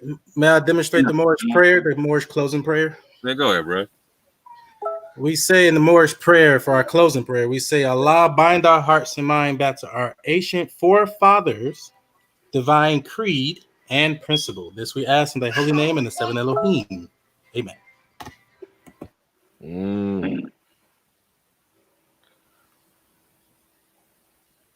Yeah, you know. So no argument for me. And we talk about you can't change your descent nature unless you the people you come from, i.e., unless you're more powerful than the Most High himself, right? So we Right, talk indeed. about our whole tradition is about honoring your descent nature and where you come from, who you come from, honoring thy father and thy mother. Like literally, bro, that's in part of the commandments right there in Exodus, right? Honor thy father and thy mother, that the days may be long upon the earth, etc. You know what I'm saying? Indeed, yes. Yeah, you know? Exactly. The Asian fathers and mothers didn't call themselves black. I guess as well though, the other part of it is because you have people who are African centered or Afrocentric who or Pan-Africanists in that regard who are embracing, let's say, of the Abrahamic traditions as a part of African tradition, even if they themselves are not Abrahamic. Right. Yeah, that does happen, innit, right? Now, at the same time, the idea of and coming from my perspective, like if we look in the trajectory of religious traditions, early, we see the kind of demonization of Kemet and now Valley, and the war, what I'm saying, that the gods of Kemet went, to act with the one true God of Israel, that kind of vibe, and then there's the whole thousands of years baggage in terms of primitive and ungodly and barbaric nature of African spiritual system. So, like I say, like beyond a debate, what I'm saying, with my Abraham brothers and sisters, it is more about the fact that, like, let us assume that all the Abrahamic traditions are at their heart African. It doesn't mean that in order to be spiritual or acceptable to the Creator, that that Africans have to be Abrahamic. Right. 100%. Obvious. Yeah, exactly. Right. So in the sense, if I am not Abrahamic and I'm Ifa, or I'm Kemetu, or I'm Pa, which is the Ga spirit, or Odinani, which is Igbo. You know what I'm saying? All of these things that, like, there is a need to restore dignity to these traditions. Yes, I agree. And so that so that the traditions themselves can evolve themselves because of the colonization. There's a natural evolution that takes place within a spiritual system and social order that we have been denied because we've had to be underground, if that makes sense. Right. You know what I'm saying? I agree. Yeah. So there's that element of it as well. And I'm not like I speak to Muslim brothers and sisters who they genuinely believe that I'm going to hell. Or Jahannam, and I'm good with that, like as long as I can't say I'm good with it, but I can deal with that. I know what you mean. Right? I can deal with that as long as when man is what I'm saying, got my my Shango ceremony going on, like y'all ain't coming to trouble the thing. There's no hindrances around here, you know what I'm saying? And you know what I'm saying, that's my thing, innit? At the moment we're not there, innit? Like we're not there.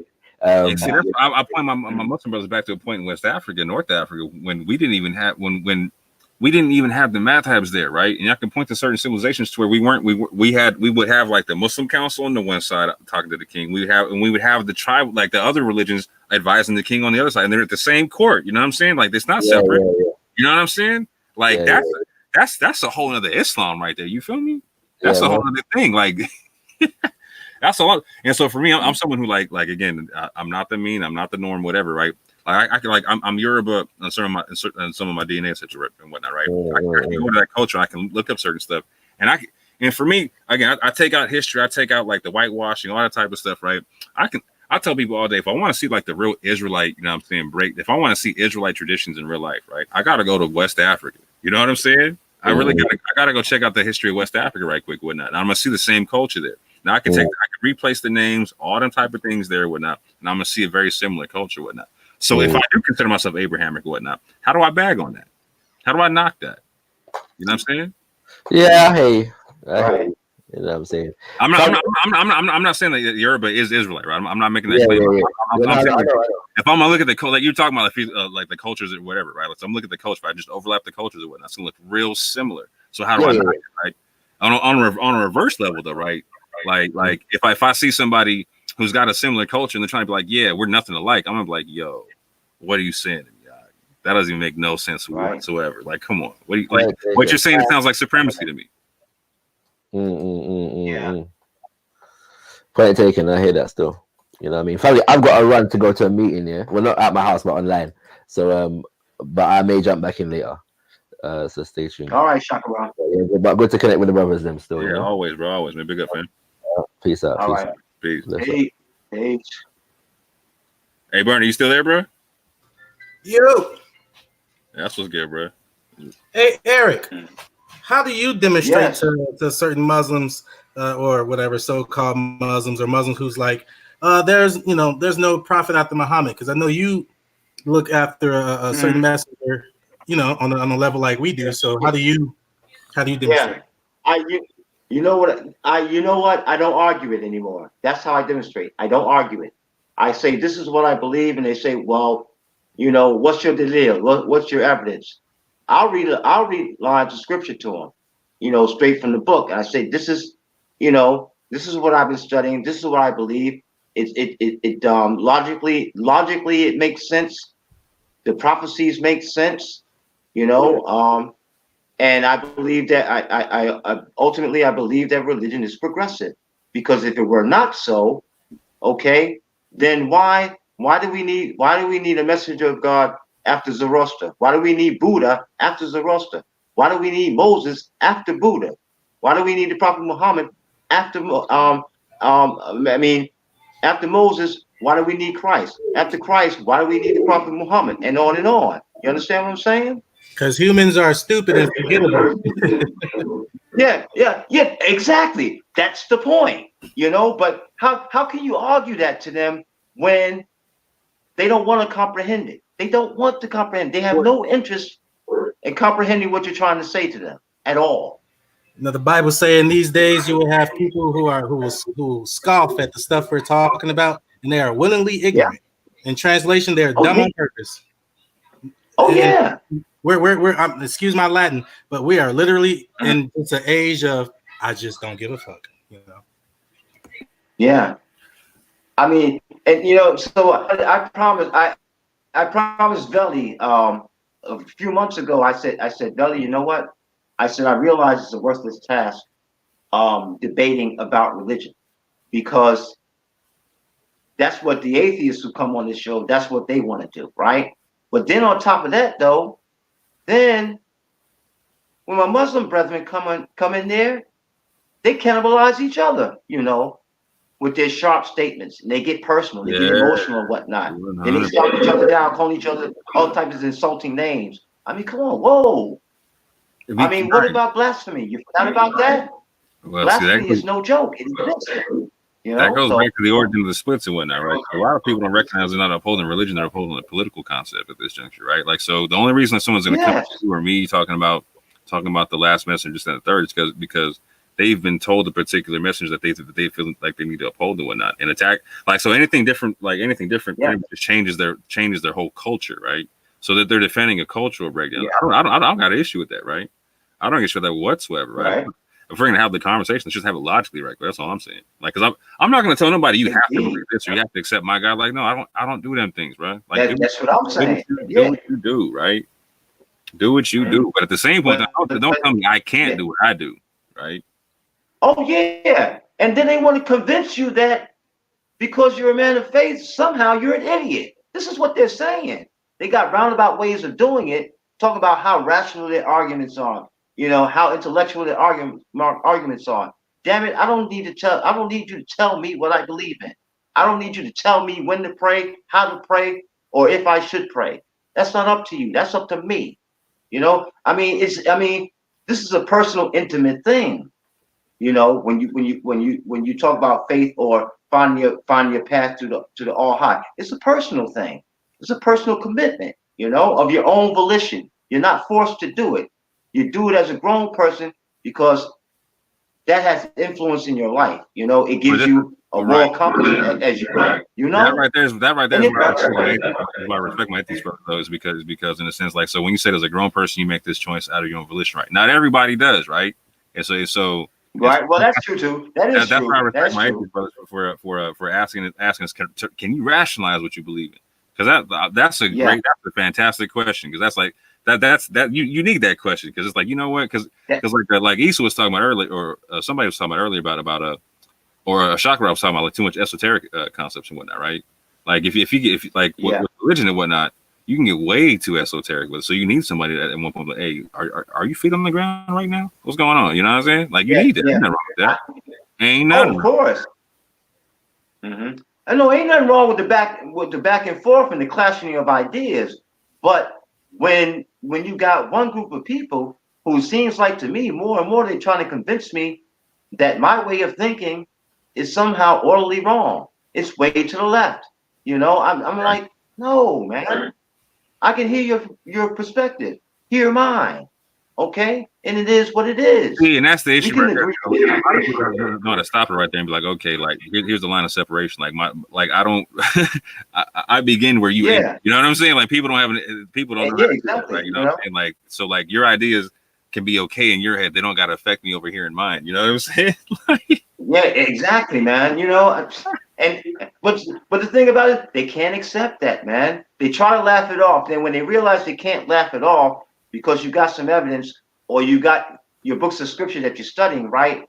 And you read, you know, and you read certain passages, right? Whether it's talking about, you know, evolution or intellectual knowledge as opposed to spiritual knowledge, this type of thing. You start reading stuff, and all of a sudden they like, no, okay, wait a minute, okay, no, go back to that previous sentence.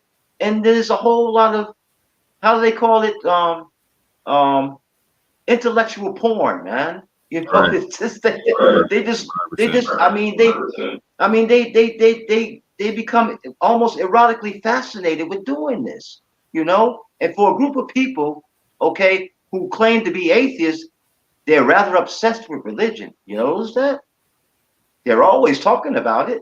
Oh well, yeah, they're going to, because I mean, like, so if you're an atheist, you live in a world to where spirituality is subconsciously imposed on you, and whatnot, right? Like I used to be an atheist myself at one point, right? But I was more like agnostic. I was never like no God. I was more agnostic, right? I was like no Western form of God. I didn't like the God, like the Western form of God couldn't exist as far as I was concerned. It still doesn't exist as far as I'm concerned. Right? So when I hear atheist, I hear like anti-Western God. So I just rock with that. You know what I'm saying? A lot. Yeah, indeed. Yeah, go ahead. Even if you look at the books of scripture, there is no prophet who originated in the West. If you look at it, even if you look at history, there is no prophet of God that God placed in the West, in Western Europe or the U.S. or even Australia or even Japan or something like that, and said, you know, okay, go out and teach the masses. You know, so. But yet it's the West. It's the Western concept of God that they really beef with and whatnot, right? But at the same point in time, I can feel my brothers over here in the UK beefing with the Muslims and whatnot in terms of like the Islamic concept of God, because 9 times out of 10 they're talking to a Sunni, and they're debating like a Salafi kind of a concept on God and existence, this and the third and whatnot. So it becomes real specific. Like, so either they're debating like a Sunni or a Christian. Yeah, really is what it comes down to, right? Right. Yeah. And so those constructs can be real similar in terms of how you debate them and the construct of how God exists in science and all that. Like because a lot of the cats are going to be like rejecting the scientific concept and stuff, right? So like the atheists are going to jump on that, right? But at the same point in time, like there's a bunch of religions that even if you take the Western aspect out of it, right, it still can line up to scientific concepts and whatnot, right? Even the Western one, if you take it can line up to scientific concepts and whatnot. Yeah, I mean, you think about it. Every group of humankind going back eons had to use science. They had to live, okay? Even if you say this is the natural world, you got to live in it. You got to survive in it. You got to make prodigy in it. You know, you have to learn what type of plants you can eat and what you can't eat. Right. You got to know when water is fresh and when it's foul. That's science. Mm-hmm. Through the scientific all method, day long. through the actual scientific method, exactly. Yeah, you know, so animal husbandry, how much science is in that, man? I mean, it goes deep, you know. So but see, but at the same time, that's what becomes frustrating for me, though. You know, it's like I was talking with Rob one time, right? Mm-hmm. And And I was saying, this is how I reconcile science and religion, okay? And I use this analogy. My daughter is ill, right? Maybe she's got a fever. Mm-hmm. And I suspect maybe that she has the flu, but I don't know. So yeah, am I going to pray for her to get well? Yes. But at the same time, in the next action I take, I'm going to bundle her up as best I can, keep her as warm as I can, get in the taxi, go to the doctor's office. You hear me? Mm-hmm. Go to the emergency ward and find out what illness she has. Take the instruction, based on the doctor's diagnosis and his instruction or her instructions as to what medication I need to give to my daughter, or if she doesn't need medication, but she just needs rest and liquids and fluids and stuff like that. I'm going to take that advice. I'm going to use it. I'm going to do the process of the scientific method through experimenting by following the doctor's instruction. And if it works, fine. If it doesn't work, I'm taking my daughter back to the doctor and say, hey, doc, that didn't work. You got to do something else. Or I'm going to take her to a different doctor until she gets well. It doesn't mean that I'm not going to pray for her and the doctors, who are examining her and giving her the diagnosis. I'm going to do both because I have to. You're right. So if I was an atheist, somebody's got echo. I don't know if somebody got their the YouTube on or something like that, but I can hear my voice in someone else's thing right quick.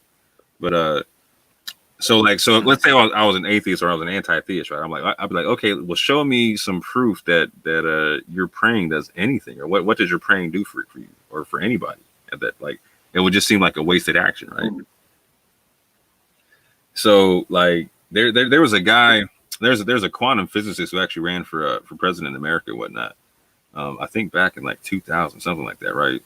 I may have wrote it, but he was in the movie What the Bleep Do We Know?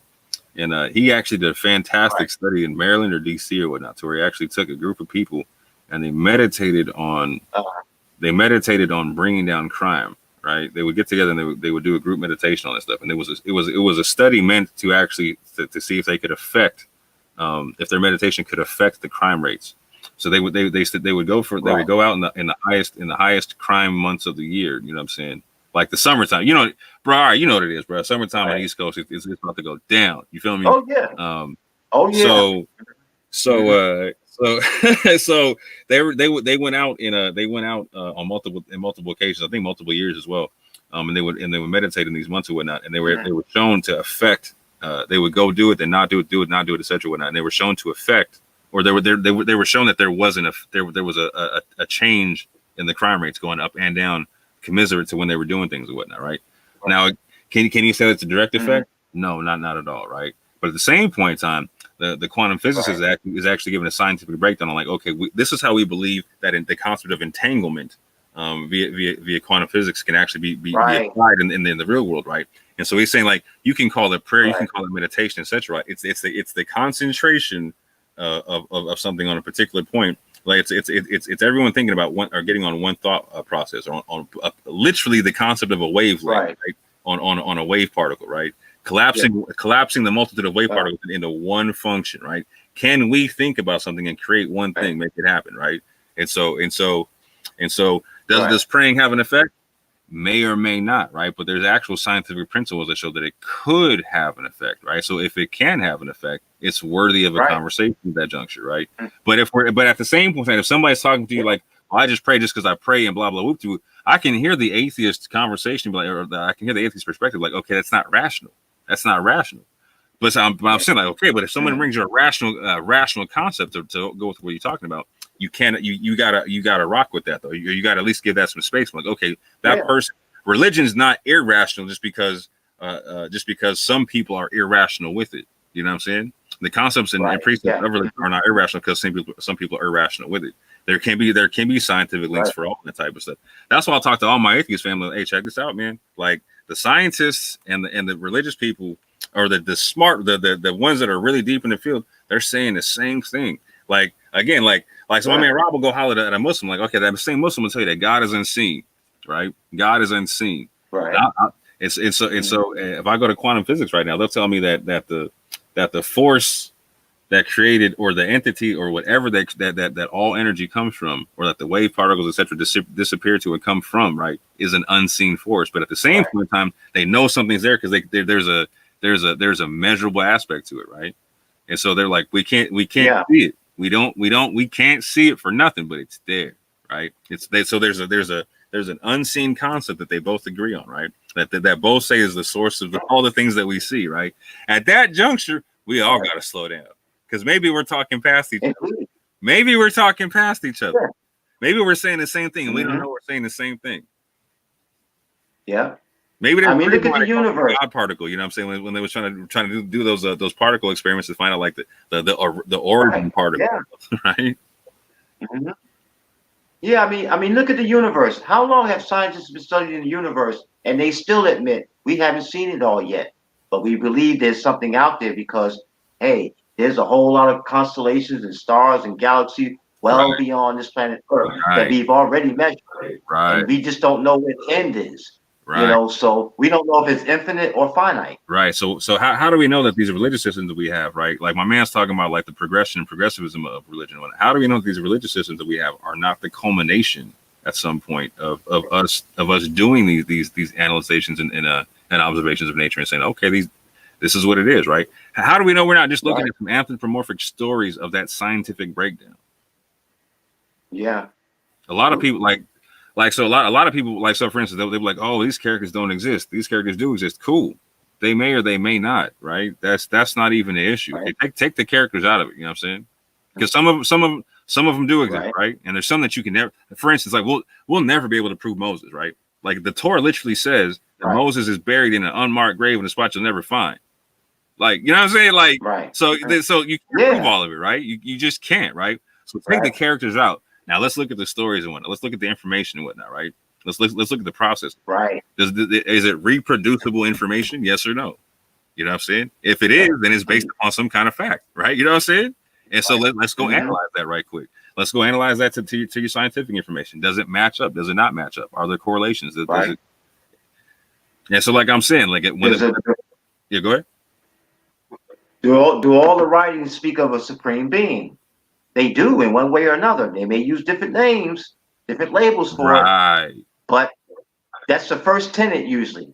Right. Okay. And then you go into like, so what are the attributes there? What are the attributes of that so-called supreme being? You know what I'm saying? Like, and they just happen to be in common. Like everything comes from that supreme being in some way, shape, or form. You know what I'm saying? Like that's the source of everything. Okay, cool, interesting. Yeah. You go from there, right? You know what I'm saying? What's the next step they all have in common, et cetera, et cetera, et cetera, right? That's you take the scientific. If you take the scientific method on the breakdown of religion, you know what I'm saying, in cosmology and whatnot, it becomes real interesting. You know what I'm saying? Because you just look for what confirms each other in the storylines and whatnot, right?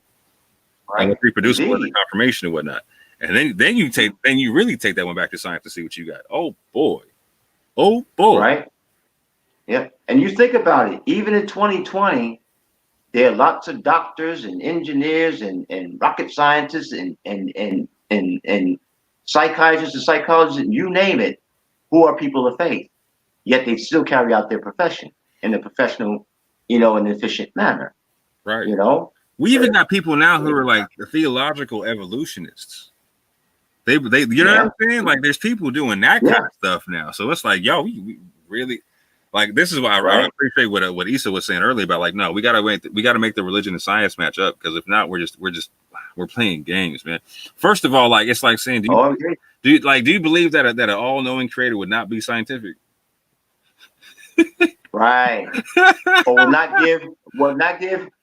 give his creation the means to be scientific so they can live on this planet Earth, which is physical. Right. You know? We look mad crazy trying to reject science or whatnot, right? You know what I'm saying? We look mad crazy. Like I can't knock my atheist brothers when they talk about, like, for instance, when they run into people talking about like the Earth, like they say like creation 6,000 years old, and mankind's only 6,000 years old. Like we don't knock that off. Like you making us look nuts. Like I love all of you, right? But at the same point in time, like you can't go to my atheist telling me like, okay, you can't knock my religion. It's like, no, bro. Like he's saying you're not rational. You know what I mean? Like it's not rational. Just like, can you prove that we're only 6,000 years old? Yeah. If you can, then I gotta shut up at that. But if you're just making the claim, And then be like, well, the Bible says so. Like, well, first of all, does it say so? Second of all, you know what I'm saying? Right. First of all, Yeah, does it say so? exactly, Second right? of all, where? Are know you what I'm sure saying? about that? Right. You know? Like, man, I mean, you in the church, is that what the pastor told you, or did you read it yourself? Right. I was a kid when my mother pointed out. It says here. I was a child when my mother pointed to me and said, "You know, it says here that it says that Adam and Eve were supposed to replenish the earth." She said, "If it said replenish, there was something before." I was like, "That." I was like, "What?" She was breaking it down like in the Hebrew concept of like in the beginning is like almost like a plural concept, right? That is, it's almost like it's like in the beginnings. You know what I'm saying? It's like I was like, "Oh, word, right? Yeah, right." Blew my mind, right? Blew my. But you know what? It also set me up to understand quantum particles and quantum physics and all that kind of stuff. I could understand when I go into a quantum realm that infinity is everything now. I was like, oh, it isn't just one beginning here. Oh snap! It changed my whole when I try to tell people like the Bible prepped me for quantum physics, they're like, what? I was like, no, I didn't learn it the same way you learned it. I wasn't taught the same way you were taught. You know what I'm saying? So I'm not mad at you for doing that way. I was taught a mad different. And I mean, oh yeah. And the thing about it is that the people of the book got to study the book. That's the problem. Right. A lot of people of the book don't study the book. They don't know the book. Right. They know the form. They know the traditions. They know the rituals they follow. Yeah. You know. They know what somebody said about. Right. Because I say to Rob, well, every time I talk to Rob, you know, and I'm talking to him about my faith and everything, I say, you know what, Rob? I said, Rob, do you know the Holy Quran? Do you actually know the Bible? Have you actually read it in the context of what you're speaking about? You know, do you constantly study it? You know, because if you're not learning anything from it, and therefore you refuse to allow yourself to be susceptible to changing your way of thinking, your attitude towards the way you think about religion in general. Right, but Rob the way he does though, because he studies it to disprove it, right? And he studies it to disprove it because he's in a spot to where like he's obviously an atheist because people were forcing religion on. You could tell that, you could feel it on. You feel me? Like yeah. You know what I'm saying? So like I can't knock his perspective. I can't knock his perspective because how dare you force religion on somebody? How dare you force that concept on somebody? Like again, if Rob goes to Speaker's Corner like on Sunday, right? You know what I'm saying? He's gonna hear people telling him like all kind of crazy stuff about like how he's wrong, going to hell, this, that, and the third. Like that's not bro, that's not like a positive conversation for someone like Rob, right? You know what I'm saying? Like so for Rob, like he's got to disprove that, like that, because that's not what rationale is there to stand in the street corner and tell someone they're going to hell. Like how is that like a rational concept? You know what I'm saying? Like so I can't like I actually appreciate how hard Rob is on the people who believe, right? Because prove what you're saying, back your chat, you feel me? Because a lot of cats is just chatting shit out here, you feel me? And make it like you'll never hear me say you have to accept this or you have to accept like no, bro. Like that, whatever you believe, what you believe, fam. I'm just telling you what I believe. Just don't like you. If you hear me get passionate, it's because someone's telling me I can't believe what I believe, right?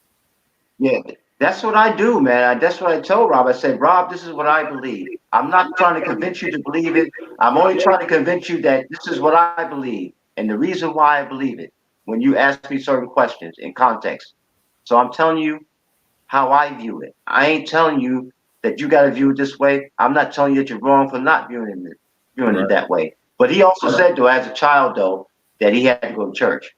You know, his parents made him go to church. So, I don't dig. I personally don't dig that. You know what I'm saying? Like I don't dig forcing kids to adhere to religion or whatnot. You know what I'm saying? Like that's the same thing. You know, when I was a kid, when I was a child. And I remember when I used to see the pastor of our church, you know, give the main sermon in the afternoon. He used to scare me to death because I would see him. But first, he's calm, right? He got a booming voice. Then at first he's calm, right? And you know how it is when they say, "Oh, he's got the Spirit, he's got the Holy Ghost now." The man is sweating. Man can't stop sweating. His voice, you know, he damn near loses his voice because he starts shouting, you know. He starts going hoarse. You can hear him breathing hard and all that type of stuff. As a kid, that scared the hell out of me. No pun intended, but it really scared me. I worried for the man. So that was Yeah, no, I got a lot of yeah. There was a lot of things I heard as a kid growing up in church. I was like, yo, like I'm a kid, should I be carrying this right now? Like it made like not only that, it's like man, you got like what you doing throwing heaven and hell at a kid for? You feel me? Like, bruh, like you're throwing like fire, brimstone, and like the afterlife at a kid and whatnot. Like a kid, like fam. Like I understand giving kids morality, right? Cool. Straight. That like give them universal morality, right? Universal, right? Stuff is universal, right? With that all day, right? But if I'm if I'm gonna teach them religion, I'm not gonna say you have to follow it. I'm gonna say, check this out, this is what I follow, right? And let them know, like, hey, you don't like if you follow this, like on you, that's on you, but you don't have to. But this is I do. You're gonna see Daddy do this because this is what Daddy follows, right? This is what that like. You might not see Daddy eat food for certain times of the days. Or you might see Daddy like whatever, like just so you know what it is, right? You don't have to do that if you don't want to, right? But if you want to, come on through. You feel me? Like, but at the same point in time, like I'm obligated. I'm obligated to teach you certain aspects of morality and whatnot. You know what I'm saying? I'm obligated to make sure you're not going to be a dick to society, or that you can defend yourself in society as well, right? All the things. But at the same point, I can teach. I can teach them like a universal system. I can teach them morality based upon science as well, too. Right now, I would love to hear my atheist brothers talk about this one more. I would love to hear their basis for morality because when I was dealing with it, I did it like this, right? Like so on a scientific level, like I was talking about quantum physics and whatnot, right? Again, I had like a spiritual breakdown before I got into quantum physics, but at the same point in time, when I was an atheist, I also had a perspective on it, which was this. So like my morality came from if like so there's a concept called entanglement to where like two particles at the opposite ends of the universe can be affected at the same time by the same thing or affect each other, right? Right. And I'm like, oh wow, okay. So like it hit when I saw that, I was like, oh, there's a scientific principle for love thy neighbor as thyself, right? Or this concept of what affects you can affect your neighbor. I was like, oh, this is interesting. Okay, so on a scientific concept, like if I could like it made me think of like how am I affecting the things around me and how are they affecting me based upon this concept of entanglement, right? Because they're kind of like pouring things, like my environment is pouring things into my cup and I'm pouring things into my environment's cup, so to speak, right?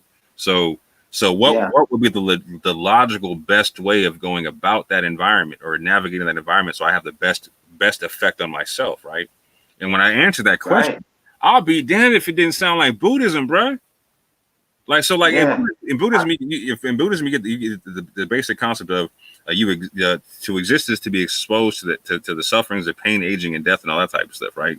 And that the best courses of action would be to act in this concept of codependent origination, right? Which is you don't exist by yourself, right? You exist by affecting other things and other things affecting you and whatnot. And so they would come, they can have this whole concept of basically just being as righteous as you can in all directions, so the righteousness comes back to you. I was like, oh, snap! Like it was the same. You know what? Go ahead. That brings me to thinking about, hey, what goes around comes around. Right, exactly. I could never walk into a church in my life and hear that concept. You feel what I'm saying? No, you won't. You won't. I mean, think about it, right? Now they've been saying that, for example, this coronavirus, right? They say, okay, there's been different forms of this coronavirus going around for decades, right? Now it's come back again, right? There's only one coronavirus. Coronavirus is a family of viruses. There's just so people understand that. Yeah. So I mean, as I said, what goes around comes around. Well, it's come back around again, and it's hitting people probably like it hit people before, So I mean, it has effect on everybody. When you talk about doing the social distancing, I mean, the idea that somebody can sneeze, somebody can cough, and from the breath that comes out of his or her mouth, it can give you symptoms of coronavirus. It can affect you. Right. Right. So check this out, right? So let's say I'm an atheist in this situation, right? This is how my morality made me affect that, right? Like, so if I was an atheist saying, like, going with this quantum physics entanglement concept, right? The way I did it, right? I would, because again, it like I'll be damned if I wasn't hearing like love thy neighbor as thyself, right? Or like I was thinking like, okay, if I was going to like how do I want someone else to do what I'm doing right now? So I'm gonna wash my hands. Right. I'm gonna clean this surface. I'm gonna clean up after me, not just before me, right? Right. I'm gonna go before and after me, and if the next person comes along and does that, there's no germs nowhere. You feel me? We're all like, you know what I'm saying? But like, it just takes one person to be like, well, I'm just doing this for myself and not clean up after themselves, right? To break the chain. You know what I'm saying? So, Right. like the concept of morality. Yeah, indeed. Right. So like morality is looking at, so it comes like, so it almost comes into like, I'm loving myself through my neighbor in a sense, right? Like it's a weird concept, right? Because if we're all doing the same thing, again, no one's getting messed up, but it takes one person to be selfish and just think about themselves to break that cycle. That's it. And throws off the whole order of everything, you know? One person, you know, I mean, because even in Wuhan province in China, way over in China, right? One person had to get sick first before coronavirus could spread to somebody else. They had to breathe on them, or cough on them, or sneeze on somebody else or something. Bruh, and then it just I'm gonna tell you right now, took off. they're telling on themselves right now. These people, like, so I'm like, you go to the stores right now, you can't find no toilet paper, right? But you can find the soap aisles full from top to bottom. I'm like, wow, y'all are telling on yourselves right now. Yeah, like, so I'm looking at people, like, I'm looking at people like in New York and in certain parts of Washington and in like Italy, whatnot, Spain. I'm like, man, y'all are telling on yourselves about your hygiene right now. You know what I'm saying? Like, I mean, they've been telling you from the beginning, wash your hands often, you know, wash your hands, keep your hands clean. How simple is that to do? Yet, like you said, the example you gave tells how people, how they don't value personal hygiene, simple personal hygiene. Or just understand the concept of how we affect each other, right? Yeah, it's literally just that, like how we affect each other and how we can be affected by other people, right? Like, so it's just once you just understand that basic concept of I can affect you, you can affect me, and really take it to its basic logical end, you're going to do stuff like after yourself in front of yourself, right? Because you're going to want the other person. So let's just say, like in a world where let's say in a world you forgot to do it one way or the other, you're going to hope that the person before you, behind you, did it for you. Yeah, you know what I'm saying? So you ain't got to worry about, and you don't have to be worried about, you know, being infected just by going into the place that somebody else just came out of. Right. You know? Right. Or touching the same handrail somebody else touched. You know, if their hands are clean, and you got people that come in to clean, you know, your metro stations, they come in, they clean the innards of the bus and the subway cars and all that type of stuff that people use on a regular basis. If they're cleaning that, and at the same time, the people who come in there, if they're following the advice of the scientists and the doctors that are telling, wash your hands, okay? If don't touch the handrails because you know other people may not wash their hands. Okay, well, use a pair of gloves. So if you have to use the handrail, you're not touching it. You understand? You're not directly touching it. Take precautions, you know? Yeah. I'm not like, so when I go to the supermarket, right, I'm gonna wipe down the cart with the antiseptic wipe, right? When I put it back, I might do the same thing for grandma who might forget to do it when she comes in. You feel me? Like, so when she picks up the cart, it's already pre-wiped for you. You feel me? Yeah, exactly. You know, I mean, and if you and think about this, I tell you, I probably one of the most public and most how can I say, the most public, the most awesome, but at the same time the most horrific ways in which this concept of, you know, everything affects something else, right? Look at the wars that brought about empires. Okay, how long have we been doing this to each other, and how does it affect when the country was, for example, I'll just use Britain for an example. When Britain ruled the waves, Britain went wherever it wanted to go and did whatever it wanted to do to the people that they came in contact with. And what happened when Britain finally left? Usually, what happened was those regimes did a lot of the same diabolical shit that the Brits did once they left. They use it to their advantage to keep the people in line through fear.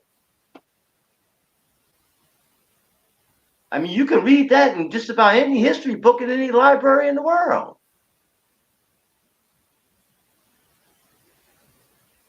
But no, that makes too much sense. That's too logical, right? You can't think that way and be a theist. Nah, then you're not really a theist. No. Ultimately, then you question things, right? So therefore, you have to be agnostic. So ultimately, you are what is it? A gnostical atheist. You can't really believe, you know, in any scripture or the tenets of any faith, you know, from any prophet of God, because you question things. Come on, man, really? Who doesn't question? A lot of people don't see that. A lot of people don't though. That's a lot of people don't. Yeah, that's true too. I agree. I gotta give you that. Yeah, that's true. Like James and like Rob and Ultra Funky and Vellemy, right? Because man, like they make the world go around too, bro. Like because a lot of people just got their heads down in these books and don't even really just don't double check nothing, right? They just, like I said, they just spitting stuff like it's gospel truth and whatnot. But have you proven it? Have you really rationalized it out for yourself? Like, so for instance, right? I'm gonna on April 11th, I believe, I'm gonna have a debate on the Exodus, right, in America and whatnot, right? And so right. a lot of people when they talk about the Exodus in America and whatnot, the Christians over here or the Israelites or whatever, you know what I'm saying? They talk about it from like a really supernatural concept, right? I'm a naturalist. I don't do that. Like, so for me, like, it's God doesn't break God's own rules. So like, if I see something happening, like water being split or plagues happening or whatnot, I have to give a scientific breakdown for that. You know what I'm saying? I have to. I can't can't read that and rationalize it. So for me, the way I read scriptures, if something doesn't have a rational explanation to it, it's not actual literal. It's a figurative concept, right? So for me, if I can't prove the literal concept, then it's got to be figurative, right? So like a lot of my brothers, they'll be like, no, it really happened like this though. I'm like, all right, but can you prove that though? Like, can you prove like? Indeed, right. I'm like, so for instance, right? I'll tell somebody like, so are you telling me that Moses touching the water with his staff made the water split, or when it said here that a great wind from the west came in or something like that and blew the water that it did some stuff? Well, I was like, which one made it happen? Was it the wind or his staff? What are you saying is the story here? Right. Yeah, indeed, right? Oh, he made the wind go through the staff. That's how it was done. See, that's my too. Hey, but here's what I'm saying. Here's what I'm saying. How many people believe it was the staff though? How many people believe yeah. Staff, right? Like, so here it's like, so I can't knock a atheist who's like, hey, yo, that's a child's fairy tale. Like, if you want me to believe that a man touching a water with a big body of water with a stick in his hand made 2 mountains of water and like a piece of dry land for him to walk through, I was like, I can't rock with that. I was like, you know what? Neither can I. I'm with you, bro. Yeah. I would much rather give somebody Aesop fables and tell them to rock with that. You know what I'm saying? Yeah. Get some moral stories for your life and be cool with that, right? Because if you believe just for the sake of believing, I say put the book down, right? But if you like, if you believe, if you rock with the book, get some morality out of it, you know what I'm saying? Something to live by, cool with that. Hey, more power to you, right? But at the same point in time, like when someone asks you a question about it, right? Don't hesitate to say I don't know when you don't know. Don't be like, hey, this is just what it is. But no, yeah, exactly. Nah, man. Nah, you know what I'm saying? I mean, yeah, I mean, it's like hell to the no. I mean, you got to explain something to me here, you know, when you're talking like that. I mean, yeah, it's really crazy, man. And the thing about it is, I've never done it. I've dreamed about doing it though. When I'm sitting in church, right, and I'm hearing this pastor, right, and he's doing his thing and he's preaching and whatnot, and just question the pastor's rationale for what he's preaching. Now, a lot of people would look at you like you lost your mind, that you were the heathen. I mean, you were the devil incarnate. If you do that, if you question another man who's reading a book, okay, that is supposedly divinely inspired by God. Right. That You man understand? between. Yeah, exactly. Yeah, you know. But if you question another man, you know, it's like, well, he's not God. He's not Jesus. You know, he wasn't around when, you know, when Jesus was around. He wasn't around when Nebuchadnezzar was around. You know, I mean, give me some context, you know, to what you're saying. It's not that it's not that I'm trying to be disrespectful. That I'm not trying to do. Mm-hmm. But I'm trying to understand what you understand, Pastor. Ain't that what is that what ultimately what it's supposed to be about? You're supposed to teach me what you know, you know? I told him flat out. I was like, hold on. I was like, your job is to teach me, but you're mad because I got a question. Right? Yeah. You feel? I was like, hold on. I was like, I had him. I was like, so are you mad because I got a question? Or are you mad because you ain't got the answer? What is it? Right. I'm real quick. I was like, because if you got the answer, you get that shit. You know what I'm saying? Like, you know what I mean? Like, yeah, that one. exactly. Mm-hmm. If you don't got the answer, like, get out of here, man. Scram, son. Right. It's one thing if you say to me, okay, all right, there's some things here that I even question.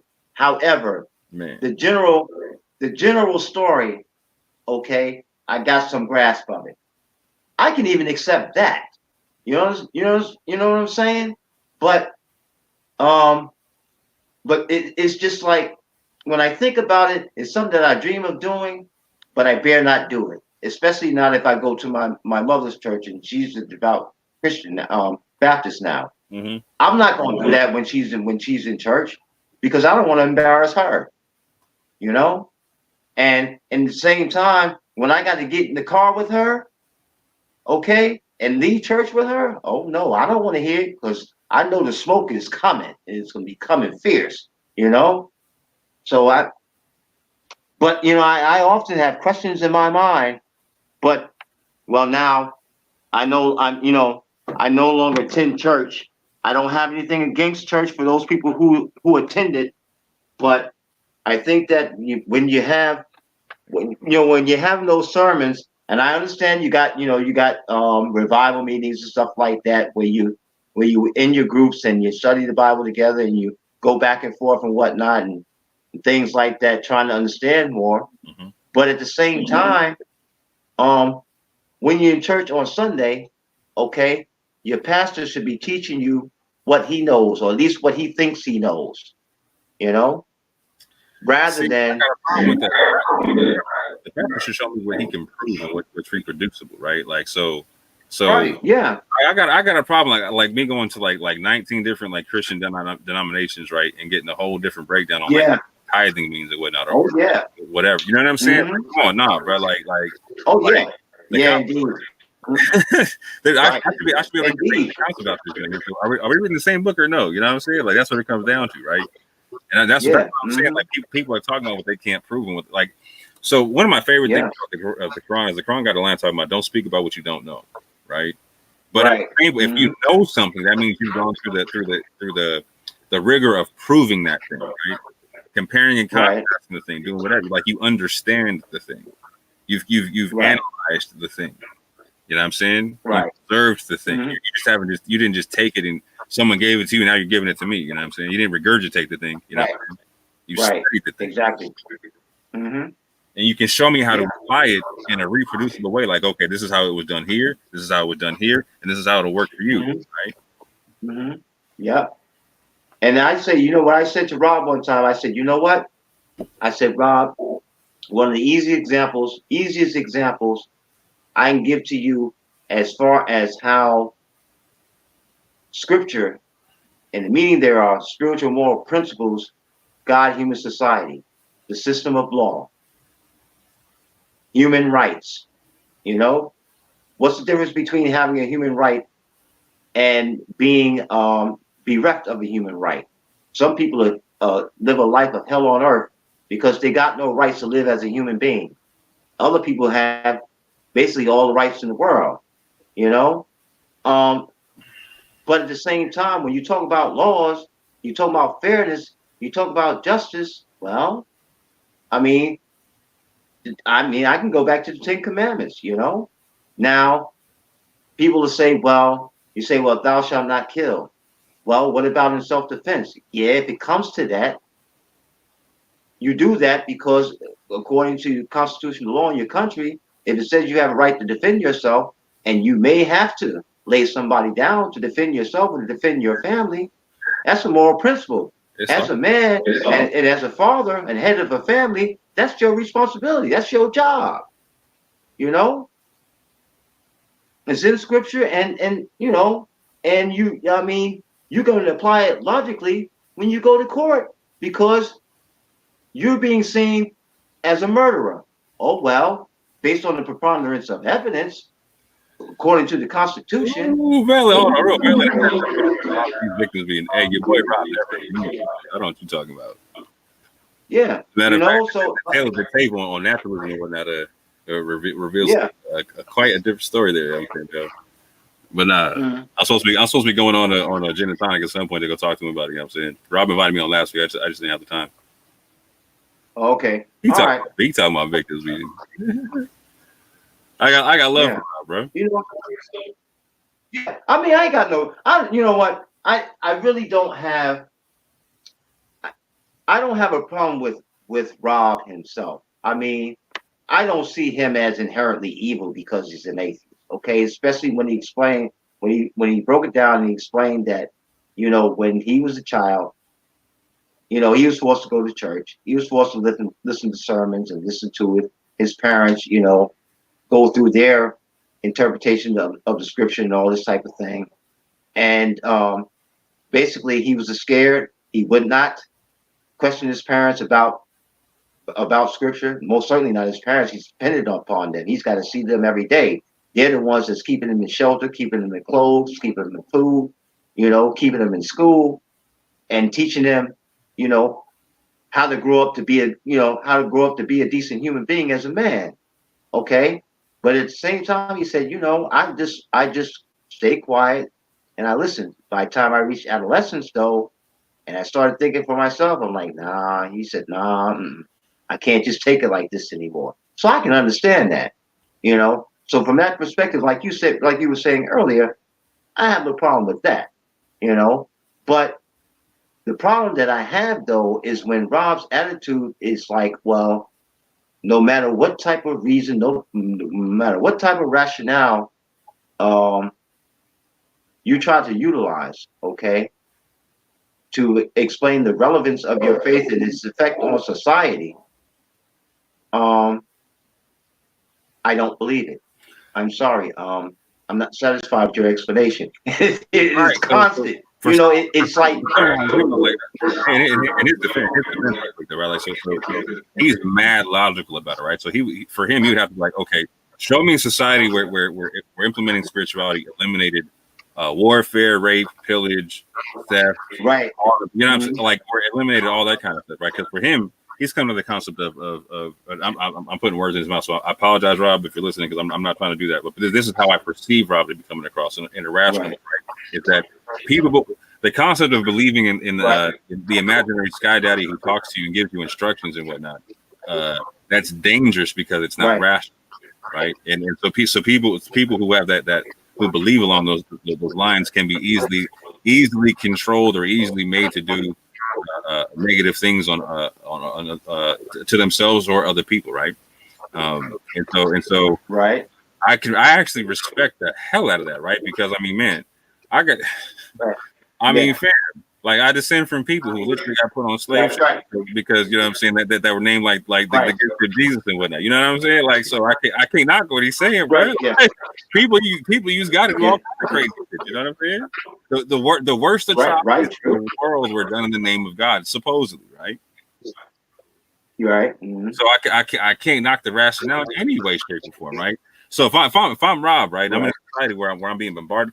Let's say I go to Speaker's Corner, right? Speaker's Corner is majority Muslim, right?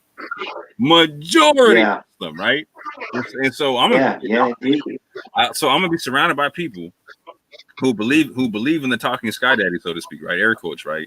And believe in this concept of prophethood and God talks to you through people, and they give you books and this, that, and the third. And in these books, like again, I'm gonna hear arguments like, okay, this book it condones slavery, it condones sex slaves, it condones all this kind. You know what I'm saying? Like I'm gonna hear that. I'm like, yo, that's nuts. Like that's like, hold on, you're talking about a guy that he told you that it was rational to treat people like that. Break that one down for me, right quick. You know what I'm saying? And then they're going to give their rationale. They're like, well, my teachers told me so, and their teachers told them so. I'm like, well, that doesn't make rational sense. Give me your argument for it. Give me your rationale or whatnot. And then when they try to make it make sense, it sounds like a loop in a disconnected logic. You know what I'm saying? It sounds like what's the word I'm looking for? I can't think of the word. But it's not logical, right? And it's obviously not logical. Mm-hmm. So I can't knock his perspective, right? Because no one's giving him a good answer for what he's talking about. Right. And at the same point in time, no one's giving him a good answer and saying like, now this is and this is why these other people aren't correct, etc. Let me go help you correct them right quick. You know what I'm saying? Like at the end of the day, bro, I hope I can go on Rob's channel and school some Muslims at one point. You know what I'm saying? Right. Yeah. Mm. But I definitely want to get it on the Quran. Yeah, because for me, you know, when it comes to that question of slavery, it says straight up and down in Baha'i scripture. Baha'u'llah says explicitly, slavery of any form is abolished. I abrogate that law. In no form is slavery acceptable. In no form is the worth of a male human being worth more than a female human being. You're both human, and you're both gonna die. Right. So at one time or another. I would make that argument like that. And so why would an all-knowing God, when he's going to give you a scripture, just make it that simple and plain and do it like that, right? Yeah. That's typically the argument I hear, right? And again, I can't knock that argument because when I hear him arguing with Muslims or something else, they give him some convoluted nonsense about how it all makes sense and whatnot. And they get like, for me, this is why you hear me talk about language so much.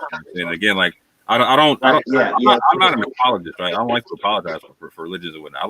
I like letting people speak. Let the Sunnis speak for themselves. Let the Shias speak for themselves. Whatever. Right. I speak for me, right? This is how I get down. Right. When I compare the languages, I see the same thing you're talking about. There is no slavery that's allowed, right? I have that all the time. You know what I'm saying? Like I don't see it like that. You know what I'm saying? It's so. But at the same point in time, that's because I'm sitting there trying to compare and contrast it, like I'm using a scientific method. I'm trying to be rational with the method and whatnot, right? I'm not trying to impose it. Right. I'm not trying to take someone else's concept. Right. I'm trying to like leave everyone beside. Right. Give me the books. Let me see what are they saying? What's the history on them? Where did the language come from? How was it constructed? How was it written? All that type of thing. I have to compare and contrast all that type of stuff if I'm gonna have the nerve to say I believe this. You know what I'm saying? Or this is what I get down with, right? I gotta right. But now, for example, when again Baha'u'llah says, what is it? It's mutalis mutandis, right? And I forgot what the Latin term means, but basically what it means is equality in the human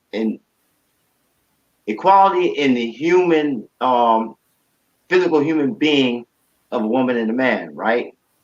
Now, the men may be stronger, physically stronger, because their bodies are built that way. Women's bodies tend to be softer, but women can be bodybuilders like men could be bodybuilders, but they're not going to be in the same exact proportions.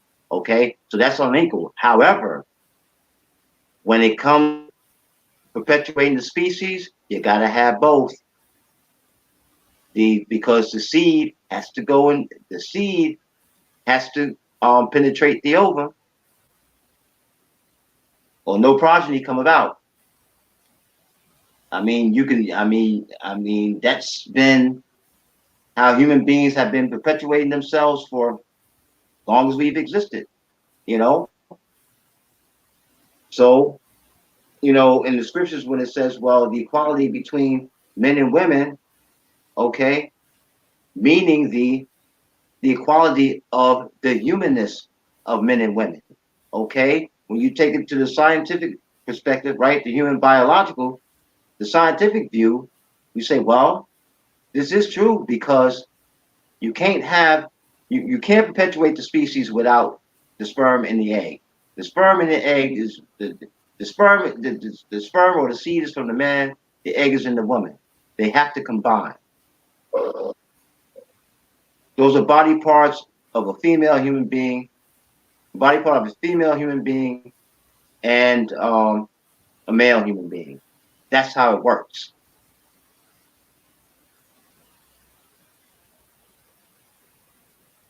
Yeah, I kind of got lost in where we're going on that one. No, the thing about it is this. What I'm saying is this, okay? Yeah, gonna make me go back and actually go get the clip where me and Rob were talking about naturalism and whatnot. I see y'all right now. Y'all gonna make me actually go show that joint. Yeah, but the point, the only point that I'm trying to make is this, okay? Whether you talk about reading the equality of men and women, okay, as far as being human beings, okay. How is it proved through the scientific method? Experimentation. Well, usually it takes sexual reproduction in order to bring a new human being into the world. But there, right? even with the that, woman has the ova. there's still an equality with that, though, right? Like, so, like, within that, like, there's gestation, there's genetic material and all that type of stuff and whatnot. I hear what you're talking about. Like, it takes two to make the one, right? I got you, right? Right. Yeah. But scientifically speaking, there's not an equation. And real quick, before I forget, hey Vel, do you mind if I put up that a clip of an old video from your channel where me and Rob get it in on my channel right quick? I gotta show these cats what's up right quick, because there's a reason why me and Rob go around. There's a reason why I'm about to go on gin and tonic and whatnot. Anyway. Yeah, I've been actually. Well, let me think. I actually used to go to gin and tonic quite often. I used to be a regular over there, and I used to watch a long time ago. Yeah. And I don't know. I just stopped going. I used to go to Discord too because man, I got tired of going. The Brits over there. You beat up, bro. I ain't gonna lie to you, bro. Like, man, y'all are catching like left, rights, and uppercuts, man. Y'all better block. Y'all better put your hands up, man. Yeah, I'm telling you, man, because you go over there, boy, man. I just had some wild experiences, man. But I mean,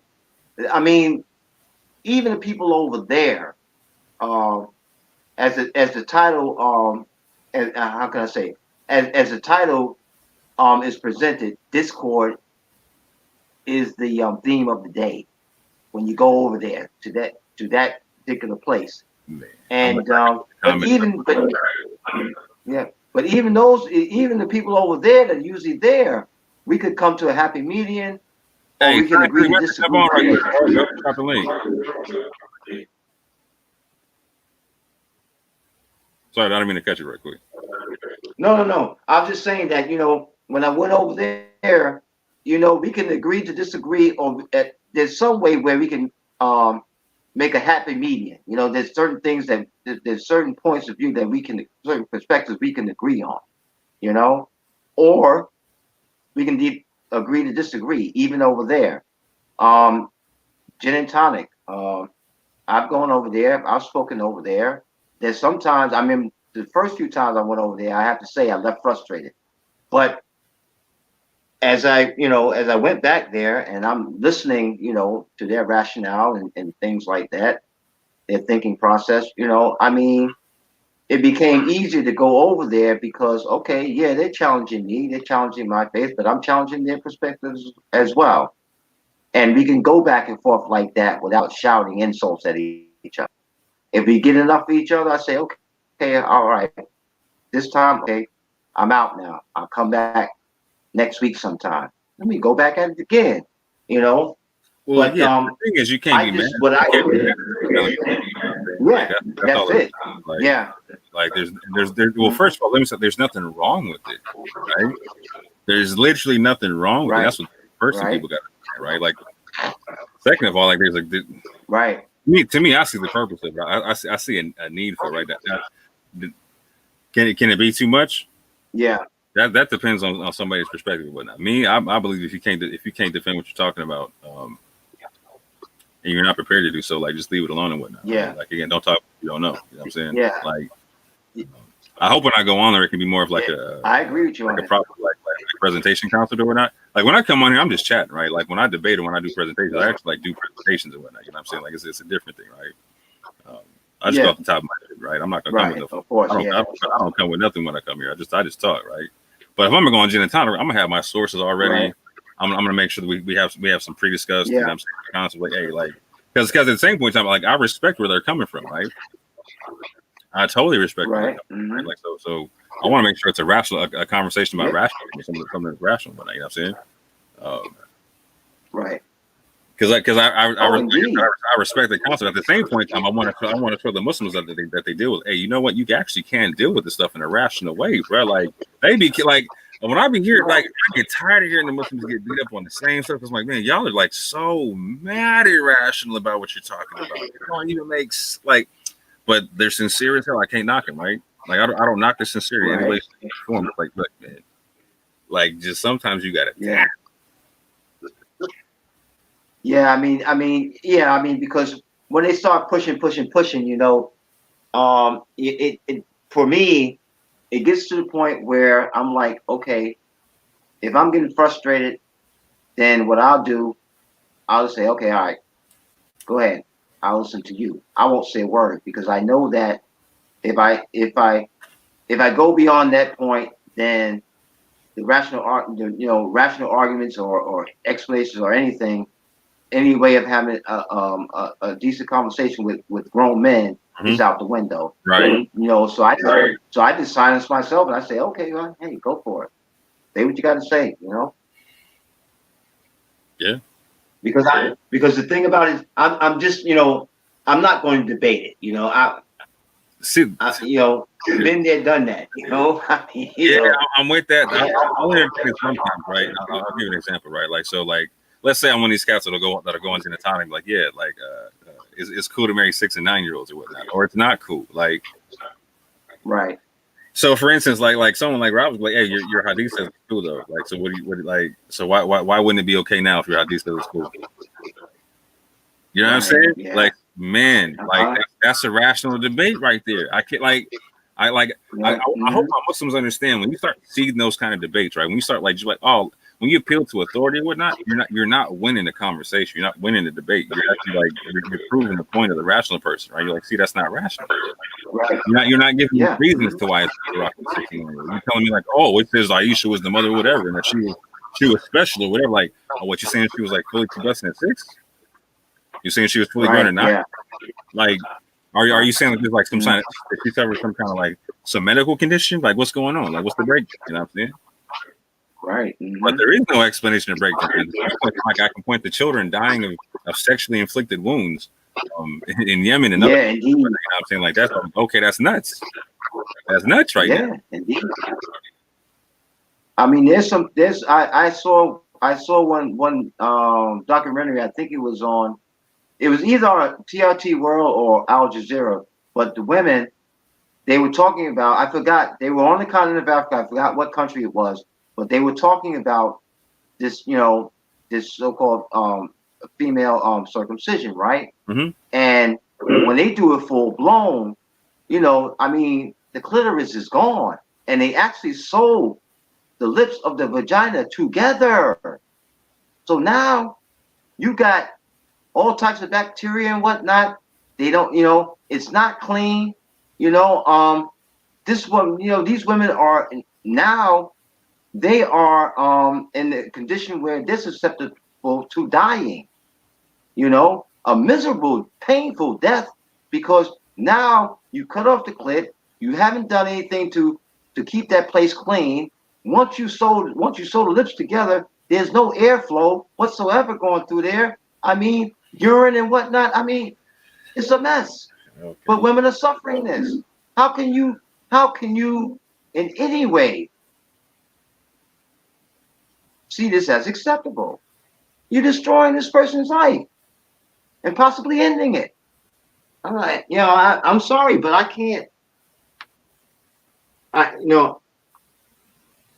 So to that end, I can't speak that it happened anymore. But like, let's say that does happen, right? Like that, and let's say someone attributes that to a religion or whatever. Like that's gotta end.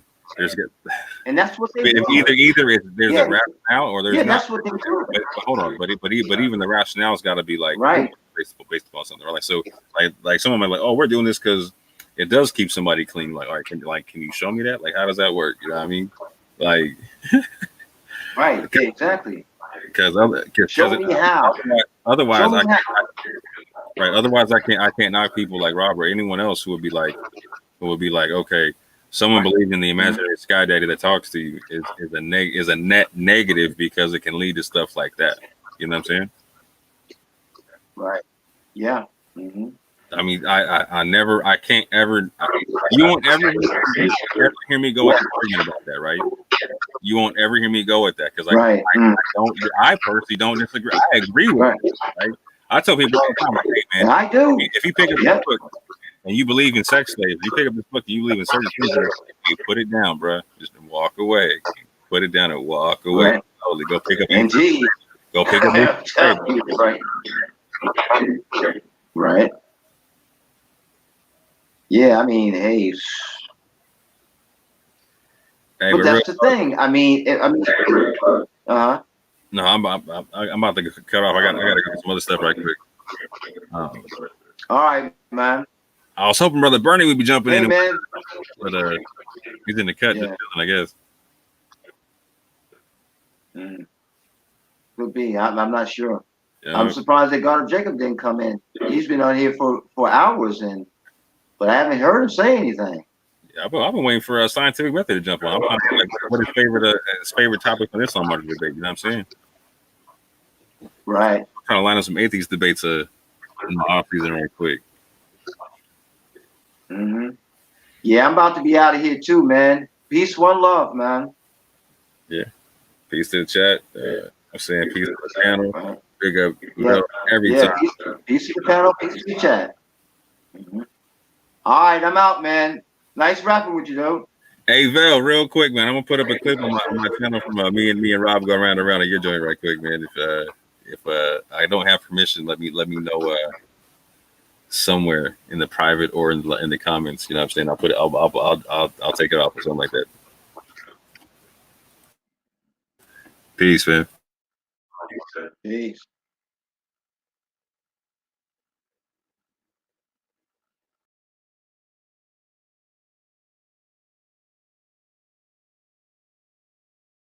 Y'all got, you know how we do. Come on, stream block in there, man. Yeah, man. Yeah. Don't worry. Got to Jacob, man. Obviously, if you was at the crib, you would have been talking, innit? If you was in the cut, you would have been talking. You get me? So, yeah, man. Mad thing. You know how we do, man. Obviously, G-Block's undefeated.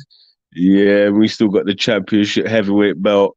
You get me? Yeah, man. It's looking like 72-0 right now. Mad. Yeah, man. So we got the people them in the chat.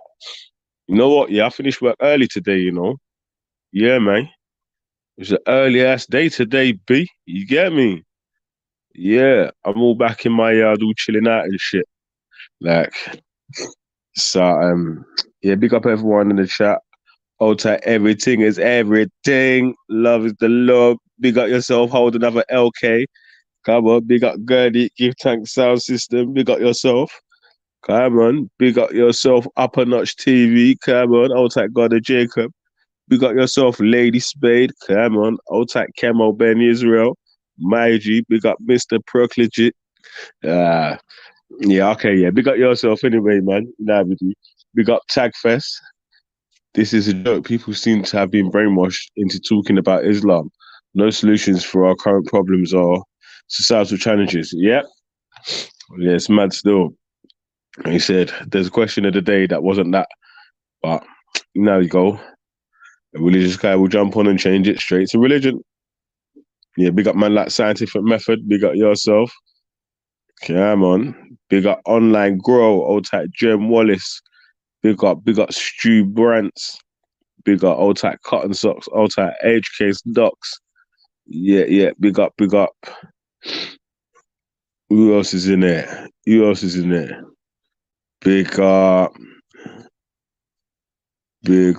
Yeah, all right. So I got to the top of the list there. Let me roll back down. Yeah, man. Nah, man. G Block only smoke L's, bruv. We only build L's. You get me? We don't take L's, B. You get me? But love is the law, man. You've held belt L's, bruv. Trust me. You get me? Don't let me charge up my laptop and slap on another 10 L's on top of your L-proof vest. You get me? Mad thing. Yeah, man. Shit. Yeah, man. So, well, go on though, man. So what's that? This Corona thing's fucked, isn't it? Not yet. But we're gonna see if we can get a couple man to jump on still. Obviously, some men like to they only want to chat on the panel when there's someone else chatting to them, man. They don't want to hold it up when it's just with them one in it. You get me? So like that's no good still. Like, you know what I mean? Yeah, man. So old tight, count to 708, man. Come on, man. Even Sheer Islam can't talk to G Block, man. Come on, look what we done to Issa, fam. You get me? Yeah, man. You get me? Look what we done to that boy. You get me? What happened to that boy? Okay, Ross. Yeah, man. Yeah, definitely. Yeah, big up, Shaka Rab, man. Yeah, big up for the news, man. He's saying Bob Andy passed away today. You got to bust a young, gifted and black to close the show. Definitely. Yeah, man. So, boy, is what it is, man. You get me? Rest in peace, one of the Godfathers. Yeah, man. Bob Andy, you get me? Yeah. Rest in peace, man. Yeah. Man. Also, Apple from Israel Vibrations. Mad. Yeah, man. So it's like when the people that was, say, a little bit older. Yeah, man. Yeah, when the people were a little bit older, yeah, that were say in their late 40s or whatever, when you was a child, innit? When you get to adult, it's a bit different still. Yeah, nah, man, we're not done yet, man. You get me? I'm gonna drape up K right now. You get me? I'm gonna drape up a boy. You get me? Oh, big up. Dash through Bible verse. Yo, can you hear me? That part of the man. It's a good show still, man. How's the L season going, bro? What you Good. saying, man? Hey, I'm saying, you remember? I don't think a while ago, Ultra was talking about Lot's kids. You know how Lot's daughters slept with him when he was drunk. Okay, so if you have a look through the Bible, obviously, when you're in regards to salvation, when you look through the Old Testament and the New Testament, you see rising and falling. Obviously, people falling out with God, right? Mm-hmm. Right. So, I'm just saying, like I'm just agreeing with you, but I don't know it. Yeah. So I'm agreeing with what you're just saying. I know, but what I'm saying is, the reason why I said that is because you got to remember when Abraham divided and went his separate ways with his with Lot, right? You got to understand that the reason why the daughters slept with Abraham is because when the two families split up and the one went into the Sodom area, those girls, right? It's like when you're a Christian, your faith has to be strong when you go into a different land. So they picked those habits up from the Sodomites, right? They're living around that area. So what's happened is they didn't know any better. They thought they did what was right, but what they did was because they were around all those Sodomites, They probably thought that was the right thing to do. And you got to understand that Abraham wasn't even in that area. Do you see what I'm saying? So what I'm saying, Veli, is if I Yeah, what are you saying? so That's so what I I'm was gonna say. saying Yeah, so no, what what are you I'm saying? saying is they were a Yeah. product of their environment. They didn't hold their faith or whatever, things like that. Now I'm just saying that's the case because So they as a done the incest believer, because they've had no faith. no. I'm just saying they would have lived in the Sodom area, Gomorrah area. So they were doing all sorts of things there. They would have picked up those habits. If you have a look before they went there, they split up and they went two different ways. So they would have picked up those habits off those people in the area. And I'm not saying this isn't an excuse, but it seems to be a plain fact when you look at it. Everyone is you, even you would agree that everyone is kind of influenced by what areas they stay in. And so it's a matter of keeping your faith and holding your faith and beliefs and stuff like that.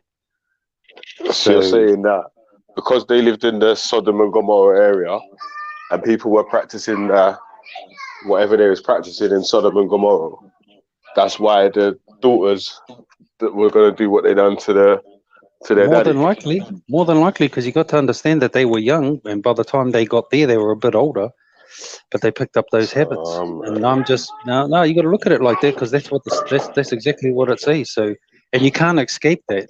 Can't escape it because that environment was really bad, man. And it's all about bringing it. When God brought the people out of Egypt because He wanted to bring them out of all that kind of things that our people were exposed to, and say, no, look, this is not the way. I will show you the way. I will show you the way. I will Where take is my Sodom people and and show Gomorrah? you. Where is that area? I think I'm not too sure, but I think it's around the Jordan area. I'm pretty sure it's around that area. So if you have a look back, they'll divide it up. And then obviously things went up and down there for a while. And then when you read Daniel, if everyone would like to turn to Daniel 9:22, talking about Christ, Psalms 22 and things like that. And a lot of people say, well, this and that and this and that, and then just read the text misinterpretation of things like that. So I think Ultra got a little bit emotional, and I can understand it because he's a bit frustrated. But So you're I would saying just it's not ask him. God's I would fault? just ask. It's Sodom I and would just. Gomorrah's One fault, the second. area. Well, exactly, because if God had brought them out for His purposes and to discipline them and bring them in the ways of His laws, and then they divided up and went their separate ways, it's going to be hard to hold on to your faith. A man is always tested, and so they felt it's like if you move into an area and you're the only person there doing your thing and everyone else is doing, you're going to feel pressure, peer pressure, this and that. Do you want a cigarette? It's cool to have a cigarette. Do you want to sleep with my sister? It's cool to do that. They would have had years of that. They would have been drummed into their head mentally and emotionally. Where's that? And that's all I'm saying. I'm just saying, like, no, I respect Ultra's point of view because I agree with him. But if he goes back about 4, 5, or 8 pages and then reads it through slowly and properly, then it's plain to see. And I just thought I'd come on here and FTK that because that's just what it. Wait, you're saying what's plain to see? Go on then, read back the verse and tell me what's plain to see of why they tried to rape their daddy. Well, it's plain to see when you go back. I haven't got my Bible on me at the moment, but they went in different directions, and a lot of them lived in that area, so they picked up those things from those people because obviously God put them out. But you just got to have a look, man. I ain't got time. I just wanted to say something simple in that. I'm not like I'm just putting it down to that kind of thing, valley kind of thing, like I said, if you go live in an area, you got to be a strong person. Everybody knows that, knows what it's like to feel like castrated and put to the side and this and that, and then you break to the pressure of being like everyone else, and then you become someone else.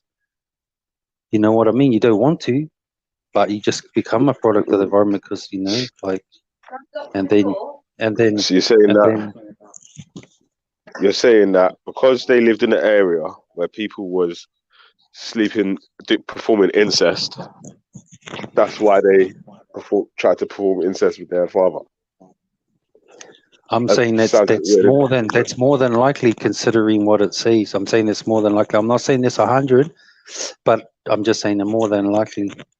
Because I just had a read of it before, and I just, what's this? He went there, and then he lived there. And oh, there you go. It says a lot. Those people were wicked, and that's misery loves company. So it's kind of like, yeah, but one thing at a one, yeah. and yeah, man, that's all I'm saying. They're Really, saying it's don't like, follow what them Sodom and Gomorrah and them man did. Yeah, don't follow them. yeah, they had their faith, but I mean, what are the daughters going to do? Stay in the house all day and not see the outside world? Like they had to mingle with these people. And these people were wicked, and they probably tried to do the right thing, but they peer pressured. And of course, back it would have been harder back then. They probably would have had a spear at your head saying, "Oh, yeah, let's go over to Molech and do some laps." You know what I mean? And here's your bread. So, I can understand that kind of thing. It just sounds a bit nuts to me. Like, Yeah, I know it sounds a bit nuts, but that's what it says, man. Anyway, I got to duck out. So big up, man. It was a good show big up today. I yourself, listened. man. 'Cause Big up, man. Big up. yeah, big up yourself, bro. It's like, what was the moral of the story, though? Innit? Like, there's no moral to the actual story of yeah, of this Sodom and Gomorrah story where they got drunk and tried to rape their own dad. That's just nuts. Don't even make sense. Yeah. Alright, one sec.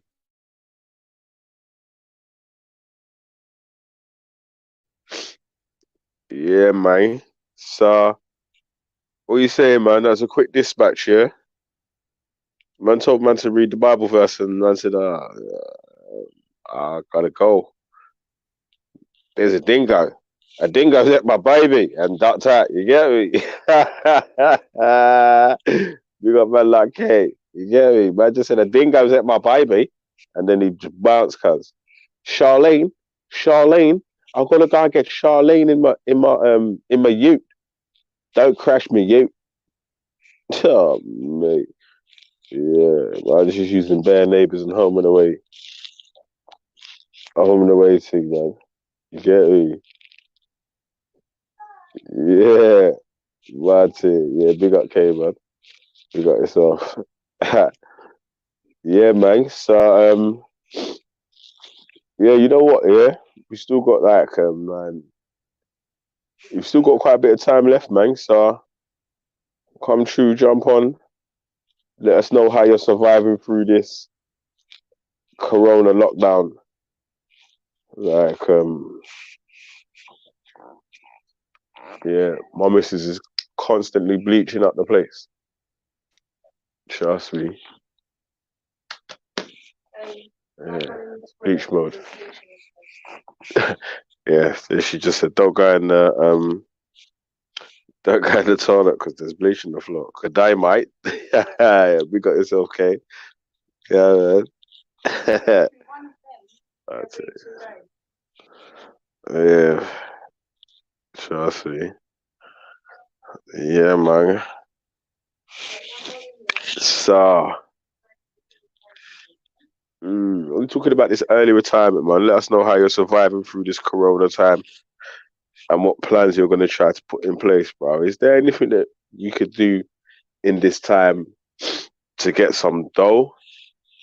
To check on any, I don't know, man, anyone that might not be able to get to the shop? What about, is there any old people in your area that might not you get me? Yeah, man. Yeah. I've been just taking packed lunch and smoothies, man, in this time. You get me? Just, yeah. Obviously, man, I'm gonna try and stay a little bit more healthier, obviously, in a time when people are getting sick still. Yeah. Start a cleaning business. Yeah. Yeah, boy. Right now, you can't even go to anyone's yard to do no cleaning on that. And still, a lot of the self-employed working exchange of cash. Boy, unless you got takeaway shop or something like that. That's working right now. The online deliveries from that. Yeah.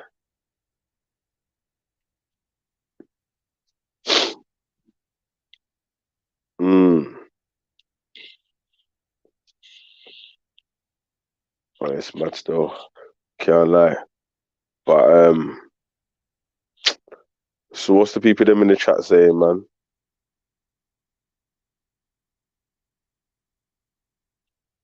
I've got that toilet paper still. Get rich quick. I need someone to go half with my million toilet papers. Come on. Trust me. That toilet paper hustle. Imagine things like that. This is how you know about fucking markets, man. And fucking how fickle things are, man. You get me? Trust me. All the bare face masks from China. That's the one, you know. That's the one, you know. Because, boy, everyone's going to be one of these face masks, and I'm sure they're sold out on Amazon right now. Yeah.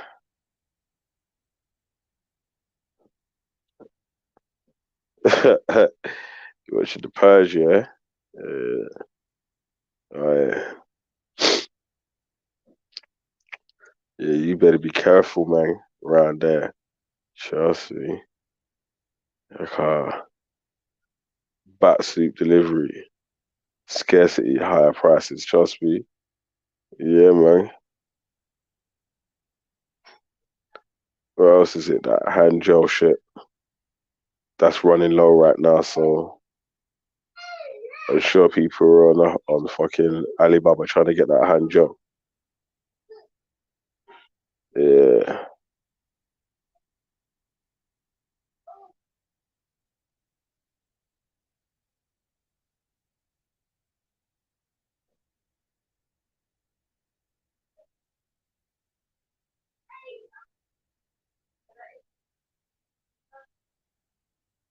Yeah, man.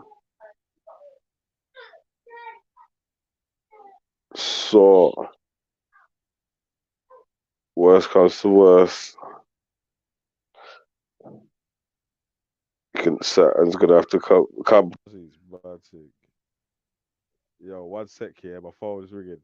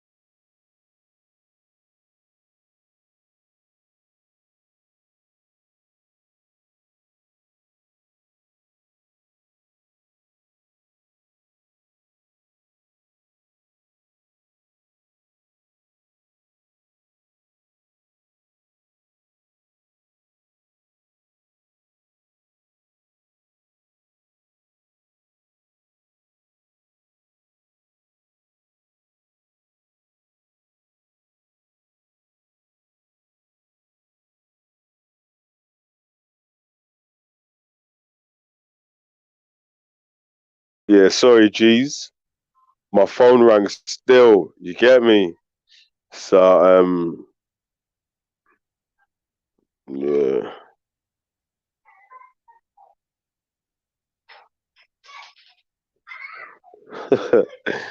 Mad thing. alcohol, hair gel. What else, man? What else, man? You get me? We need to hustle hard out here, man. Side hustle university, man. Trust me. Yeah. Like, we got the long-term hustles, but we need to try and get them short-term wins as well, innit? Yeah. The long-term ones are they investing in the compound interest and shit. But the short-term wins, like, are in crisis times like this, innit? People were begging for face masks and hand gel and so and this and that and whatever. Need to try and provide. Yeah, one of them. So yeah, I mean, yeah. So big up the people there in the chat, man. Everyone that's still there rocking with the G block. You get me? You know we do, man. It's mad still. Obviously, that the notification thing's gone a little bit mad. Yeah. And obviously people are self-isolating, working from home, so we probably ending up doing more work than you usually do and shit. Getting distracted and all them sort of shits. Yeah, man. Kids doing schoolwork, indoors, no break. Mad, you can only walk out for an hour a day. Yeah, man, it's gonna be a little bit stressful still. Same thing. I know some people that have been getting harassed by police officers, fam. So then they've seen them out more than once in so. It's like, what? Shut up, man. About you see me out more than once. I can fucking do what I want, you know. Shit. Dickhead. Mad thing. Yeah, man. Yeah. Like, even the shops, man. But then anytime you drive past the shop, there's a queue outside of people with a self-isolation gap. Man, the thing is mad still.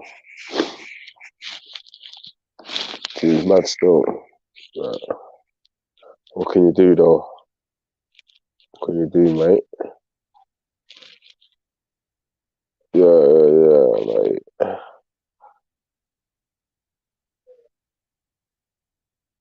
So,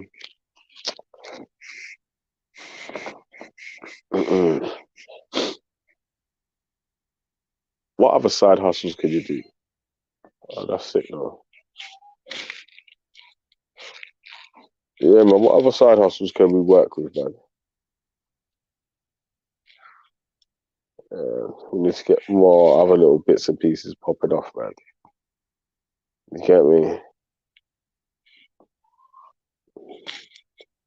Yeah. More shit's popping off, man. Get me? Yeah. So we can get in positions of power, man. Yeah. Start taking control of destiny. Yeah, stop being reactionaries. Reactionaries dead. Being the boss is, better still. Yeah. Yeah, old type reanimator still. He's winding out, man. Yeah, G-Block's cut. Yeah. It's popped off bare little side hustles for a couple other man them still, man. That's dope still. Come on. Now we do.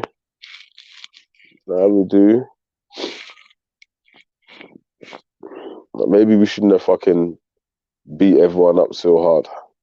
Nah, I'm kind of scared to come around it. You get me? Man are talking about Rob and that. Man are shook on Rob, you know, cuz. You get me? Walk on soil, my G. Yo, big up, man. Shit. What you saying, King? Ain't Good, nothing much, man. I just don't turn on YouTube, man. One of your shit first. I heard you talking about side hustles and shit. Yeah, so, come on. Nah, nigga, what shit? Yeah, well, I got, shit, bro. I got like 4 side. I got one main source of income, like 3 other type of streams of income. But one of them I just started taking advantage of. We're doing this whole crisis was the stock market. I actually made money, guys. I actually could have made $1,000 off of like quicker, actually. But this is my first time actually putting like a lot of money into it, so I was kind of hesitant. But if I went through my strategy, I'd made $1,000 flip in like 2 days.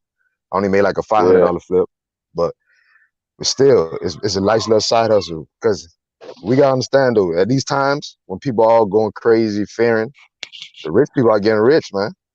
They're realizing the stock prices are going down, and they're buying the shit up. And then when it gets back right, when you guys feel calm, they sell it back for double the money or 1.5 times the money. So we got to start taking advantage of them opportunities also. And they got a word in Chinese: crisis and opportunity are the same word. I might be wrong, but I'm pretty sure. So we got to get that type of mindset on the real. Yeah. But man, like other man. side hustles, man. Change, put your passion in, like pretty much your hobbies and your passion. You could turn into a side hustle. Y'all like writing, writing Shit you stories, like. man. Yeah. It's easy to turn that into a side because you're not really focused too much on the money. You focus on the quality and passion. Once you got the quality, the product is always gonna be nice. I mean, it's always gonna sell for a reasonable amount. Like you could do stories, you could whatever you could do. Knitting. I met some girl around my job who make clothes for her hobby. I bought a shirt from her. It's nice, man. So it's thousands of you might do mechanic stuff on the side. You know how to fix cars, your car, but ask your friend if they need help to fix their car. They might pay you. It's things like that, man. You got to turn your little hustles and your passion into some money. That's it. It's true, man. And like you're saying, like, yeah, man. There's enough small little bits and pieces that you could do, man, to fucking turn over some notes, man. And enough times we just sit there just complaining and shit about so and so, when we could have been making small little steps.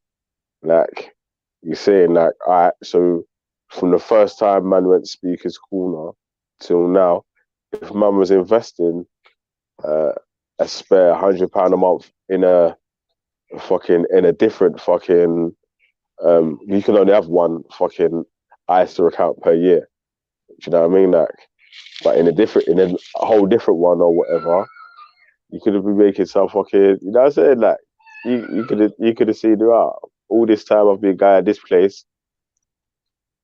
Yeah, over this time, I've stacked up so and so pair, and I've even earned interest on it. Yep. Yeah. That's the secret right there, man. Is the interest, really, the compounded interest, but it's not. Come on, man. Yeah, that's the secret of wealth right there, and there's ways to do it. Yeah. Trust me. Yeah, same team, man. Like fucking, we're redecorating the front room, man.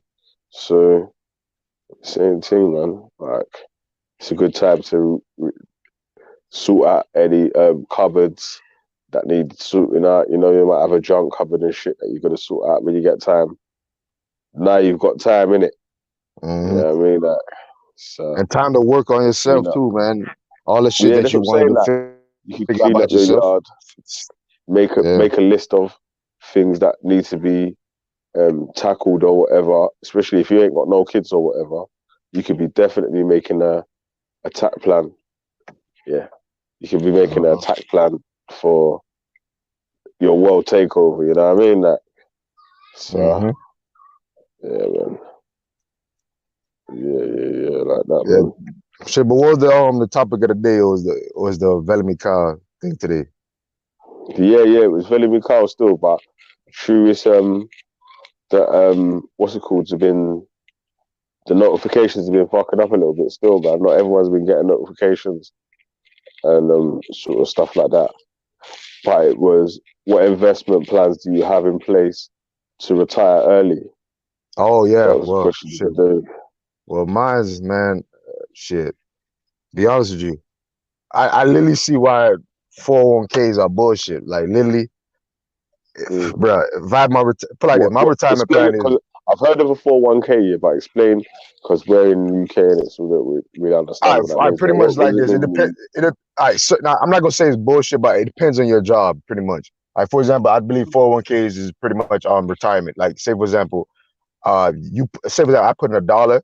My job or my company that I work for will put in like 50 cents or $1, like equivalent to the amount of money I put in. So if I put, by the end of the year, I put in 4% of my paycheck, every paycheck, and say that's about what? Just say about like $50, $100 or whatever. that goes into the 401k. By the end of the year, you have what, $1,200 or $650, whatever it is. Your company will put in half of that, or like if you work for the government, one government job I used to do, the U.S. Department of Agriculture, they used to pay $1. Like for example, every dollar you put in, they put in $1.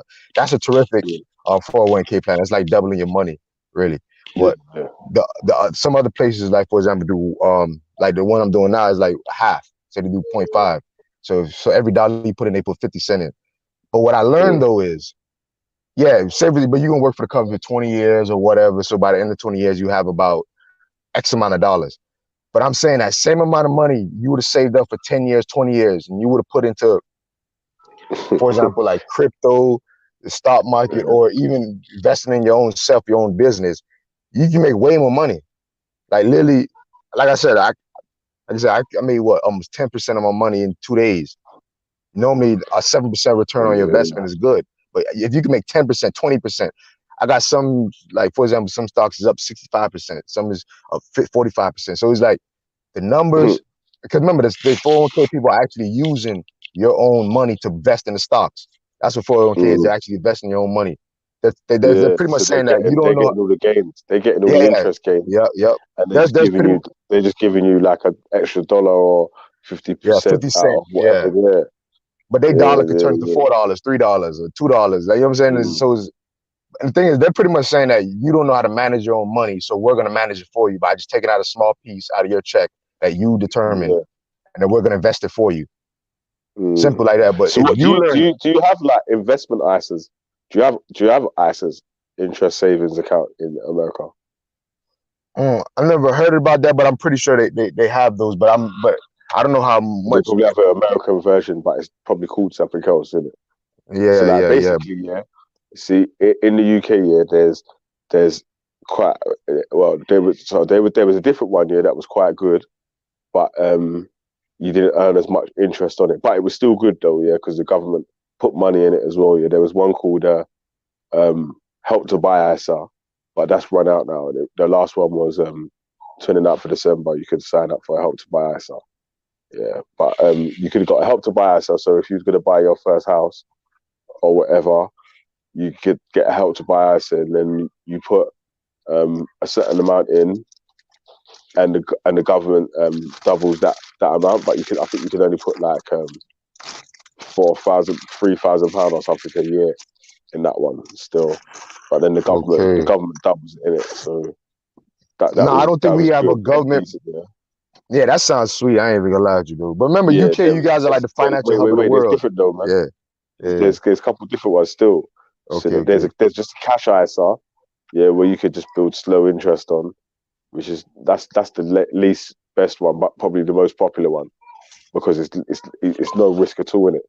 You won't ever lose your money. The cash is just there all the time, innit? So you get a cash ISA, you earn the least interest on. There's a new thing called a lifetime ISA, what you could get if you're between I think it's between 18 or 19 and 39 you have to be to get that as well. And the government doubled that. I think that one's a little bit less though. I think you could put 3.5 in the Help to Buy ISA, and about 2.5 in the what was the other one? The lifetime ISA. So like but you had to be a young person to do that. And then with the last one, which I say is the best one, well for me anyway, I'm not a financial advisor, but I would say the best one for me is the stocks and shares ISA, but now they call it investment ISA instead of a stocks and shares ISA. They call it investment ISA now. But with that there's different routes you could take with that. So you have to do more research. So less people do that. But that's the quickest way to gain a decent compound interest, because you can invest up to 20,000 per year, and then that's nice. You don't pay capital gains tax on it, on any of the earnings. Do you know what I'm saying? Like, so do you know what I mean? Like, so obviously, if you're literally picking stocks and shares and copy trading, So say you use the you know eToro's got the copy trading. The copy trading app, yeah. You could copy a trader doing their trades or whatever, yeah. Yeah, if you're yeah. like scalping single shares like that, and you're making like 5% dailies and whatever like that, yeah. Like your fucking ISA could be mad. Do you know what I'm saying? Like, because obviously you don't pay the capital gains tax in it. But if you've got like a investment manager, unless you picked one of the index funds like the FTSE 500 or the you know what I mean, like, or the S&P 500 or the FTSE Yeah, you 100 talk like or the ETFs, pretty the much. DAX or whatever. Yeah, you know, like you could pick the Yeah. German DAX exchange or something like that. Yeah, But Vellemy, let me tell you something about people really don't understand. All right, everybody right now, if you have any trading app on your phone like Robinhood and Weebly and all them other shit, right? Just go to your 5-year chart of any ETF. I'm literally just saying 90% of ETFs, any one of them, like the S&P 500, anything that says ETF at the end, right? Just look at the 5-year chart and you will see that they always are on a upward trajectory. Over 5 years from the time they started till 5 years, they're always going to be up. If you put your money in those type of stocks, the market, the actual, the actual market, it's based on the market. They buy a bunch of different stocks. Yeah, because then basically you own the whole every stock on the market. Then, innit? the good ones, pretty much. They buy all the pretty nice ones. Yeah. So, but like So I'm saying, the your market money, goes up, every time a new company comes onto it, that's gains onto your thing. You know what I mean? That and you will make more money than putting that in your 401k. It's proven. Like but the thing is, people won't do it. Really, really, you should try to do more in the less than the 401k and more in the, because I just read in the chat that Jen was calling it the IRAs. So have you heard of that before? IRA? Yeah, IRA, yeah. The Roth IRA and IRA, yeah. I had that before, but I pretty much stopped it. You wouldn't pretty much once you leave a certain company. Is that the same thing as like a stock shares ISA? Yeah, pretty much. With the ISA, you could take them out with a high street bank, or you could take them out with like a actual savings firm or whatever, like someone that deals with trading or stuff like that. There's companies called Vanguard. It's an online one. Yep, I Vanguard. Yep, I was investing in Vanguard. Vanguard is another ETF. It's very good. Like, you're gonna make profit off of that if you invest in it over a long time. Like, I'm talking about at least 500 years. A company providing ISAs in the UK. Yeah. So then you can use their platform to buy stocks at one price. So obviously sell them at another when you're done with the long holding it, like the turtle trading or whatever. But yeah, man.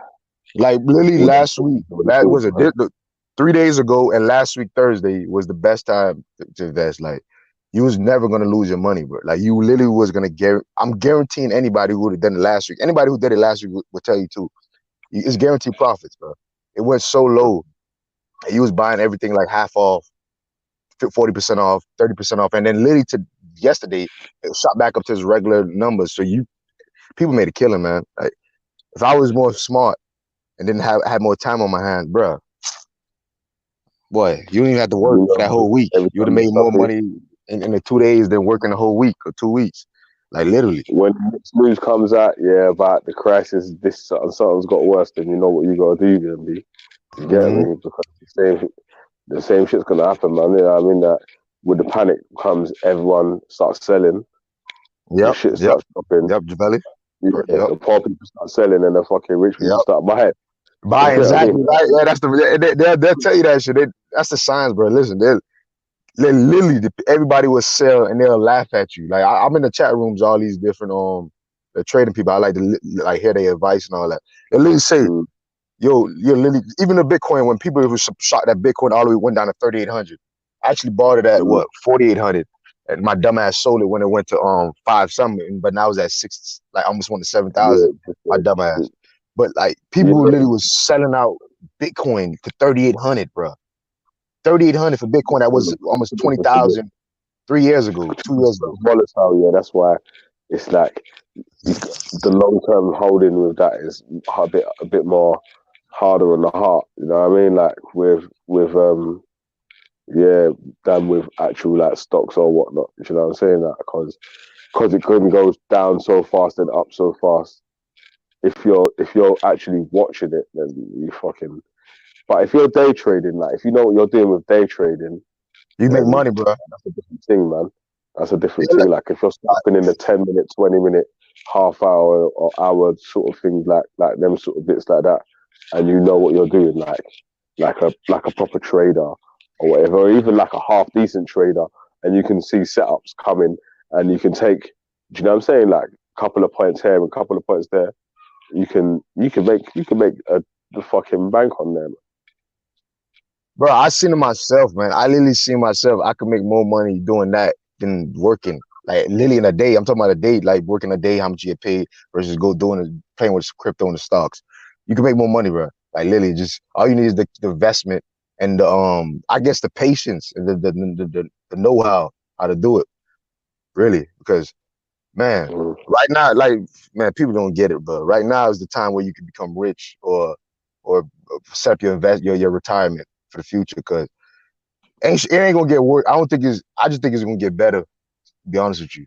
After this corona shit go down. What's gonna happen, bro?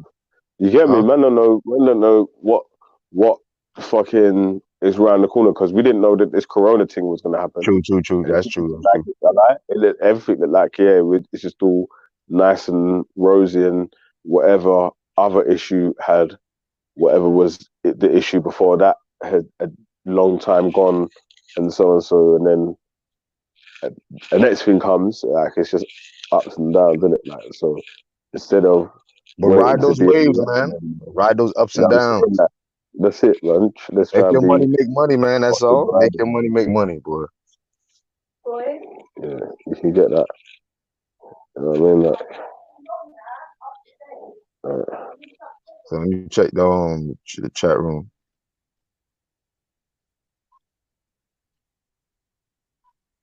Yeah, man. That's still. It's mad, bro. This fucking. Like, I could see though why people do because I know people that's done pardoner for years, but you don't get no interest on the pardoner. You get me? It's that everyone gets the same amount that you put in. Like, that's I think. I think Jedi and them was talking about it one day. Like everybody put like $20 the whole week, and then somebody wins, like out of 5 people, and they get all the money. They just do it over and over. Yeah, everyone gets their money. Yeah. So everyone pays in the same amount until everyone in the round gets. But you put in what you're getting pretty much at the end of the day, right? Yeah. But then I was saying to people that because people do their partner for a holiday or this, that, and the other little bits and pieces, yeah. But I keep trying to say to some of them people, like, you should start to put money in your stocks and shares ISA with a flipping. You know what I'm saying? Like, even if it's just on the S&P 500 one, you get me? Just putting the £50 a month or whatever into that. But over this 10 years of you doing partner, boy, you might have had enough to fucking more than a deposit for the half of the fucking your flat what you're living in right now. You know what I'm saying? That. And Vellemy, we didn't even get into dividend stocks yet. Dividends. Whereas when a company makes profit, when you buy their stock, they pay you. And say, for example, I already got paid dividend in some of them already. So I'm telling you stuff that I did. So, for example, there's a company that's doing the coronavirus. I'm going to tell you the ticker soon if I remember, but I think it's Rochelle or whatever. listen, you could invest in this company that's making the vaccine and get paid dividends when it's actually prosperous. It actually went up from when I bought it, but you're getting paid dividends like every month, every 2 months, every 3 months, every quarter. And think about this. Say for example, you get like $30 every 3 months for all the stocks you have. Over time, this is just free money going into your stock profile or your equity or your liquid, your cash. But it has nothing to do with the stock you bought. So you can literally flip the stock and still keep all the money that they've been paying you in dividends. So it's free money. It's literally free money for buying the stock. Like people don't even get it. Like all big companies have dividends. You just gotta look. I think even as well, yeah. I'm not 100% sure in this year because I've not got this far in it, yeah. But I think after you've got to like 15, 20 years of like sort of interest, like you could take some of the money out and still get the same sort of interest payment. Do you know what I mean? Like, so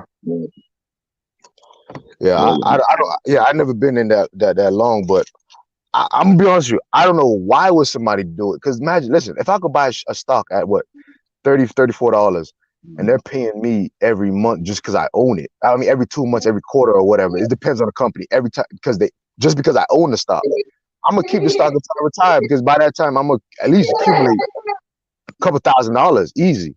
And that's just one stock I'm talking about. What about all the other ones I'm buying that adds up and accumulates? This is how they make their money, bro. They don't gotta work. You don't gotta work. Just invest in a stock. Let the dividends pay you over time, and you're good. Simple. And then you can sell all the stocks if you want cash. There's other man that reinvest their dividends, man. Yeah. No, that's the next stage. That's the next stage. Reinvest in the dividends, yeah. That's the real boss level shit right there. 1 sec here, my phone's ringing. Yeah, 1 sec. Yeah, but man, people, listen. What I just sat back. That's why I didn't be on Hangouts too much, man. I've been sitting back trying to learn all this financial market and how certain ethnic groups don't even have to work. They make more money than us while we work hard. They don't work. They just literally invest their money. So I've been trying to learn all this shit, see how the game played. Boy, yeah, we years back, man. Put like that, man. They've been doing this since God knows when, since the Great Depression. We really not been taking advantage of it. So yeah, man, everybody, I think during this break when you got to get quarantined, stay in your house, just learn the financial market, man. Learn how to invest your money, how to flip your money. And there's thousands of different ways. I'm just learning stock market. Like I said, it's crypto, stock market, then there's just regular like bonds, ETF, what is it? REIT funds, like real estate. There's a lot of different stuff you could do, and it's all on you, man. If you really want to be successful, I guess, or not worried about your regular bills, retire early, it's on you, man. You got to put the effort in to learn. Yeah. But I'm by myself right now. All right, let me check the chat room real quick. The big up So Trill, man, like always. So real, So Trill. Big up Saruman the White, Jen Wallace, Counter 708, Catch 22, Give Thanks Sound System. All right, yeah, Lover's Law, big up K. Yeah, that's it. Big up StreamYard, whoever that is.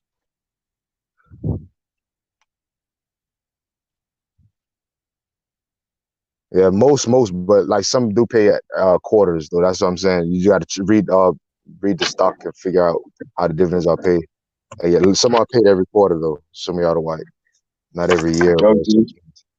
And also this is asterisk.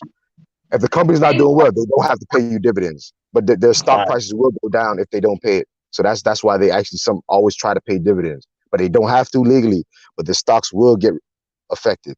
So yeah, like for example, what big company didn't pay their dividends? I think Berkshire Hathaway didn't pay their dividends. So one company didn't pay their dividends just like last week or 2 weeks ago because the coronavirus and the stock market crashing, and stocks went down significantly because their investors want to get the dividend. That's why they bought the stock. So yeah. Yo, brother, yeah, big up yourself, man, for that one there. No, So, Yeah, hey, sir, we're going to do the show about the black inventors, B. bro. Now, listen, bro. For that, man. You get me? We've got a decent little audience now. You get me? So, like, I'm sure that people would be interested to hear. Get me?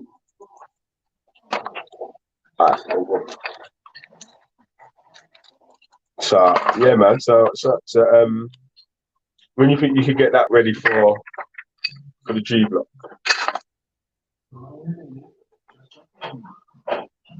Yo, so. You hear me? Yeah, I can hear you now. Oh yeah, it look like you can't hear me when I'm on YouTube and shit. Yeah. Yeah.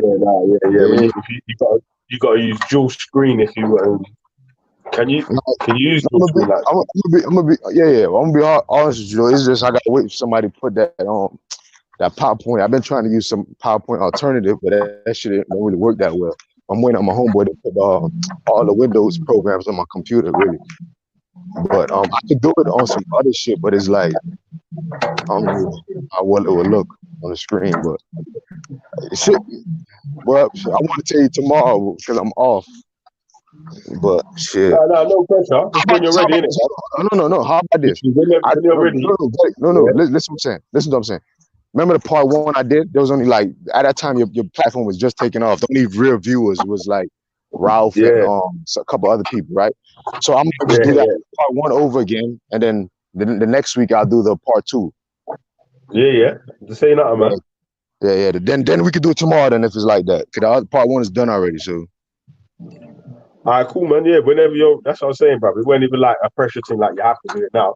It was just like, it was definitely something that I wanted to feature though on the show though. Still, man, because the reason why I'm saying, remember, I'm trying to provide all the primary sources. So anybody asks me, I could just give them the primary patents and tell them look it up themselves. So that's why it's taking a little, you know. But I mean, if I do, I'm gonna just do probably part 1 tomorrow, and then finish off with a part 2, I guess, next week or something like that. That'll give me extra time, and I think a lot of people didn't see the first one, so that'll be good. Let them catch up. Remember, I started from the beginning of during slavery, all the way to like when slavery just ended, and you can see by at least 20 inventions that actually changed the whole world. Literally, you have one in UK, a guy who created all the electrical systems, and I'm pretty much gonna end it with one guy I think who created Velley's whole industry.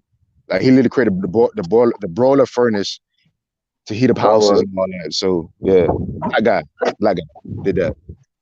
So yeah. That's what, and you know what? Yeah, what he might do, he might give a couple people motivation to, you know what I mean, like to step up to the next level and apply themselves to different things. You know what I'm saying, like or believe in themselves that they can go through with that little idea that they had in their head or something.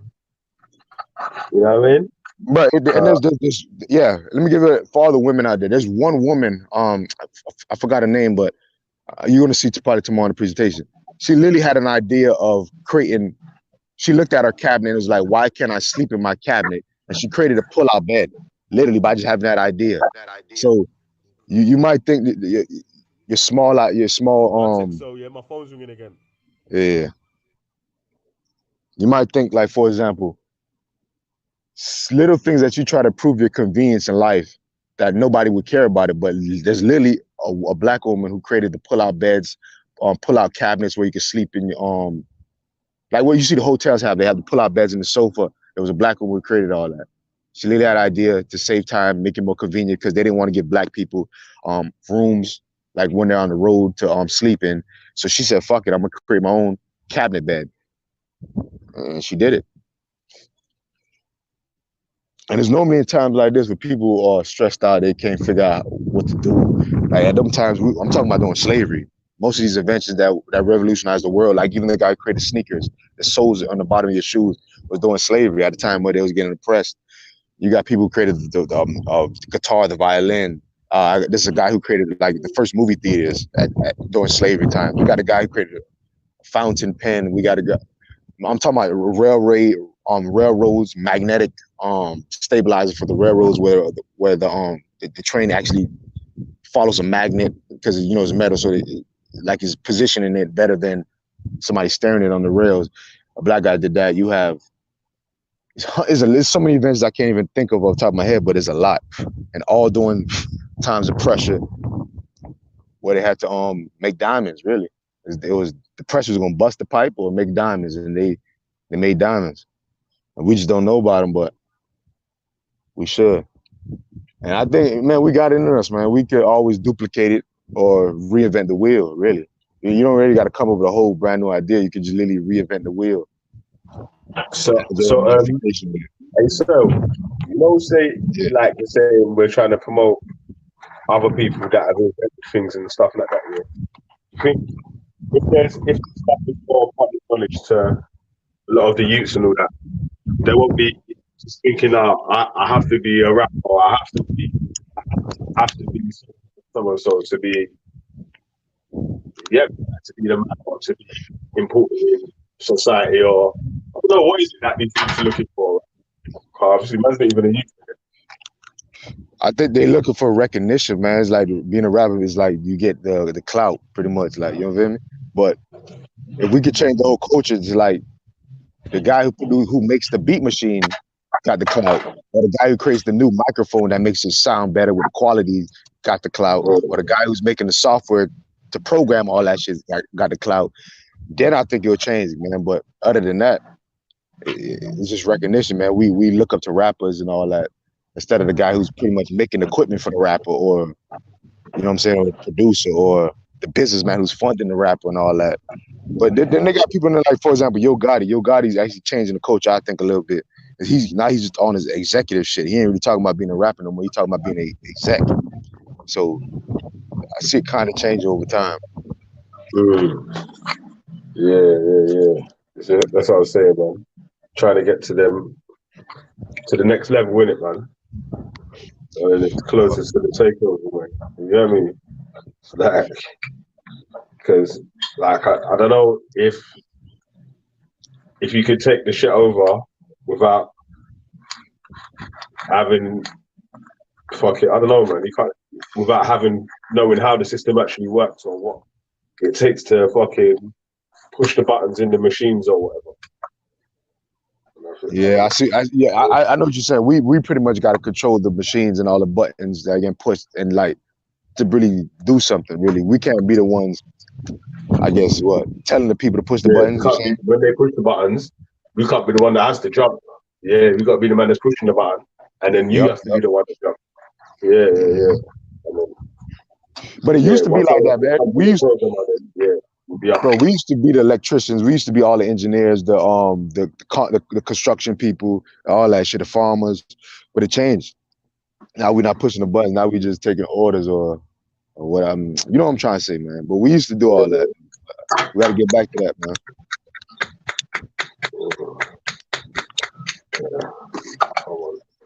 Championship, you get me? Yeah, but how was the quarantine over there? You guys when is y'all like quarantine time where all the stores shut down? Like I usually work Saturdays and that, and there ain't no weekend work or nothing still. So yeah. Same thing, man. And it looks like it's gonna get probably a little bit worse next week. You get me? Because Yeah, I ain't gonna say too much what I do and all that, but my shit's essential and all that. So, like, bro, I'm getting too much hours, but they doubling the pay. They doing all type of shit. I ain't gonna lie, nigga eating right now, boy. Yeah, like, man. Bro, trust me. Like, it's, you know what it is, yeah? It's the risk of the self-employed thing, man. It's like, that's the only thing that just puts man off in it. Just go full self-employed. You know what? I forgot who told me this. I think it was Warren Buffett or the guy who wrote Rich Dad Poor Dad. They were saying the best time to even start a business is during times like this, or recession, or something like this. Yeah, that's when people looking for like alternatives, or thing. It's the status quo, because businesses are shut down, so they need somebody who's doing like a handyman on the side instead of calling a bigger company. But yeah. Oh man, look at his name. Black car negro. Yo, I love soil. You, it's finally a time. Finally, we meet, man. Yeah. Definitely.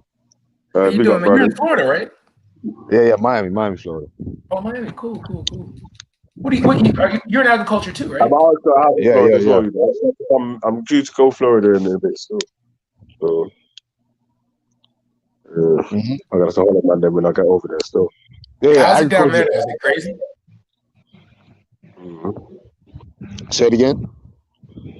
I'm due to go Florida soon still, but well, not too soon now anyway, but fucking so hard at Monday when I get over there still. But let me go on mute quickly, yeah, because I just gotta run out the room still. Yes. Brad, right? Yeah, man. Yeah, man. Agriculture is my soul, my passion, man. That's That's something I always got to be involved in. You know, I'm not gonna ask for any chemical. I'm not gonna ask for your your recipes or anything, how you mix your chemicals, your nutrients, anything like that. I'm not gonna ask for that. All I'm gonna ask is, what crops are you best at? Say it again. What crops are you best at? I would say with tomatoes, peppers, like leafy greens, but I'm trying to get into like more microgreens, and also one of the products that you're involved in, I think hemp or cannabis. So I'm trying to figure out where to go with that. Because a lot of people in my I family would told tell me you I to need stay to medical. Yeah. Okay. And Yeah, man. medical's okay. Yeah. One day I got to check you out though, man. I've been around at the DMV area. One time with my I went to the USDA headquarters over there in Washington. And I did like Okay. I know quite a few people over there. So you feel me? So yeah. Yeah.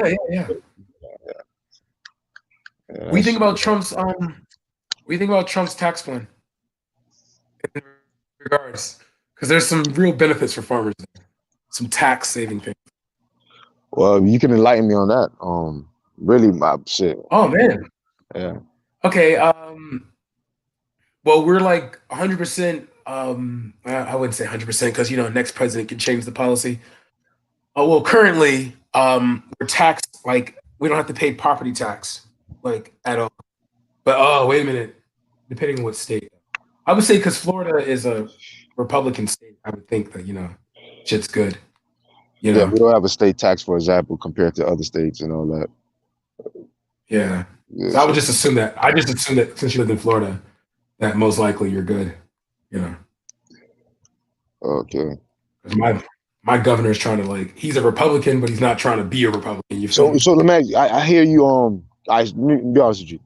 I know you love farming and agriculture, but sometimes I hear that your long-term goal is actually be involved with security. So I'm trying to figure out. Yeah. Are you thinking of combining the two elements, or two industries, or are you? Of course. Okay. Of course. So you don't got to say the game plan. Yeah. All right. Cool. Understand. Well, God, this is gonna okay. So during I think it was 2015, I went to a book signing, and it was by a guy, Betsy DeVos's brother. His name is Eric Prince. Talking about a self-sustaining military, like a military that relies solely on itself and not the needs of the people. Kind of like the Roman. Yeah, you know what I'm saying? So with hydroponic, aquaponics, all the different forms of all the new forms of farming. A is soilless, excuse me, and B doesn't require much water. You can actually recycle the water as well as do fishing and husbandry and things like that as well. So your military, you can expand it. You know what I mean? So I try to stay on a budget that would be able to. A budget. I try to keep a crop that could feed up to 100,000 people. But I know that right now, I'm possibly pushing 5,000 orders, possibly. That's it. You got to pump the numbers a bit. But ultimately, that would be the goal. Be able to create a military that can sustain itself. And not be able to drop to assignments anywhere in the world. That's the goal. Okay. Yeah. Shay, if you serious, man, listen, I would love to be a part of that. To be honest with you. Oh man, I'm actually quite surprised you're not in citrus, man. God, you literally live in Florida, bro. Yeah, but bro, if you know the citrus industry is changing, there's so many different fucking diseases that's coming around over here. So I know you like to say, for example, California and Florida dominates the citrus industry, or 70-30%. I get you. No, obviously we all know those statistics, but I'm saying, yeah, it's changing a little. I would say. Honestly, though, I'm It's just being getting an up. amateur. Yeah. Nah, but I'm you just gotta being an understand. amateur about it. That's it. Yeah, you understand. Miami-Dade is like what was it, $300 million they make on for example, nursery products. So it's not just citrus. You got tomato production is tomatoes are a very good industry. Leafy greens. You got, like, for example, even in these little newcomer industries like moringa, all these exotic plants that people paying overpriced for, you feel me, are coming up. Yeah. But citrus is dominant, but yeah, there's a lot of different other crops that people grow. Yeah, I was only talking from the aspect of, like, you know, And also got to include Broward when you think of like the whole Miami or like Florida. Broward too. Like, for example, Davie has agriculture there, not just like Homestead. If you think of Miami, think of Homestead, where pretty much where all the farms are and down that area. But then you got Broward, like the Davie area. They have shit. They have the whole county pretty much. Has some. It's not as on the level of Miami-Dade, but is up there. So yeah. And they're not only citrus. You feel me? So yeah. See, I was in the Everglades, and I just kind of like realized like some of those swamps could be really useful, especially for like. Those are organic soils. Yeah, the hissosols. They're pretty much the hissosols. So they have an abundant amount of organic matter because of the anaerobic activity of the lack of oxygen because of the water, the peat, bogs, and all that. So, but the thing is, when they drain it though, the soils are gonna because of the heat, they volatilize pretty fast. Volatilize pretty much mean the organic matter is gonna burn up pretty much or get converted to like more oxygen or carbon dioxide or whatever. So that might happen because it's pretty much organic matter. It doesn't really have all. I'm not gonna lie to you. I really need to get. Because I went into the industry with the idea of like, all right, I'm gonna just do the future stuff. I'm not gonna go, soil's a thing of the past. But God, there's like I feel like there's a whole other industry I've never learned. Yeah, no, I saw it. No, listen, let me tell you. Let me be honest with you. Listen, worm shit makes money. Like vermicompost, like literally, that's the best fertilizer. Listen, let me tell you something. In California, let me tell you how advanced they are in their thinking of like the environment and the farmers and the regular industries. And the government actually paying people. I'm not even gonna say the guy's name. I know these people. I know this guy. I got pictures. I know all these people. So they got a guy pretty much who's taking all the food waste from farms, Costco's, Walmart, whatever, composting it down with worm shit, vermicompost, which is the best fertilizer, selling it back. The government's paying them to do all this, giving pretty much the government's buying it from. He's composting waste down, which improves the environment, makes money, and gives it to the farmers to improve their production. For example, vermicompost has more nutrients than regular soil. It has more pretty much has micro soil microorganisms than the average soil. We're talking about a lot of vast majority more. Different communities. The numbers are different. And that's also you have beneficial microorganisms inside that community, like where it will help fight off bad pathogens inside the soil. So it's tremendous. It's just one of like literally is like black gold is like the best fertilizer you can get organically. He gives us out. Yeah, he gives us out free, pretty much to the farmers because it's like it's something that the government's doing to help the farmers improve the production because there's a drought. Also, vermicompost improves water holding capacity, water infiltration, anything that deals with water, and improves the statistics with it. So that's so do you have knowledge in like how to deal with droughts and things like that? I can possibly assume. I know some of it. I would say, but I wouldn't say bet your life on it. But I'm confident in my abilities, but I wouldn't say bet your life on it. You don't really know me. You feel me? So is it safe to say that like I'm only asking because I throw out a hypothesis about California's drought problem is that like I was there during the major drought issue. I was there with them testing the shit, learning the shit, making graphs and all that shit. I was there. So I know a little bit about it. You know what I'm saying? Okay. So what do you say is the problem? Because I don't want to give an assumption. It's the soil is an arid soil. It's like desert soil, so they're normally that condition. But the thing is, I guess it's too much water that's sucking out. For example, I think certain counties are buy water and farmland for places like in Blythe, California. Like certain counties are buying water and using it. So obviously there's gonna be less water in the ground for the plants. I guess when the person's want to use it. But remember, water is big money too over there. So Yeah. and then you got how pretty much they didn't adapt the whole I would say organic method of farming. They're actually starting to do more organic agriculture in California. They have transitional farms where it goes from conventional to organic, and you have organic. I've seen a lot of organic farms there, like especially I was majorly in the date industry. You know, date is pretty big over there. Yeah. Because of the Yeah, weather. so I was yeah, because of the soil, yeah, the dry area. Oh, okay. That's what Yeah. I'm saying. That the area is adapted for like the Middle Eastern type shit also. Because just look at the world, just look at the topography, the conditions of the climate, and look at the soil, and you can see probably some of the plants grow there. That's why I think California and here grows the same plants, even though we're East Coast, West Coast. Is the conditions. You have all the conditions available for the plant to grow. It's optimal desired potential, whatever. Then it's gonna grow. It's simple. So the desert soils of like I was in the Coachella Valley, Indio, the Coachella Valley, where you know where that Coachella Festival happens, where all the celebrities go. Yeah. Yeah, that's pretty much a desert condition almost. There's a desert right there by it. So the water issue is just adapted to the land, and plus the forest fire issue they have is destroyed. Like for example, when you burn up the soil, like if say for example I burn up the soil, I lose its ability to hold water. So the more fires I have, the more times I'm destroying the soil. I'm destroying the structure. Like for example, like you have putty.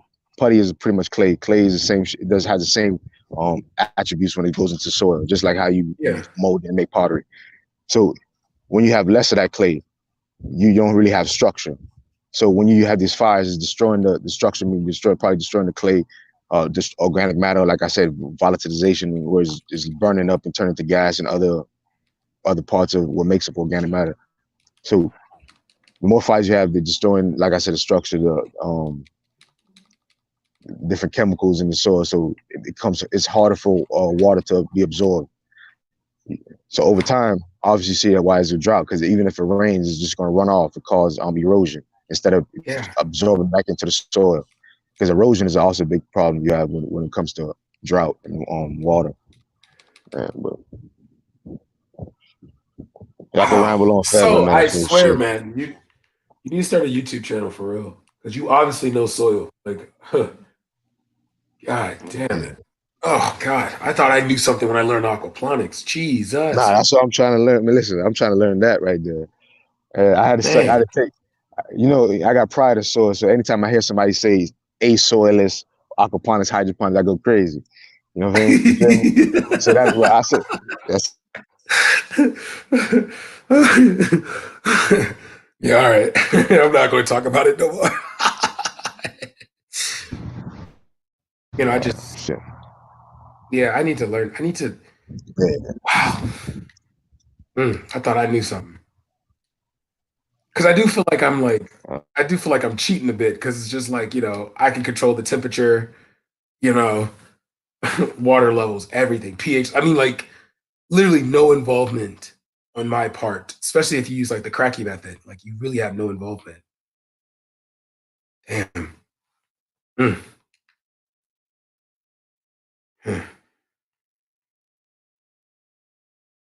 So are you a supplier, or do you independent? Like, or are you just a soil specialist? Soilologist. Is it called a soilologist?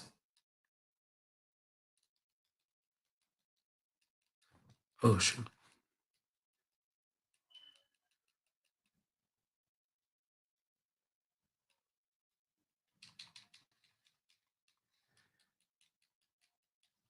Yo, yeah, soil's reception cut out, man.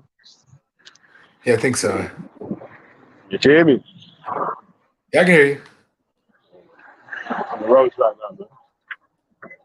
I feel you. Yeah, it's like 8 o'clock over there, right? Or 7?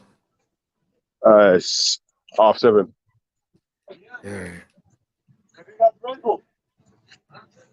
It's 7:30 right now, mate.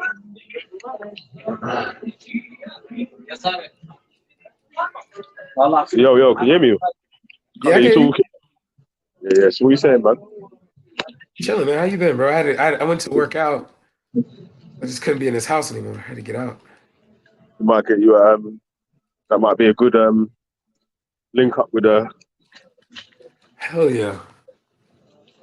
Oh, hell yeah. Hell yeah. That brother knows. I need that. I love that kind of knowledge, especially a brother. I love learning from like black people that know more than me. I really do. you know with you on the block, man. Yeah.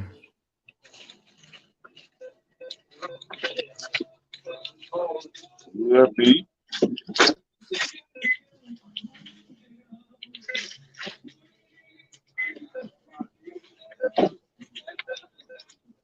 Sorry, man. I'm just taking some money out of the bank.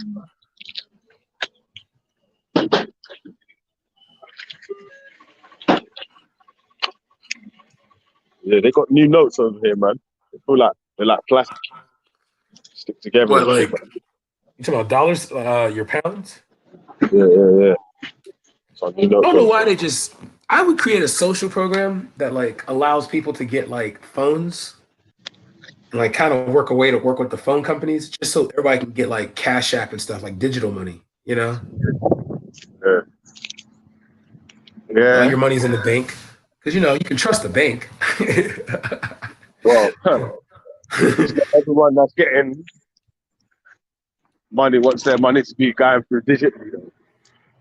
So, like, Yeah, like that's the way of the future right there. Digital money. if you're doing if I'm doing work cash in hand for people or whatever, I don't have to declare every single penny or whatever in it. If it's not digitally, if it's done digitally, then no sort of way around it, is it? A way around it, mate. Yeah. It's good for the government, not bad for the small traders. For the small traders, like things there. What we say, man? You're on the 10-hour mark right now, B. Yeah, man. man. You got a couple hours left. We've got to pay a Bob Andy tribute today. R.I.P. to Uncle Bob Andy. Who's that? He's a reggae artist. What's reggae? What's reggae? Is that the music patois comes from? Yeah. Sure is. You know. Mate, I've done something to my foot, man. It broke up. Hey, yo, I want to ask you because you're Jamaican, right? Yeah, my parents are from Jamaica. Yeah. What is the story about Nanny true? Like, is Nanny a real person? Nanny Maroon, yeah. Yeah, because somebody said she was a thing of legend. Yeah, she catches bullets with her teeth. You get me? Some Bruce Lee, you get me? Yeah. Yeah, obviously there's probably some made up stories around what happened. But she's a real character, though, a real person. We've got around the bus. Yeah. Well, just go on my let me But jump wasn't it out. true the Maroons caught slaves though? She's what? Isn't it true that the Maroons caught slaves? Like they were slave catchers too? Not all of them. No. No, Nanny's ones, Kojo's ones. And the same thing, yeah. You got to sort of work with what they were sort of trying to work with at the time. They've only got a certain amount of people. Do you know what I'm saying? Like, so the army's got unlimited resources. They've got limited resources that they can work with. So it's just all pick still. Hey. Oh, cool. Yeah, man. My baby cousin's pledging. Yeah. Kojo made a street still, man. And even Yo, everything is everything. Chill. He said I became an apostate. How do you become a black apostate? So what am I supposed to do now? Not season my food? Yeah, no, he said, what's reggae in it? So he said it's abundant still. But yeah, you're not black. You're not black. He took away your black card. Damn. You just black sheep. Damn, that means when I go to cookouts, I gotta go around this. No, everybody goes around the house at a cookout. Never mind. I keep thinking, no, everything is everything. You know, he's from Atlanta. He knows when you go to a cookout in America, right? In America, you never go through the house. You got to go around the side. Only family and close friends go through the house. Yeah. And the only time you can enter the house is through the back door. Yeah. That's some plantation type stuff that I ain't gonna fake. Mad too. Yeah, man. So it's crazy how much things that people might think our culture, which might be from colonization, man. Yeah. You know, I've come to realize that, like, a lot of the foods, like, I stopped eating chitlins when I learned why we used to eat chitlins. Because we couldn't get everything else. I've only heard of it. You never heard of chitlins? I've only heard of it. I've only heard the Americans talk about it. I never know where it was. It's pig intestines, chopped up, served with peppers. They're delicious. Is it? Fucking hell. Yeah. Peppers like sanitizer. Oh, like haggis. Haggis is sheep's, lamb's intestine or something. Sheep's intestine. Yeah. Haggis. Mm. So it's probably the Scottish man that got you mad into the chitlin. Yeah, because he was saying that. I am not against that. If that's the case, you know.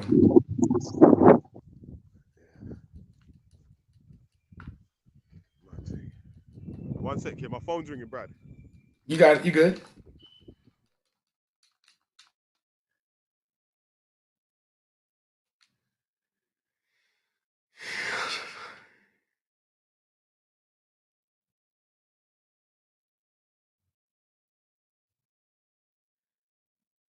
What is Siri app talking about? Yeah, in the South, you pass the pot.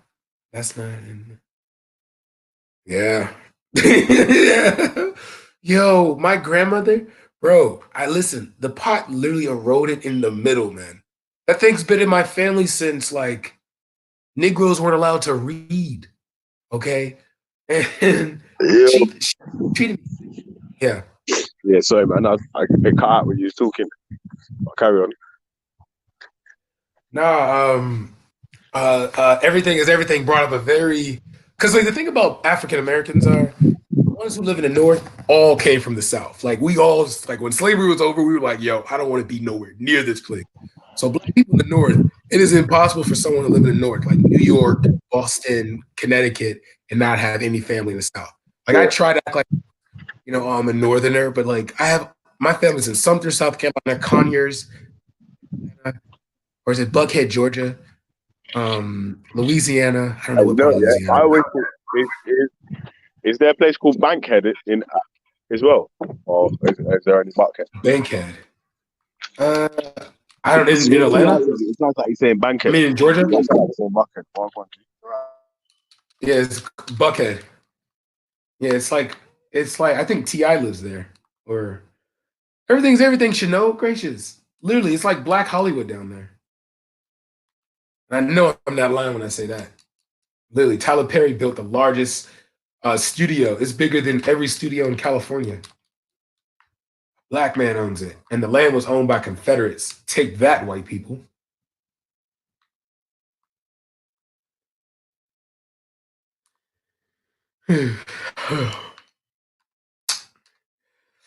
Yo, everything is everything. Answer this question, because I'm going to say this, and I want to hear your reaction. The best lemon pepper wings I've ever had, wet. We're in the North. The South, lemon pepper wings are over with, bro. Okay? The South's lemon pepper rain is over with. Yo, that's my family. Yo, I can't marry anyone in Sumter, South Carolina, because they could be a second or third cousin. Bankhead is a hood. Why does Jen know this stuff? Yo, I swear to God, Jen. I swear to God, yo. Jen is like, Yo, Jen is part of the community, bro. We need to like utilize Jen as like a spy. Like she knows way too much shit about our community, bro. What the oh my God. Oh shit. Jen knows who shot Tupac. I'm gonna say that. All right. Everyone needs to press Jen. We need to interrogate her. She knows who shot Tupac. Jen knows. And Biggie. Ooh. Ooh. Ooh.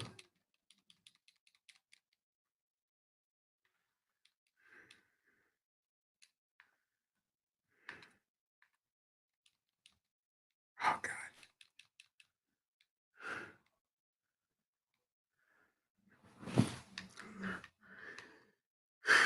Come on.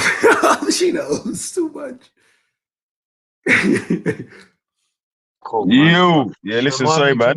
Yeah, yo, hold on a second, mate. I'll just with my mate in the car still, man. So fucking give me 2 seconds here. I've got to jump out and I can chat in a sec here. All right, good. You good, man?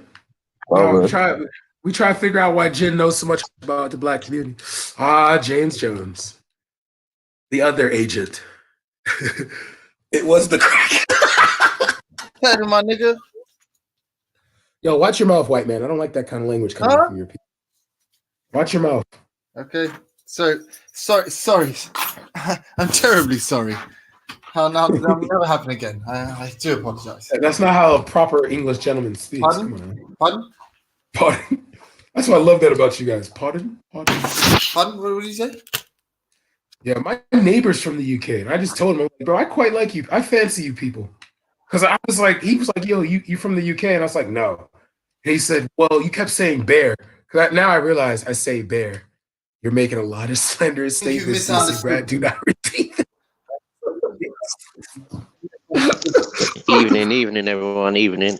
All right, 1 second, Torok. 1 second, James. Torok, 1 second.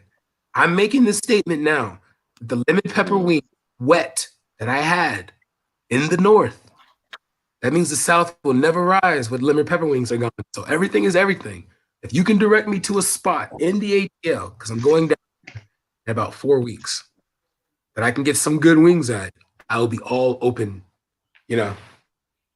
Did you say you'll be all open? Yo, bro. Yeah. Astaghfirullah. What is wrong with you, nigga? God. Watch your mouth, James. God. Hey, Turk, how you feeling, man? Yeah, Turk, how's life being an Aboriginal in the UK? It's not very jolly. Oh, really? You can't use your Creole Hebrew to get your. Hey, Turk. Yeah. Does this feel like the smallpox shit all over again? Turok. What are your coronavirus jokes, Turok? I know you got some. I don't know, man. I want to hear your honest. Man must be smallpox blanket immune by now, like. What's that? Man must be immune from the smallpox. From obviously, man supplies smallpox blankets and all them things there. Yeah, so. a bit. Yeah, I sleep with white women, so it's all cute.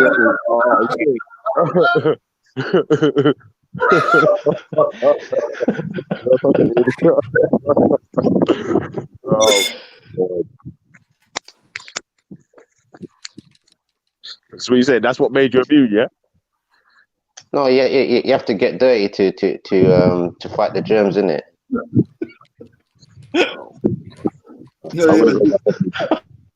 I'll leave that. I'll leave that where it is, yeah.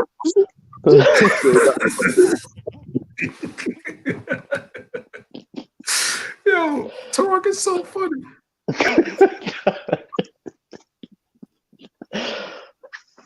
So what are we supposed to do, Turk? That you're more American than Brad? Yeah. Turok. Yeah. All American. That TV show. Oh shoot, I forgot. I love Soiled. Yo, did you ever had lemon pepper wings from Florida? I heard their wings are better. If I grew up in America, I would have been all American. Just FYI. At what? At what? And bull, what do you think, bro? The only sport we're talking about. What? Soccer? Black people don't get. Nobody care about soccer in America.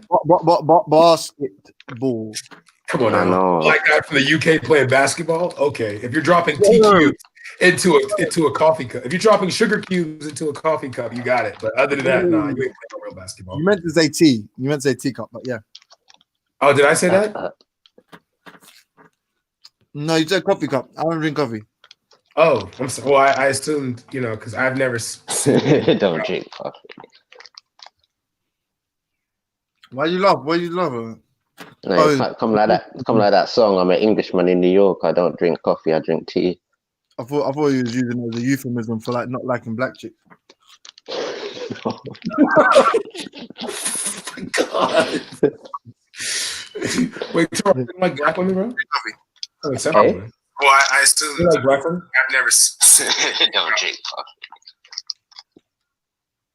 He's got plenty. Why you laughing? No, it can't come like that. Come like that song. I'm an Englishman in New York. I don't drink coffee. I drink tea. I thought you was using it as a euphemism for like not liking black chicks. So Charles don't like black women. Wow. Get it? No wonder you try to be. Who are black women? Huh? Who are black women? Oh, I forgot. I'm not playing this game with you. I'm not playing this game with you. I forgot. Come on. Only a retard would play this game with you. You know, I have to give it up to my Liberian girl. No. Hey, man, you changed my world.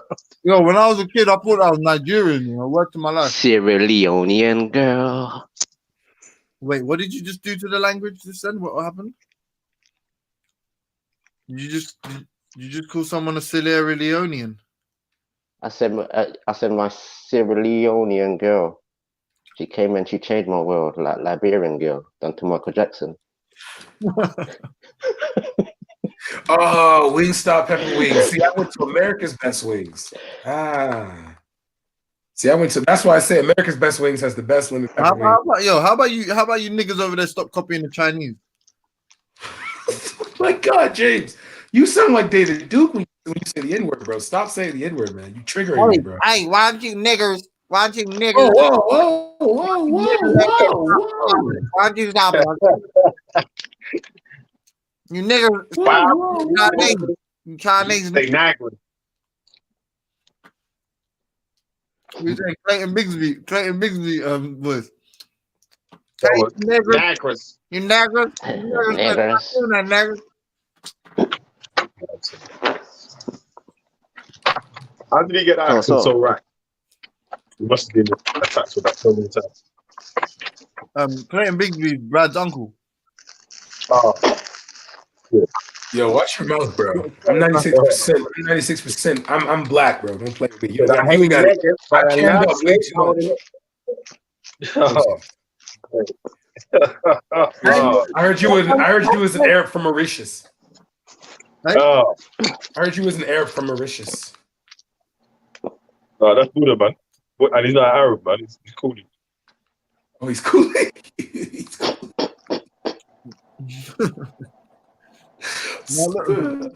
Now listen here. But I ain't even listen, Buddha, man. Listen here, little nigga. You can watch your mouth, little nigga. Yo, why do y'all think that's how we all talk, bro? We don't talk like that. You better calm yourself down, nigga. I ain't gonna stand for this no more. Right, Joe. I ain't gonna stand for this no more. Yeah, bruh. Nah, bruh. I sent you the fucking thing and you never watched it, bro, because you're a hater. You remember that that comedy jam, yeah? Where Hey, James, did you see yourself in the Reanimator video? Which one? Oh, that was funny as fuck. That's unfair. He said it's that's so cool. You know, yes. That with the what's it? Everything is he would his what's it? Hebrew Israelite Becca. Oh yeah, that one was funny. I like Servant Becca and them girls there, yeah. Josie, man said, you're kind of like what was it? She could be Eve. She could be Eve. Of people that hate. That's bad. That was fucking scary. She could. Hey, you know who Brad looks like, yeah? You know, you know, Beware. nah. No, he looks like, you know, my man from no, not he looks like, as in when Brad was much older, he will be this guy.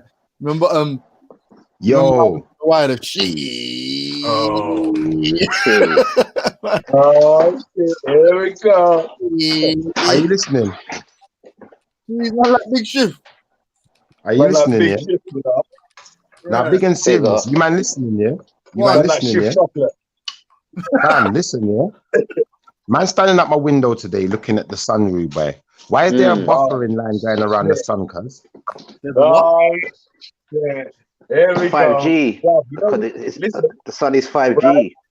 Oh, I forgot he's flat. I forgot he's flat. He's a flat earther. Brethren, that's Finally, what I a got to flat say. earther. Why is there a buffering line going around the sun? Cuz. Why are stars in the sky moving around at night? Cuz. Forget about that. Forget about that. No online broadband, fam. I'm done talking. You lot look out your own window tonight, yeah? Look out your own window, yeah? James Jones, look out your window. Tell me if you can see the North Star, yeah? It's right above the moon. Vellemy, you go and look for yourself, yeah? Bam, you see if that shit moves, I ain't got nothing more to say. No. You know why, Shipper? Yeah? Because we had Flat Earth Week all week. And your Flat Yeah, Earth bro. We killed y'all like on Monday, bro. Y'all were done on Monday. And start talking about the sun. Yeah, bro, you're done, bro. Have you seen what time it is outside? Hey, no. Yeah, Rock said the sun is 5G. Hey, cuz Torah might be right. That shit might be 5G, baby. Need to be getting your spectacles out and having a close look at that motherfucker right now, B. Oh, God. He's been in isolation too long. Cuz, do you know what? That's what my baby mother said to me. My baby mother said to me, I've been in isolation too long. But hear the joke now, yeah? I got witness, you boy. I've got a witness. That's all I got to say. I ain't got to say no more than I got witnesses, not just one. Witnesses. Who is it the most high? Is it the most high in his angels? Nah. Do you know what it is? Do you know what it is? It's that we ain't retarded like people that just, just say things just because they just makes them feel like their ego's growing. I'm saying this shit because it's fucking real. We got a witness too, and he's a glober. Guys, what I'm gonna say to you is, yeah, James Jones, go outside your house, yeah, or look out your window, yeah. Look at the moon. If you can see where the moon is, look above the moon, yeah. There is a star directly above the moon, yeah, and it's off to the side just a little tiny bit, yeah. Now, what I want you to do, this is what I want you to do. Later on tonight, in a couple of hours' time, look back, see if it's still there. If it's still there, give it another couple of hours. Look again. You see if that shit moves, yeah? All I'm going to say to you, man, is this. We're rotating, though, bro. We're rotating, though. Like, we're rotating. I mean, like, it would move. Listen to a great point that Rob made earlier today by a skydive film. He said how people in the Northern Hemisphere could take a picture of the moon and the stars, yeah? And the people in the Southern Hemisphere, like in Australia, they take a picture of the moon and the stars, and the shit would look like a mirror image in reverse. You know what I'm saying? All right, what you just said there makes sense. So watch this, mirror image in reverse. So check this one out, Veli, yeah? You see if the moon... Now, here what I'm going to say to you. Let me finish, yeah? If you look outside, yeah, and that star is not in the same place, but the moon's in the same place, there's a problem then, isn't there? Yep. Shifla, I'm gonna do something. I want to do something, bro. When I my brother, I just asked you a question. Don't do something. Answer the question. Listen, my brother. Don't do something. Answer the question. There would be a problem. Yeah, we answered your question, but now, Brad. Thanks. Yeah. Brad. Yeah. You'd have to. Have you got the links that I sent you? Oh man, we're doing this again. I'll tell you what. Just send me the page. Just send me the page, and I'll get what we're gonna do. Yeah. All right, hold on. I'm gonna go on mute for a sec. Yeah, I probably might drop off if I need to look for something still. I'll share my screen. Yeah, I got you. And it's only for Shifla, so Shifla can see it. Shifla can see it. Show me what you're showing me, innit? Show me what you're showing me, man. But you know I don't believe nothing. I know. Trust me. This isn't from the government. This is from an independent source. So, yeah, just simply show them the video. No, show them the video, but from the Flat Earther. About the Flat Earther group that discovered the Earth wasn't flat. They spent $20,000 to figure out the Earth wasn't flat. Retarded. Oh man. I swear to God, I want to grow a weed that makes people think like you, bro. All right, well, let me show you something here. I've got a video. Shiffer thought. That's gonna be the name of my strain of weed. Shiffer thought. Well, let me show you something. Yeah, I've got a video. Yeah, that is not doctored in no way, taken on my own phone. Yeah, of a star. Right. That. Listen. Let me finish. Right down. Listen. Right down below the horizon, rude boy. Tell me how there's a star below the horizon, cuz. Make sense of that for me. Because the Earth isn't flat. Hold on. What you're saying is, I can see all the way across the planet. How am I seeing a star below the horizon? So how do you see a star? No, wait. First of all, what's below? Where are you at? Show me where you are, where you can only see. You can see below the horizon. I'm going to show you something right now. Watch this. I'm going to show you. You just asked the question. Here you go, my friend. Yeah. Watch this. Sorry. What did he do? He just disappeared to prove to you that the Earth is flat. Oh. It's called teleport. Okay. I like it when she comes by. A local crazy man. Every neighborhood needs one. Big up the Scheffler though, man. Sticking to his morals. One Zoloft at a time. Stop.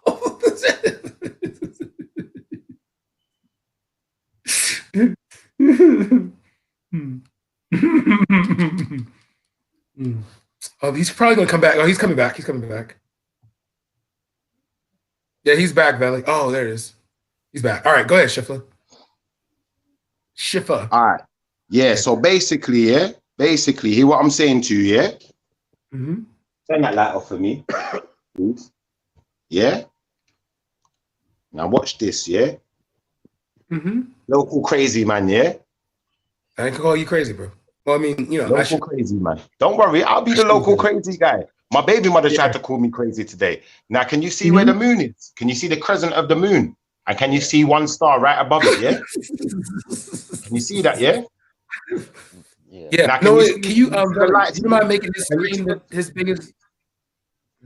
Pardon me? Yeah. No, I'm trying to tell Belly to make the whole screen so everyone can see it.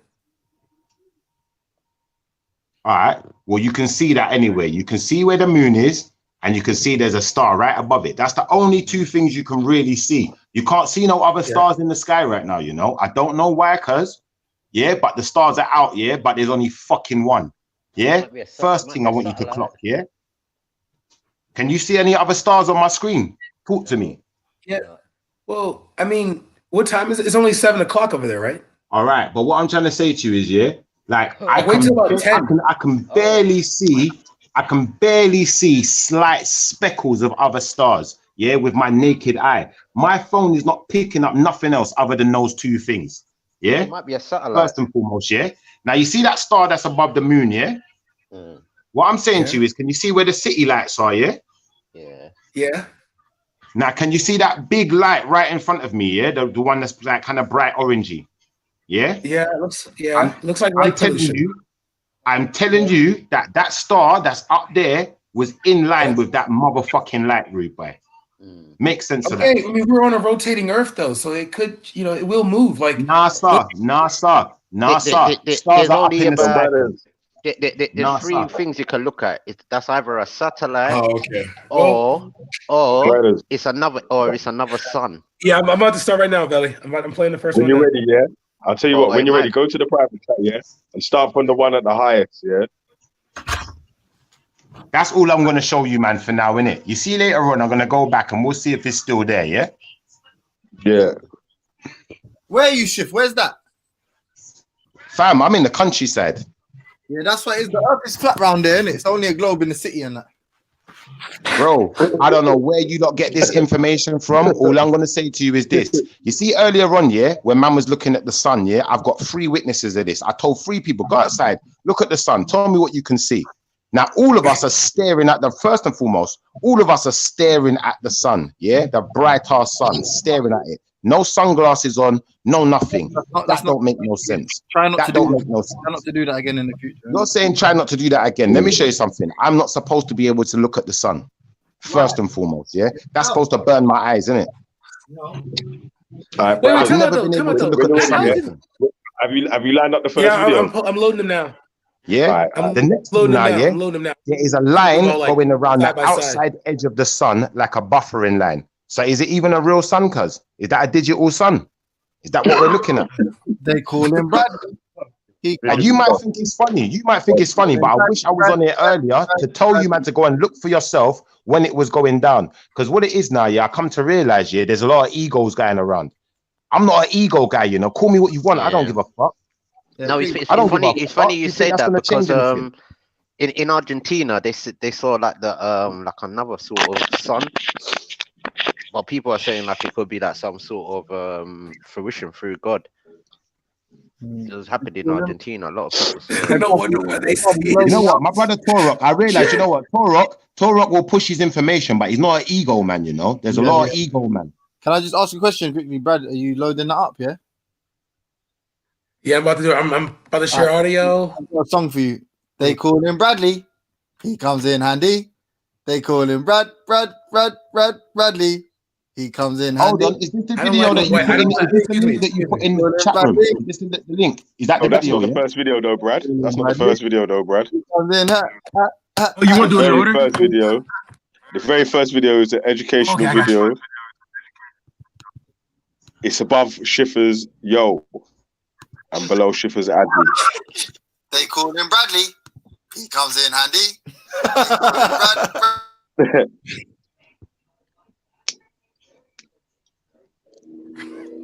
I'm watching. Let me see what you man are showing me. All right. There we go. Let's mute up and then when you're ready. One complete access. Hours, 1 day. It's funny, the person who's doing the video got my last as well, isn't it? From the I beg you just to mute, yeah. Let brothers play the video, then we talk over it after. Rewind, brothers, yeah. On the North Pole. If we looking 4 hours or 1 day. If we look at the same image of the globe, but from the top, looking down the axis from the North Pole, we see the Earth is rotating counterclockwise around the North Pole. If we look more carefully at this axis of rotation, we see that it is tilted relative to Earth's orbit around the Sun. Instead of being perpendicular, it's tilted 23.5 degrees. How long does it take the Earth to make one complete orbit around the Sun? 365 days, or 1 year. During Earth's orbit around the Sun, it follows a nearly circular path, but with a small elliptical eccentricity. The Sun is not in the center of the ellipse, but one of the focal points. Bottom line, the Earth is a little closer to the Sun every January and a little further away every July. Does that cause us to have seasons? Let's think about it. We'd expect the planet to be a bit warmer overall when we're closer to the Sun. When does that happen? January. Is that our warmest season in the Northern Hemisphere? No. So the seasons must result from something entirely different. Let's return to the tilted axis of the Earth. As the Earth orbits the Sun, it goes through 365 daily rotations, while the axis maintains its tilt. On the June 22nd solstice, the tilt causes the North Pole to face towards the Sun, while the South Pole faces away. When the Earth's orbit takes it all the way around to the December 22nd solstice, the North Pole is now tilted away from the Sun and the South Pole towards. This tilt explains why the North Pole experiences winter in January, while the South Pole is experiencing the opposite season, summer. The North Pole is facing away from the Sun and gets less overall sunlight. The South Pole is facing towards the Sun and gets more. To understand this more fully, let's look more closely at how the Sun's rays hit the Earth. First, notice that halfway in between July and January, during the September 23rd equinox, the tilt causes neither pole to face away or towards the Sun. As the Earth rotates every 24 hours, each area of Earth's surface will receive 12 hours in view of the Sun and 12 hours out of sight of the Sun. 12 hours of day, 12 hours of night. Equal lengths of day and night is why this time is called an equinox. As the Sun's rays hit the surface, they are strongest at the equator, directly in the middle, where they hit at a 90-degree angle. As Earth moves towards the December 22nd solstice, the North Pole tilts further and further away from the Sun. At its maximum tilt on solstice day, the sun's rays are now hitting directly at 23.5 degrees south latitude, or the Tropic of Capricorn. Every location within the Antarctic Circle at the South Pole is getting 24 hours of sunlight.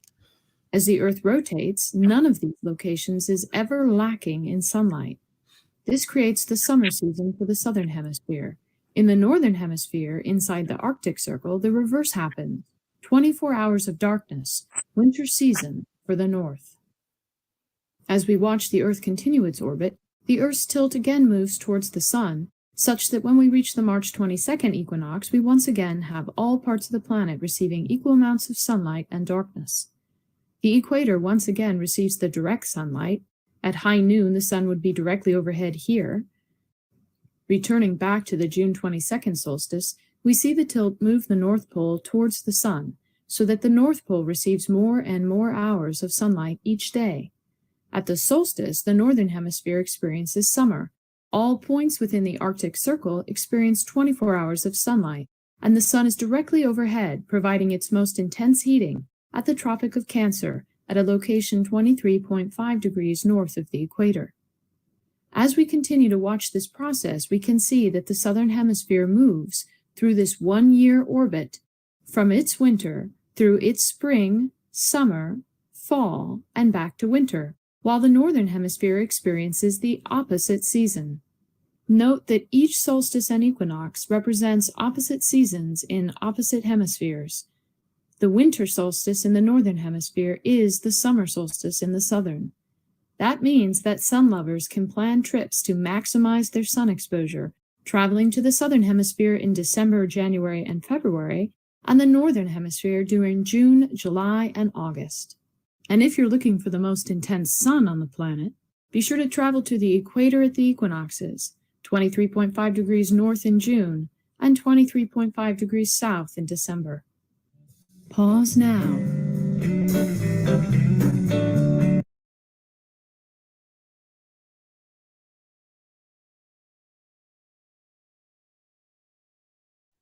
Yeah, so is that do you it? want to ask any questions, or do you want to go through that? Do you want to go through any more videos? Yeah, I want to ask a question. Okay, go on then. What is that supposed to prove? What? That was 5 What is that supposed to prove? Hey, no, stop. That was 5 minutes wasted. You know, man, talk about egos. You're not listening to nothing. You're just waiting. I listened to everything it said. You're telling me I'm not listening. I listened to everything she just said. I just sat here in absolute silence. It proved that the Northern Hemisphere is in the winter time in January through December. Yeah, from December 22nd. Yeah, we're in our winter atmosphere. Yeah, but the Southern Hemisphere. Or did it just say it? It proved it. It said, and the Southern Hemisphere is in summer in the no, but you never told me in the same time as how it proved it. Yeah, how it proved it is because if you right now Google what temperature or what temperatures it was in Australia right now, and then you Google what temperature it is in fucking England right now, it will tell you it's two different. One's hot and one's cold. So you're telling me Australia's cold right now, yeah? No, Australia's hot. It's because it's their summer. It was hot where I am today.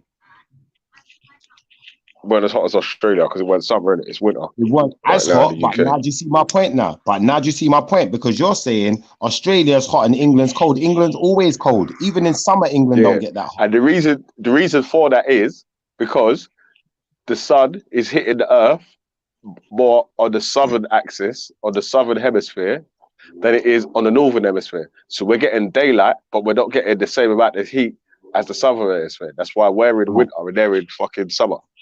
Can I be honest with you, yeah? And the reason that countries are hotter is because they're correct me if I'm wrong, yeah, but I swear it's because they're closer to the equator. So some countries, when they have summer, will be 10 times hotter than the country. So we say Nigeria is closer to the equator, then, yeah? What? Nigeria is closer to the equator, yeah? Than a country that's cold, colder than Nigeria, I would assume, yes, that's the case. All right, so the whole of South America is closer to the equator.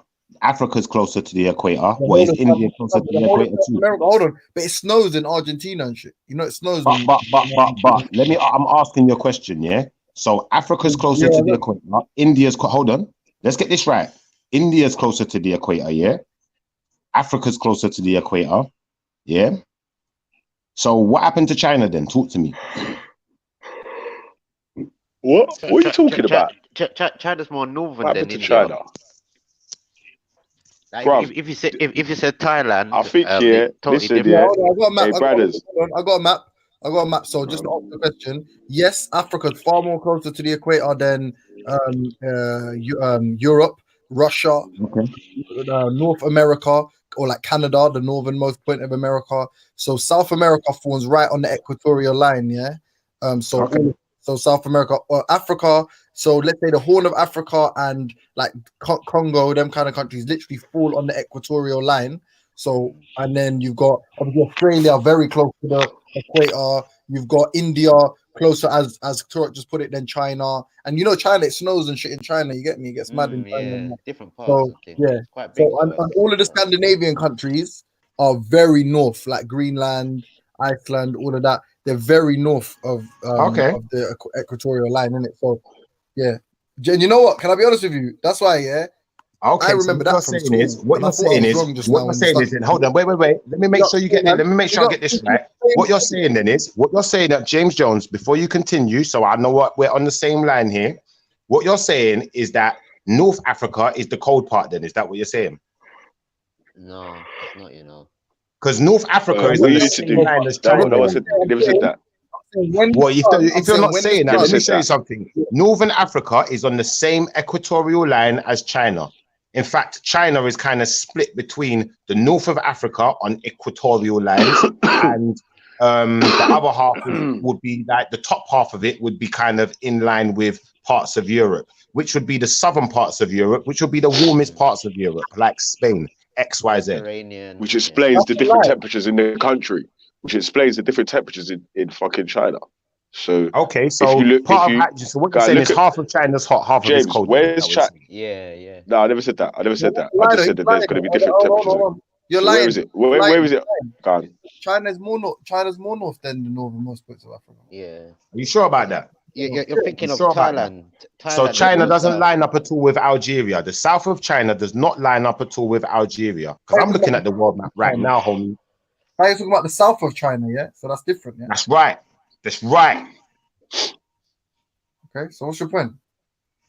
So what? But it's like I was just saying though. There's parts that are going to be hotter than the other, because depending where you are, in line to where the sun is hitting the earth, depending on which part of the year it is, you're going to get different seasons. But in the second part of the year, all this. In the second part of the year, then, according to you, listen, according to your video. Can I say something? According to your video, in the second part of the year, it's gonna be the reverse, which means Australia's gonna go cold. So let me finish before my brother, before you start chatting a load of gibberish. Let me finish. Yeah, you told me when Australia goes cold. Tell me what part of the year. Hold on. Before you say that. Hold on. God, you two chat forever. No, but it also has altitude. Whatever, mate. You're done. You're done out here. You know you're done as well. That's the worst thing. Listen to what you're saying. It's also to do with altitude, yeah. Because simple-minded people. Yeah, it also has to do with altitude, yeah. Because someone, you talk to him. Talk to him for me, please. Where they stay in space, yeah. Where they stay in space, it's like some ridiculous amount of heat. My brother, when does Australia go cold? Oh. Australia's winter is hotter than our summer. You're done out here. You're done. You're finished. Listen to how dumb this brother is, yeah? Man, I'm dumb. But you said your video said that it's the opposite in Australia. Are you trying to say that there's? Are you trying to say that there's no cold parts of Australia? Is that what you're saying now? That there's no cold parts in Australia? You and your mate in the background.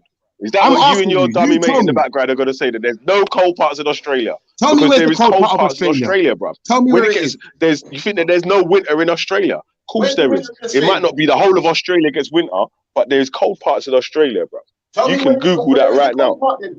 Tell me where it is. I can't tell you exactly, bro, but I know for a where. fact I know that where. there's Milton. different parts in Australia. There's different parts in Australia. Hey, yo, look This guy's it's simple, man. Hey, look at the donut. It's simple, man. Hey, Toro, are you hearing this, my brother? I know, Toro, I please. know. It's mad. Listen to this bullshit. What are you talking about? Listen to how gas this bread is, my God. Carry on. Hold on. What Africa has winter? What does Africa have snow as well, cuz? Yeah, South Africa, though. South Africa. I beg you mute this guy. She said, yeah, let go on. Finish your point. Finish your point. Minimum temperature ever recorded was at Charlotte's Pass on the 29th of June 1994 was minus 23 degrees Celsius. Wow. Where was that? In the whole of Australia. So sorry, in the whole of Australia, yeah? No, I'll be honest. Hold on 2 seconds. Listen, everyone relax, please, man. This is also the lowest temperature recorded in the whole of Australia, excluding Australian Antarctic territory. So that's actually in Australia, and Australia also has lower temperature than that, but that's in the Antarctic territory. I think that makes sense. To be honest, to be honest, that makes sense because it said the 23rd of June, and it's like the 23rd of December when you know what I mean, when the things change around. When it's their summer, it's their summer. That's their winter. When was that? What was that date again? 23rd of June. And when did they say? I remember they said the 22nd of June is when their winter starts. Yeah. No, the 22nd of June is when their winter starts. Is when our summer starts. Yeah, that's true. It's cold out, but it's not cold. Just because it's winter don't mean it's cold, lads. Sorry. Just because it's winter don't mean it's cold. Just because your scientists say it's winter don't mean it's cold, mate. Just because I'm blind don't mean I'm dumb. Hold on. You know that's dumb, yeah? Because we literally said countries are hotter and colder, yeah. So there's more extremes, depending on how close to the equatorial line they are. Nah, cuz now you're bullshitting. Now you're pulling strings. You can't pull. Listen, you cannot pull the rug from under my feet. You've had a moment to speak, so give me my moment. Yeah. Let him finish. Though. You didn't let him finish. You didn't let him finish. Let him finish then. I'm gonna let you finish. Let him finish, and then you go. And please tell us, when was this in Australia? In June? Did you say it was in June the weather gets cold in Australia? Yeah. Google it, bro. Why are you asking me? Just Google it. No, I'm asking you. I'm asking you a question. Yeah. Did you say it was June? Their winter starts from June 22nd. 29th. June 22nd. Yeah. June 29th. And it was June the 29th. 1994. Yeah. But just to finish, we already said that, Australia is close to the equatorial line. Yeah. So in the same way that a summer in Congo is hotter than a summer in the UK, a summer in Australia is hotter than a summer in the UK, and a winter in Australia is also hotter than the UK. That would be the logic, right? Cool. Go. I'm done. That's a full stop. Okay, so winter months in Australia. Winter months in Australia. Excuse me. I'm sorry. One second. I'm sorry. I've let you go for hours. Please. He does know that like there's snow in the mountains in Cameroon, right? He does know that South Africa actually gets cold too, right? Yeah. Oh, he doesn't. He literally doesn't. He literally thinks that altitude, all these things have play no factor in heat. And it's literally the sun. And you know what's so dumb? But based on your model, why are some places, if it's the, wait, hold on. If it's the sun going around the earth, yeah. So why are you saying that some places are not hotter than the others? I would. Did I say that? Hold on. Did I say that? Or are we dealing with what you said right now? Let's not put words in my mouth. Yo, Toro, just to be clear, yeah? Schiffer never said none of this bullshit. Hey, Belly. Hold on, 2 seconds now, yeah? My theory is, yeah, hold on, 2 seconds, James. 2 seconds, James. Yeah, but my theory is somehow the sun is doing like a figure eight. This guy said it was minus in figure eight. Minus in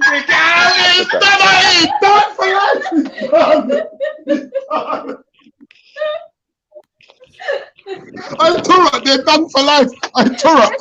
Do this, Toro. Put in Australia temperature in January, boy. This guy said it was minus. Get the fuck out of here. He said he put down the lowest temperature on record. That's what he said. So check what the lowest temperature on record is. And then the lowest temperature ever. The lowest temperature ever. So you're going by 1 day in the whole of humanity. Yeah? Let me show you something. The average temperature in Australia in June is plus 14 degrees centigrade. Get the fuck out of here. You lot are so dumb. What time? You just What sound time does it say? now. You Wait, sound read the rest. Read the rest of that statement, yeah, and tell me what time of year they say it is in Australia when it's 14 All right, degrees. watch this. In the month of June, the You average smart daytime motherfucker. temperature are generally around 14 degrees centigrade. In the city, while the average high temperature can reach 18 degrees centigrade on the warmest days in last Clark June. You're done out here. Come off for the Yeah, but blood. what month? What season does it say it is? What season does it say it is? A winter blood clot season. 18 degrees. You're dead. Winter. You're dead. You dummy. But what I'm does the not map dummy. say? You're dumb for thinking that it's winter, fam. You're dumb for thinking that it's winter. You and your I mate am are not dummies, agreeing yeah? with them. This is why. I am not This is why agreeing you with two them are on dummies. winter. Let me just explain Brethren, it. Let me explain. Brethren, Let me I am not explain why. agreeing Yeah? with them that it's winter. Let me explain This why, is what and then you Google can rant said. after. You're dead. You're Let me dead. explain Me why, never and then you agree can say rant it's after. a winter, you know. Winter is not 18 degrees centigrade, brethren. So that is not blood clot winter. Or no done, finished, dead. Yeah, so it's dumb. That's even dumb what you're even saying, yeah? It's even dumb that you're even trying to show off that it says it's winter when we just played a video. Wait, listen, listen to what I'm saying. Listen to what I'm saying. Listen to what I'm saying. Listen to what I'm saying, yeah? When we just played a video saying that in June 22nd to wherever is their winter time, you dummy. And then you're gonna say, yeah, but it was only 14 degrees in the winter. And we're like, yeah, because we You said it's said that winter was an time. independent statement. That doesn't make it true. Even my girl can work that out. She's not even into this kind of stuff. Yeah, my brother, you said that it was minus degrees. James Jones said in June, Australia has winter and it goes to minus. He said the winter in June is minus something. No minus. Not a build. He's not a guy to build it. We just Schiffer is even full. Hold on. Yeah, but, One second. yeah, but Schiffer is sometimes. Yeah, but Schiffer. Hold on, 2 seconds. I'm listening, you know, but these men are chatting over you. Yeah, but we have to be honest though to ourselves. When it's winter in the northern hemisphere, places like Morocco and even places like Cyprus and Greece will get up to like about 60 Celsius or some things like that. So it's not blood clot winter then, is it? Winter is cold, Richard. Nothing can grow in a winter, you know. There is no sunlight in a winter, you know. You get 6 hours a year. You're dead. He said, yeah, even though the statement that you read out is that it's saying that it's the winter time, it's not winter, just because it's warm. Is that what No, it's not winter. Because if it was winter, then it would be cold, mate. All right, can you shut up, please? I beg. All right, cool. Highest, hold on. It's calm as hell. I can't believe how dumb that is. Keep on mute when you're not going to speak. Don't just giggle. The highest degrees, the highest ever recorded temperature was in 1960, and that was 50 degrees Celsius. So 50 degrees is the highest. James, I got a video, James. Listen, you not believe what you want to believe. I'm going to believe what I want to believe. We'll leave it at that. I'm done talking about You're this. not shut up. All right, don't stop talking. Brad, let me finish. Hey, Vellemy. Brad, let me finish. No, I'm about to show a video of a winter in Australia. I know, but can I finish what I'm saying? Vellemy, I know. It's relative. Go ahead, James. Yes. It's relative to the to the seasons, right? So if their summer is 50 degrees Celsius, yeah, and their winter is 18 degrees, that's relative. The disparity between the two. Martin, where did you go from 18 degrees to minus? Where did you get minus from, brother? God, bro. Get the fuck out of here. You're done out here. You're done. You're finished. You're done. Minus 23. You must have done last week. Come out of this blood clot. You're one of the man only takes YouTube videos and it's a play the YouTube video. There's not that many people your age and as dumb as you. All right, the year when it was minus 23 is the year the aliens landed, yeah? That's the year the aliens landed, yeah? Yo, that's rude. Just opted to take the train, but again, the Blue Mountains line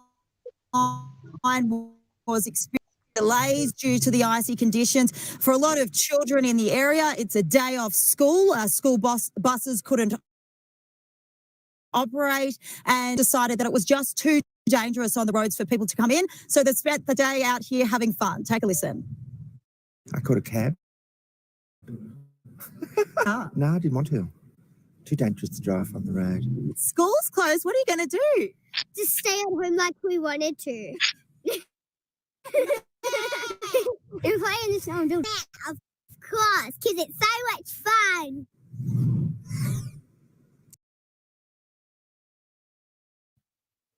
Are you done? Obviously, you lot believe this bullshit, innit? I don't believe it. Hey, Fam. You're never gonna get me to believe this shit. That's a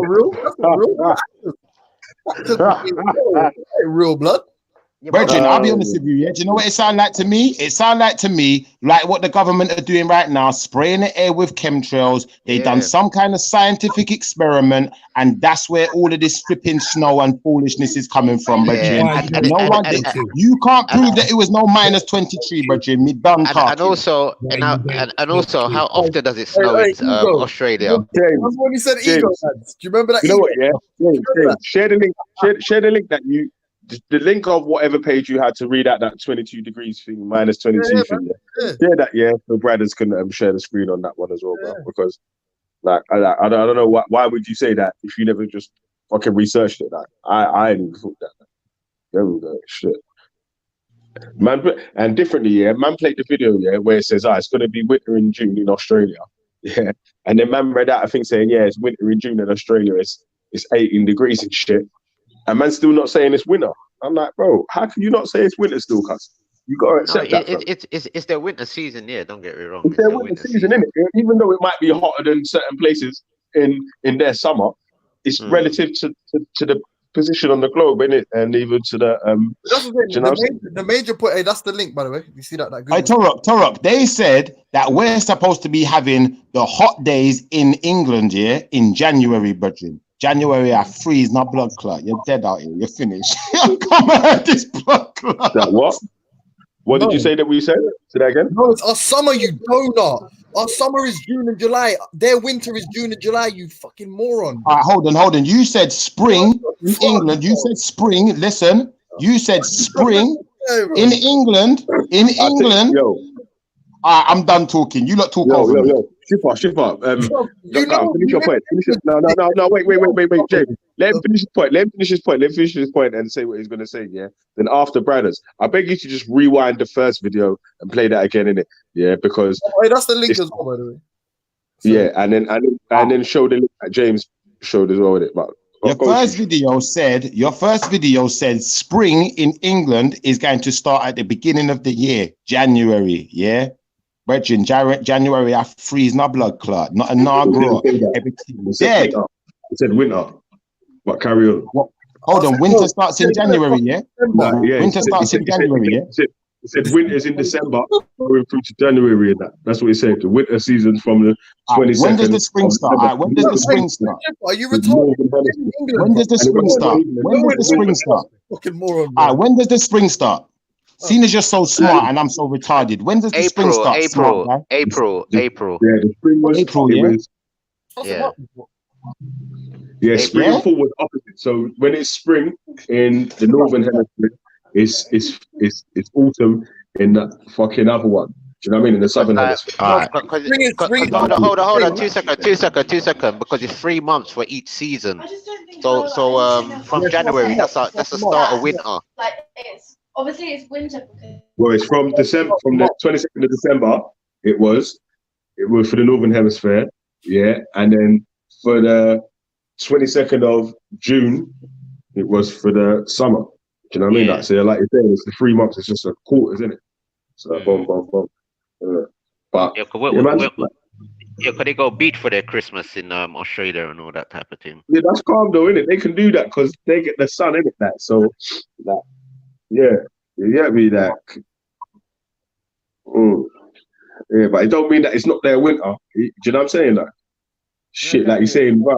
When I went to Jamaica, yeah, I went to Jamaica in December. Yeah, I was sweating my fucking bollocks off, yeah, and people's there with coat on and shit.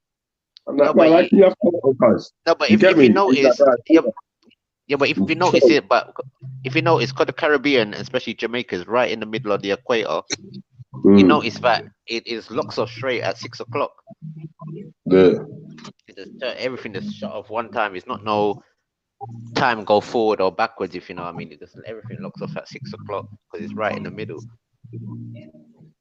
In the northern and southern hemisphere, you might get day saving times and certain things like that during the summer or the winter. But still, yeah, man. Like I don't know how man can't just say that. Like, man read out something here saying that it's winter in the place, and No, then but still trying to say that I it's would not more winter. say the sun moves though. I would more say the sun moves than the earth. You know, it's the way that it's showing it. Yeah, is that the planets here are rotating around the sun, innit? I mean, because the sun has its own gravitational force in it because it's so big. Yeah, but how would you get thingy bobs then? What's that thing called again? Eclipses if the sun ain't moving and the moon. Yeah, because that's how you get eclipses. Because when the sun rotates to a certain position and the moon rotates to a certain position, because of the distance between the sun and the moon and the earth, it looks like on parts of the earth that the moon's shadow causes So a it's blackout of the obviously sun. no, but it's obviously the sun that's moving then, isn't it? Then it's not really us moving. Yeah, but Yo, it's not the sun that's moving around the earth; it's the earth's moving around the sun. but Vellemy, man said, yeah. I'm gonna put Turok on pause for 1 second. Man said he believes in a flat Earth and that the sun is going around the Earth. Then why isn't it equally hot in every point of the Earth? If he's got such an issue with some countries' summers being hotter than others, then based on your definition, every temperature should be recorded the same around the Earth at whatever point the sun's over it. Turok's answer to that is the sun is moving in a figure eight. Yeah. Because if the sun's moving, like you're saying, yeah, if the sun's moving, then it's just, yeah, like you're saying, it's that position of the sun that's hitting that's different. You know what I'm saying? Like, Deep Turok's response to this is the rationalization of that position. The sun is moving in a figure eight. yeah, that's what the lady in Speaker's Corner was telling me. She started doing a figure eight walk, saying, "I'm the sun, and this is how the sun moves." In like a figure eight. But if you think think about it, it's not that. It's one or the other, innit? It's either the earth is moving or the sun is doing nothing. So where's the map? Where's the map to support this figure eight theory? Why? How? What's the calculation for that? Hold on. The math is already there. 180 and 365. 12-hour days. Yeah, 12-hour days and on all them type of things there. Listen, the exact 12-hour days happens twice a year. I mean, 24-hour days, isn't it? And all Yeah, that. it happens twice a year. It don't happen every day of the year. Twice a year. Yeah, but what I'm trying to say to you, like, also you have to think about that. We have some. So why don't 24 hours happen every day of the year then, Tora? How do you mean? 12 hours every day if the sun's moving. No, but what I'm trying to say to you, it's not like for 12 hours.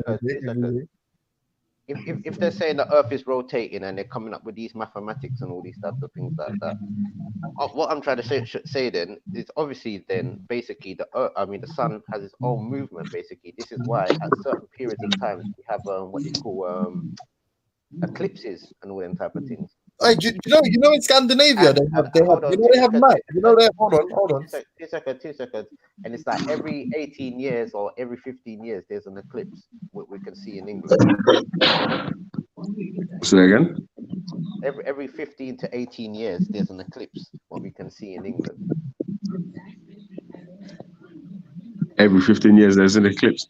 Yeah, in between like 18 to 15 years, yeah.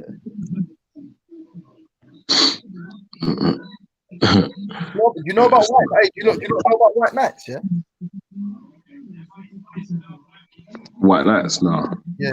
White nights in Scandinavia, yeah, where the sun is visible in the sky during 24 hours for at least 1 day per year.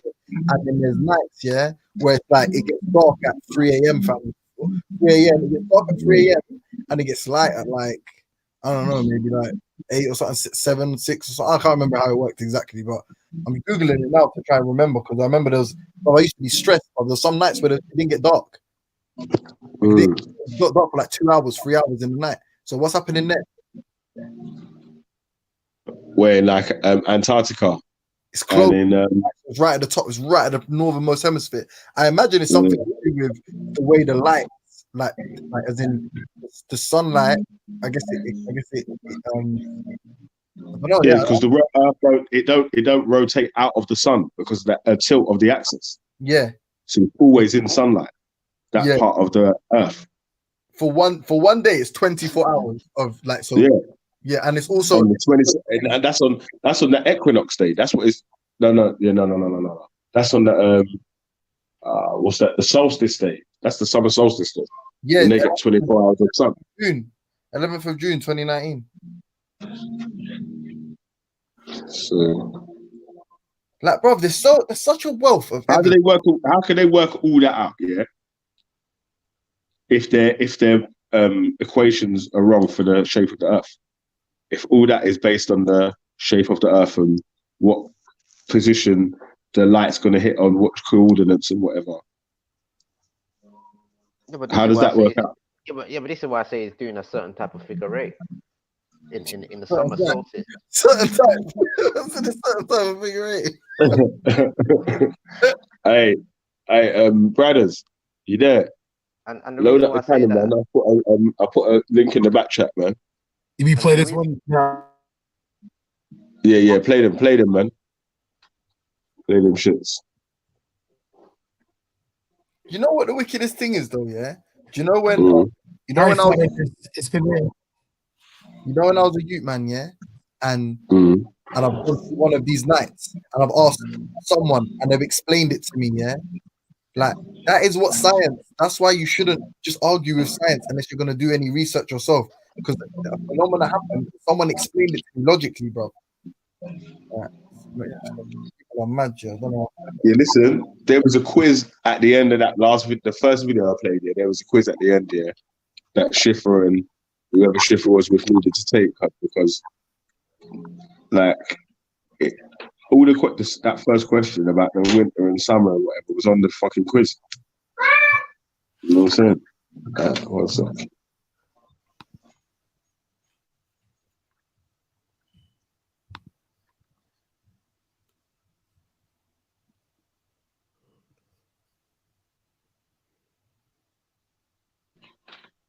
Yo, so you still there?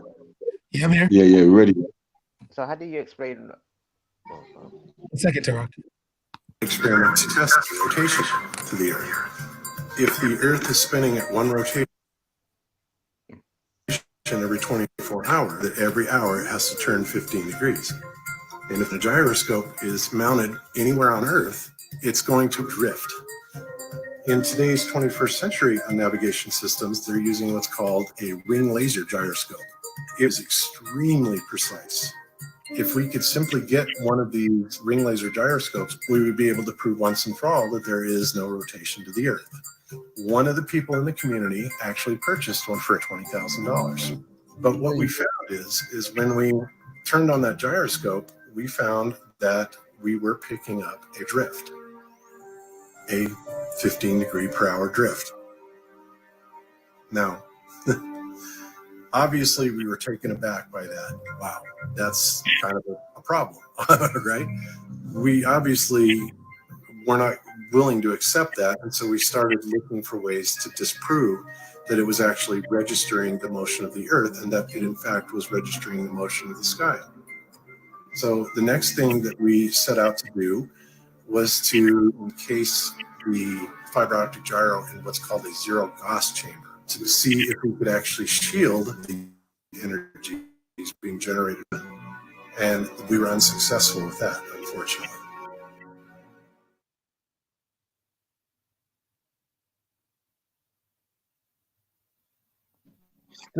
Yeah, so the case couldn't shield the rays coming from the heavens. Obviously. Yeah. Yeah.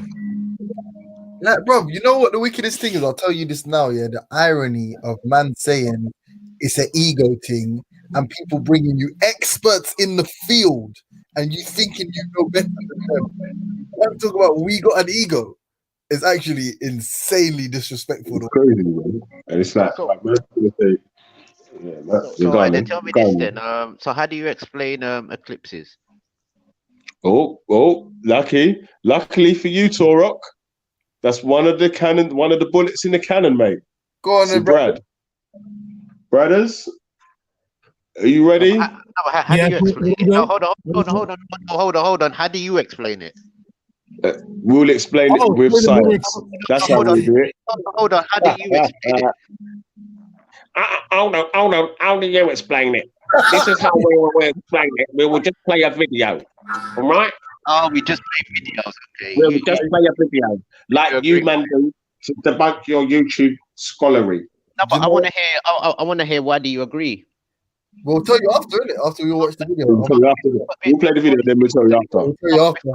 I want to hear why you agree. All right, yeah, after. Nah, man, before. After. Oh, come on, before. You not really done this. Come on, let's hear why. Is this called? Is this called Turok's G? 1 minute. It's 1 minute. It's 1 minute.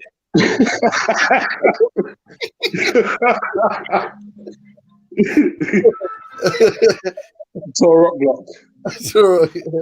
No, but with Shift, at least he can talk for himself. I want to ask, why do you agree with it? Barely. Yeah, but just talking for yourself doesn't always mean that you're right. And being ignorant of fucking knowledge doesn't mean that you're right, bro. But how do you know these people? Shouting anything, any bullshit doesn't mean that you're right, bro. So how do you know these people are right?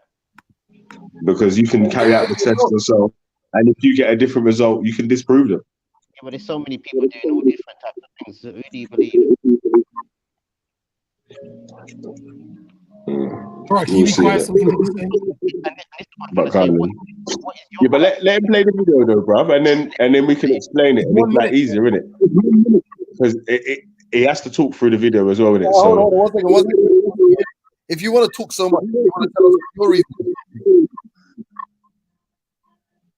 Turok, you want to talk so bad? Or should we just? All right, we'll just. Obviously, you're not going to. Everybody mute up. Video, innit? Are you ready? Ready.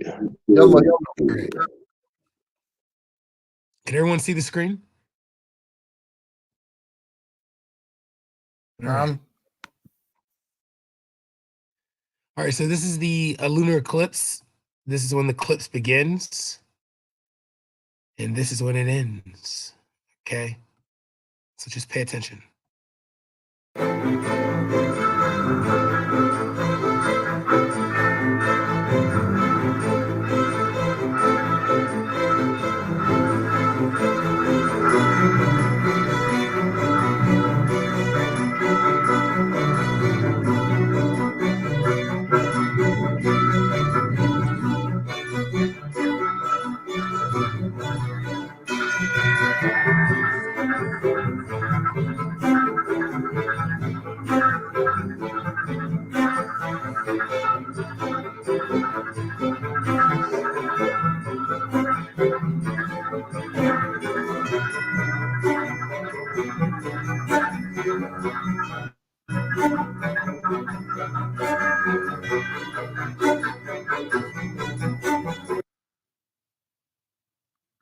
So just because you're going to say you don't understand that, Turok, it's the moon is in the way of the sun. Yeah.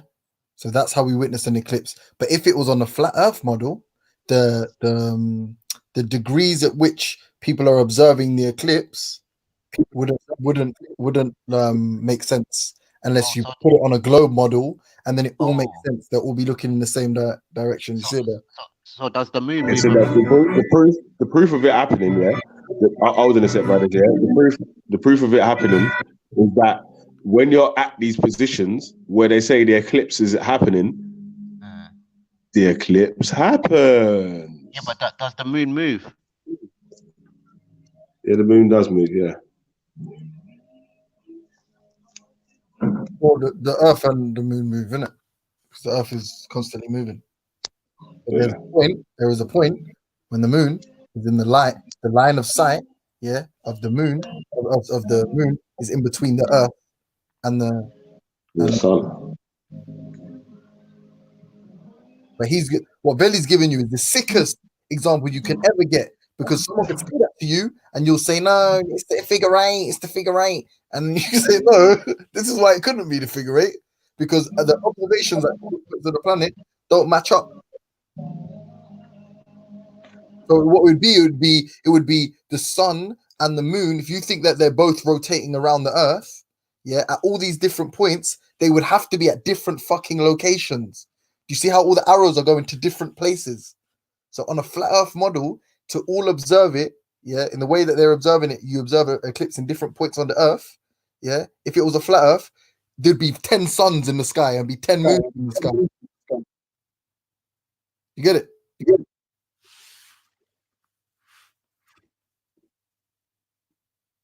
Is anyone there? Yeah, we're still here, man. Okay, We're still here. Well, go on then, brothers. Did you load up another cannon, or was that the same one? That's the same one. I said like a figure eight though. That's a sick one still. That's a bad man thing. I don't know why the flat earthers say figure eight though. Because like, what proof is there that the sun moves in a figure eight? I don't know. I think someone might have taken a picture. Hold on a sec. Rewind. Pull up. Hey, brothers, I muted your mic here because when you're playing the video, it echoes.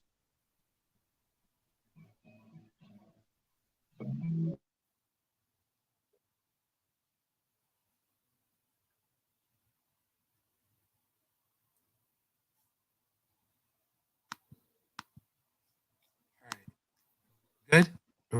Ready? Yeah, we're ready, B. All right.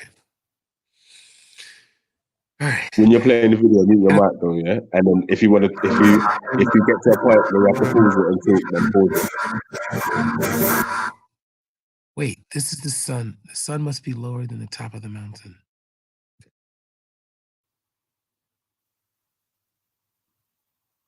Okay, this is just 12 seconds.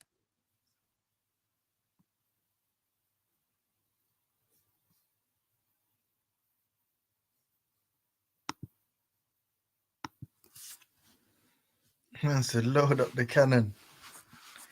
They call him Bradley. He's very handy. They call him Brad. Hey, Brad, you know when it's the ones with the writings, you're going to have to read out the writing though, you know, bro. Okay, you know what the people are going to say? You didn't even prove nothing. So you have to read out the writing to explain what the people are saying still. On them ones, yeah, when it's just the music, yeah, you can even mute the music on the YouTube and just play the video so you can talk over it at the same time still. Okay. The credibility of this film must be destroyed by all possible means. Stay tuned to instructions. Do not share this film outside of flat earth circles. Come on. They're taking the piss. They're doing a PSA.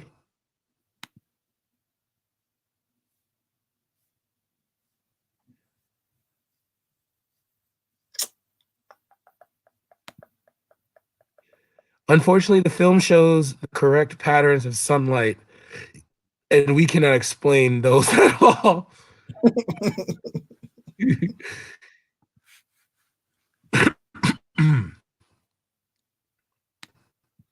Oh, excuse me. Suggested comment. The sun's light directional is that simple. You do not know what the sun is. You have not visited. The sun is close and creps. I've never seen this word before in my life. Crepuscular. Say that again. Crepuscular. Crepuscular.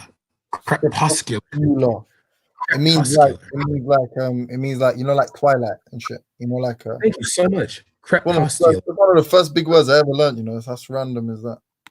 Wow, that's crazy. Crepuscular. Nice. Crepuscular. Yo, fuck you. All right. Okay. Sorry, James. I deserve it. Ray's proves it. This is not a definitive flat Earth map. Change the subject. Show us the curve. Feel free to throw in a couple of insults and choose from dickhead and globetrotter. Oh, these guys are funny. They don't take these flat earthers serious. How do you reach this age and believe the earth is flat, G? It's fucking mad, bro. It's called K2, man. You don't ever smoke it, man. Never smoke weed that comes from a gas station. I like that.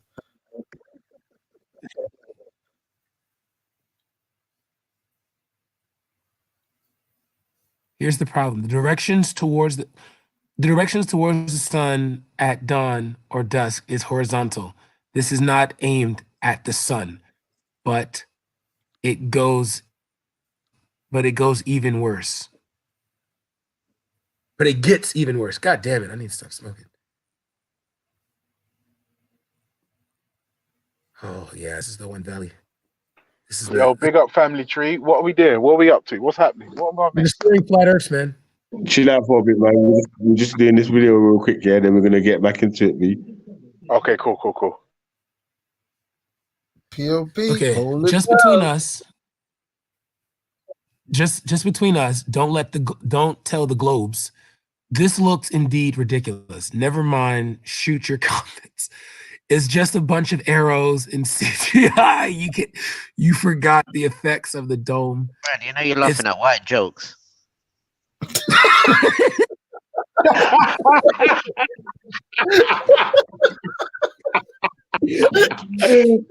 shit! That was the wounded animal on his way out, bro. You know what I'm saying? That was about to die. You're laughing at white jokes. Oh, that sounded like an old bitter woman. You know, like a bitter woman's kind of bar. She's probably got HIV.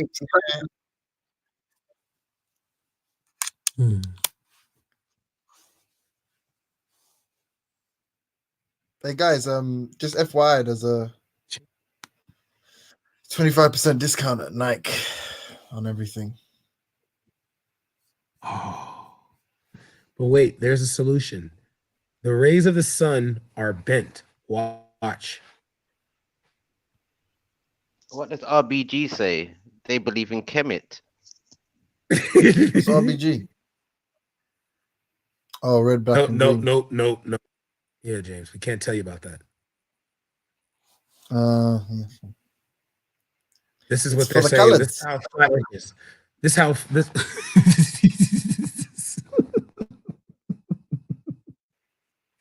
You say it's for the colors.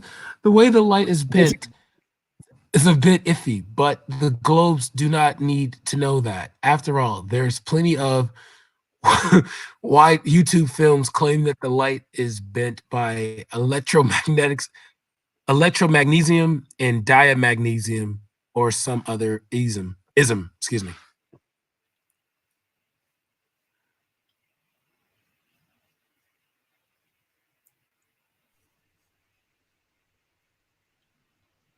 They're going to fix it now. They're going to show us what the Earth actually looks like. So if any flat earthers that thinks that, it can't get cold in Australia because they think the sun is buffering. Must be too many planets on the network. Yes, we know that. Yes, we know that this situation at winter solstice still looks ridiculous. So this is the best ignore. Implies 24-hour Arctic daylight also. I don't know what that means. I think that's an inside joke. We challenge the bending of light, say that scientists are currently studying the light bending effect and will publish their findings very soon.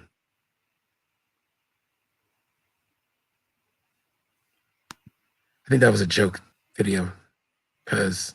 Yeah, so I've been hearing you talk and none of it's been making sense, but I think it's because I'm not watching what you're watching.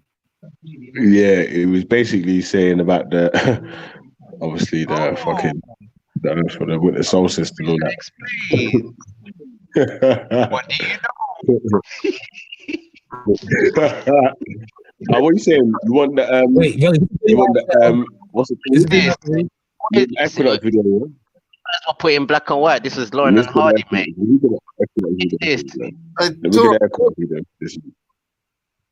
Turok's voice sounds like he lives in a Jack in the Box.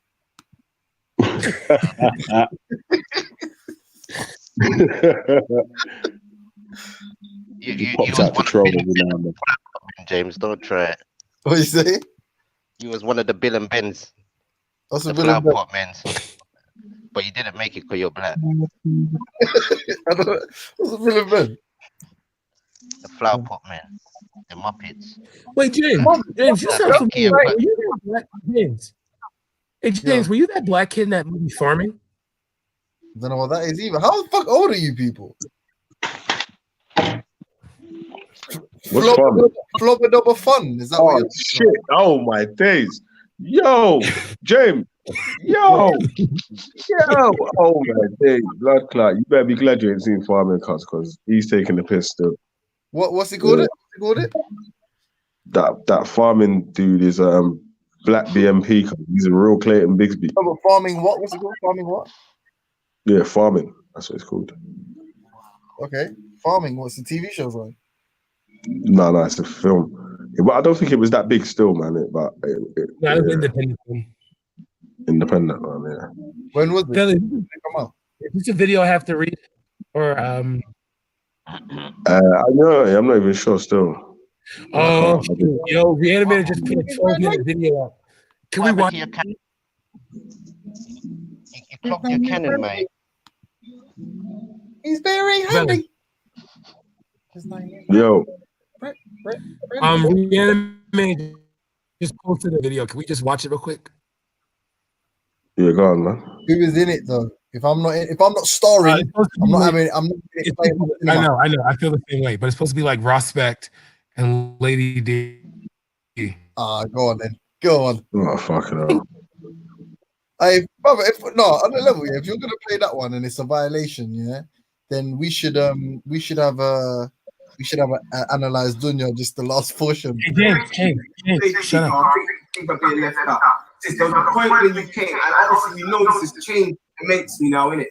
Yeah. But there was a point when you came and you used to use in the same way that I do, yeah, the same way man defend you just said black people. So that means man's Muslim brothers as well. Man's not gonna make a man misrepresent man's Muslim brothers either. Or set up a campaign like Tommy and them and dehumanize man's Muslim brothers.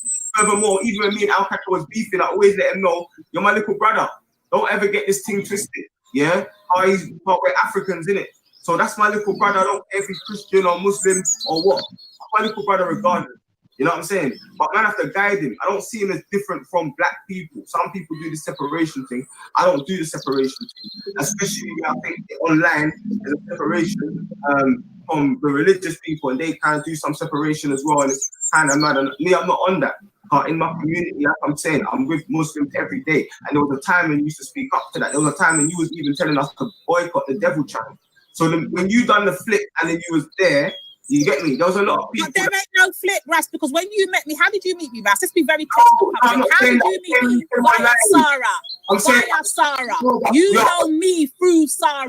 Yeah, big up Sarah, You man. know me via Sarah. Yeah? Sarah is how I came in, and Sarah will be how I left. We're not talking about Sarah right now. We're talking about Rowan, yeah? And what we're saying is there was a point when you would come and you would say, Muslims, boycott that channel. All they're spewing is boycott that channel. So obviously when you kind of flipped and you was there, it was confusing for a lot of people.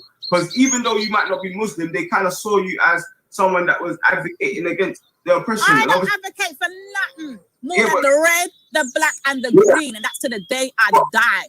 I don't the blood, the skin, and the land. That's what I represent all day, every day. Period. If it ain't about that, it ain't about nothing in my eyes. In the land, then we're not gonna really have people from the outside, you know, demonize people, yeah, or demonize people of the blood and start their little campaign.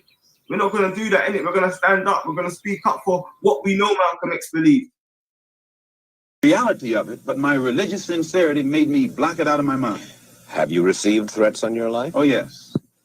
I first received threats on my life in January when it first became known that I had come back to New York and told the captain of the fruit in New York, who was my right-hand man formerly, and also the secretary of the New York Mosque and the minister in Boston. When it became known that I had told them, then an effort was made to shut me up. One brother encouraged to go out to my house, and fortunately it was a brother who was well capable of doing so, but it was a brother who was highly intelligent. He was academically equipped to think for himself. And what he was told to do didn't add up. And fortunately, he was the one who put out a feeler to me to find out what was wrong. And I opened his eyes. And then he opened the eyes of the same crew whose job it is to do this kind of work. You mean he was going to kill you? Oh, yes. One of them was, an attempt was made to get one of them to wire my car with an explosive. That one is with me right now. I'm in the house that was provided for me, although we're in a court battle, they're trying to get it back. And I have made this statement to them concerning the house that they could have it if they would permit me to come before the Muslim movement, the rank and file, and explain or defend myself against all of the charges that they've made against me. They could have the house. But they are going contrary to their own laws by standing up in the mosque and indicting me, but never giving me a chance to defend myself. And they say that no one can judge me but Mr. Muhammad. In this case, Mr. Muhammad can't sit as judge because he's involved in the case. As far as you're concerned, you will accept the fealty, if you will, of any Negro anywhere under any conditions. You have to define fealty. You want them to give you their loyalty. Not me, their loyalty. I'm not seeking for the loyalty of any Negro, but I am seeking that Negroes to learn how to be loyal to themselves. And when the Negro learns how to be loyal to himself, our problem is pretty well solved. Elijah Muhammad teaches us thus and so. I'm speaking now from what I think, from what I have seen, from what I have analyzed, and the conclusions that I have reached. And the white man is no longer the devil, and he is no longer bound to be evil. If I judge a man by his conscious behavior, I am not a racist. I don't subscribe to any of the tenets of racism. Then there are good whites and good blacks and bad whites and blacks. It's not a case of being good and bad, good or bad blacks and whites. It's a case of being good or bad human beings. Are you not, perhaps, afraid of what might happen to you as a result of making these revelations? Oh, yes. I probably am a dead man already. What do you mean? When you understand the makeup of the Muslim movement and the psychology of the Muslim movement, as long as I myself, by having confidence in the leader of the Muslim movement, if someone came to me and I had no knowledge whatsoever of what had taken place, and they told me what I'm saying, I would kill myself. The only thing that would prevent me from killing someone who made a statement like this, they would have to be able to let me know that it's true.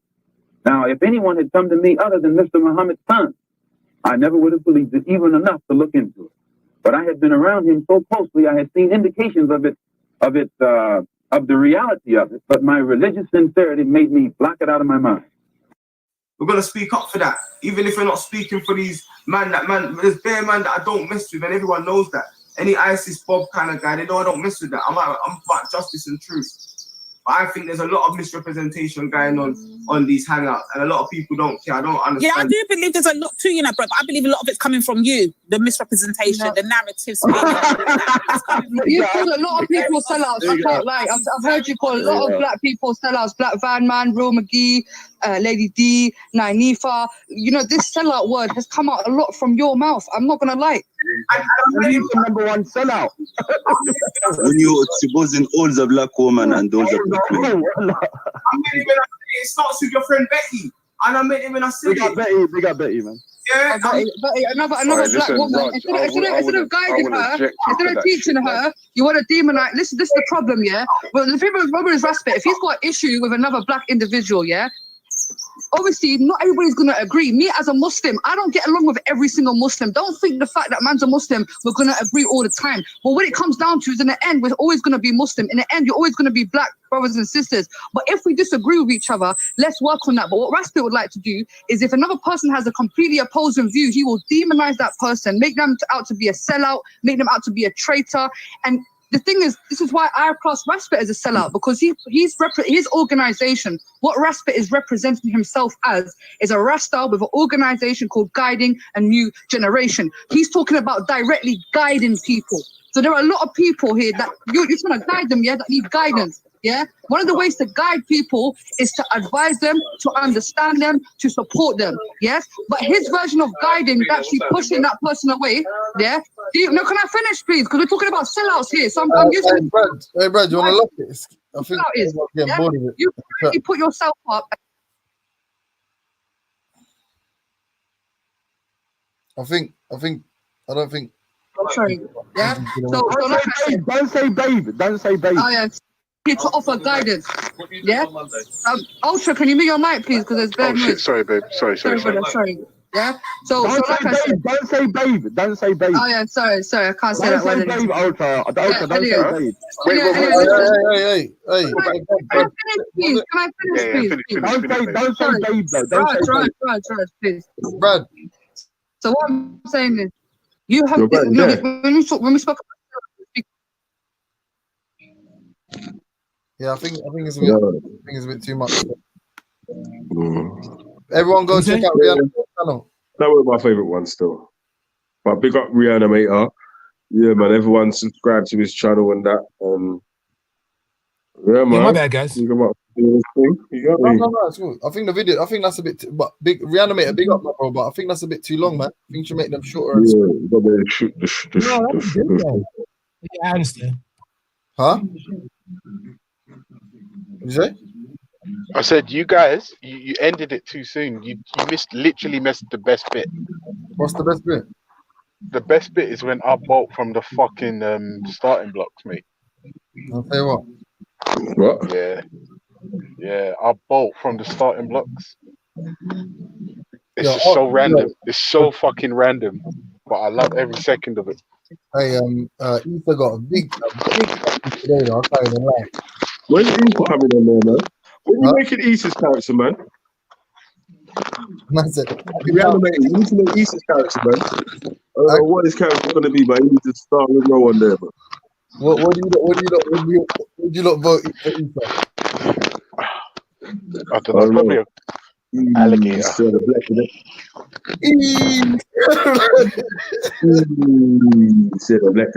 Yeah, that would be funny still. Oh, you know who mugged him the other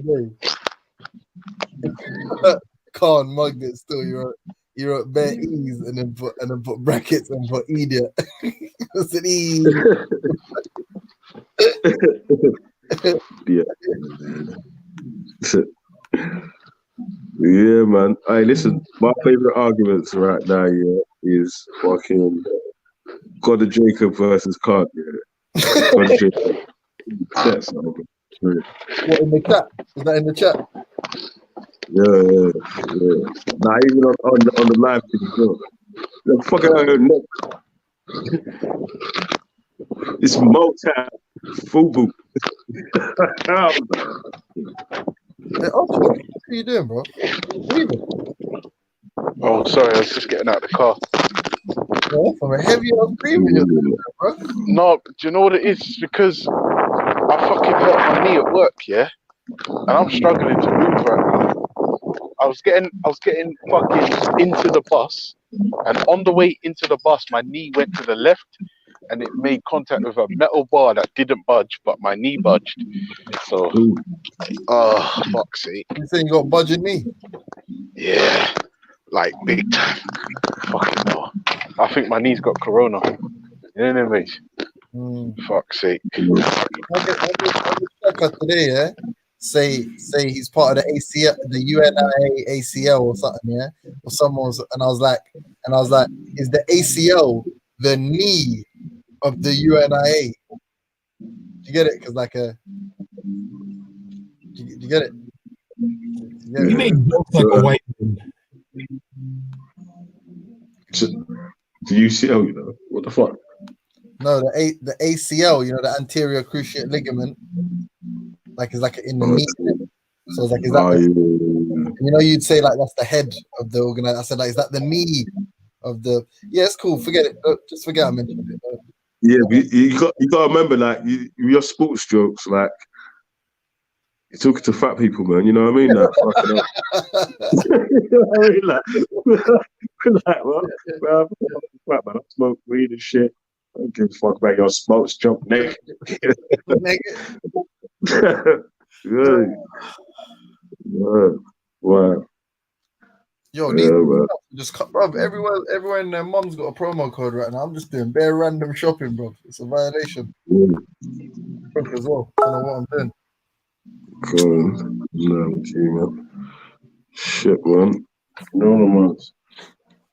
I remember in times when I did free delivery on Uber Eats. Is it? Yeah, free delivery on everything. Everything. Hey, Ozark. Did anyone watch the Ozarks? No, I watched Dragon Ball Z. I did. Yeah, it's hard, bro. It's amazing. It's actually a hard show, bro. Wait, does anyone watch Person of Interest? No, it sounds like something Brad would watch though. White man show. Nah, Person of Interest is hard, bro. Hard. Yeah. And by the way, I'm fucking hungry. Ugh. Yo, do you know I love Hangouts? Can I just say one thing on a serious level? Yeah, it's Hangouts is a beautiful place for pro-blackness because literally the biggest insult it seems is calling someone white. Like, you know,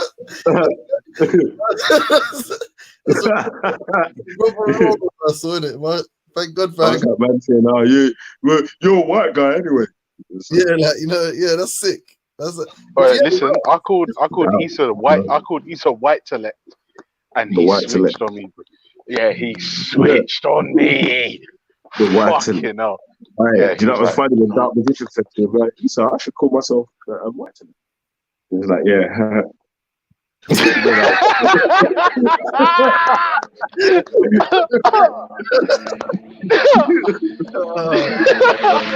Hey, free Walters dog, man. Fuck it up. Free Walters dog. Son of Black Collect. Son of Black Collect. Magic Melon. In relation to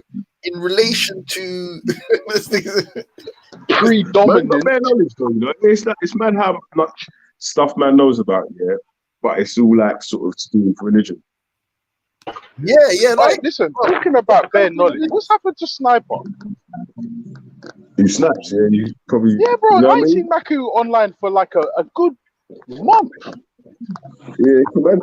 He's got his own business in that, you know what I mean? That so man can't fucking spend too much time online chatting.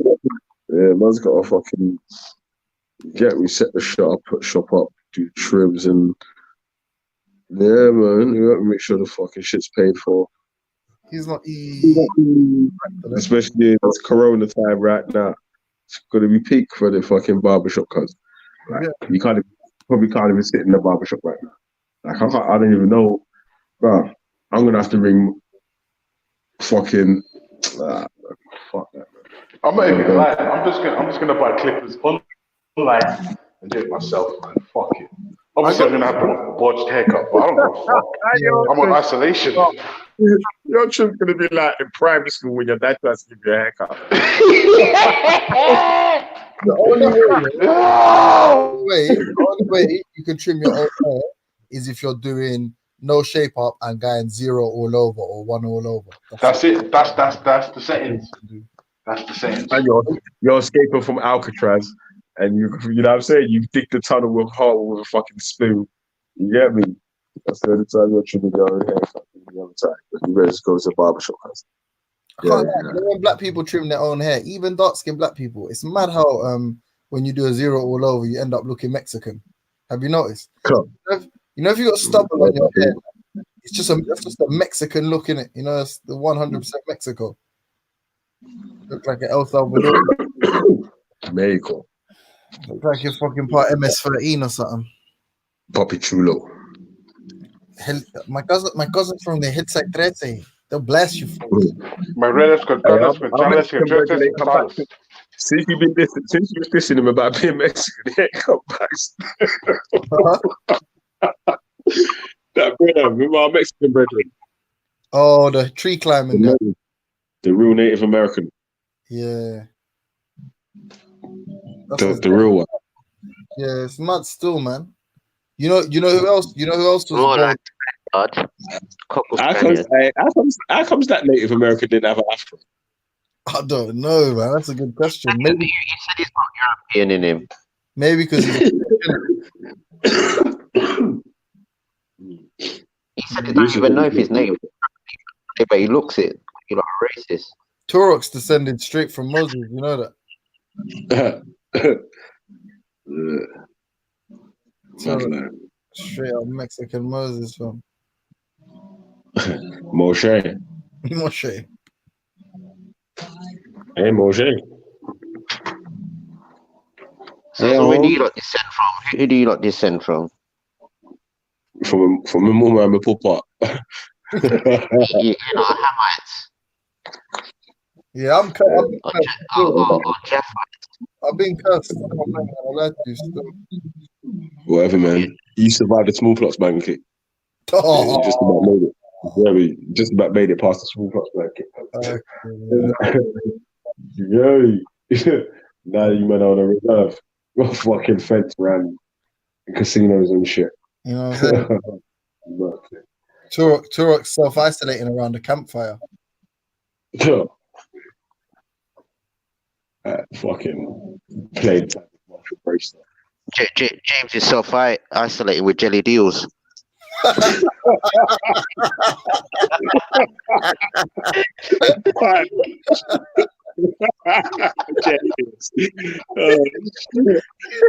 Playing Cousin Dave. Fucking hell, son. Yeah, let's go. Let's go around James's gaff. Do you know what I mean? They closed all the fucking battle cruisers, mate. You know what I mean? All the battle cruisers, man. Fucking close it, mate.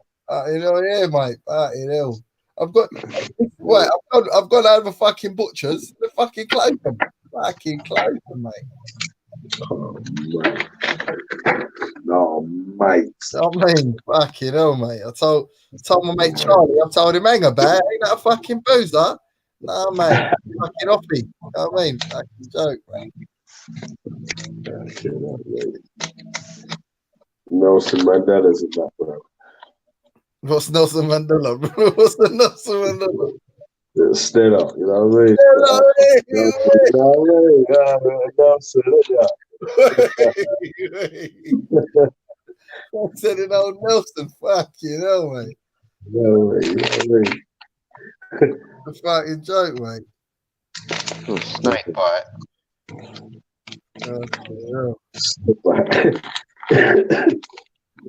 So much, man. You're fucking up my cough, man. Every time you say something funny, I cough like I ain't gonna lie to Turok, yeah, you ain't got the voice, but you got the tone for like a proper geezer. Hey, mate, how you doing, mate? You know what I mean? You got that. Yeah, I'm East Londoner, mate. I'm proper East London, mate. Not that you lot. You lot are what they call gender replacement. Identification. You see when Turok comes off live, yeah, gender replacement. Fucking hell. He's a proper diamond geezer, you know what I mean? He's a fridge freezer.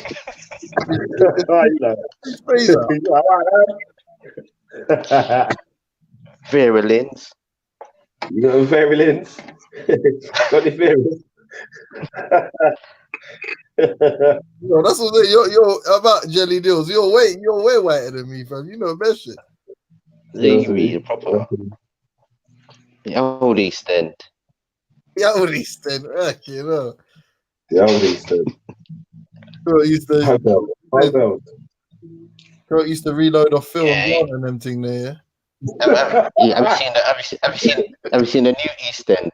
Yes, boss. Yes, boss. Back in the day. That's the new East End. Yes, boss. Yes, boss.